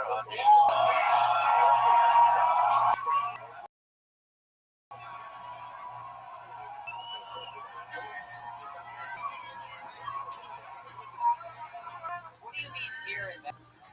I haven't played in a while. I used to play like 5 solid years. What do you mean? Are you any good at it, you think? I was We're pretty good. Do you think, is it like riding for you? Or what do you know? So, I mean, look at what's happening. Look, you're tempting the devil. Phyllis Watkins over there, ready for massive I'm coming for a fight. I need you Having a good time. I mean, I can try. to try. You think you challenge Joel Jimenez right here, right now? Or are you talking fucking shit? Hi, but he looks like he knows the shit.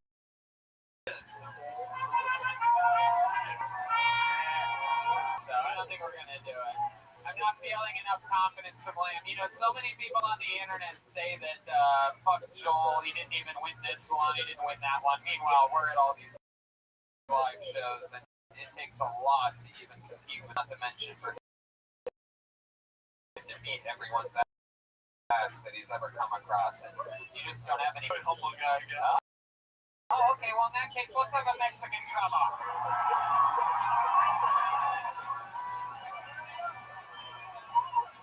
I think you guys know how this goes. If he's playing cool and can actually play the drums, we might actually have a little challenge on our hands here. So he's going to do a drum solo, and you know how a chance of becoming the full-time drum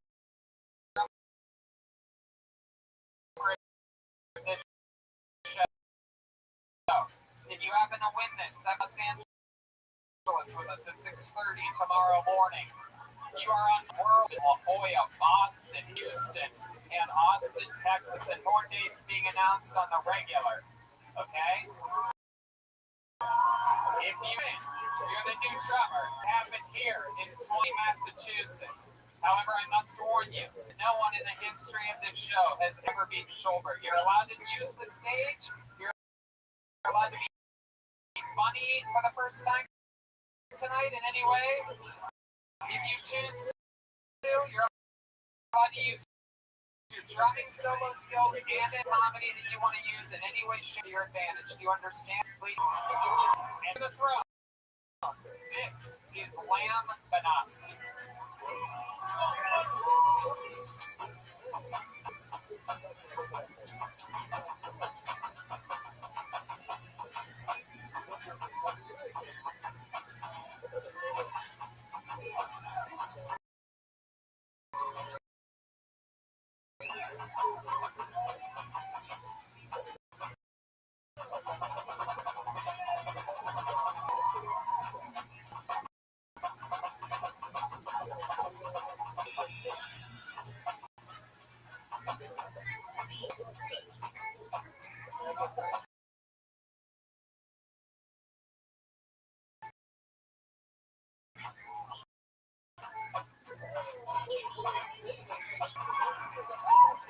Definitely humble, but also just sort of just okay on the drums as well.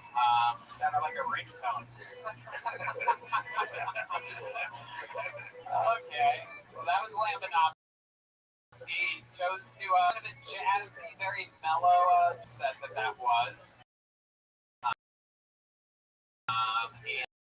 And also, you didn't do anything comedic during it at all, and you will. When this gentleman went from being known at all in the comedy world to traveling the globe with us, doing sold-out shows all over Australia, Ireland, England, and every major city in the United States of America and Canada. He was a little Mexican boy, and we've turned him into an absolute superstar. He is undefeated all time in Mexican drama. He's never lost. Ladies and gentlemen, I present to you the one, the only, Schulberg Jimenez. The crowd is going wild. He's got his middle fingers up in the air. The beard is gone. He seems to be, oh my God. Oh my God.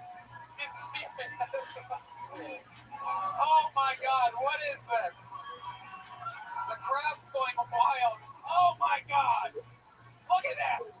He's got the purple dildo. Oh shit. Oh my God.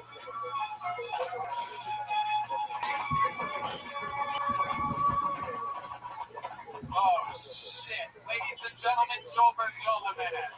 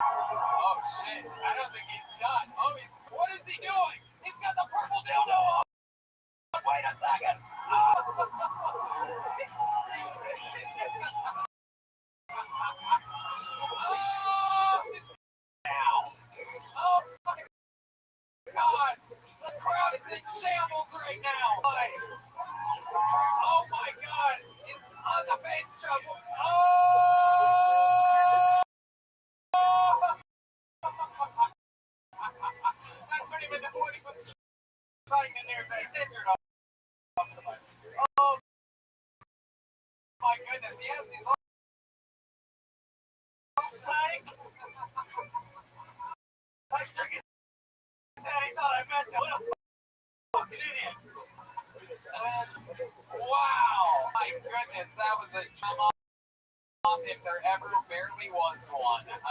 Because we are fair and balanced like Fox News. Wow.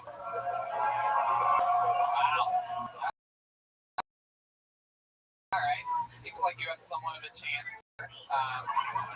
How many of you have Joel Jimenez winning that?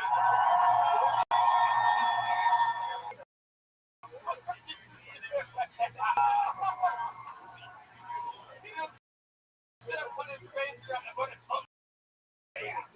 Purple nailed that.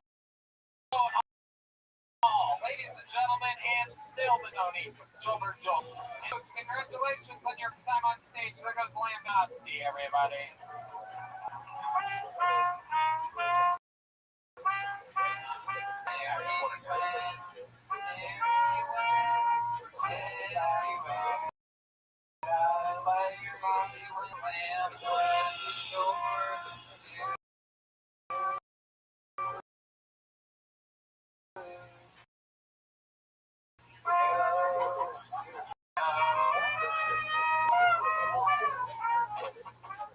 If I don't understand your handwriting, you don't get on stage.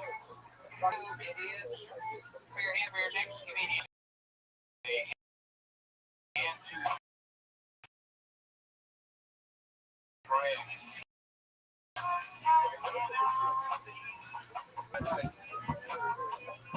Nope. Right. There you go.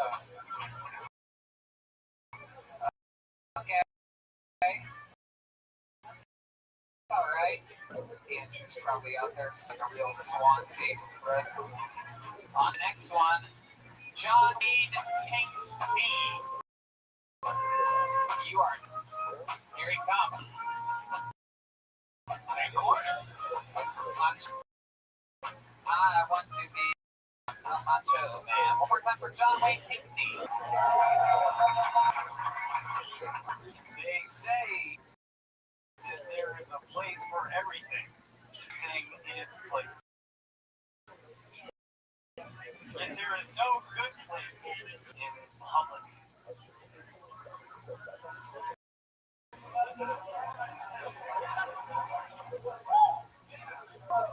People don't trust anymore. People have lack of trust in everything.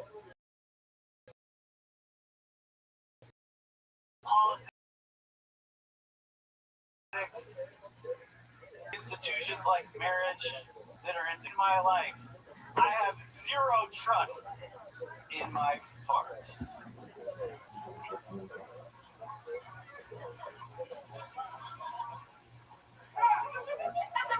As I get older,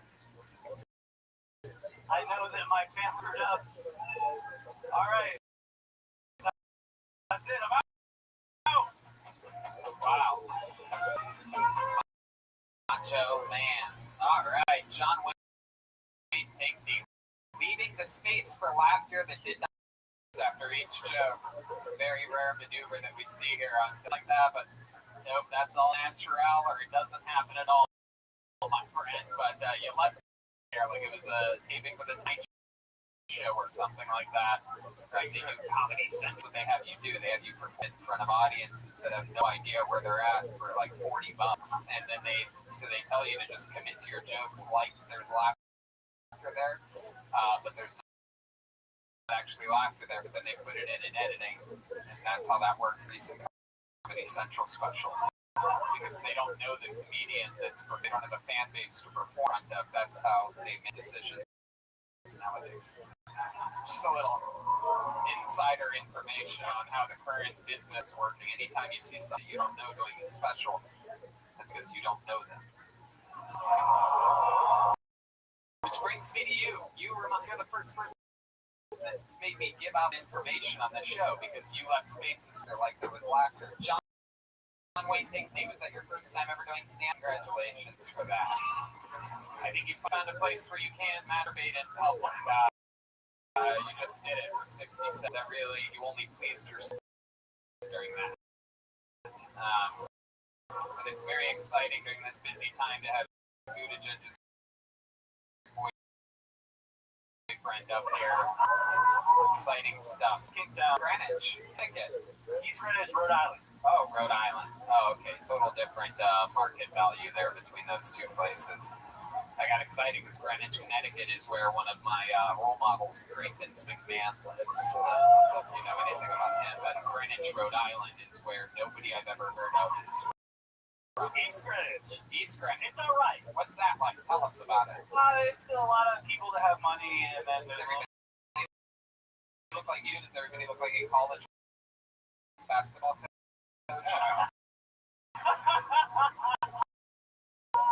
One of that queer-eyed guy. exactly. Uh-huh. What do Plus, I'm selling you have tonight? average of I love it. Computer components. yeah, environment monitoring temperature stuff. It's silly. Pretty exciting. Master Jim, what did you think about this guy? This guy looks like a Sprint guy, and Jared from Subway made a test tube baby.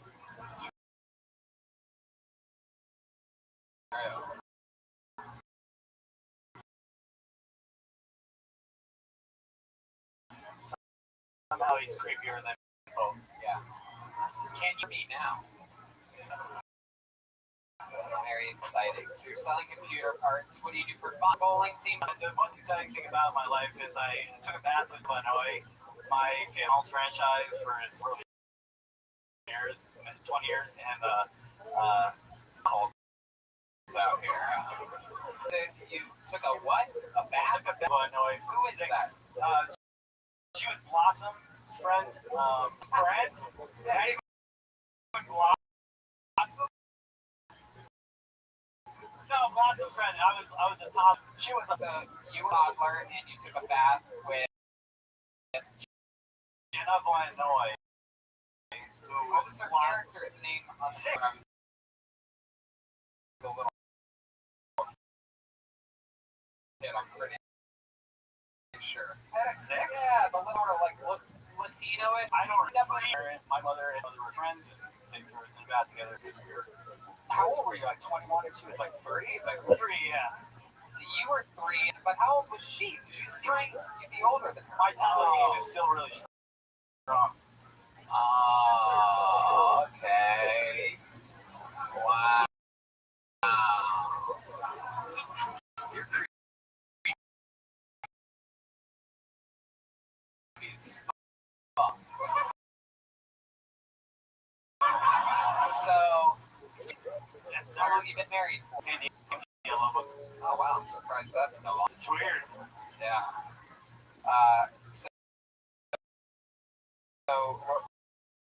She was working in sales as well. No, she was nanny. Only if I was lucky. Wait, I didn't know John Wayne Gacy was married. Pinkney. John Wayne Pinkney. Oh yeah, by the way, my Also, you get confused with John Wayne Bobbitt, since he also seems like he doesn't seem like John Wayne, except for the actual John Wayne. What's a fun fact about surprise to know? my family's name in the Constitution twice. Why? Only one to have its place. Because what reason is think like Percy. So your ancestors, what were they doing? Like, what playing? How did they end up with their name on the Constitution twice? Explain it a little bit better. More Boy Scouts, that's how they got the Pinky name.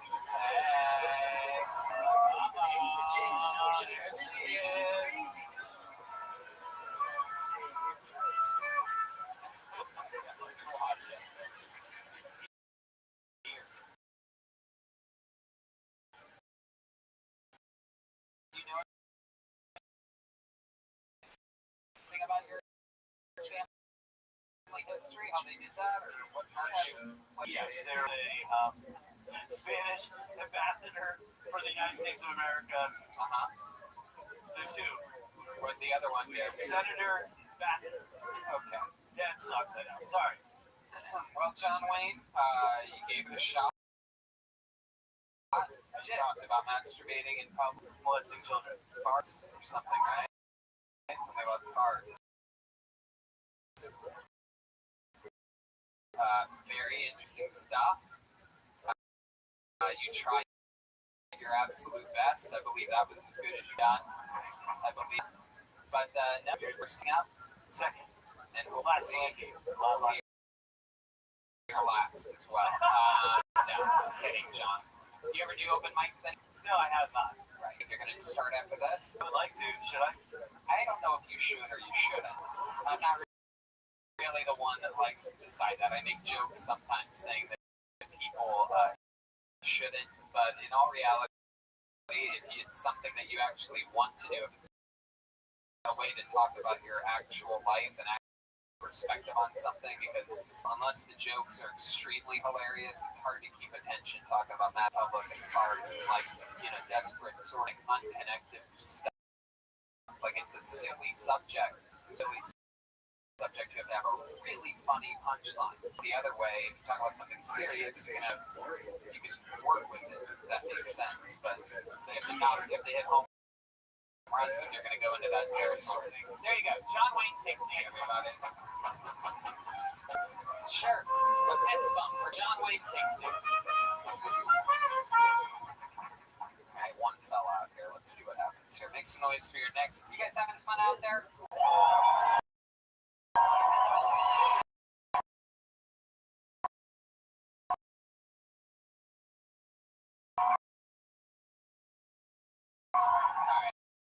Your next comedian goes by the name of Ryan Donovan. Ryan? Here he comes. I see it. There's forward movement. That guy is coming to the stage. By the way, weightless flannels is here. Yeah, last time we all flannels. I think we changed the fact of Swansea in our last appearance here. We just took a group picture with about 85 cents. That's flannels. Hey, here's your next comedian, Ryan Donovan, everybody. Come on, make some noise. Word identified as a that makes some better. Identified. Not cheating. I love new moms are the best. They always have like the best words for everything. They always have IEs at the end of everything. Like my baby's got please. Or maybe just a little bit please.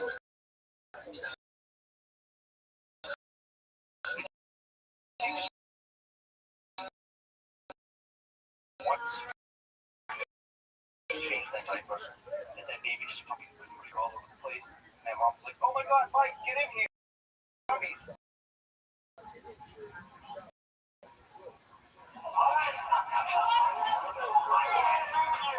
This Mike.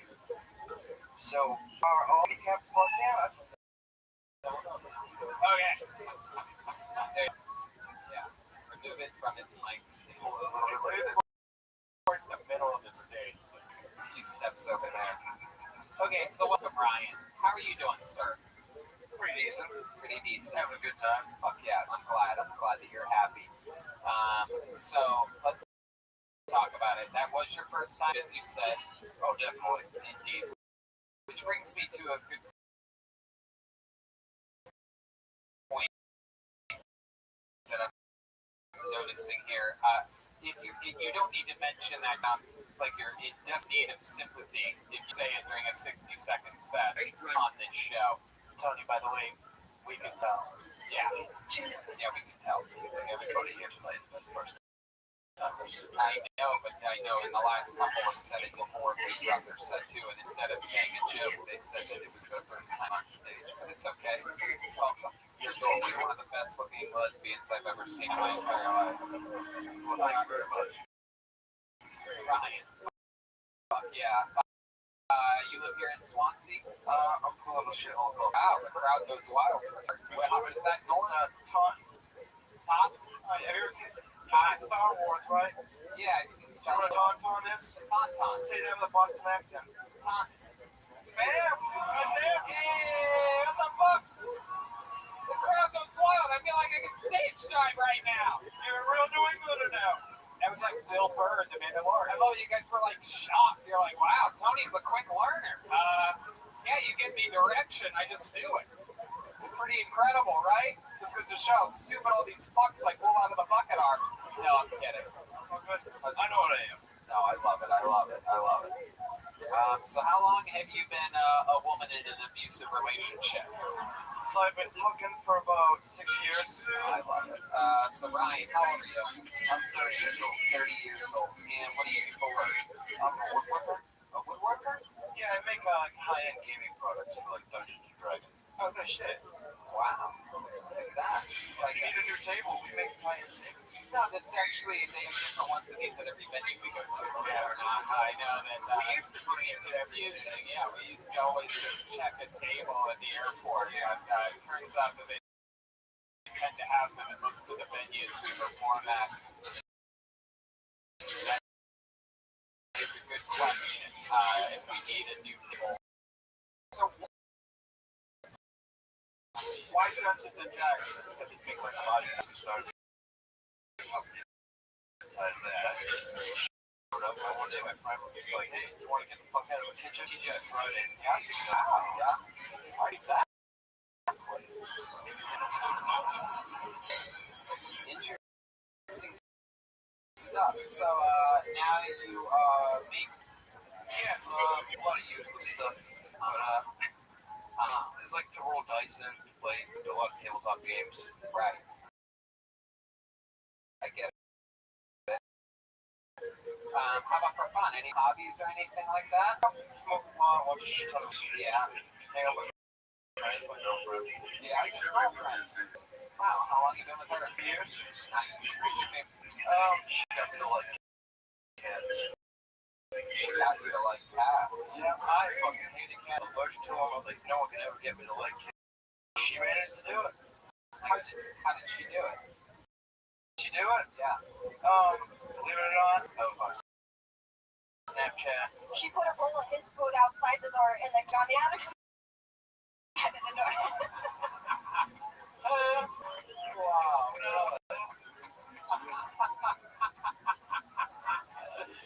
You ever shit in a litter box before? Allergic to cats? No,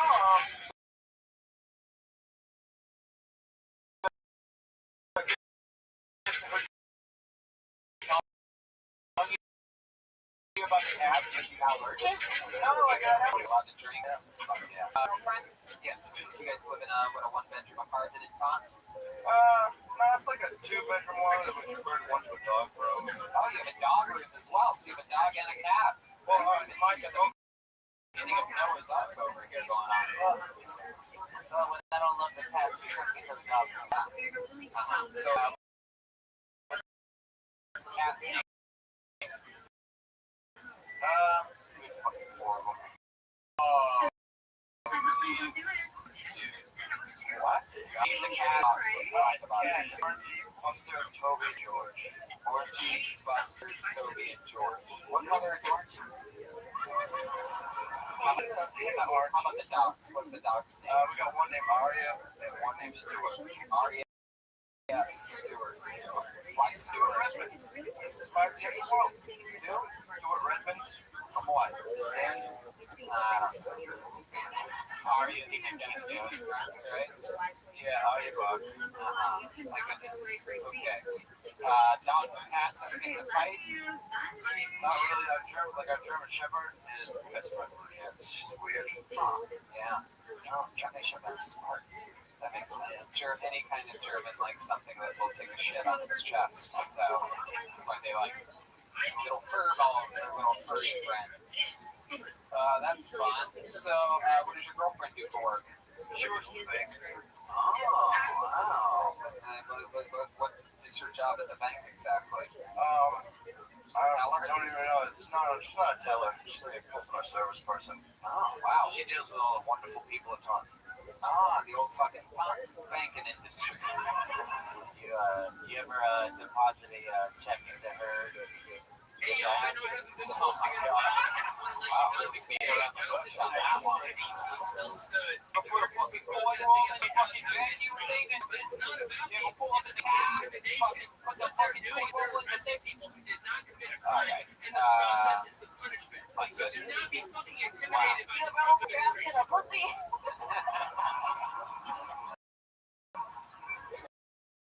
Yeah, you ever take too much out? Yeah, fucking figure out what a routing number is? You have a fucking Wells Fargo? You have a fucking Chaser Bank? What are the bank doing the state? Oh! Tonton! Fucking Tonton Joes! Oh!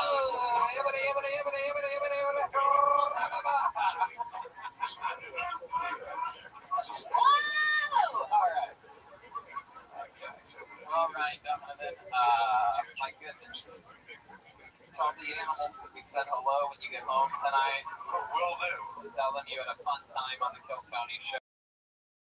You listen to the show often?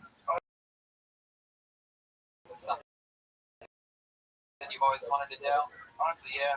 Yeah. Like I had at your mom's house, Uh-huh. and you on that work. There you go.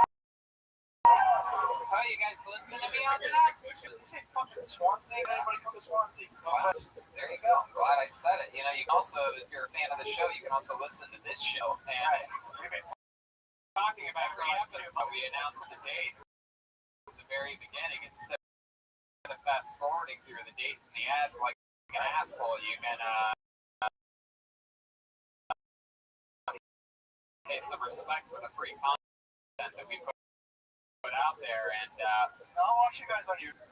on YouTube, it gives where we're going. You only look at the dates on your mom's house. That's I don't really check social media. you know, look at through social media for fun. Do that. Like shit. I don't know. Okay.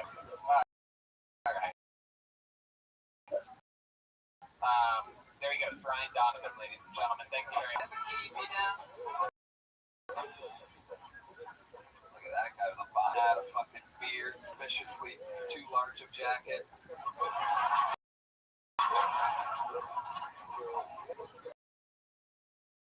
How many of you like it when comedians do good on it? How many of you like it when comedians do bad on this show? Wow. They like blood here on the East Coast. Pull another name out of the bucket.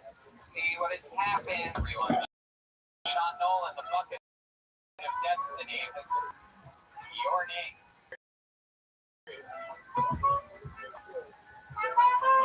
How about a hand for Jesse Johnson's first time on the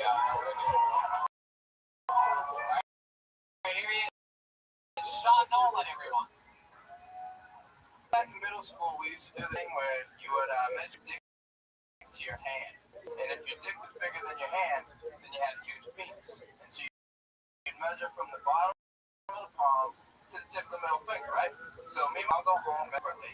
And my dick was way bigger than my hand. And I was freaking out. Holy shit, I'm going to go to school.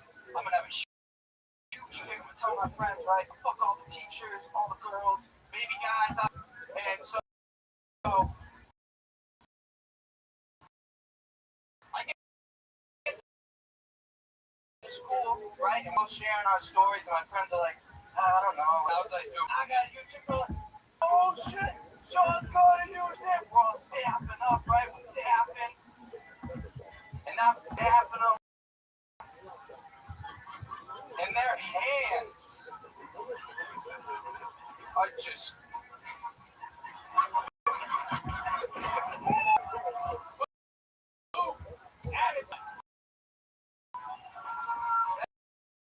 That is how it's done, Sean Nolan.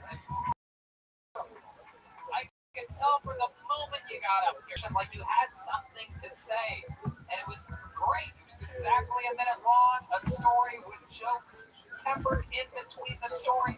You did comedy with your minute tonight.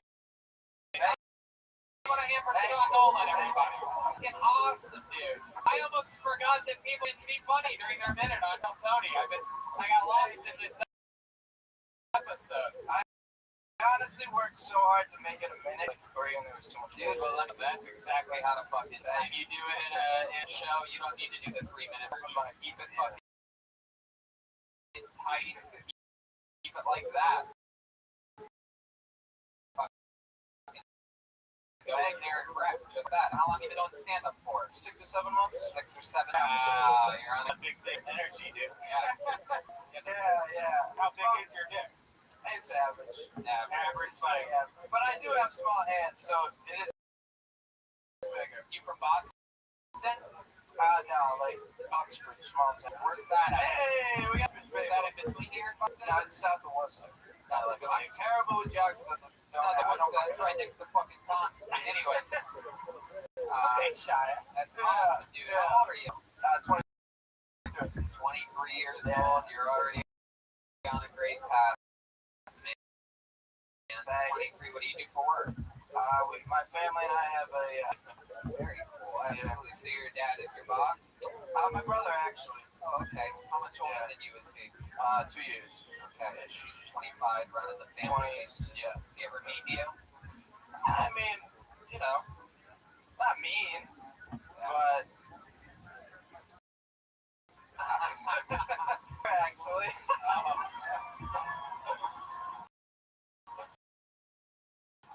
No, it's actually really good. Your brother's here too? Seamless. Yeah. Does he do stand up at all? No.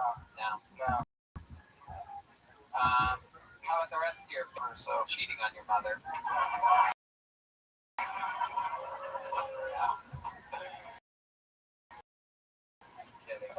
Don't ask, don't tell. Alright.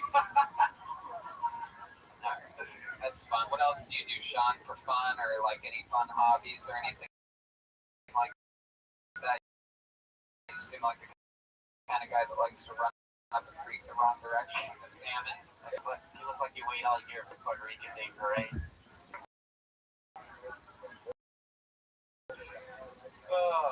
I don't know. Work out.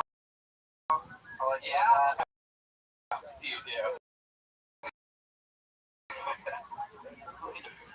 What's your workout regimen? I'm just like everything pretty much. You want it? Yeah. What up? You have a girlfriend? Like snowboard? No, I don't. Yeah, that's interesting to me. You seem like a funny, good-looking guy. Why do you think that is? You just like playing the field? I don't know. I don't really get out much right now, honestly. Really? Why not? Just busy. I got a kid. I don't know. Kid. Yeah. Like that.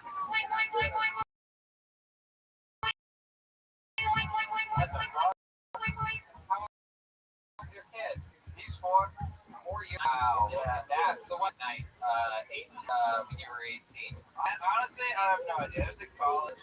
No, I mean you have some idea. You put your penis in a woman's vagina. Yeah. Sure. For sure. Yeah. Once you jerked off with your tiny hands like.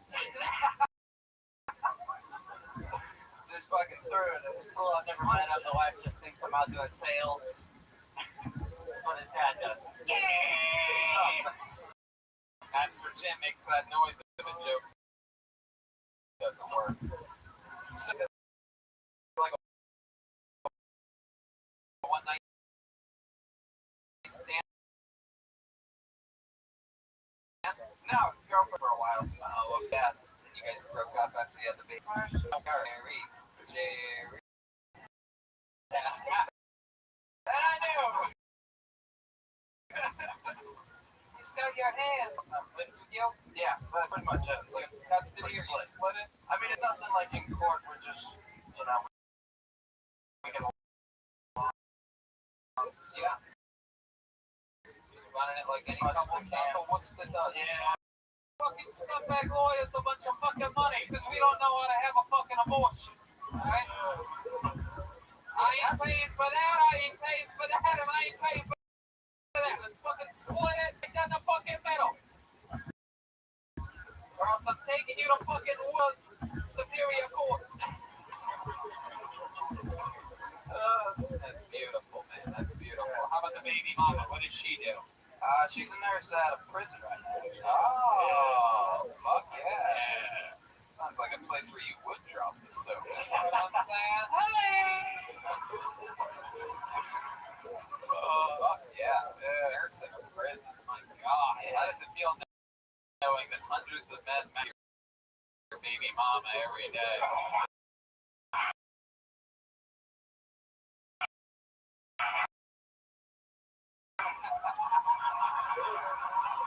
That one always hit it. Oh, wow. So good. I mean, unbelievable unbelievable set, unbelievable performance. You've got it all going for you. You know what? Being a single father or a single mother on this show, you know, it's always a special place in my heart since I was pretty much raised by a single mother. I think it's one of the greatest things you can be is a parent that gives a fuck. So the fact that you do it all, you got a job, you got a great set, you're chasing your dreams, chasing your kid, that's a fucking life. Get out there, keep enjoying it. There you go, everybody. Nate got a lot of bucket when I'm looking around to get that one, and it turns out that it's a lady first time tonight, so I just decided to keep it out, and we're going to bring her up next. Ladies and gentlemen, make some noise for your next comedian. She goes by the name of Megan. Wait, everyone. Your lady of the night.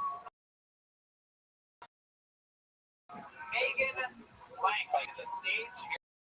Here she comes. Heck yeah. She's got the Swansea swagger to her. Right there it is. There she is. Holy shit. So, I just married your sister. And the second time, hashtag pull out. That's the charm. It's going to be so great.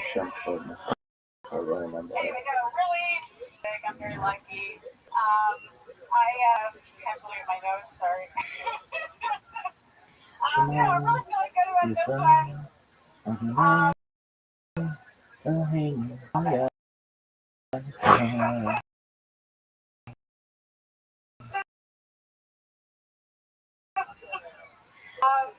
Anyway, look at your choices. For context, that person was 25 hot and a personal trainer. And I'm 37, out of shape, and a divorced cat lady. Yes, I want to limit my options. Are limited, and I want to limit them as soon as possible.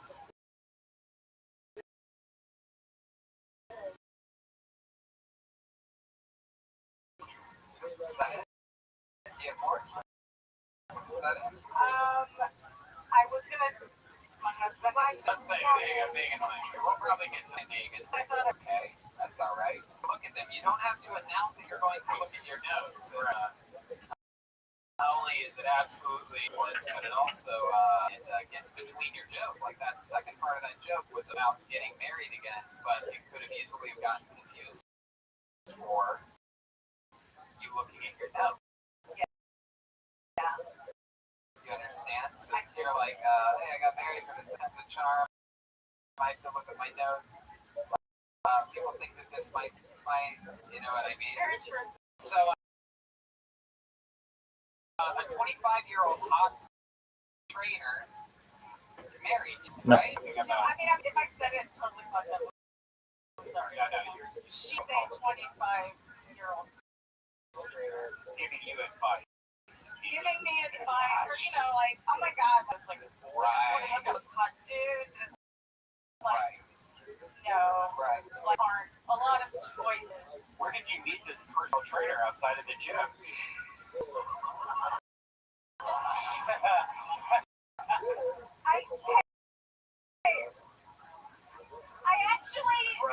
I actually didn't mention that she trainer specifically because I didn't want you to. She actually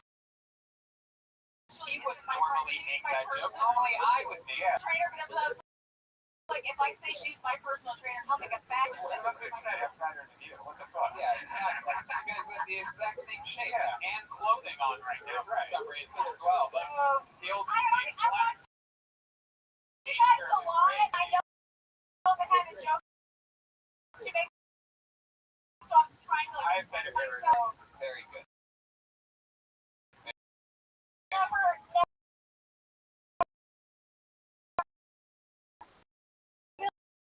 million years would I think Red Band would ask where to find a person. Oh, fucking ears, man. Oh, that's uh-oh, shit. Oh, God. He's here to defend his stupid thing. a cannabis company. This company, Clear Edibles. Alright, there you go. I work at a cannabis company and yeah, I do science stuff. I have my PhD. So Your PhD. Yeah? What's that? Pretty heavy. Oh, very good. Okay, so but yes, I do. Biology. so you're in your second marriage, Yes. and how long were you married the first time? I was with him we were together for like Oh 10 shit, years. Harry Moss is leaving right now. He's rolling his ass out of there. Damn, that guy is speed racing. Look at that fucking fuck out of here. This boys, I'm never coming back to this show again. God damn, I'm over. Look at this. It's a kettle. He's going 27 miles an hour in a 25, sir. You don't do that on the Republic Highway. Where the fuck? Anyway. Your first marriage last for? For 2. What happened there? Why'd that end? I don't necessarily really want to talk about it. Ooh. I just think it's respectful. I just think it's respectful to not talk about it. I just don't really want to talk about it. I'd like to talk about, what I'm doing. Okay. That's weird. Sorry. You can make something up. Rather Brian, or bad advice from Brian Redman. It's been, I was divorced, it's been This guy out. we met, I came up here I came up here for a wedding, and Yeah. I don't Keep know if going. it was a guy who I had known, I had met many years earlier, and I was like, hey, you're hot,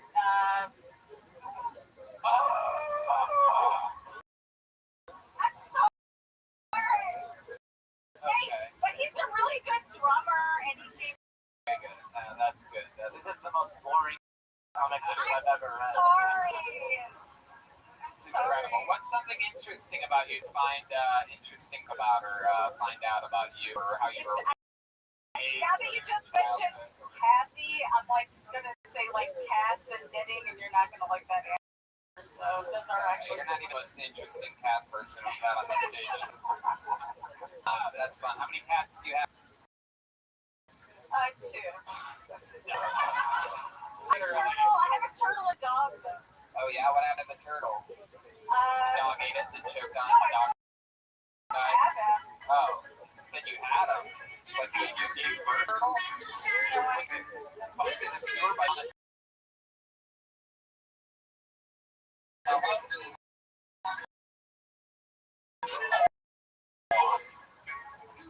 yeah. Come on, people. She had a turtle with a Ninja Turtle jokes, and they're not easy to write. Oh, fuck. Oh, watch out. Oh, shit. Speaking of a guy that shreds. That's a turtle. Yeah. All in the moment. You can't.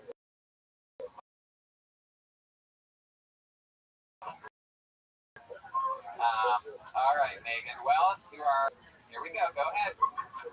That I think might make people like me. Okay. This has been eye-opening. What do you mean by eye-opening? I didn't realize that was this unlikable, but No, it's not all the momentum in the world. And first time doing stand-up, right? yeah. Right. You had all the momentum in the world, and then when I asked about the first marriage, you decided to protect him, even though they're listening to this. And probably would have been the most interesting part of this interview. And for some reason, too, which makes us wonder why, which maybe would have been the most interesting. A kid doesn't let anyone come to show and tell and just say, I've got a toy than you guys, but I can't show it to you. What the show is. So they know if they didn't want to talk about I that. we watch your show. We watch every single episode of your show ever. It happens all the time. Could have just said that and that would have been fine. Yeah, we get it. Or, yeah, no, it doesn't matter. But anyway, you're not unlikable. It's just that the path that you chose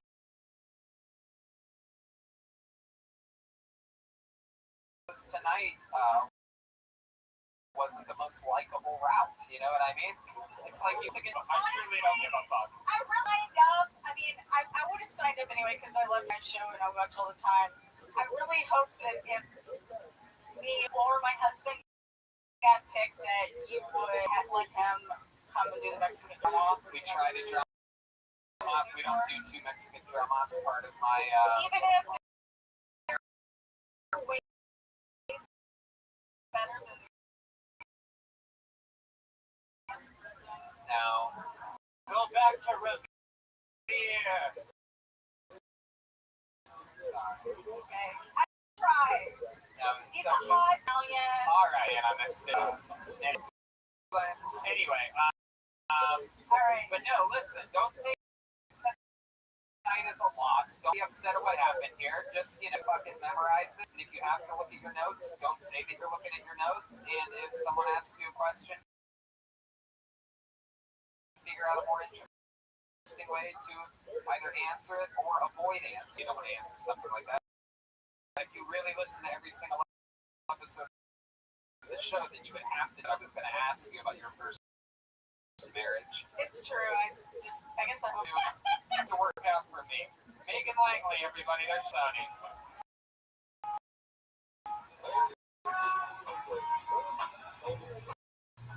We're going to go back to the book just in a moment, but before we do, let's do something fun. There's one man and one man only who I consider Swansea regular, even though we've only done Swansea episode. There's a gentleman, and I got to run into the show here tonight. He has a special place in my heart. I have this guy's positive fun. And I'm excited to bring up. You may know him as Santa Claus. I present to you. It's Kill Tony Eats. And this is Brian Roy. One more time for Brian. Come on. She's like white. Now, address the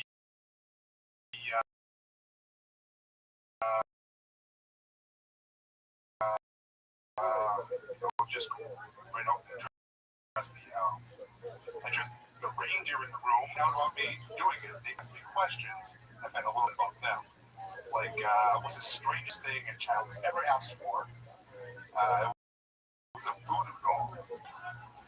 And I asked the little girl, so, like, you want to, like, stick pins in it?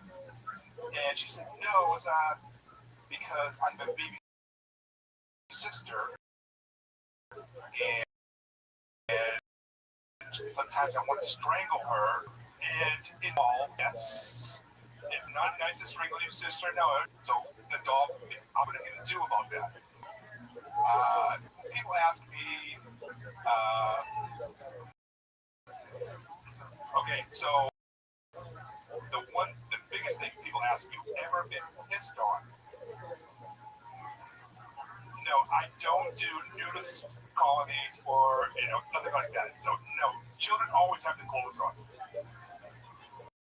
There you go. Absolutely. Brian Roy, a.k.a. Swansea Claus.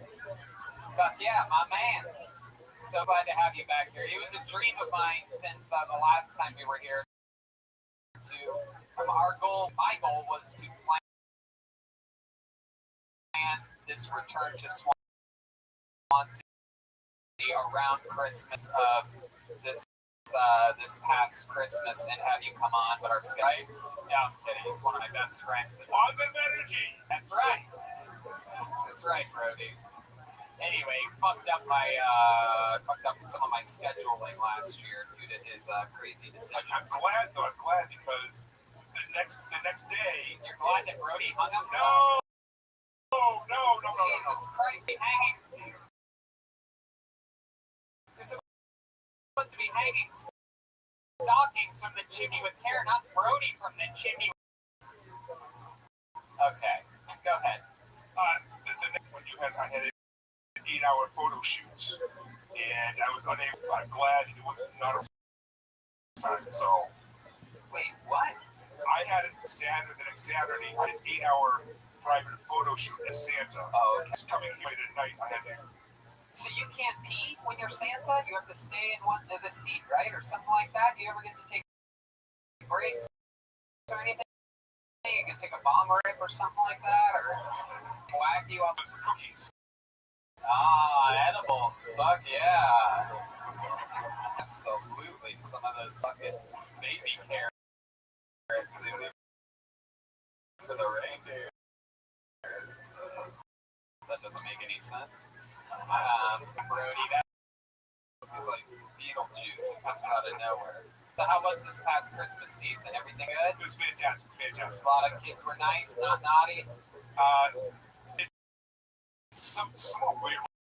Like the women who are like 28 to 35, they're the ones who are like, oh, Santa, no, they're just trash. They're just You just said they're trash? It's trash. God. Are you single, Santa? I don't mean to stir up the news. I miss Boston, right? Oh, wow. I like the first stocking, huh? Yeah. Well, having a little fucking. Yeah, you know.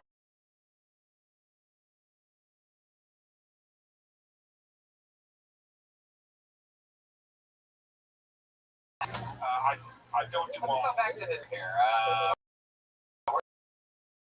Where'd you meet her? What's going on over here? Well, I usually say Sure, it you're was,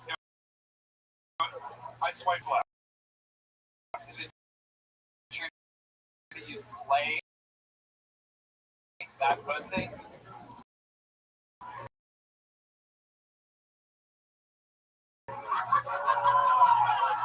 Okay. Everyone can forget. It's fun. You're not boss. I'm a steel worker, right? It's a structural steel fabricator. We fabricate steel for high-rise buildings. Oh yeah, you make toys for all the good little boys and girls out there. Very exciting. I met a guy tonight who does woodwork. If you ever need an elf around the shop, he can make dice and tape. He specializes in two things. So if you need a wooden table, that's very fun. How about somebody like a frisbee golf enthusiast? I just do comedy shows and Who are your favorites? Who have you seen comedy? Amy Schumer. I love the hard no from Santa on that one. No. Saget, Rogan. Where'd you see Rogan? I saw Rogan do over in the last episode. Okay. Was I with him on that one? No, you weren't. No. It was after that. Oh, okay. Cool. So I go to the Woodward. That's nice.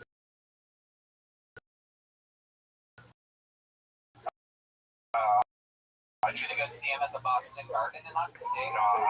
The Boston. I'm trying to pick and choose because I own a house now and it's the money wise. It's I can try to pick and choose. So Yeah, he only works 1 day a year.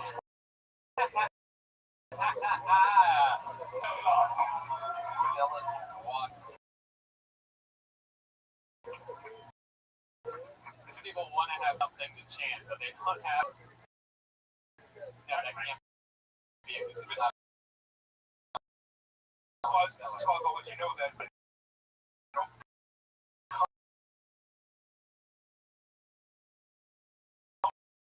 Once a year. Whoa! Look at my student and say that shit, fuck. Get black boyfriends. Do thick white men get left?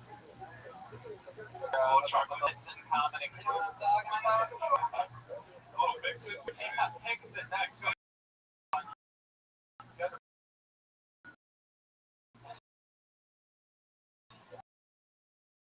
good stuff. You got a lot of hope.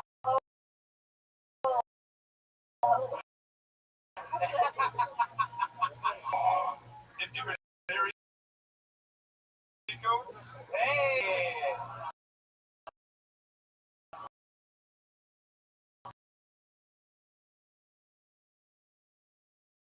I'm surprised you know that reference. Rapping you did with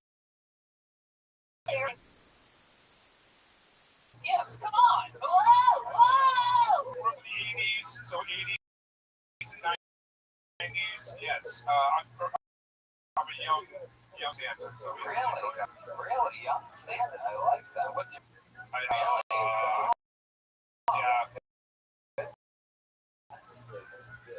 NWA, I'm not.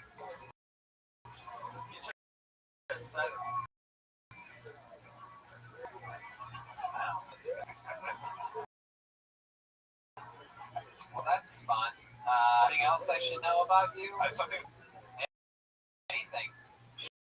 You seem excited about share that. Yes. I cannot remember the name of the woman. What?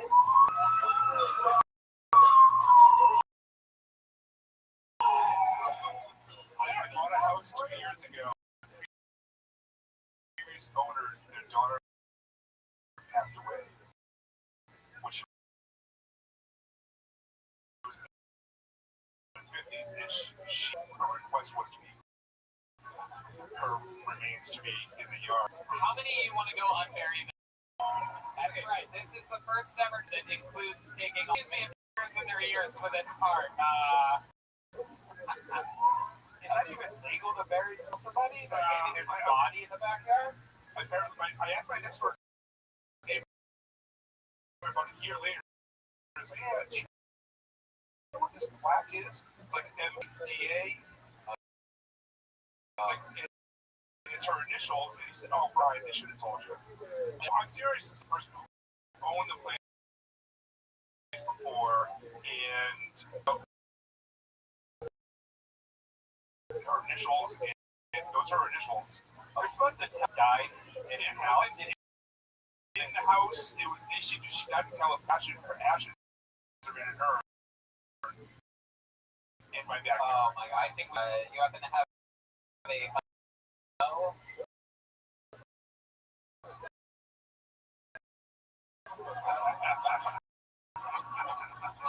Only time you can do reference if fucking Santa Claus is on stage.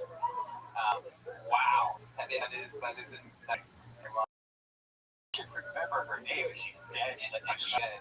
Wait, I thought you knew all the little girls' names. Girls. Do you and your girlfriend ever Santa Claus sort of like role play in the bedroom? Do you ever? No.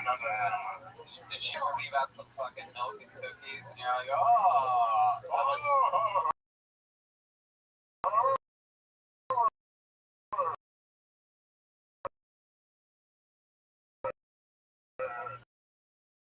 You were not even here.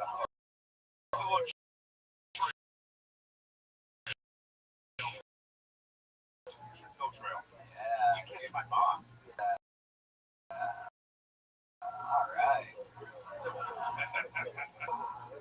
Alright, well, you are a staple here on these Swansea episodes. You just can't beat it. You're the only Santa Claus that I acknowledge. You're my real Santa Claus. I got a gift for my God. See you beat. Come on, make me kill Sony.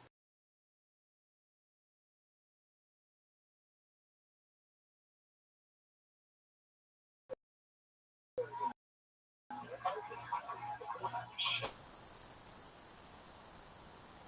Right here. There's some,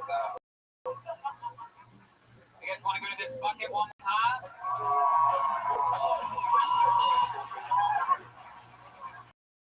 Alright, let's see what happens here.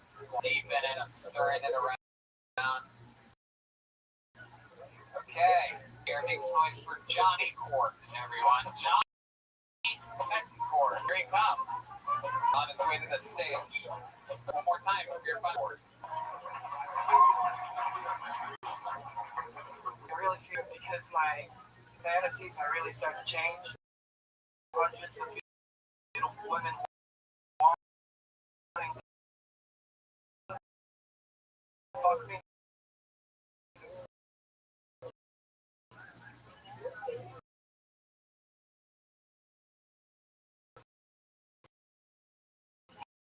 Now I fantasize of everyone I want to just.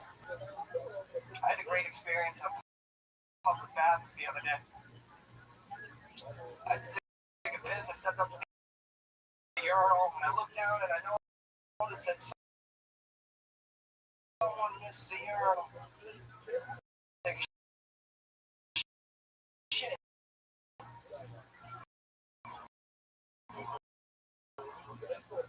See, I grew up with two aggressive, angry Portuguese. I even thought about something. That's why I think we should report Portuguese grandparents and bathrooms all across America. Fuck yeah. Well, it's In December. since time started in December.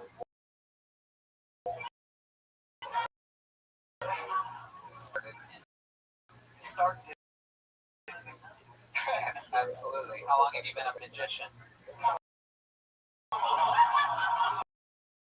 You look like Chris Angel's illegitimate son.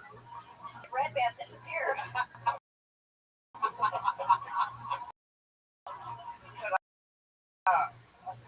I love it. Maybe you should be do for work. I work as an operator, my side. I'm a podcast producer, and I'm a musician, and I make like video work for Music good like. At the moment, I do a little bit of reggae, family of musicians. Wow. What instruments do you play? I don't play the drums. That's okay. I don't play the trumpet. That's not what I asked. What instruments you do? A little bit of.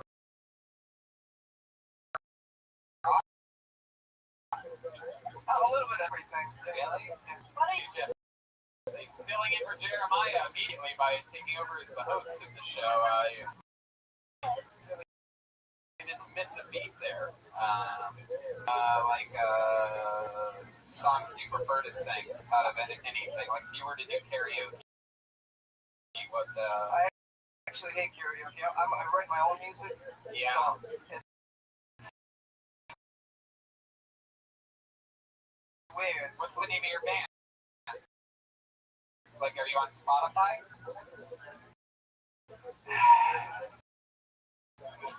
Are you on Spotify? It's a simple. Yeah. Johnny. I used to be in a band. Love the confidence behind this. It's gonna be great. Yeah. Why are you ashamed of what you have on Spotify? I'm just Oh yeah. It's an activity, but we do see your baby and your baby mama there. You have a child, huh? Larry. Got a beautiful little daughter. How sweet. How old is she now? She's gonna be 11. Oh, that's great. Very exciting. Yeah. Okay, well, how about you do a little bit of acapella? You want to beat for something? I don't know what to say. You know what? Whatever you want, dude. You don't like karaoke, so we need to have something. We gotta get a little something. We haven't had anybody else other than here with any musical talent tonight. Only one guy doing drums, and the other player in the room had a stand. No, I'm kidding. I'm joking, Megan. Joking, Megan.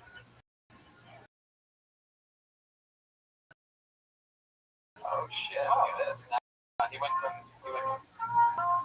But hold on, hold on. Damn. Oh, look at this. He actually is one.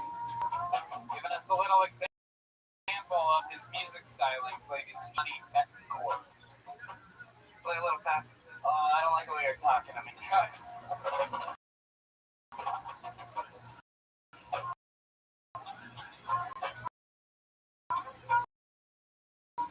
oh shit. Alright. Shorty on low. No. You got it. Just keep going. Where were you, Johnny? Ow.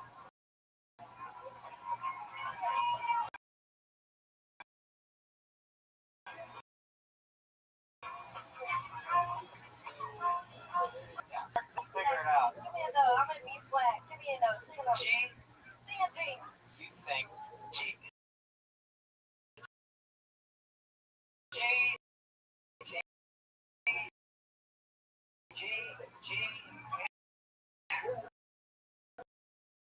Sing. Show.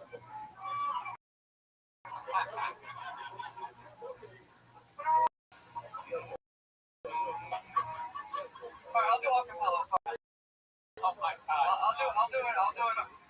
Do anything. They can follow you. Do anything. I'm gonna do something really old. Do anything, you piece of shit. You need to cool it. Baby, I'm not fooling. Back to schooling.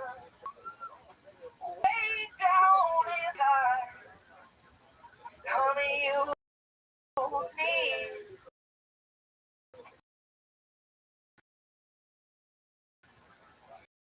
I'm gonna give you my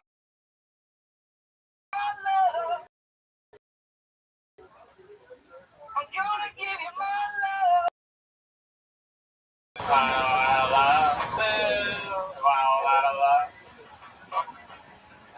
It's okay. Hey, officers, can we arrest this man for breach of peace? Breach of peace, I think, here. I love it. You tried your best. I did try my best. I'm gonna regret this in 4 days when I'm watching this on YouTube. It's okay. There he goes, Johnny Betancourt. Thank you, everybody.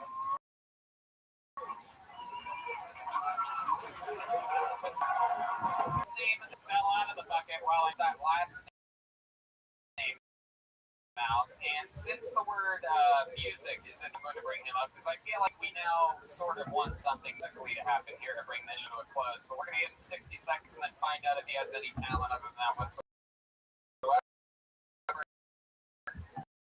Let's see what happens here. You guys want to do this, or should we end it now? You should give this guy a shot. Put your hands together for your final comedian of the night. Make some noise for Win, everybody. This guy's a steady jog. Ladies and make some noise for Mark McWin. I think, hey, what's up? Hey, I think the coronavirus is like sneaky good marketing for the people of China, you know? Yeah, because, oh, fuck, I don't remember. I go to a really shitty gym. I go to Planet Fitness. Why the fuck does everyone at Planet Fitness smell like weed and look like they belong to a better, shittier gym before? Fuck.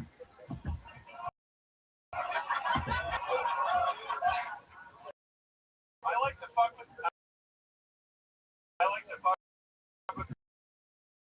people in my gym. I like to run on the go in front of the one TV playing says. I don't understand what the black card membership is at Planet Fitness. Like, I don't know what's in those rooms. Is it a sauna? Maybe like a hot tub? Like, when I hear black card membership, I'm thinking like maybe a KFC, maybe a Popeyes, maybe a Taco Bell. That's all I have. Yikes. Ladies and gentlemen, Mark McWin.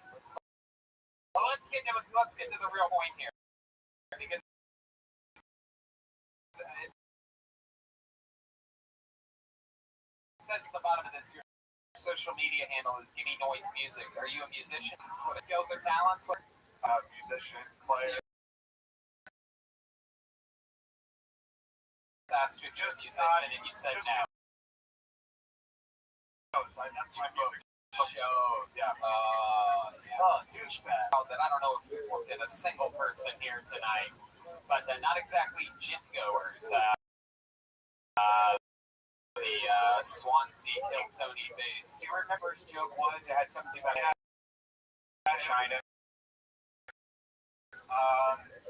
It was coronavirus is sneaky good marketing because they finally have a reason to wear those masks without looking pretentious. Oh yeah, good thing you tried with you. Let me do this. Let me ask you this. There in the audience that knows how to perhaps sing or like a talent or voice that it's that person with their hand up. For some reason I don't believe them. You a singer, sir? You, 2 hands? Yeah, the person I'm looking at. A real singer? What song would you sing if I brought you up here right now? Get your ass up here right now.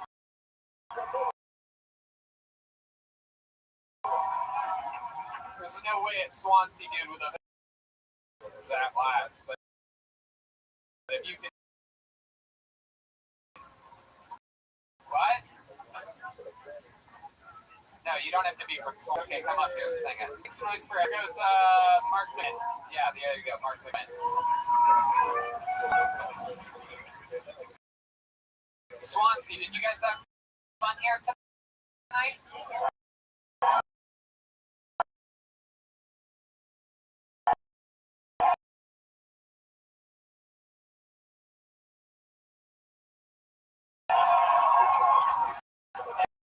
Evan, what do you say you bring us home? Let's do this shit.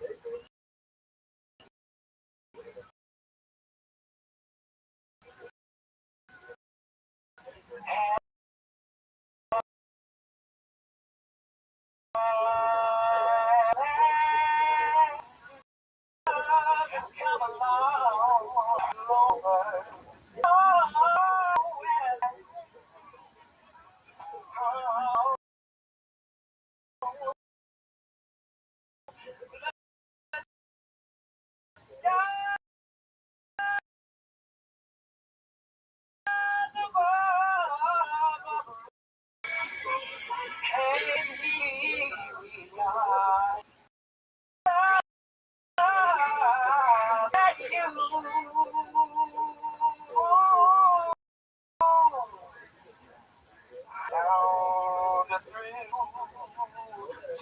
That's my cheek to a thrill that I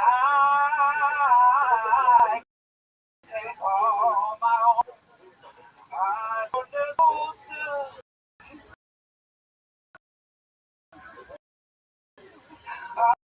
a thrill that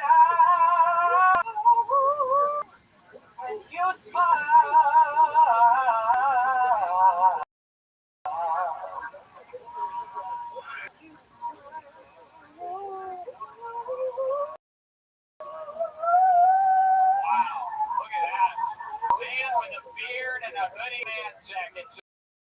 Just sang that fucking song. This guy's waited his whole life to sing that song in front of a crowd like this.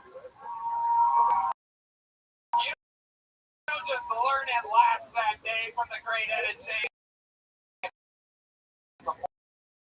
Evan, is there a social media you want to plug or something? Yes, you can follow me at Evan Audio Music on so there you go. That's a real musician. Who's screaming and the word music. Email drew up exactly for this date. We're all gonna be there right after the show. We did it again. We love you so much. Thanks for coming out.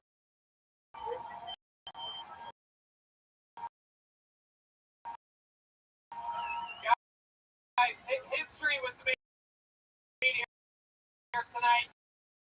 You are the first people other than Los Angeles to ever member of the band. The great Jesse Johnson. She's on social media. Ski Johnson. Anything else, Jesse? Yeah.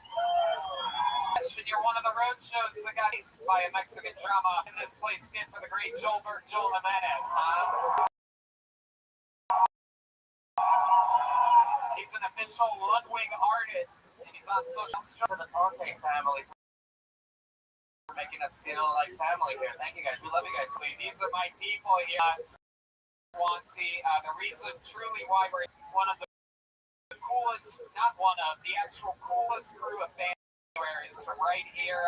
Actually, they used to work here in Providence. So they're right around here. All of them all together express how much it means. So, you know, an artist, when you first start headlining 6-7 years ago, you guys would come to all my shows and I do myself, come up with new material every time I come here to show off for them to give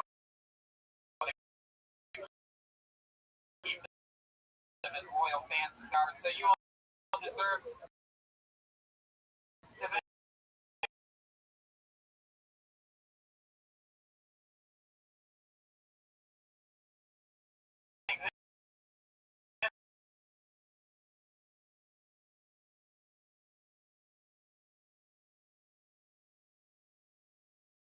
this amazing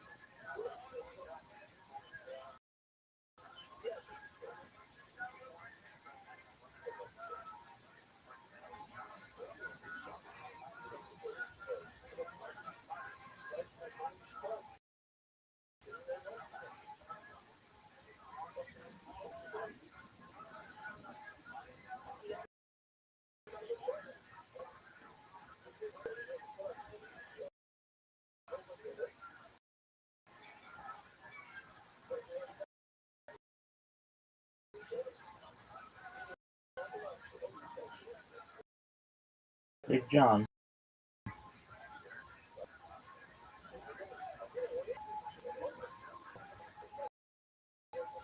Fuck Jason.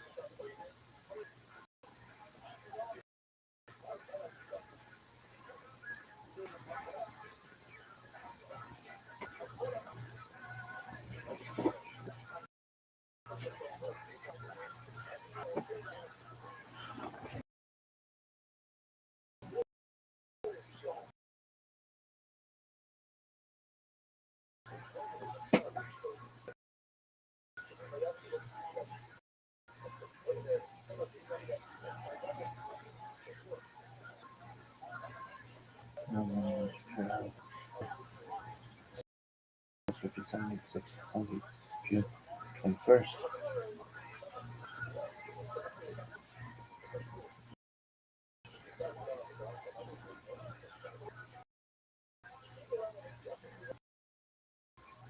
David Bishop worked at the 3631, 136 on Avenue 3436, 325 King Century National Fund, 3366, 300,000 Honda King Fund, 460 Red Single Honda Fund, 31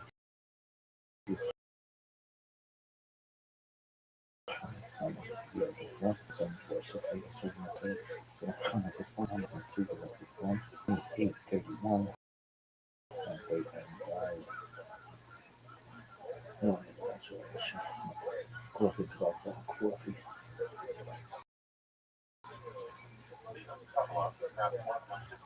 Listen, listen.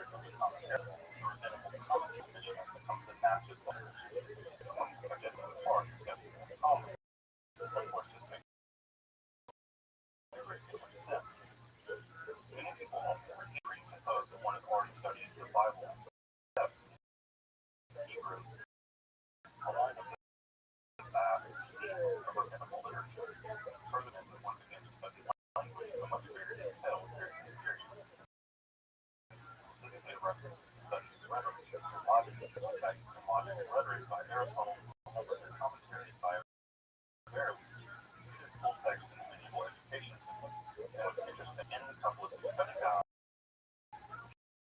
these non-Jewish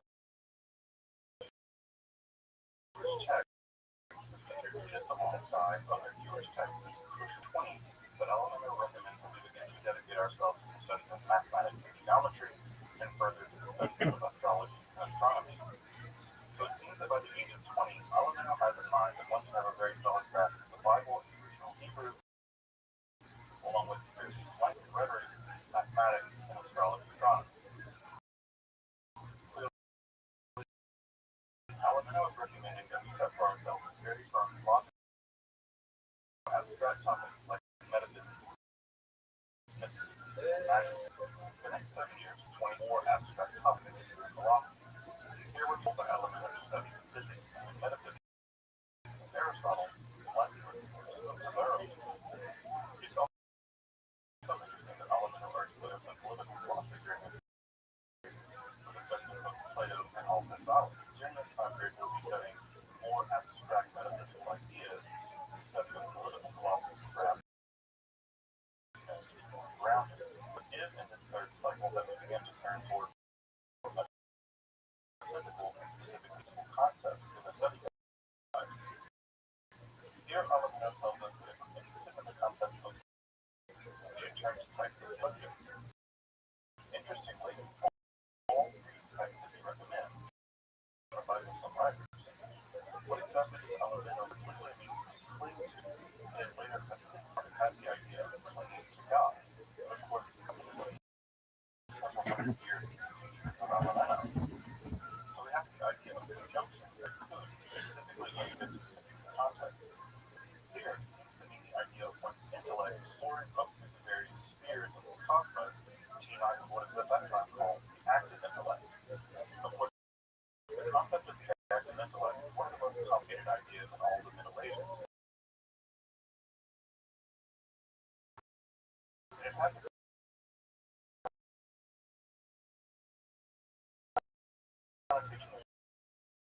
something like the mind God, but the mind is united with the active intellect. So it's here in Eleanor's study guide that we pass from mere intellectual studies to pure intellectual self, perhaps divine intellectual. Again, what's interesting about this process is that the books that Eleanor recommends for beginning the process of passing from mere intellectual studies to conjunction with divine intellect or the active intellect. By Muslim writers, not Jewish ones. What's fascinating to me about this is where the writers here are Muslim, Christian, or pagan. For him, what matters is truth. If the first stage is uniting one's intellect with active divine intellect are to be found in the writers, he recommends them. From 2027, that Eleanor recommends that one begin to study medicine and alchemy. He specifically recommends the very famous alchemical text that he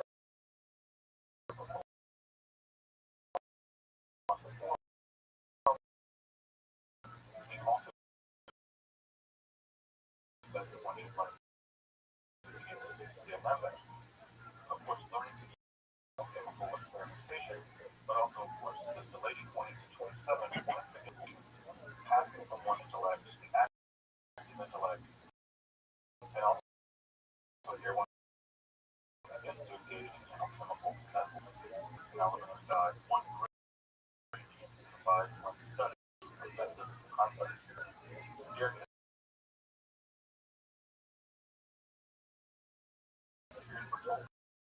studying the great concepts of medieval philosophy, that knowledge should be relatively fresh. This would apply to the coherence of the incoherence by Maimonides.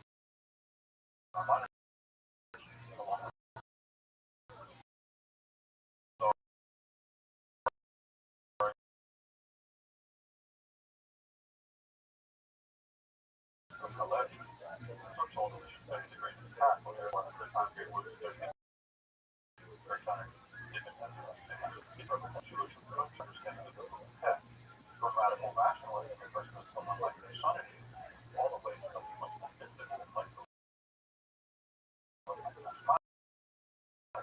course, Kabbalah is still very basically established legitimacy to the Kabbalah.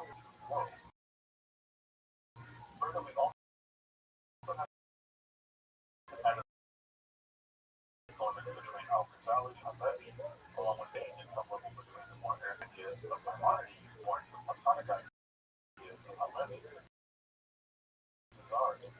It seems that what Alameda and are doing to understand both sides, so here he seems to be equal to the idea that in order to that this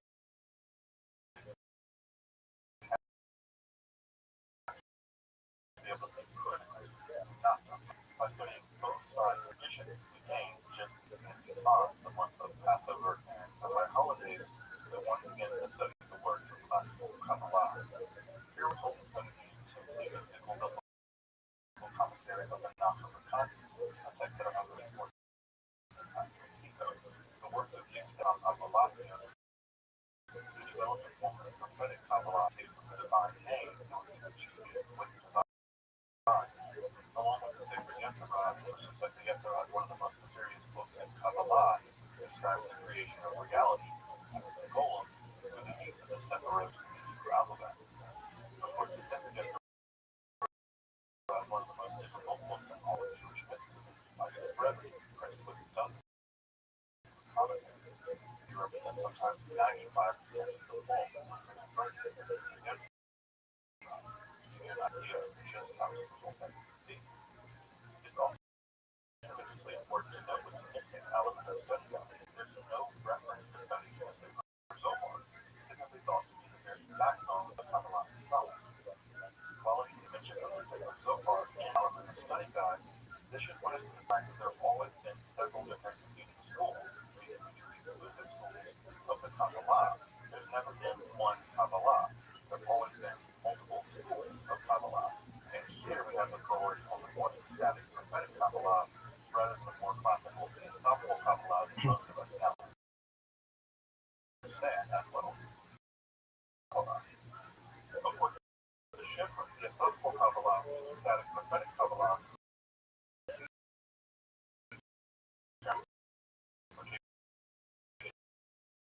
development of Christian Kabbalah by extension prophetic. As you may know, given the divine emanations of the Sephiroth, the matter of their reality, frivolous appearance to Jewish audience are simply not going to mesh very well with Christianity. By shifting their focus to the status of the prophetic forms of Kabbalah, the Christian and later Hasidic Kabbalah were able to meet the centrality of Jewish law as a form of faith.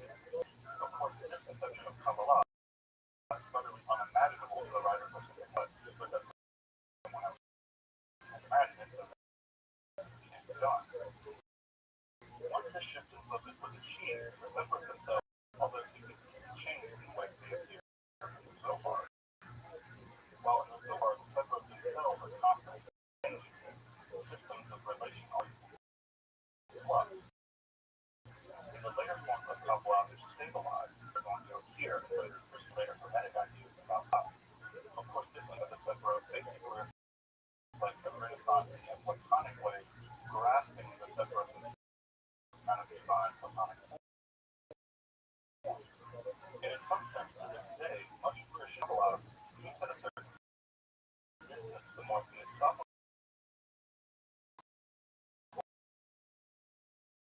idea of the Kabbalah found in Zohar, which contemporary Kabbalah do not analyze. Of course, even with the stabilistic at it,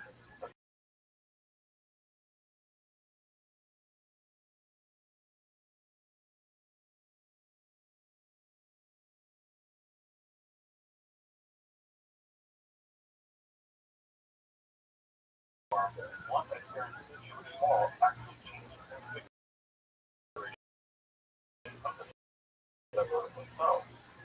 Here it's very important for the element attacking something like the British, the exclusively Jewish Kabbalah, whether it be the ecstatic Kabbalah of the philosophical Kabbalah of the idea of Kabbalah being coupled from its adherence to Jewish by extension, the development of those Kabbalistic theories to what is now called. Finally, at the end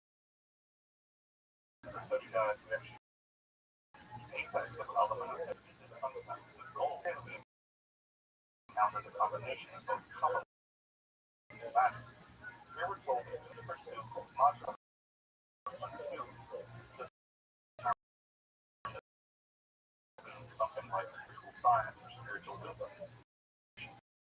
Kabbalah and magic, which are texts that we now recognize as grimoires. Some of these spells are among the most famous grimoires found in the medieval world. Here we have a reference to this at the and the Almagel. The Garagio is perhaps one of the most famous Jewish grimoires of the Middle Ages, and exists in several books and amulets with a very strong astrological magic. Which of course is a vast encyclopedic topic. Other engineers also made of the Almagel, also a text that survives with several Jewish translations.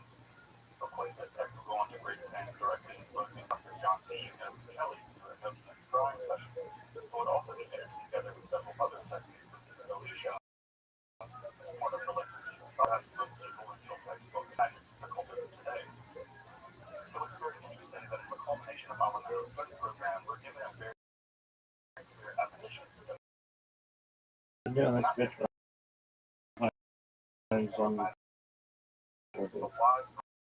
Modern 100 and Spirit and astrological magic, and success some elements of magic. So as you can see, Yohana Alameno's study guide for sheep and human flourishing includes a wide range of human intellectual efforts, all the way from the accomplishment of magic feats and various kinds of magic texts. In his combination of Kabbalah and magic is basically pioneering in European occultism. In a very substantial way, his influence through ego-influence in European occultism. And his study guide is a very strong predictor of the trajectory of Europeanism, beginning of course with Tycho, extending into Rizal-E, and later into modern occultism all the way to the contemporary period. One might even say Almagell's study guide is something like an occultism in microcosm. If you're interested in the history of magic, Kabbalah, make sure to subscribe to the Caritas. These are all 4 contents of our channel. If you want to support my work with making accessible, scholarly, free content on topics similar to esotericism here on YouTube, please consider supporting my work on Patreon or with a one-time donation. Your support really does make Esoterica possible. If you'd like to consult Alameno's study guide yourself, you can find it in these 3 of Moshe Dell's really wonderful books on the history of Kabbalah in Italy. This volume is just really wonderful in general. Interested in the development of Christian Kabbalah, or the development of Hermetic ideas, the book not only translates our study guide to English for the first time in place, I think it's here, but also there's an entire chapter just on Alameno's interesting version of Kabbalah, which combines both magic and Jewish mysticism. I'll also say that Moshe Dell has also written a deeper investigation of the study guide itself, rather than just the book. However, that does that deep dive into the guide in modern Hebrew. So, that language itself really is one of the best books on the development phase. It's a little bit more advanced, so if you want an introduction to Kabbalah, you'll probably want to look somewhere else. However, if you do have a little bit of Kabbalah itself, you can delve into the study of the development of that mysticism in Italy. That's one thing I hope you'll stay tuned. Until next time, I'm Dr. Justin Sledge, and you've been watching Esoterica, where we explore the arcane side of this here philosophy.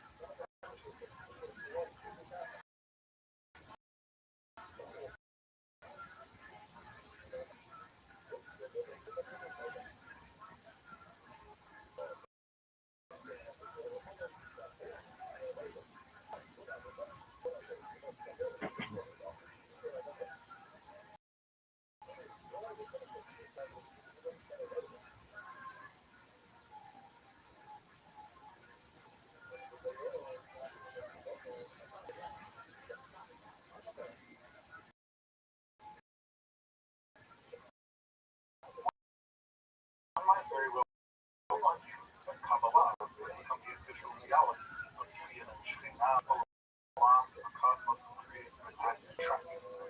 The goal of social and cosmic justice in the form of Islam, the concept of reincarnation was captured by Gil Gould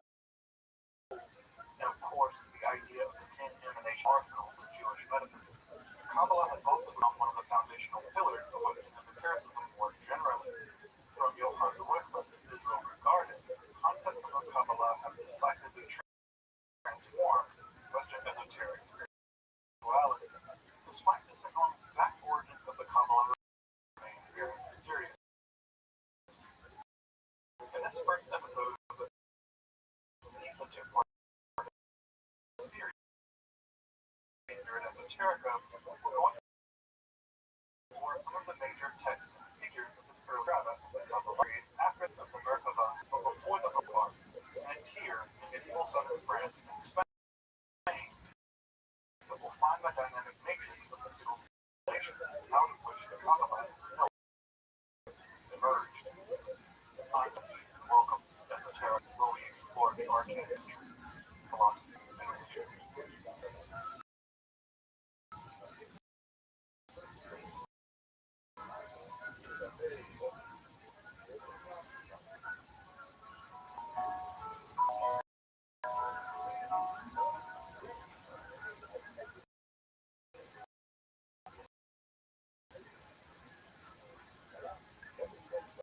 While it is unsurprising that the term Kabbalah is synonymous with Jewish mysticism,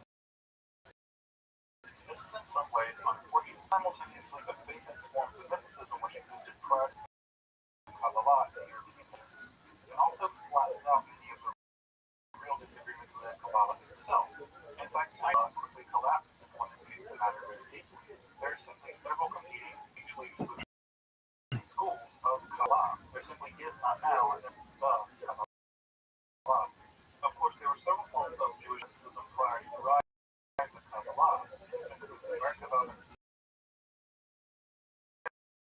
in which one attempts to descend to the throne when summons an angel in order to find rabbinic lore.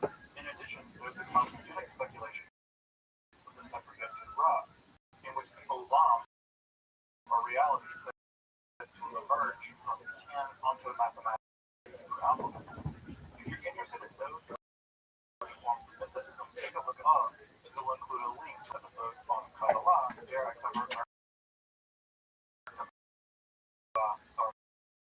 tour of the Cypriot.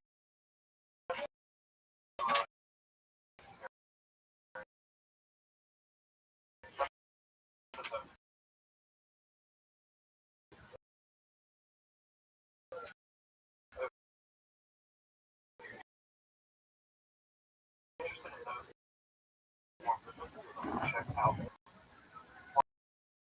While these forms of spirituality would officially be taken mysticism more generally, they are, strictly speaking, first specifically southern France at the beginning around the nation.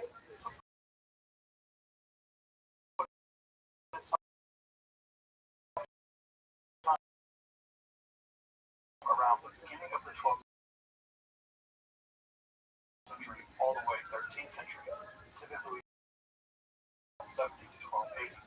And this early and rather mysterious time period that we begin our exploration of the earth. Of course, by bracketing some material in this episode and some material out, careful students of the history of Kabbalah episodes on its own. And we'll also have to cover the Constitution or term pietist movement on its own as well. Further, both the developments of Jewish magic and the rise of the form of ecstatic prophetic Kabbalah as developed by Abraham Abalafi. So it's here that we turn our attention to the self-result, their intellectual backdrops and development of mind should be best like metaphor, separation, or the performance of creation becomes synonymous with Aristotle's physics, and Mahasan Merkaba mysticism becomes synonymous with metaphysics. Indeed, we believe that the more rationalistic aspects of Maimonides' philosophy might themselves be a response to movements within Jewish mysticism itself. Rather than explaining the depths of Jewish mysticism, one might argue that Maimonides explained it away. The influence of the great eagle is sometimes referred to as the eagle just too metal not to use as much as. It's not surprising to learn that many equalistic texts, Buddhism was parallel to the movement of the Ashkenaz, or German pietist movement. This group is also referred to as the special organization cherub circle. This or cherub plays a decisive role in metaphysics, basically perennial question theosophy. How does one bridge the it is an answer ever studied Neoplatonism is to begin to fill that gap with mediators. The mission of the unique cherub circle is to introduce the concept of Ha'atzah, or emanation, in which from the divine Havod, or glory, the divine power flows to come manifest through the cherub of the Karu Hamayim. So you can see the introduction of what appears to be a kind of Neoplatonic idea of emanation, or Ha'atzah, into the concept of Jewish metaphysics is going to be decisively important as we get into the Kabbalah. There's simply no understanding of the subject without this idea of Ha'atzah, or emanation. A slight of the Sefer Vahot is going to rely on scientific or philosophical study of the Sefer Yetzirah to accomplish this task. This text is somewhat interested in the idea of intermediate divine powers, even if it breaks them sometimes with a kind of decad, following the ideas we found in Sefer Yetzirah, though the text is primarily interested in the spiritual ascent of the soul, the divine world. So as we can see, by even a century, some of the basic metaphysical building blocks that have become central to the development of the Kabbalah specifically have the idea of emanation, or Ha'atzah, being applied at some level to the idea of the Yetzirah. It is the combination of them to be deceived in the virtual text of the Kabbalah, the Sefer Bahir, or the Book of Leviticus. Although, despite the text itself takes the form of the Midrash, a kind of running commentary on the Hebrew Bible, or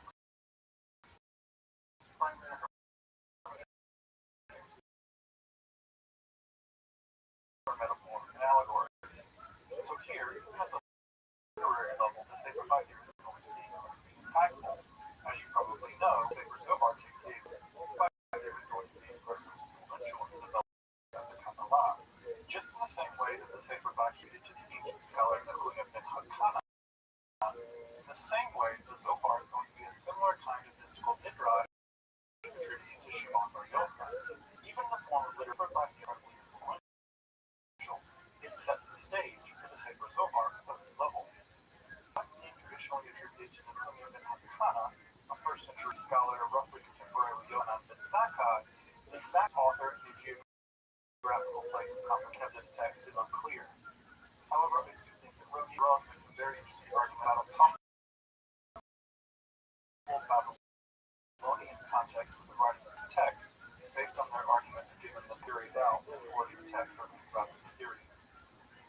As I mentioned earlier, the text is composed of about 200 short midrashim, the internal organization of which is anything other than clear.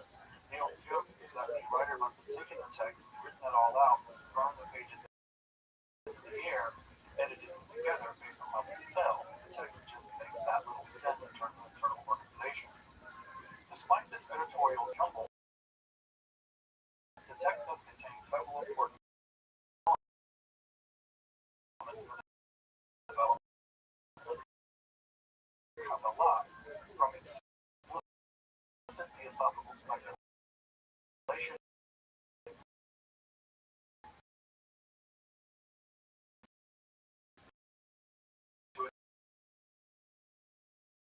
attempts to understand the exact nature of the composition of the fact, Sefer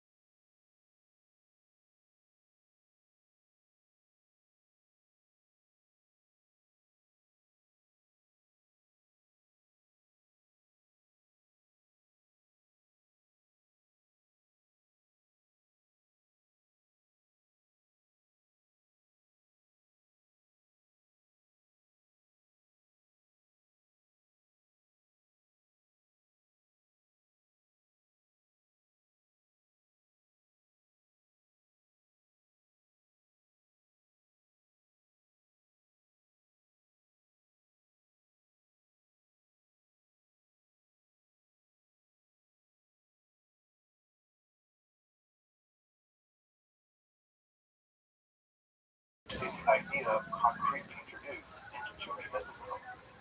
Further, it's also worth pointing out that earlier scholars detected a kind of Gnostic influence in the Sefer Bahir's description of the Matra Vita on the divine presence.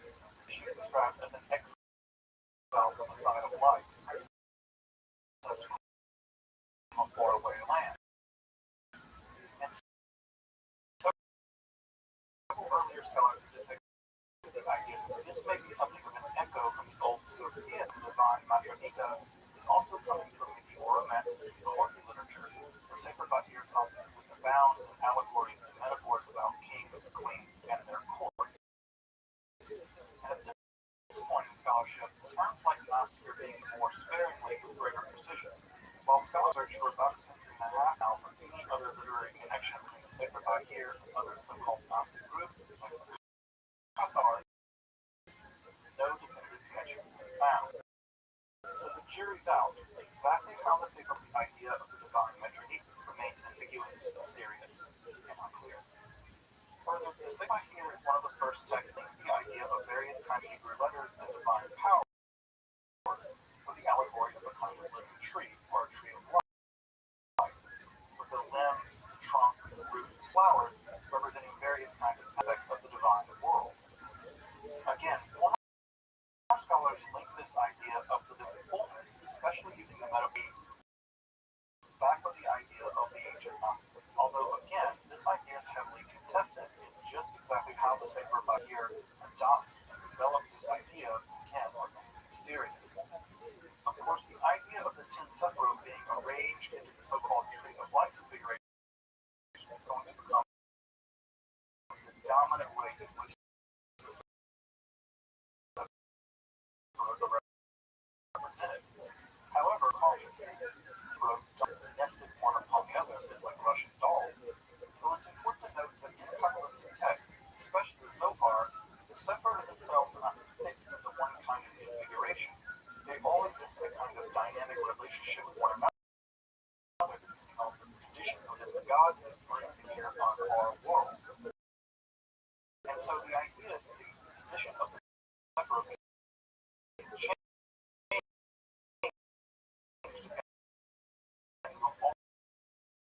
all kinds of factors. They're incredibly dynamic. It's only much later that the Sephirot becomes stabilized or standardized in the Tree of Life configuration. Finally, the Sefer Bahir is also going to be very important in its account of the Odyssey, or the origin of evil. While in some sections called of evil, in that way, evil in those sections can be said to have no independent reality on its own. However, in adjacent sections, the Sefer Bahir comments on the nature of the primordial tohu, the desolation and chaos seems to have pre-existed in Genesis. Here's commentary on those sections. It seems that the primordial was filled only with peace. Primordial tohu, or chaos, filled only with evil. And it's there that we begin to get something like a dualistic theory of this emerging from a Gnostic context. But it's this very sharp distinction and interest that's going to be incredibly important in later developments. Again, indeed, this interest in primordial evil and evil more generally the imaginations of the vanished cosmos, up to including the development and publishing of the Sefer Zohar. Given all these dramatic developments found in the Sefer Bahir, it's no wonder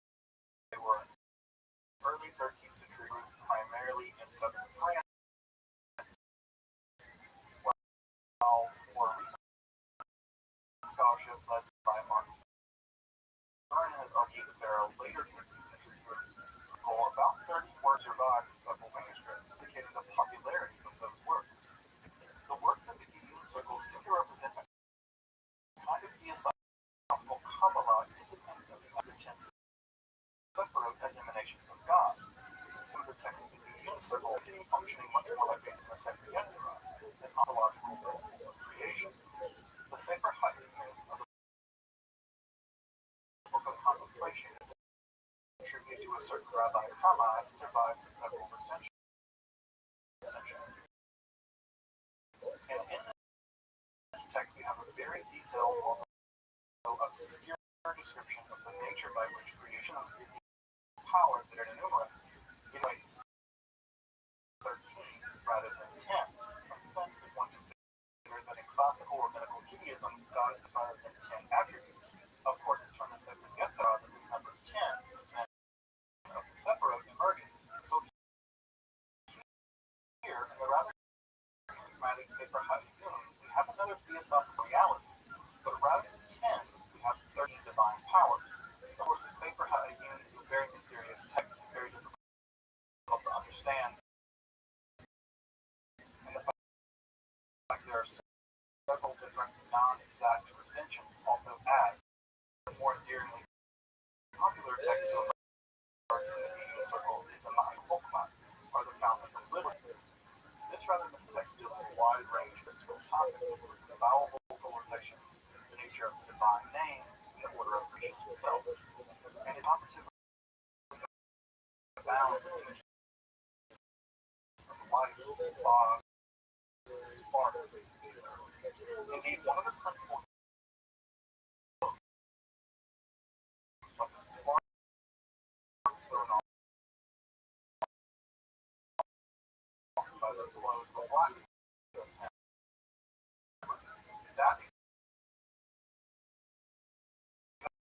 exact image will reappear in the Sefer Zohar as an evil thrown off to creation because of its static nature. The Taoism went on to become much more popular than the Sefer HaShulchan Aruch. In terms of Catholicism, the Baal Shem spent more time teaching than any other mystical text. As we can see, the wisdom being more important, more influential than the central text of the Hebrew circle.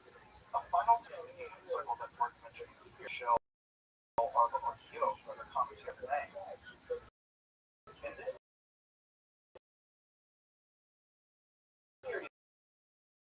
text, we have the prophet Jeremiah studying the sacred Yetzirah with his son for 3 years, during which they make an artificial human, the golem. After the golem is created, it becomes violent. The golem do, and Jeremiah's son destroys it. The property of the golem. The right Hashem Elohim had that before it had the entity. But are dead, the golem dies. Along with the discussion of the creation and destruction of the golem, the divine names we found in the book of Genesis, along with the quotations of the wisdom. So the act itself, as we've seen, the development of the Kabbalah is just that, a developmental story. With some strands barely surviving the first 2 centuries, many survived even this day.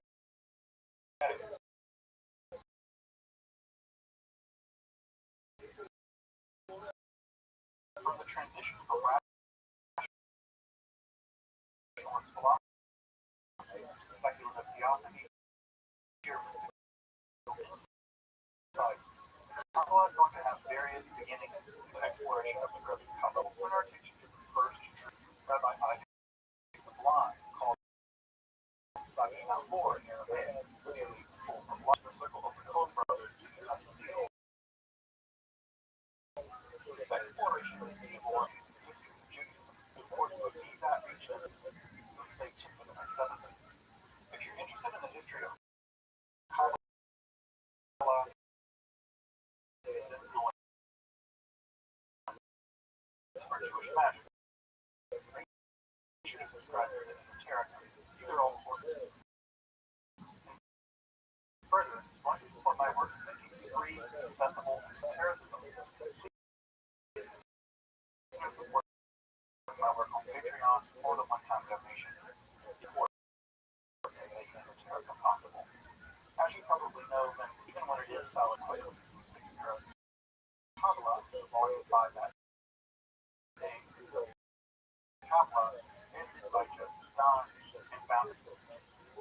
is really wonderful at spiritual academic research. And I'll say that this volume is especially good, especially if you're interested in the development of Kabbalah, as copious notes.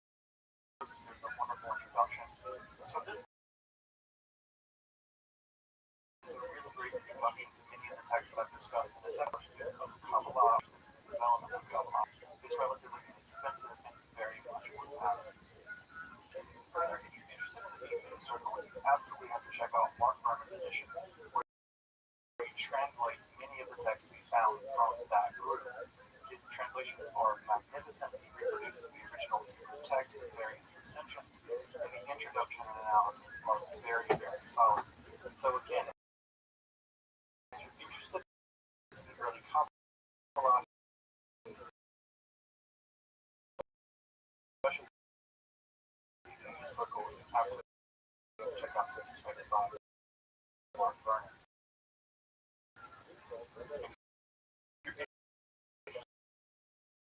Studying the sacred by here, there's good news, bad news. Bad news, those standard academic data by caveats that forgets the Kabbalonian school of Kabbalah, and he interpolates a great deal of Lurianic ideas back into both the Sefer and into the sacred by here. Now, Pastor Solomon is an academic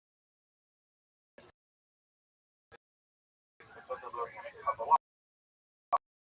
Primarily in the 16th century, the 17th century phenomenon is from many centuries later back onto the sacred by here, while Kabbalistic thing is. However, a relation to the sacred by here is relatively free of these kinds of interpolations, so it does provide an addition of text with the end, although it lacks a lot of additional commentary. So this edition is well expensive, and it does give the English-speaking audience access to the sacred translation. And you can cross-reference it there in the back of the text, which reveals something interesting about the history of scholarship in Allah. It was in fact Gershom Schultz who truly recognized that this by here was as early as it was. It was in fact the first text that disseminated Kabbalistic ideas, despite the fact traditional editions of the sacred by here later is actually attached here the standard edition to the material edition. At any rate, the Kaplan edition is by here that is going entryway actually primarily.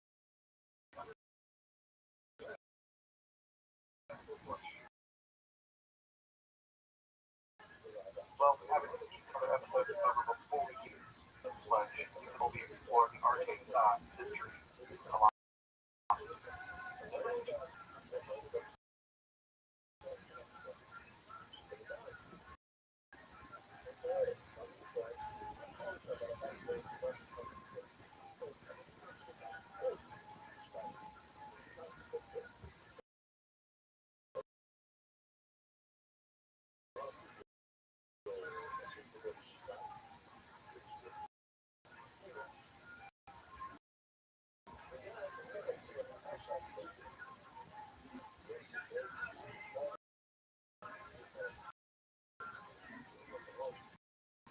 In many ways, alchemy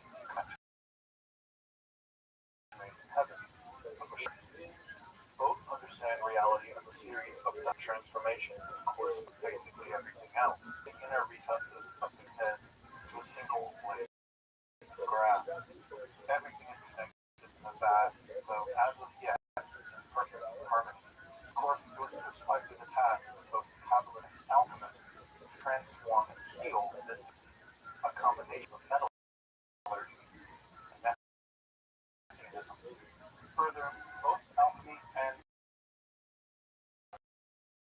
sense, at least in the European theater, alchemy was first introduced into Europe in February the 11th year, and the schools of Kabbalah appeared in southern France and Spain at nearly the exact same time.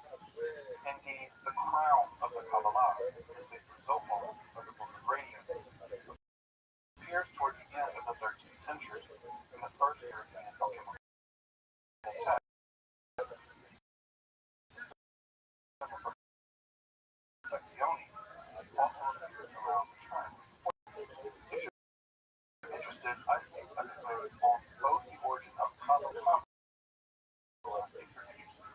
happened. Given all this, you won't be surprised to learn that alchemy and Kabbalah became deeply connected in later literature. In this episode, I want to explore a text in which both deeply synthesized along with at least a dash of magic.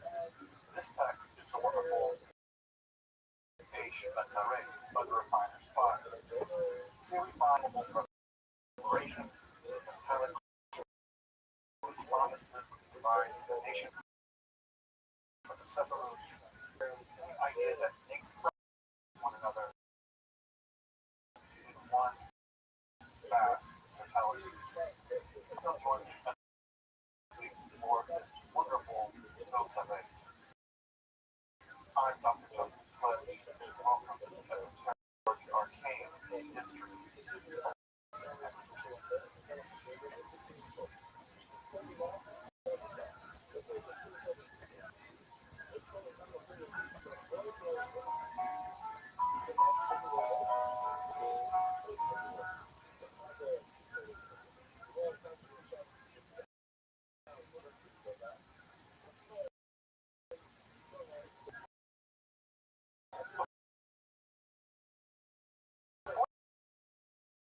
Diving into the text of a skill and start to understand the nature of, nature through an experimental process largely under an Aristotelian framework, along with what is called the sulfur-mercury theory of metal. That theory was that the metals themselves form deep within the earth through a series of relations which condition some ratio of sulfur-mercury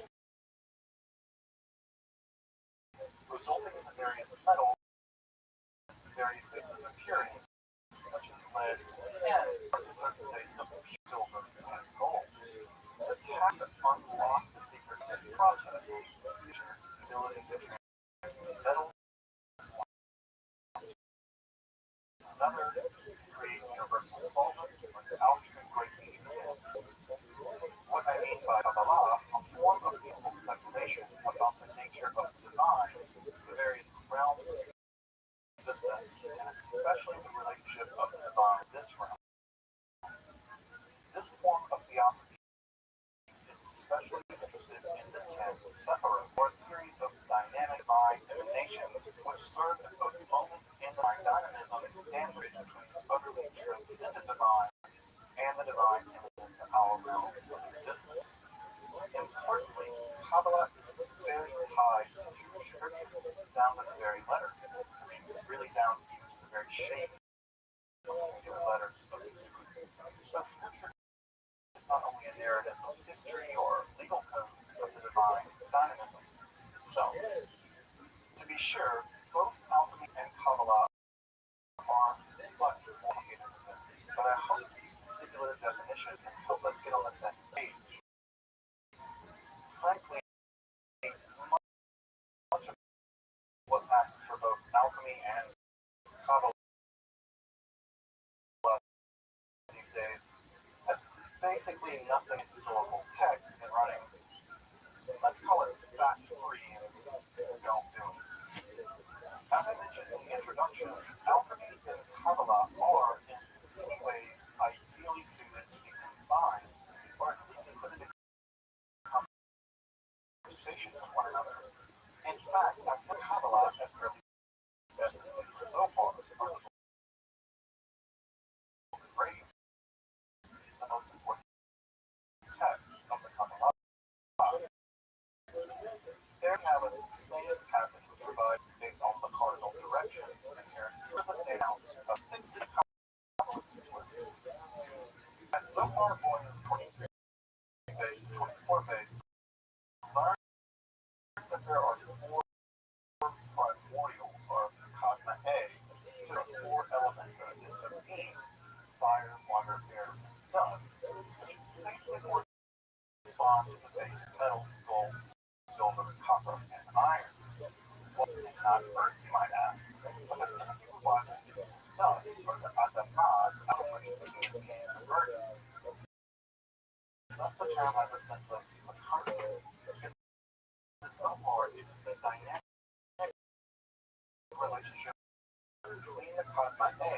isoprene, which in turn produce further elements.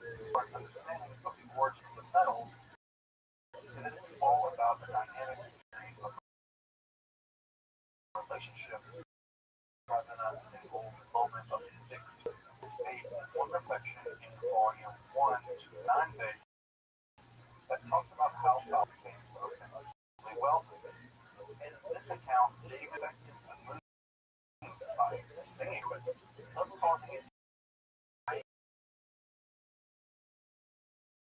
down transformer where you like, which transmuted the dust of Israel into this. It was as common as the dust of the earth. The dust of the earth is protected by light. David perfected. This image of David perfecting the moon through music is also just wonderful. Again, showing how the Zilmation not only does influence rain down from the heavens, but also human activity can transform the heaven and the divine world. Fascinating about the parallel. Of course, Kabbalah alchemy would continue to act in the centuries following the publication of Zohar, of various alchemical texts also show a very strong Jewish interest in alchemy as well.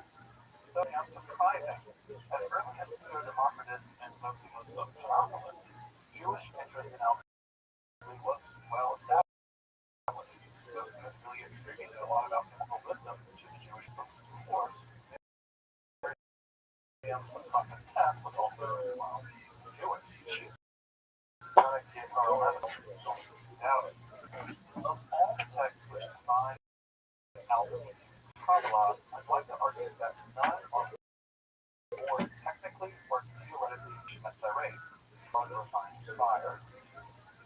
The text is a reference taken from Malachi 3 in the Hebrew Bible.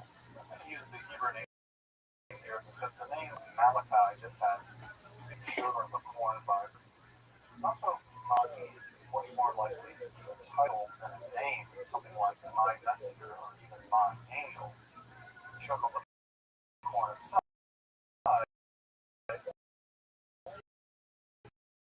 we're told that for the messianic figure, quote, sit as a refiner, purifier of silver, pure like gold. Kesef, the Tikhara being the Sakakatam, Petahav, of Sakasef. Again, the idea of purification and rectification being themes in both Kabbalah and alchemy. The text itself, the original, has been evolved. It mechanically survives an Italian edition, which has also been lost, but was rendered into Latin in the first volume of Christian Nor van Rosenroth's monumental text, Kabbalah. From the Kabbalah of 1777. Though, even in the Kabbalah Data, the text is spliced and kind of shuffled. Dating the original internal evidence seems to alter of Pharaoh, but not so much as Illyrian and Kabbalah, which more or less blended quite there. So we can kind of tentatively date H. Metzarate the later half of the 6th century, but really get any time between 1677 with the publication of Kabbalah and Data. The text begins by Mr. Woodby, the fall. Yeah? No?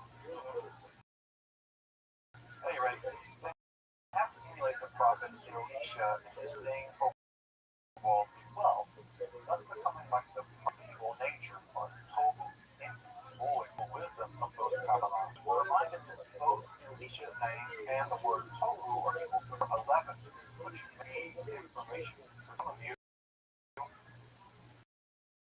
Sorry. Here we're told that the divine sentence separated from the divine divination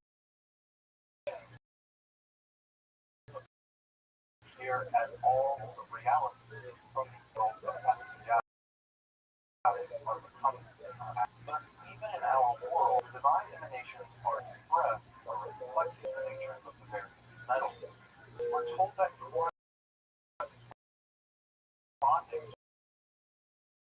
divine hiddenness of Keter called substratum of all that ever appears as it is.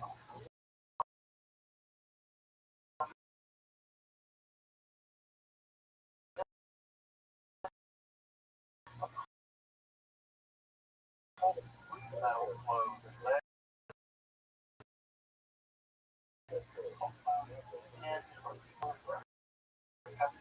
gold, giants. Nothing less than the philosopher, or as the textbook said, the true medicine of the metals. Commonly discussed, in which mercury, salt, and sulfur were identified with Keter, Okma, Ina, while this seems to actually reflect a kind of Celsius variant in most Kabbalistic alchemy, which is really fascinating. Apparently, the author was familiar with both systems, amenable and it's a kind of ecumenical attitude that would have had absolute dogmatic Paracelsus. From here, the text continues to imagine the Kabbalist alchemist as a kind of pairs the metaphysical righteous needs as formed by Kabbalah, also reveals nature in the application of alchemy. Conspicuously missing measurements are is much emphasis on substantial transmutation. That is the age-old attempt to make gold or silver integration of Kabbalah and alchemy as a way of understanding nature and healing the language of text. Of course, along with Kabbalah and alchemy, this healing which can take the form of substantial transmutation. But the author never seems to emphasize these basically kind of an affirmation.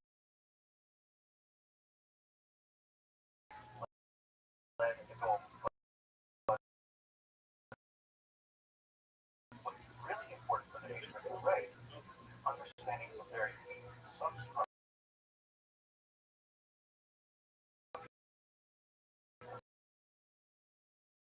of reality.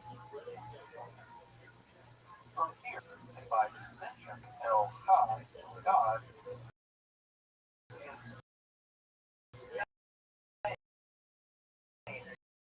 as Kesef Chai, or living silver, the mercury, the word crystal. In general, they're all equal to the number. Of course, this is all linked to that messianic terms there in Numbers 20:14,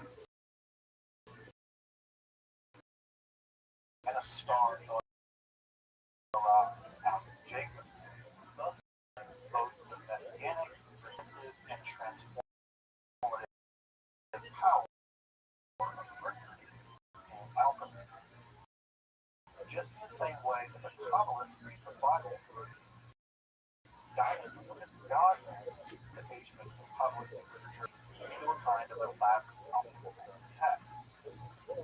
Each of the various metals brings one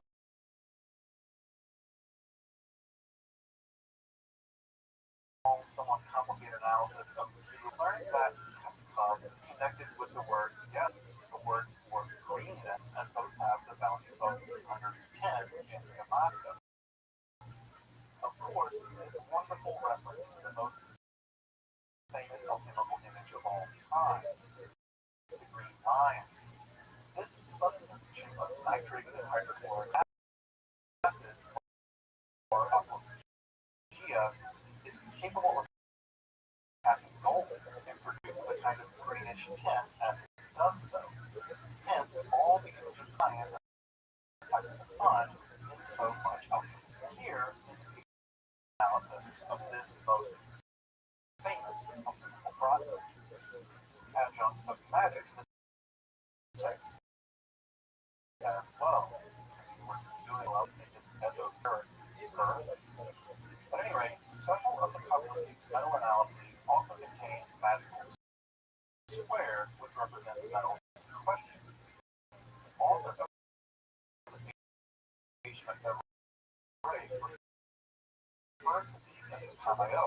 Kentucky as singular. This is a word for a magical amulet. Hebrew. For instance, we're given what is perhaps the single most famous matter, and that's appearing in both Albert Dure's 1514 Melancholia, where it's what he used there to magic reverse just that Saturnine state. It also importantly occurs in Cornelius Agrippa's reports of occult philosophy. As a ray, the only Hebrew word for intent, but deals with the number 34 and kind of geometric ton of the Hebrew word dal, which means 4. I think, or I suppose, or about 10. Several other Kamayota obtained or generated these words where amulets isn't clear, but again, a fascinating magical connection to both Dune and Agrippa. The H. Mixarate ends with analysis of sulfur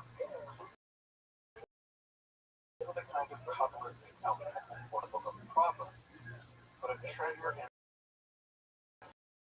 oil about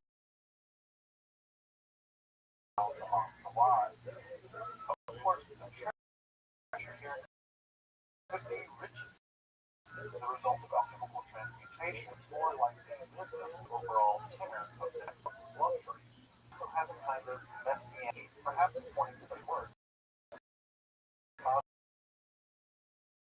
natural healing, transmutation, and redeeming Kabbalah and Alchemy magic together to an analysis more fundamentally interested in understanding and healing nature than in creating riches in the form of gold and silver. In this way, it's much closer to the kind of spirituality that interests more modern people for us now. If you're interested in the described here as esoteric, also want to support my work of scholarly, accessible. If you're interested in the history of Alchemy, Kabbalah, described on Patreon over the one time. The Patients are ready to preserve Norman Rosenroth's illegal Kabbalah from the Kabbalah Uncovered, published in 1677. I've included a link in the description below to the entire form lastly. No English edition of this entire text that ever been produced, translated into English, are what's called unreliable. Luckily, Raphael Kakai has translated basically the entire text. He doesn't remember the long quotations from the Zohar, but he does give you the references in standard Arabic if you want to look those up, or cross-reference them with Shakespeare's Zohar, which is the only Zohar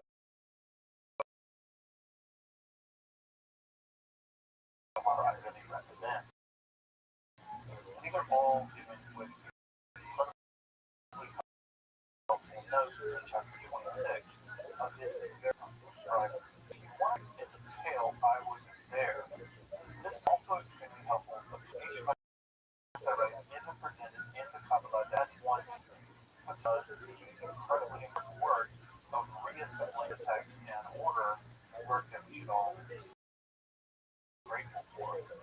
Also, if you're interested in alchemy, make sure to check out the recommendations in the description below.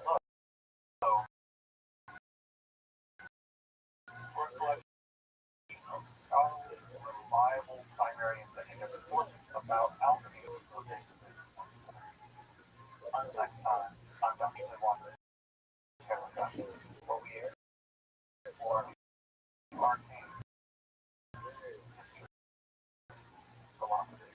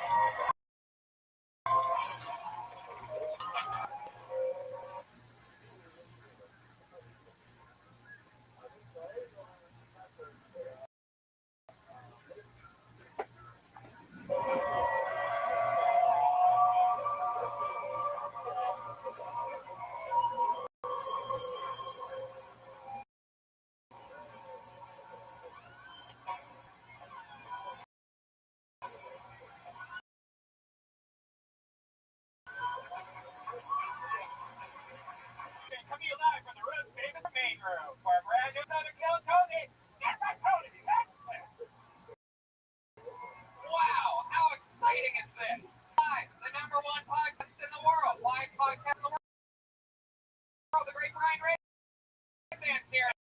Hey, fuck yeah. And look at that now. Live in the flesh. Look at that. His markers on the video screen and everything. How exciting. What a production. How about a hand for Danny Lucas on the brand new lighting system here at the Comedy Store. Its debut the first time. That's very exciting. We just had an unbelievable show in Swansea, Massachusetts. Over 1,000 people in Boston. April 9th, stand-up shows. Yeah, this weekend. I believe there's still some tickets. Stand-up March 6th. That's 4 shows. Stand-up comedy where I headline. The great David Lucas will be opening all weekend there in La Jolla at Punky Johnson featuring. And yeah, 2 Kill Tonys on 8th. Then we go to Ventura. We go to Ventura, California, March 12th. Tacoma Kill Tony, March 21st with Stand 20th and 21st as well. Skankfest South, March 27th to the 28th. That's a really big deal. And Miami gets there. You go, sure, absolutely. And we're at Moon Tower, April 22nd and 23rd. And there's no show here on April 20th. For fun fact, 420. There will be no Kill Tony here. I will be in Vancouver opening an arena. Maybe we should do a comedy show. Great Joe Rogan. Yeah, maybe. A comedy show. Nope, it's not going to be a Kill Tony comedy show. Secret time, Tony. And show. Yeah, you can call it whatever you want to do. There you go, sure. There you go. This is great. We're continuing the sweetie here tonight. Delicious pizza on La Cienega. Keeping us fed. You go to RyanJEvelt.com to get your most recent Kill Tony prints of all your favorite like that. Hiring used to be hard. Multiple job sites, stacks of resumes, a confusing review process, but today hiring can be easy. You only have to go to one place to get it done, and that's .com/KillTony.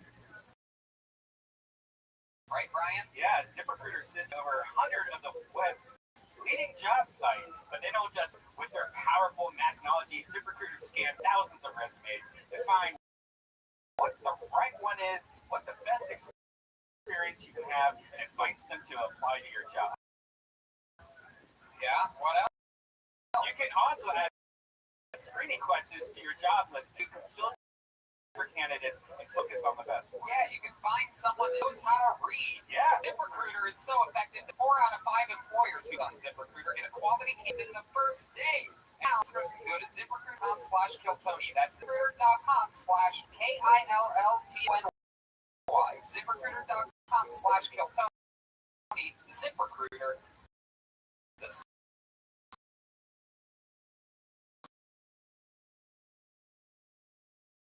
smartest way to hire.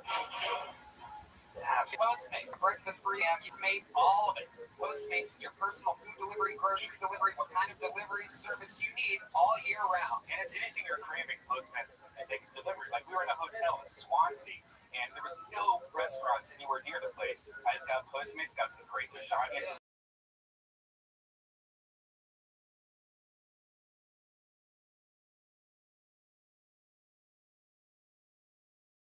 Delivered to my room.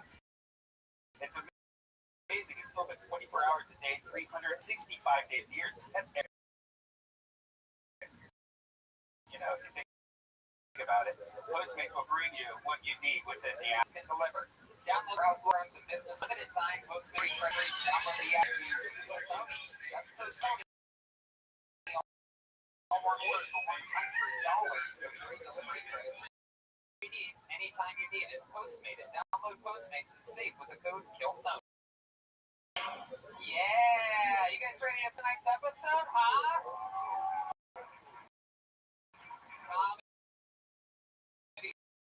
Store is an exciting one. We always have one of the funniest comedians in the world on this show. This week is no different. In fact, this might be actually one of my favorites on the. So let's see this place can get. You know, from Chappelle Show, so many other great things. Ladies and gentlemen, the great Donnell Rawlings. Wow. Yeah. On Mars. Let me know.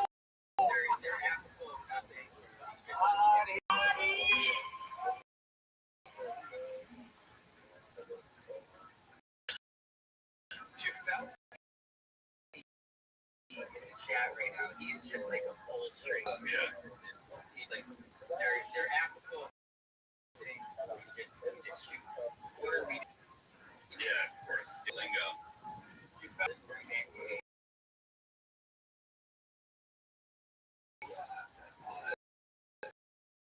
Loyal.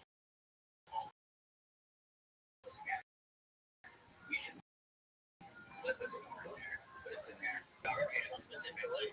Their fucking cameras are off. Idiot. They don't even know how to podcast. Well, I guess the question is, you guys ever think about renting out a storage unit for future pods? Best brain on earth.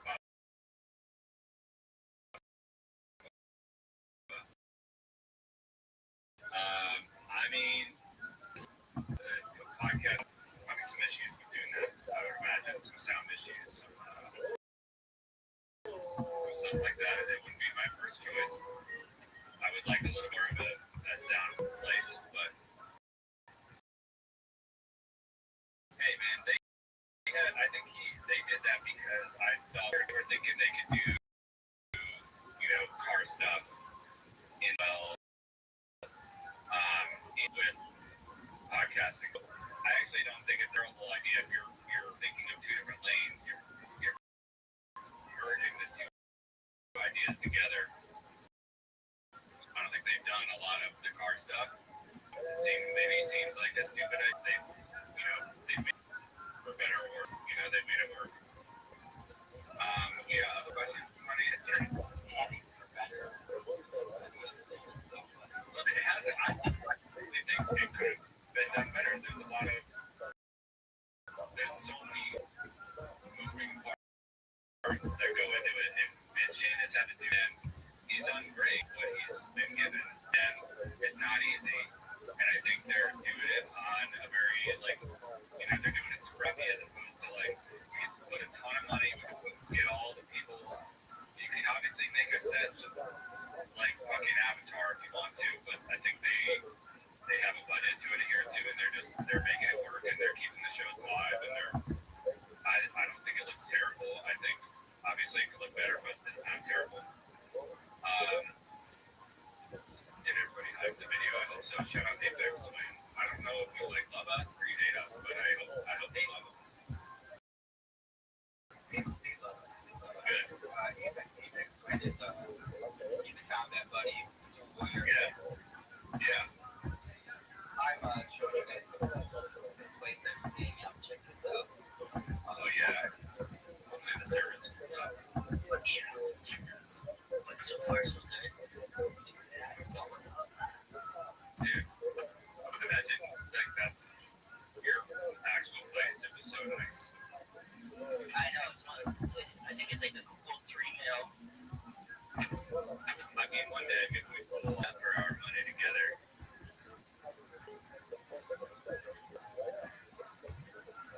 Let's do this. Yeah, Google. Okay, sure.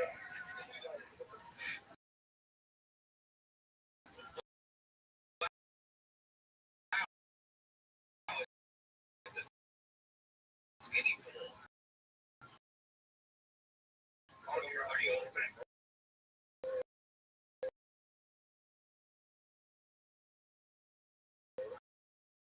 Yeah. Wow.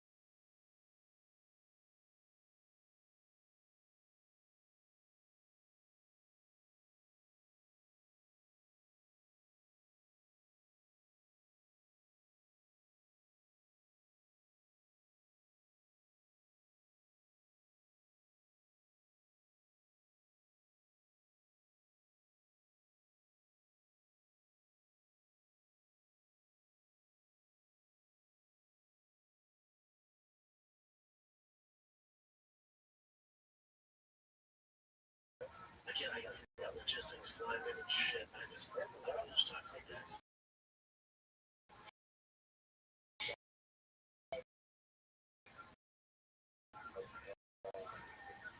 True Cats Monday, Scooty, can you like a segment? Dad talking baseball talk, I'm sure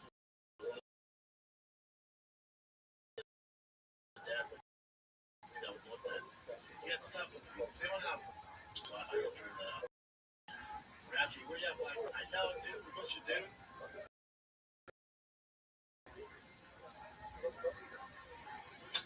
Well, Chucky, how come you can't say super chat? I don't know what that means. We should, everything's should be available.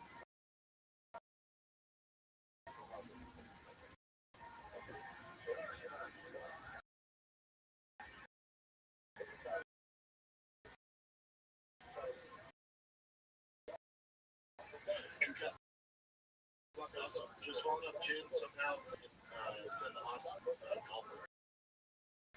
Oh, yeah. Keep Drew Castle going out, Chin. We got 5 more time. Let's see what I've said. Y'all welcome to the club.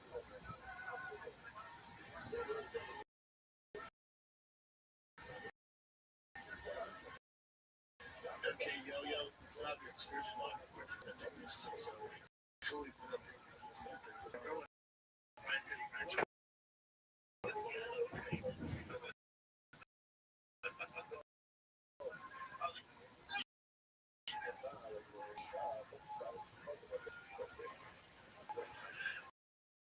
Johnny says, hey, start this year. So I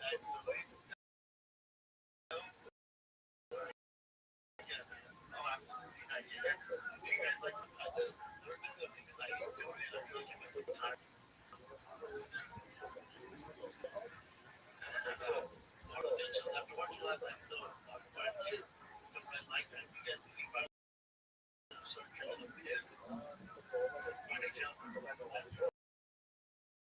yeah, it's just start drilling the PS. I would watch them see that because they're doing I'm still too scared to do it, but it did like we're not going to see what it was getting well. That's a legend too.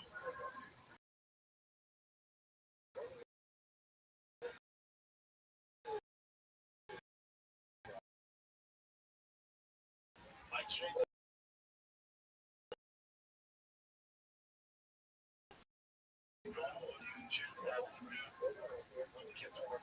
And also, I'm learning to my issue. There's like, I'm just too much.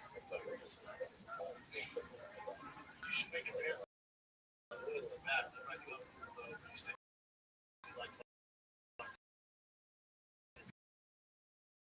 show, yeah, they're right. It's much to make it. She's got my back and bounce off. Look, 3 months ago, yeah, I can't be getting her. Do you think Connor and Max come out with each other out a bit? Do you think they come out against the Blazing? I would imagine Connor feels like out locked up for 5 years, switching that leg. Troy Young says if Connor was to toss a positive. That's not a bad take.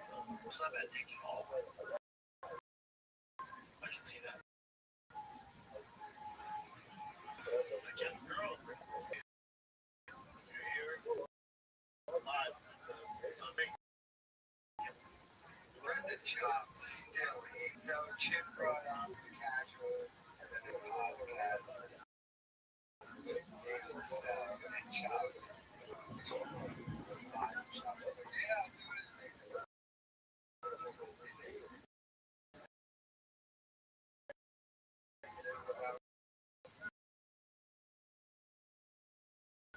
Yes, it's been 70.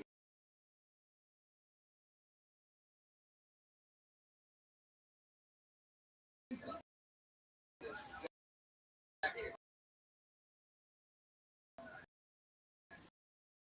Chip brought on Monopoly. That is this idiot.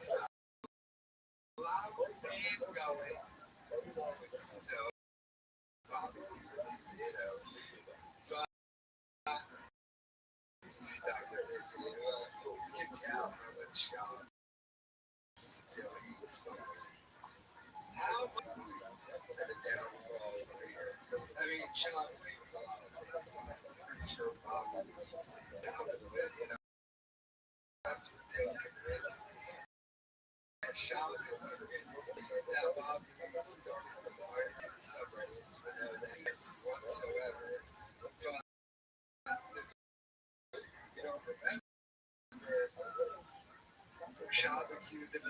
Calvin Callan, called up Bobby Lee, working down Philly, and by Joe Rogan name.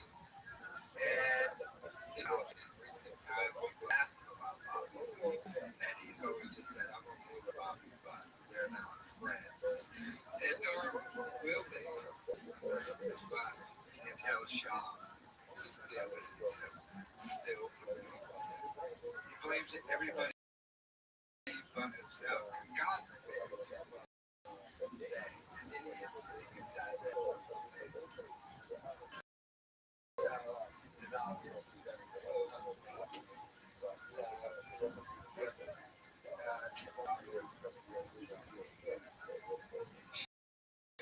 Joe Kim organized out has a problem with Bobby. But